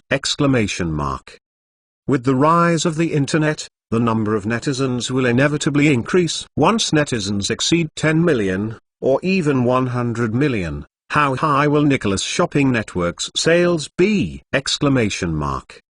Many economists in the United States began to be active in newspapers, television and other media, expressing their opinions wildly. New York Times: online shopping is convenient, cheap, and has a wide variety of products, allowing customers to buy their favorite products without leaving home. From this, I can conclude that in the future, online shopping will become a trend. Los Angeles Times: online shopping has become a fashion in college, and in the future, it will be closely related to people's lives. The Wall Street Journal: US Internet users are increasing daily. I can foresee some things. Once every American uses the Internet, then the audience of a shopping site will be the entire American people, and Nicholas Shopping Network will become far beyond Walmart. Online department store. Forbes: in 1985, Walton, the owner of Walmart, became the richest man in the United States, but it may not be long before this ranking will change. Sami Francis, a professor of computer science at Harvard University, stated on CBS, as Cisco enters the ISP industry, the nation's commercial network backbone Tier 1 has developed rapidly. We conservatively predict that in 1992, there will be more than 500 internet access users. Million. The host was surprised and said, there will be as many as 5 million? Exclamation mark. Sami Francis said indifferently, this is just a conservative estimate. In fact, it may be more. Cisco's market value has recently exceeded $10 billion US. Such a capital crocodile. Its behavior is always unpredictable, because it always do something unexpected but extremely shocking. Just yesterday, Cisco announced that it would raise another $500 million to the network to lay more network fiber. Not only the internet is developing rapidly, but US telecommunications giants such as MCI, Sprint, BBN, ANS have begun to accelerate, and the speed of the internet is unimaginable. Nicholas Shopping Network CEO Julie Hutt is currently conducting a roadshow across the country. The preparation of the Nicholas Shopping Network to go public has already begun from the date of the issuance of the Visa Network credit card. Wall Street analysts believe that once Nicholas Shopping Network is listed, its market value may surpass Netscape. The 37 large investment companies on Wall Street are unanimously optimistic about Nicholas Shopping Network. 35 investment companies gave Nicholas Shopping Network a must-buy in large quantities rating, and 2 investment companies were slightly more conservative and gave a need-to-buy a little rating. Henry was holding the financial statements and he couldn't help crying. This month, Nicholas Shopping Network lost $20 to $30 million US. Engaging in sales promotion and losing money in exchange for performance really made Henry a little bit bloody. However, the results are extremely gratifying. Through this event, Nicholas Shopping Network's users exceeded 500,000, and a third of them have become loyal users and are often active on the site for shopping. Henry just finished reading the report. Fred Smith, the CEO of FedEx, the world's best logistics company, called Henry and wanted to invite him to have a meal. Nicholas Shopping Network really shocked many people this time. If you count the industries related to this event, such as logistics, etc., then the impact of this event is amazing. FedEx's performance this month has soared because of Nicholas Shopping Network, and it has increased by 5%. This data is not small, but for large companies, it is simply moving! Exclamation mark. Mr. Williams, tomorrow afternoon at 5 o'clock in the Beverly Hills Wilshire Hotel, waiting for you. Okay, I will go. Henry thought for a while, then agreed. The Nicholas Group also has its own logistics company. After several years of development, it has begun to go out of California and develop into the United States. However, the development speed is very slow. Except for some key cities, other places cannot be covered. Nicholas Shopping Network still has to rely on a large logistics company like FedEx. Like this promotion, FedEx accounted for the majority, while Nicholas Logistics was operating at full capacity, and only a fifth of the business was allocated. The next day, Henry went to the hotel. Fred Smith has been waiting for a long time. He booked a box and asked Henry to go in for dinner. Fred Smith's first impression of Henry was a middle-aged man with a smile on his face, good communication and full of fighting spirit. Before coming, Henry sent someone to collect his information. His father died when he was 4 years old. He fell ill at the age of 8, and the development of his right leg was affected. For 2.5 years, he could only walk on crutches. After that, he also served as a soldier and was very interested in airplanes, so he started his express career. He took a huge risk and invested his entire fortune of $8.5 million into FedEx. Even at the beginning of FedEx's development, it was not smooth, and it was likely to go bankrupt. Fred Smith experienced setbacks, and finally ushered in the dawn, and got the investment of the big Wall Street bankers, which made FedEx grow stronger. www.mtlnovel.com and now become the best express company in the world! Exclamation mark.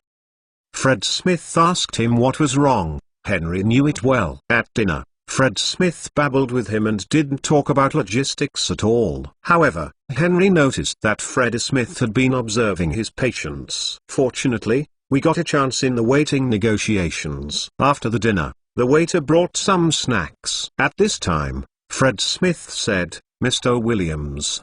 What do you think of logistics? I think logistics has a lot to do in the future, Henry said lightly, with only one sentence. If he said too much, he might be right in his arms. Freddie Smith smiled and said, hee, I think so too. I heard that Nicholas Logistics is out of California. Congratulations. Well, it's just a little trouble. It can't be compared with FedEx. Nicholas Logistics is the fastest growing logistics company in recent years. I think the potential is very good. Freddie Smith stopped halfway through his speech, and then solemnly expressed his purpose to Henry. Actually, I asked you to come today because I want to buy Nicholas Logistics. Acquisition Nicholas Logistics Company? Henry was stunned. He only thought that Fred Smith would ask him to come over. It must be related to logistics, but he did not expect that Freddie Smith actually proposed to acquire his own logistics company. This rhythm seems to be wrong. Hasn't it always been bought by other people's companies by themselves? But now they have been acquired by others. Various requests for new books, tickets, and collections.mentalnovel.com book friends are welcome to visit and read. The latest, fastest and hottest serial works are all at www.mentalnovel.com. Mobile phone users, please go to read. Chapter 45. FedEx is willing to bid $100 million for Nicholas Logistics. Freddie Smith smiled. Hearing this offer, Henry was a little surprised, because the price is too high, and Nicholas Logistics is not worth so much money. Although in the past 2 years, Nicholas Logistics has relied on the strength of the group to grow and develop, more resources within the group are used in other areas. Therefore, the development of logistics companies is relatively slow. The real value of Nicholas Logistics is only $70 to $80 million, which is far short of $100 million. Henry couldn't help but look at Fred Smith, and seeing him look confident and calm, Henry frowned unconsciously. What is FedEx making? Actually bought their own logistics company at a premium of $2,030 million. Between the electric light and Flint, Henry thought of many things in his mind. The most likely scenario is that FedEx is attempting to eliminate competitors by acquiring Nicholas Logistics. Not only that, after the acquisition of Nicholas Logistics, we can reach a closer cooperation with Nicholas Shopping Network. FedEx saw the prospects of Nicholas Shopping Network through this card promotion time and knew that Nicholas Shopping Network will have a lot of demand for logistics in the future, so it made the decision to acquire Nicholas Logistics Company. After Henry figured it out, he felt that FedEx really deserved its reputation and had great courage. However, the logistics system will be a very important part of the Nicholas Shopping Network, and it is impossible to hand it over to others!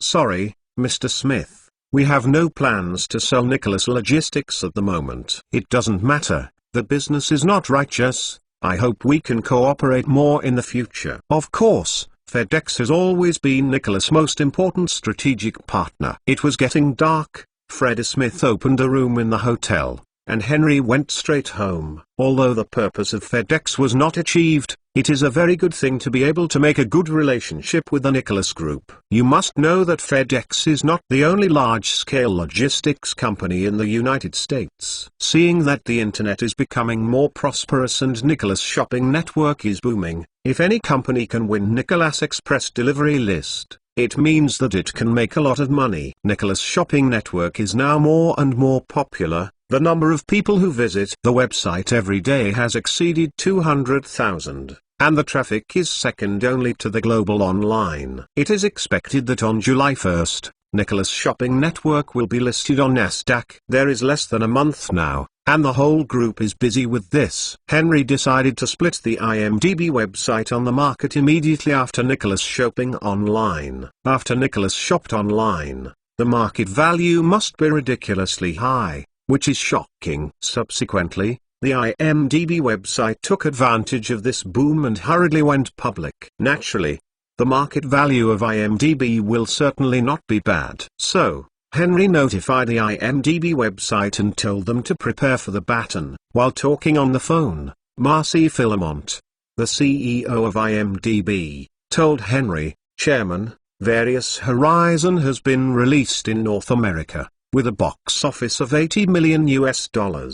The main members of the production company and the crew a celebration banquet will be held. They specially invited us to participate in IMDb. Do you think Cross the Horizon? Henry muttered to himself. He couldn't help but remember that Nicole Kidman hadn't responded to the Galaxy Film Company for so long. He must have rejected his invitation and agreed to Tom Cruise. You guys, go as you like. Don't go if you don't want to. Henry hung up the phone directly after speaking. Marcy Fremont heard a beep beep on the other end of the phone, and he was taken aback. What does the chairman mean? Marcy Fremont was a little confused. At the time, the chairman ordered IMDb to do his best to help promote the film Various Horizons. Now that the film is successful, the chairman is not happy. What happened?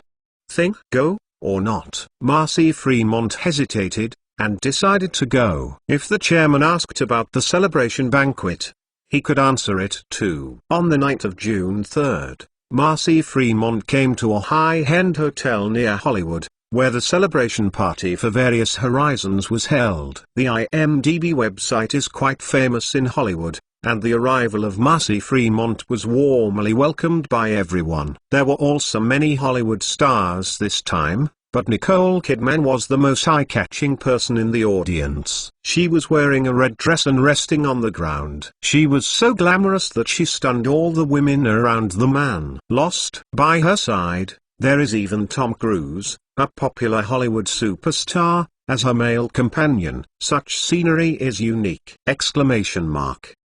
Marcy Fremont secretly praised Nicole Kidman for being so beautiful. Immediately, Marcy Fremont suddenly realized that our chairman was only a 14-5-year-old adolescent. Seeing a beautiful woman, I must be very excited. I am afraid that it was also because of Nicole Kidman that IMDb helped IMDb Across the Horizon. Marcy Fremont looked at the close attitude of Tom Cruise and Nicole Kidman, and sighed inwardly. It seems that the chairman's sudden anger is probably because of this reason, right? At the celebration banquet, the cups are staggered, which is very cheerful. When Nicole Kidman learned that Marcy Fremont was the CEO of IMDb website, she took the initiative to say hello, Mr. Fremont. Oh, hello, Miss Nicole Kidman. Congratulations on your movie box office success. Marcy Fremont said coldly. Very strangely. On the one hand, he is a bit embarrassing for his boss. On the other hand, he tries to avoid contact with those who make the boss upset. As the CEO of IMDb website, as a senior of the Nicholas Group, Marcy Fremont knows deeply how talented his boss is and how amazing his boss's achievements will be in the future. Even a small star will become popular again. It's not worth a finger of the boss at all. Just a little bit of what he knows about the boss is enough to shock the whole world. Nicole Kidman was slightly startled. She didn't know why Marcy Fremont was so indifferent to her. The IMDb website once fully supported her, spoke for her, and complained for her. Mr. Fremont, thank you for your help before on the IMDb website. If it weren't for you, the movie Sky Crossing would not have been so successful. It's nothing. It's because you made a good movie, Marcy Fremont said lightly. Nicole Kidman asked, Mr. Fremont, I am very curious why your IMDb website will take the initiative to help Various Horizons publicize and help me clarify various rumors and slanders. Don't you know? Marcy Fremont asked in surprise. Nicole Kidman shook his head. I don't know. This matter is an order from our chairman personally to do things well. I thought you knew, Marcy Fremont said. IMDb chairman? Nicole Kidman thought for a while. She didn't seem to know the chairman of IMDb. Why would he help herself for no reason? Mr. Fremont, what is the name of your chairman? Nicole Kidman asked. Marcy Fremont hesitated for a moment, whether or not to say. At this moment, Tom Cruise came over and smiled. Hello, Mr. Fremont. This is Tom Cruise. Oh, hello, Mr. Tom Cullis. Tom Curris said, Mr. Fremont, I like your IMDb website very much. It's really great. Thank you. Mr. Fremont, Nicole and I are about to collaborate on a movie. At that time, I hope the IMDb website can help promote it. Are you working with Nicole Kidman? Marcy Fremont was taken aback. Yes, the name of this movie is Thunder and Aspirations. The film mainly tells the story of a racing driver out of the shadow of failure. Oh, I heard that many well-known directors and producers have approached Miss Nicole Kidman, but she refused. Unexpectedly, she agreed to work with Mr. Cruise. "It's my honor," Tom Cruise said, and looked at Nicole Kidman, with a hint of admiration in his eyes, and at the same time, secretly proud of so many directors and producers. Nicole Kidman did not agree to the invitation of others, but only agreed to herself. How face-to-face. Nicole Kidman, has the Galaxy Film Company issued an invitation letter to you? Marcy Fremont looked at Nicole Kidman and asked, Yes, but I refused. After hearing this, Marcy Fremont's face changed slightly. It turns out that there is another reason why the chairman is angry. Nicole Kidman, you are reading www.uukanzu.com. I have to tell you one thing, Marcy Fremont said with a serious expression. What's up? Marcy Fremont did not respond, but looked at Tom Cruise and motioned for him to leave first. Tom Cruise also understood what Marcy Fremont meant, and said, "You said, I'll have a glass of red wine first." After Tom Cruise walked away, Marcy Fremont said, "Is the owner of the Galaxy Film Company called Henry?" "Yes, it is. Actually, he is the chairman of IMDb." "What? He is the chairman of IMDb?" Nicole Kidman looked incredulous. "Yes, he is indeed the chairman of our IMDb. Since he saw that you were discredited by American Film Network, he asked us to help you, even to offend Disney Company." "How can you offend the Disney Company?" Nicole Kidman wondered. "Don't you know that American Film Network was created by Disney for you? Disney has already made a vengeance with our IMDb website, and we are not allowed to upload any Disney-owned works on our website." "But why didn't he tell me that he is the chairman of the IMDb website? Why didn't he say that he had helped me? If he did, I might agree to appear in their campaign's movie. Our chairman is not a person who wants to report to you. Henry, I am laughing. Please vote for your recommendation quickly. You reading book friends are welcome to come and read. The latest, fastest and hottest serial works are all in You Reading. For mobile phone users, please go to read. Chapter 46. Nicole Kidman gradually fell silent. Seeing her like this, Marcy Fremont struck the iron while it was hot and said, "Nicole Kidman, Tom Cruise is a very caring person. She wants you to appear in this movie, but she has another plan. And, the movie has always centered on herself. The heroine is at best a vase, and you have no room to play. And as far as I know, Human Ghosts Are Not Coming is a script specially written for you by our chairman. It will be one of Hollywood's best scripts. Perhaps I should tell you his other identity. His full name is Henry Williams, and he is the youngest and most famous genius writer in the United States. He has written the Harry Potter series of novels, and he has also written Jurassic Park. Nicole Kidman was taken aback, showing an expression of disbelief. Nicole Kidman, say it all. How to choose is your own question. However, I still have to advise you in the end, you'd better stay away from Tom Cruise. Marcy Fremont said, his eyes turned to Tom Cruise's place deliberately. Nicole Kidman followed his gaze and saw Tom Cruise and a few female stars saying so. Marcy Fremont smiled slightly and said goodbye to Nicole Kidman. Soon after Marcy Fremont left, Tom Cruise came to Nicole Kidman. "Nicole, what did you just talk about?" "Nothing." "I'm sorry, Mr. Tom Cruise, I may not be in your movie anymore." When Tom Cruise heard this, he was shocked and asked quickly, "Why is this? Haven't you agreed before? Is it because Mr. Marcy Fremont just said something that made you change your mind?"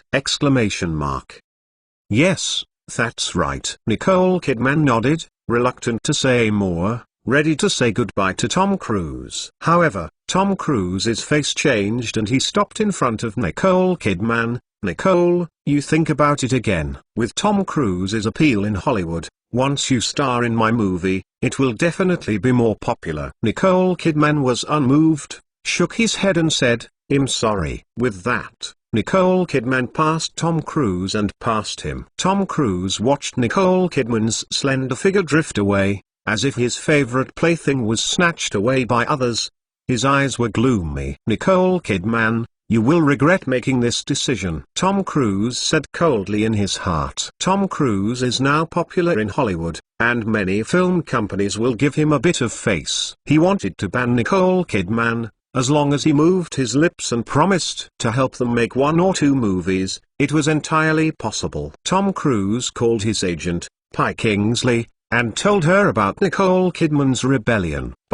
"You tell me the Hollywood studios hope they can help block Nicole Kidman." Tom Cruise was very angry, shouting like hysterical. Pi Kingsley frowned and thought for a while, and said, "Tom, let me see this matter not to be counted. Not long ago, we announced that Nicole Kidman intends to join the crew of Thunder Aspiration, but now she regrets it. This is undoubtedly hitting my Tom Cruise in the face. Pi, you immediately notify the Hollywood studios that I, Tom Cruise, are going to ban Nicole Kidman." Pi Kingsley was silent for a while, and sighed, "Well, I will notify them." 2 days later, Henry was at work, and the Galaxy Film Company suddenly called to tell him that Nicole Kidman had agreed to star in the movie Human Ghosts Are Coming and signed the contract yesterday night. Henry was surprised when he heard the news. Why did Nicole Kidman suddenly change his mind? Then,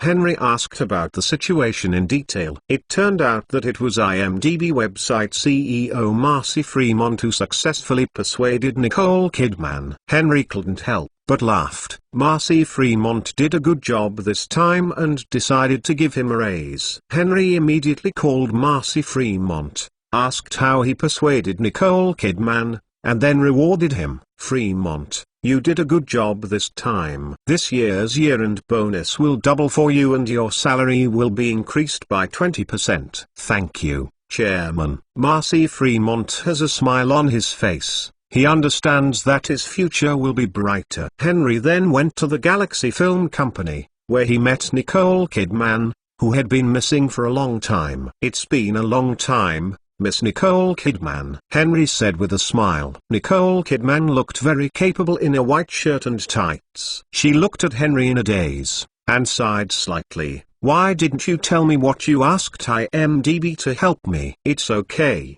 Tell you what to do. Is it to let me bring my Grace to report and threaten you? I just like to help you, and I don't want to see you being accused and vilified by everyone." Henry's faint voice was gentle with a hint of tenderness. After listening to Nicole Kidman, she was slightly startled, looking at the young boy in front of her, and suddenly felt that he was gentle like an umbrella that could shelter herself from wind and rain. Nicole Kidman shook his head, and came to his senses. He was 21 years old and he was only 15 years old. Henry smiled. "Did you read the script I wrote for you?" "I read it. I wrote it very well. I like it." Nicole Kidman nodded, her eyes full of curiosity. She looked at Henry and felt that this young man deserved to be a genius. Not only was the novel written well, can write such an excellent script! After I saw it, I almost cried. Henry smiled satisfied. "You like it?" Henry didn't stay here long. After half an hour, he returned to the Nicholas Group company to continue his work. Nicholas Shopping Network and IMDb website are preparing to go on the market one after another. There are many things that Henry needs to deal with. It is very rare for him to spare a little time to visit Nicole Kidman. However, the thing that makes Henry a little difficult is that it seems that he is stepping on the road of two boats. Helen Wheeler has officially become his girlfriend, but the goddess of his previous life, he also likes it very much. How to have both bear and fish palm. It's really nerve-wracking. Helen Wheeler has changed from a small secretary to an assistant to the chairman, and has a considerable amount of power to help Henry deal with some not very important things. However, Henry has too many companies, and Helen Wheeler's burden is not small at all. He is busy late every day. At 6 o'clock in the afternoon, Henry had just returned from the Galaxy Film Company and saw that Helen Wheeler was still busy, so he walked over, massaged her shoulders, and said distressed, "It's all off work." "Still working?" Helen Wheeler smiled and said, "I'm ready to go back when I'm done with this stuff. Don't work so hard in the future, so let me give you 2 secretaries, so you can relax." "No secretary, I can." "No, you must have a secretary. Look at how tired you are." "Okay, but I must choose the secretary." "Why, don't I pick them all the same?" "Huh? Do you want to pick a few seductive, beautiful and secretaries?" Exclamation mark. Ahem.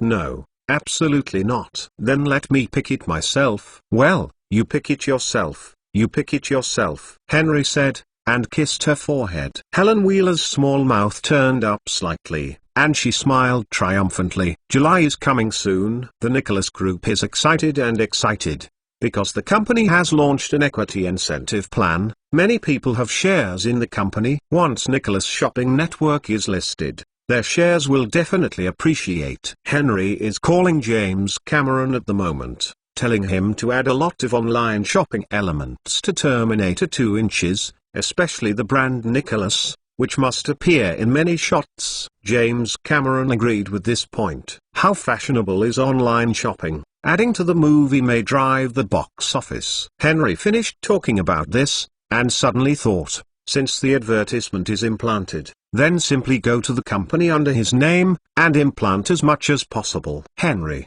as the largest investor, had the right to change the script a little bit after discussing with James Cameron. But how to change www.mtlnovel.com is still up to James Cameron. Henry just mentioned that, on the basis of maintaining the integrity of the work, let him change as much as possible. Henry's companies play high-tech.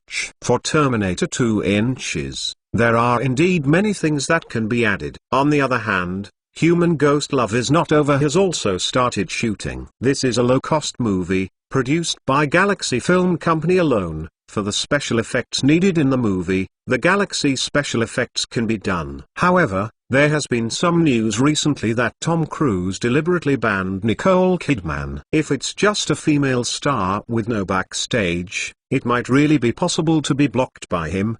But Henry's leg hairs are better than Tom Cruise. He wants to block Nicole Kidman and asked Henry if he has it. The 6 major Hollywood studios have very good cooperation with the IMDb website and Nicholas Shopping Network. Of course, there is something wrong between Disney and the Nicholas Group. Based on such a relationship, Henry put a word out. Are these film companies giving Tom Cruise face or giving Henry face?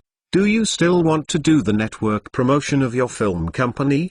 Do you still sell DVD movies online? How much benefit can Tom Cruise bring to your film company? As long as you are a discerning person, you will know the pros and cons at a glance, let alone a savvy movie company giant. Tom Cruise did not steal the chicken, and became a joke of many Hollywood people after dinner. Peas, new week, all kinds of requests. mtlnovel.com welcome book friends to visit and read.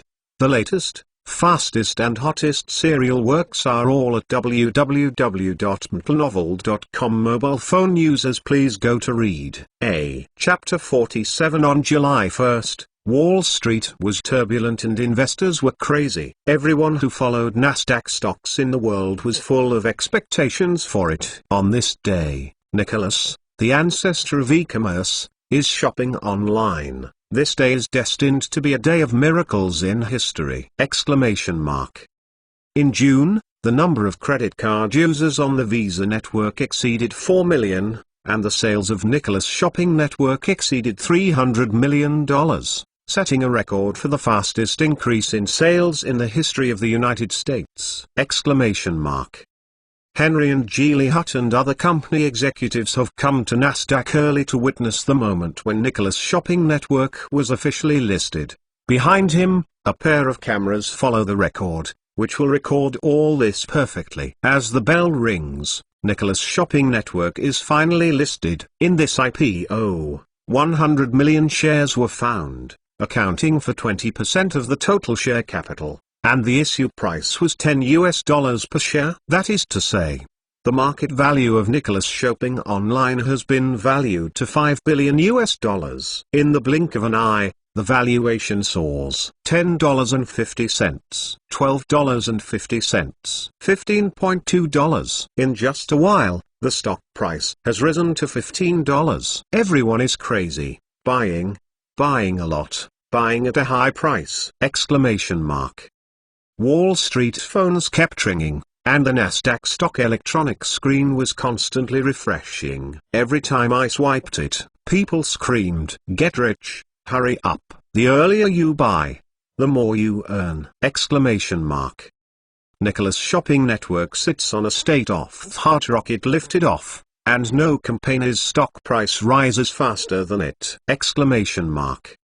Henry clenched his fist and was so excited, "I'm going to go up, I have money to burn again." Afternoon, the stock price of Nicholas Shopping Network has risen to $25. By the end of the night, the stock price rose to $45. The total market value of Nicholas Shopping Network actually exceeded $20 billion, reaching $22.5 billion. The whole world is crazy! Warren Polley, a senior Wall Street analyst, believes, currently, the stock price of Nicholas Shopping Network is indeed a bit high. However, I think its stock price will continue to rise. According to the data I have collected, in 1984, the predecessor of the Internet, ARPANET, has less than 10,000 users. After Cisco launched the router in 1985, the number of network users increased suddenly, reaching 50,000. In 1986, the establishment of the National Science Foundation network was completed, and the number of Internet users increased to more than 300,000. With the improvement of the network and the laying and establishment of various commercial networks, in 1989, the number of netizens was close to 2 million. And the rapid development is very shocking. Can you imagine the number of netizens next year? Maybe in a few years, the number of Internet users will exceed 10 million, or even 100 million. Then, let's look at the stock price of Nicholas Shopping Network. In fact, it is not high at all, or even a lot lower. The reason why stockholders are so frantically snapping up the shares of NicholasShopping.com is actually an investment. In a few years, the stock price of NicholasShopping.com will surely double several times. Warren Polley's speech was endorsed by colleagues, and many analysts also expressed similar views. The next day, the stock price of Nicholas Shopping Network continued to rise. By the end of the day, the total market value was very close to $30 billion. In this listing, 4 billionaires, more than 10 millionaires, and hundreds of millionaires were born within the group. The 4 billionaires are Nicholas Group and Nicholas Shopping Network CEO Julie Hutt, Group Chief Technology Officer Tom Wilson, Netscape CEO Jonathan Jackson, IMDb website CEO Marcy Philemon. They hold Nicholas Shopping Network shares are 1%, 0.8%, 0.5%, 0.5%. Nicholas Shopping Network raised more than $3 billion through this listing. Subsequently, Henry reorganized the company. First of all, Henry split the global online website into an independent company, no longer affiliated with the Nicholas Group, and split Netscape into a subsidiary of Global Online. Since then, Nicholas and Global Online have been separated into two unrelated companies. The main reason for the separation is to be more professional and to create brand power. When you mention Nicholas, you think of e-commerce. When you mention Global Online, you think of portals. If the two are together, it is easy to confuse the audience and make netizens confused. Whether the Nicholas Group is a portal or an e-commerce company. Another purpose is to split the Global Online to prevent the occurrence of monopoly cases. If two companies belong to the same group company, it is extremely easy to be sued to monopolize the market. If after the separation, although the two controlling shareholders are still the same person, the company is not affiliated with the same company. If you want to sue a monopoly, Henry is not afraid of litigation!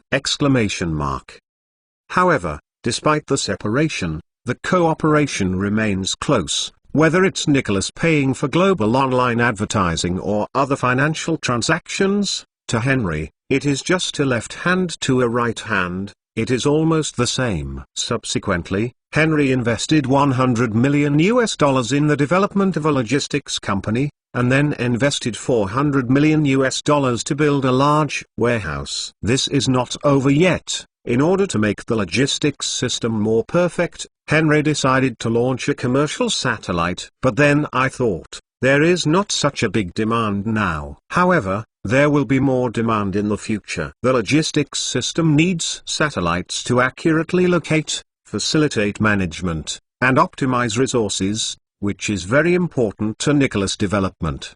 iSearch's map function also requires satellites. There are also broadcast satellites designed and produced specifically for satellite TV. There are also communication satellites, navigation satellites for you reading www.uukanzu.com, weather satellites, etc. Henry will definitely enter more high-tech industries in the future, and naturally there is a huge demand for satellites. Instead of giving this money to others, it's better to earn it yourself! Just set up a space company by yourself, develop rockets, and launch satellites. With so many satellites to launch, it is possible to feed one's own space company at the worst without making money. Not only that, but you can also practice hands, collect experimental data, and promote technology development. The better the company's technology, the more naturally there will be more orders, thus forming a virtuous circle! But this matter is not in a hurry. First collect information, and then start the digging operation. The digging operation is no longer limited to the United States, but digging people around the world. So the time for the digging operation will be very long. Henry's ambition is to gather the world's top talents and build the world's best space company. Therefore, the preparatory work must be done well, with a solid foundation. The building can rise to the sky! But then, it should be the IMDb website's turn to go public, take advantage of the craze of Nicholas shopping online market, make a lot of money. This book has been signed, and the authorization status has been changed to Starting Point Chinese Network first release. Please support. There should be one more tonight, 3 more today. Chapter 48. Half a month later, the IMDb website followed in the footsteps of Nicholas Shopping Network and was also listed on the Nasdaq. The IMDb website has a very large influence in the film and television industry, and it is an indispensable part of the current movie public opinion. Among them, the main profit of IMDb website has 5 points. One is the film promotion fee of the film company. The second is to sell user rating data. Through the data, you can check how much users of all ages like various types of movies, so that film companies can formulate strategies to decide what types of movies to shoot. 3 is a commercial advertisement. 4th is to provide content services to traditional media. 5 is to make money by selling movie DVDs. IMDb is not powerful enough now. After it is powerful, you may be able to book tickets directly online and realize the online and offline layout. In addition to these, there are more profit points that need to be developed urgently. Anyway, as long as there are users and traffic, the website can make money. However, at this stage, the IMDb website does not make much money, because there are too few users, and then all kinds of expenses have to be eliminated. No loss is already considered. Fortunately, Henry opened the cheat sheets to find so many profit points. Otherwise the IMDb website would definitely lose money. The IMDb website is just a simple movie network, but on the day it went public, the market value of IMDb soared to $3 billion. Internet concept stocks are suddenly enthusiastically sought after by Wall Street investors. As an internet company, AOL has naturally benefited from it. The market value has soared, breaking through to $7 billion for the first time. On the same day, the stock price of Nicholas Shopping Network also rose by $1. Subsequently, Henry received the data from the domain name management company, On the second day of the IMDb website listing, a total of more than 1,000 domain names applied for registration. Henry was taken aback when he heard the news. It seems that everyone is jealous. Internet meat is not so easy to eat. There is no traffic. Even if you set up a website, you can only lose money in the end. Broadband, servers, staff expenses, etc. are not small sums. Of course, if it can be listed for financing, it will be another matter. Henry doesn't care about these, anyway. The domain name management company and Nozark have made a lot of money. If you apply for a domain name, you will receive $100, and 1,000 will cost $100,000. In the future, you will have to pay a management fee of $50 per year. The domain name management company just sits and collects money. In the following days, many people applied for domain name registration every day. On such days, I feel soft when I receive money. Noah's Ark's survey hosting business also surged suddenly, and many server sites established in the United States began to fill up. Noah's Ark has decided to expand more sites to meet user needs. Of course, the servers are also sold a lot. The WebArk series of servers have been updated, and the second generation has been launched, with better performance and more affordable prices. It just happens that this time the internet concept stocks are booming, and countless people have begun to get involved in the internet industry. Only 400 units were sold, and a server sold for $50,000, a net profit of $20,000, a profit of $8 million. Subsequent orders continued to flow, and the second-generation server of WebArk became the most popular server at the moment. After IMDb went public, the website sprung up like bamboo shoots after a rain, and Nozark began to reverse its losses and generate profits. The competition between servers has become increasingly fierce, but for now, Nozark still has an absolute advantage. 2/3 of the market share is occupied by Nozark, and the remaining 1/3 is mainly divided by companies such as IBM, HP, and Dell. Nozark company attaches great importance to technology, and its proportion of technology investment accounts for 40%, which is why Nozark can always lead. Among them, Henry even pointed out the direction of R&D for them, which made them avoid corners, and they were almost engaged in development. No matter how good IBM is, it can't be too good. Moreover, the research and development of the Blade-type server has made great progress. Once it succeeds, it will be a milestone. Banks, telecommunications and financial institutions or internet data centers will definitely choose Blade servers, because the main structure of this server is a large main chassis with many blades plugged into it. Each blade is actually a system motherboard. Similar to for each independent server, they can start their own operations through the local hard disk. Each blade can run its own system, serve different user groups specified, and are not related to each other. Moreover, the system software can also be used to aggregate these motherboards into a server cluster. In the cluster mode, all blades can be connected to provide a high-speed network environment, share resources, and serve the same user group. Inserting new blades in the cluster can improve overall performance. Blade Survey has so many advantages. It will be the trend of future server development. While other companies are still making tower and rack servers, Nozark has already begun to take the lead. With the listing and financing of Nicholas Shopping Network and IMDb, Henry's worth soared. If it were revealed, everyone would be shocked. However, he always hides behind him, holding holdings through the Nicholas Group of companies. The Nicholas Group Company is an offshore company established in the British Virgin Islands. Among the shareholders, apart from Geely Hutt knows that Henry is 100% holdings. No one knows how much Henry holds shares, only that he holds. The chairman of the board must hold shares and is a major shareholder! This time, the Nicholas Group of companies listed 2 companies successively, creating 4 billionaires, more than 10 millionaires, and hundreds of millionaires. Under the company building, a row of expensive cars is simply dazzling.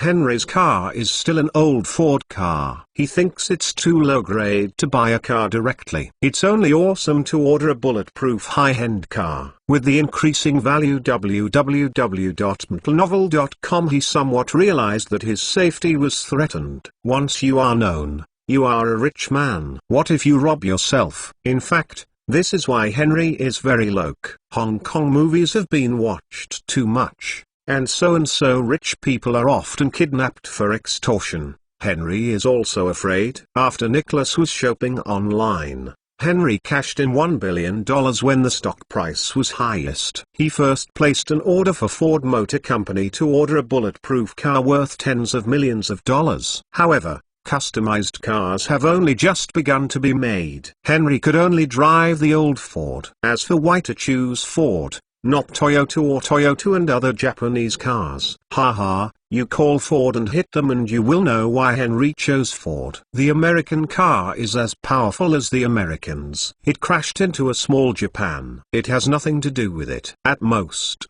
it has to be replaced. The Japanese car is dangerous, and the owner is likely to hang up. Henry's parents died in a car accident in this life, and Henry still has lingering fears. For the sake of safety, Henry recruited a lot of security guards. These security guards are all retired U.S. Special Forces soldiers with first-rate capabilities. However, his number one bodyguard, Sean Houston, accidentally said a word but reminded him, every year there are a large number of soldiers in the United States who have nothing to do after retiring. If only we can find something to do for them. The world-famous private military and security consulting company Blackwater made the decision in Henry's mind. Nyanksipi, Black society will have to be afraid of me in the future! The new book urgently needs your support. mentalnovel.com book friends are welcome to visit and read.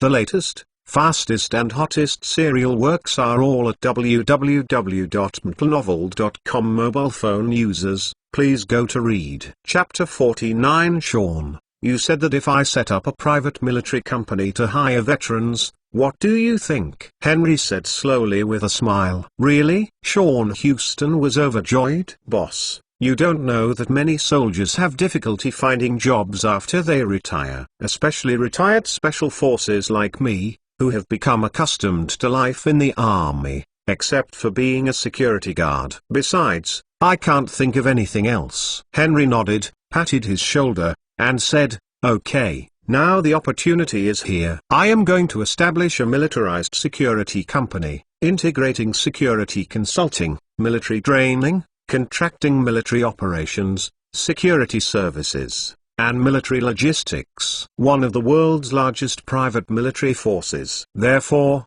I am planning to recruit a large number of veterans and police. With that, Henry's eyes flashed with excitement. Sean was stunned when he heard Henry's words. He thought Henry was just building an ordinary security company. But according to what I just said, the security company is simply weak. This is simply to create a military organization that can fight against the country. Sean almost trembled with excitement. Boss, can I go to your newly established military company? Henry chuckled. Of course.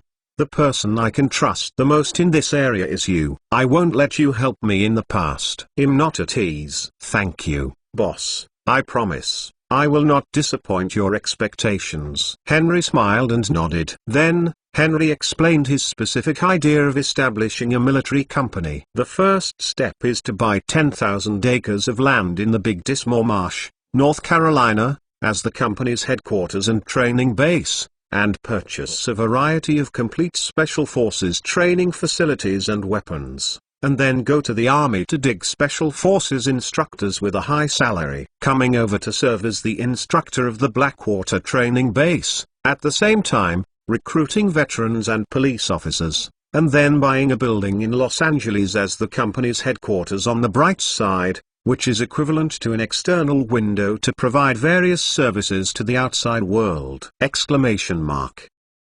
the beginning, the company was not strong enough, but only provided security services or security training. After the company's military strength is strong, it can perform various military tasks, and there is no problem sending troops to fight Iraq. Henry is going to inject $100 million into the Blackwater Company. If there is still a lack of funds in the later period, Henry will add more funds. Sean, I hope that in the near future, the name of Blackwater can make any enemy scared. Henry's words were imperceptibly domineering. Sean Houston always thought that his boss was just a genius boy, but he didn't expect that his ambition was so great. Black clouds pressed against the city and wanted to destroy the city. Sean looked at Henry's back and felt an inexplicable pressure suddenly hit, which made people tremble. Henry is very eager for the establishment of the Blackwater Company, and can even be said to be impatient.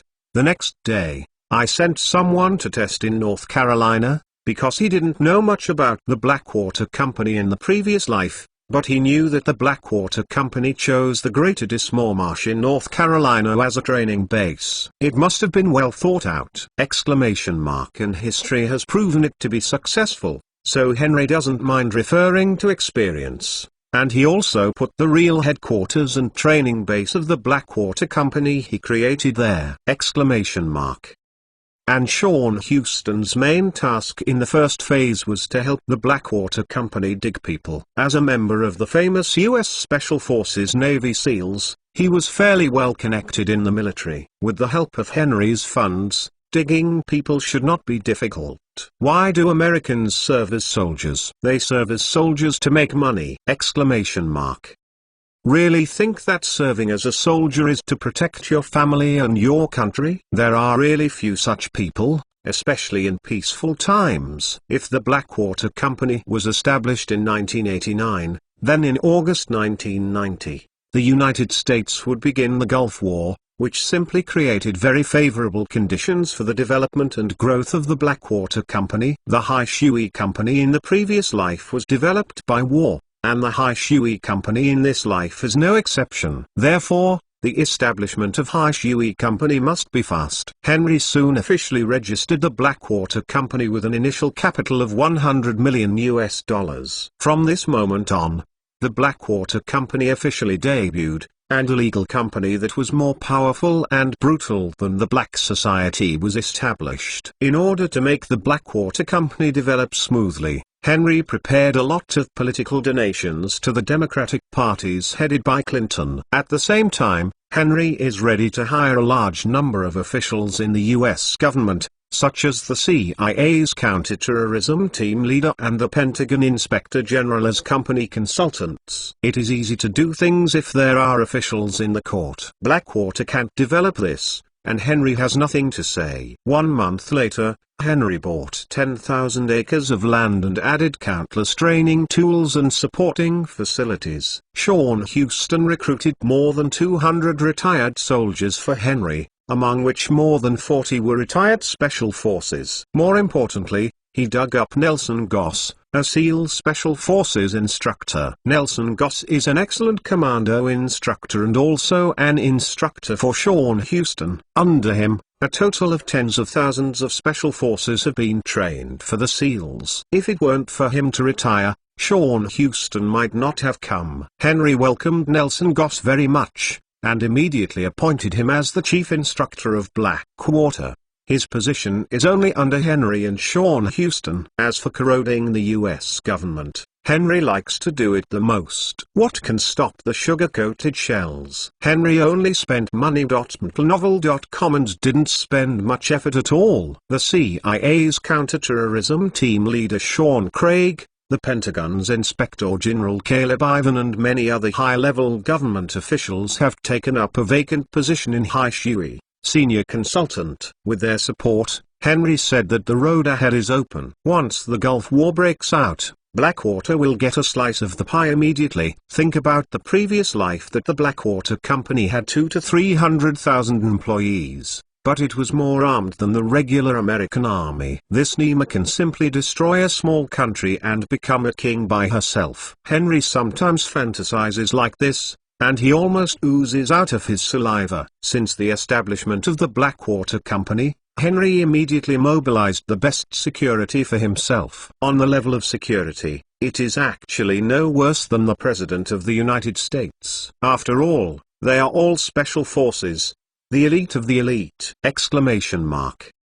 Henry's life is guaranteed, so he put down a stone in his heart. Begin to focus more on the development of high-tech companies. Sean Houston is responsible for the management of Hishui. Henry is still very relieved that he has been around for so long, what kind of person he is, and whether he is loyal to him or not. Henry is relatively clear. What's more, Blackwater is a company and is protected by American law. It's useless even if Sean has strange intentions. However, in order to make Sean feel at ease to work for himself, Henry hopes that the Blackwater company will grow and develop in the future and will give him option rewards. Henry also considered buying an arms company. It seems feasible, but it's still a bit early. Let's wait for the development of Hishui Company. At www.intelnovel.com mobile phone users, please go to read Chapter 50. Although Silicon Valley is a representative of innovative technology, there are also many venture capital companies established here. On a financial street in San Jose, Silicon Valley,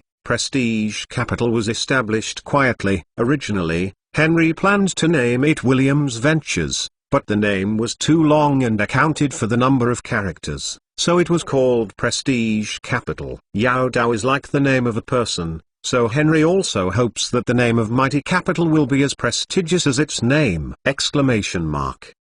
The company has just been renovated. Henry came to see the effect, although the company has already been established, but it will take a while to officially open. Now the company is still empty, with no employees at all. Henry had been around the company a few times and was about to close the door and leave, but two people came over. Both are middle-aged men in suits, one tall and full of scumbags. The other is of medium build and wears glasses. "Is there anything wrong with you?" Henry asked. "This is also a venture capital company?" the tall middle-aged man asked. Henry nodded. Yes, this is a newly established venture capital company." Newly established. The two looked at each other, showing a trace of disappointment. The two of them are the founders of Amgen Biopharmaceuticals. The one wearing glasses is Dr. Rothman, and the tall one is his partner Tony Lambert. From its establishment in 1980 to June 1989, after 9 years,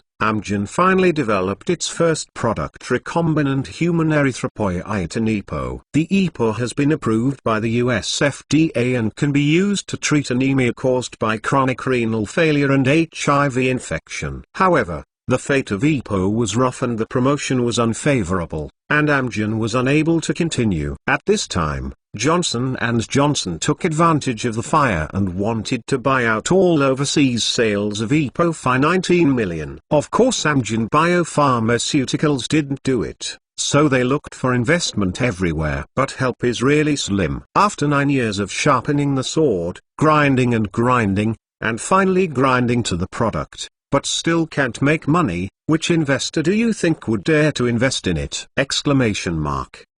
Dr. Rothman and Tony Lambert bumped into the wall, bumping the dust. Just when they were desperate and wanted to agree to the requirements of the Johnson & Johnson Group, they accidentally ran into a venture capital company and thought that they had to try it anyway, even if they would be rejected in the end. So, there is this meeting. However, when they heard that this venture capital company had just been established, they were frustrated. No newly established venture capital company dares to take such a big risk to invest in Amgen Biopharmaceuticals. However, Rothman and Lambert did not know that this meeting would change their lives and the future of Amgen Biopharmaceuticals. Exclamation mark. In the past life, Amgen Biopharmaceuticals was robbed by Johnson & Johnson, which caused most of the company's early profits to be put in the pockets of Johnson & Johnson. But even so, Amgen Biopharmaceuticals has developed into one of the world's top biopharmaceutical companies, leading the field in human genome, cancer, neuroscience and small molecule chemistry, with a market value of more than $100 billion. Maybe a genetic evolution medicine can be developed. Henry asked about their identities. After hearing their reply, although Henry's face remained calm, His heart was shocked. "Your company intends to raise funds?" Henry asked pretendingly. "Yes." The two nodded. Henry invited them into the room to sit down and smiled at the two of them. "It seems we are very destined. You are the first customer to come to your door, so no matter what, we have to invest more or less in your company." Rosamund and Lambert looked at each other, and both looked surprised. Henry poured water on them, and asked, "Let's talk about it. How much do you plan to cost?" The two fell silent suddenly, thinking in their hearts how much is appropriate. If it is too much, others will definitely not give it. To be less, it is a drop in the bucket for the company. The two have been hit too much recently, and no venture capital firm is willing to invest in them. But now I have it, but I am afraid that I will talk too much and scare others away. After a while, Rothman tentatively said, 10 million? At this moment, Henry's body leaned forward in vain as soon as the voice fell. When Rothman saw this, he became nervous and hurriedly shook his head and said, 8 million is fine. Yes, you can invest 8 million in us. Lambert also hurriedly said. Henry was speechless at the time. The reason why I leaned forward is because you really want too little. With so little investment, how can I get more shares? Alas, I just leaned forward to see you scared. Well, I will invest $100 million in your company and get 80% of the shares. Henry pretended to be very tyrant and said, No, we don't need to invest so much. The two felt like riding a roller coaster. One by one, the gap was so big that they couldn't be surprised. However, they also understand that the company has great potential for development, and they are definitely not willing to sell too many shares. In that case, Henry thought for a while, and then asked, have you ever accepted venture capital? At the beginning of the company's establishment, the venture capital company invested $19 million in us. Then how many shares do they occupy in total? 45%. This is easy. Henry smiled. Do you think this will work? Go and persuade them to sell me all the shares, and then I will raise funds for your company. Rosamund and Lambert looked at each other, exchanged in a low voice, and finally nodded. No problem. I can help you persuade, but I can't guarantee whether they will sell the shares or not. Don't worry, they will sell it. Henry believed himself. Amgen Biopharmaceuticals can smash investors as if they have taken chronic poison. For 9 years, you have been burning money. As a result, the product came out, but it couldn't sell, and the company was about to go bankrupt. In this tragic situation, even if you are an investor, can't you quickly sell your shares for cash? After Rothman and Lambert walked out of the door of Prestige Capital, they talked with each other. Lambert, do you think this company is a leather bag company? Do you really want to invest in us? Rothman said suspiciously. Lambert frowned slightly. I'm not sure. I think we will investigate this company later. Soon afterwards, Rothman and Lambert found out the information of Prestige Capital through certain channels. Prestige Capital was formally registered on July 1, 1989. The place of registration is San Jose, California, with a registered capital of $500 million. However, the legal person of the company is an offshore company. Many companies like to engage in offshore companies like this, which can not only evade tax but also hide the identity of shareholders. However, no matter who the legal person is, as long as Prestige Capital has money. Rothman said. That's right. Lambert replied. Then let's persuade those investors now. Rothman nodded. A week has passed. Henry can't wait. Is there something wrong in the middle? Is it possible that someone can't cut it off? Shouldn't it? Not in the previous life. Henry walked around the office nervously, thinking to himself, should he take the initiative to contact them? At this time, the phone rang, and it was from Rothman. Hello, this is CEO Rothman of Amgen Biopharmaceutical Company. Oh, Dr. Rothman, hello.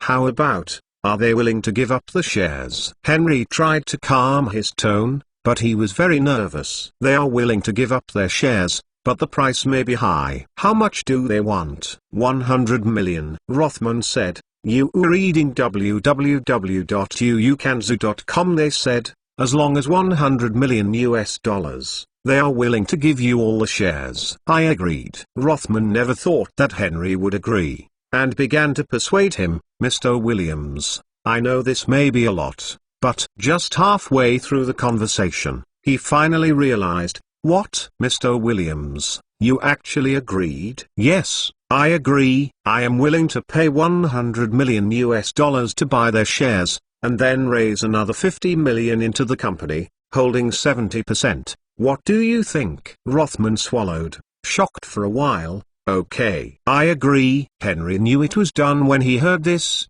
and it might not be long before he became the boss of the world's top high-tech biopharmaceutical company!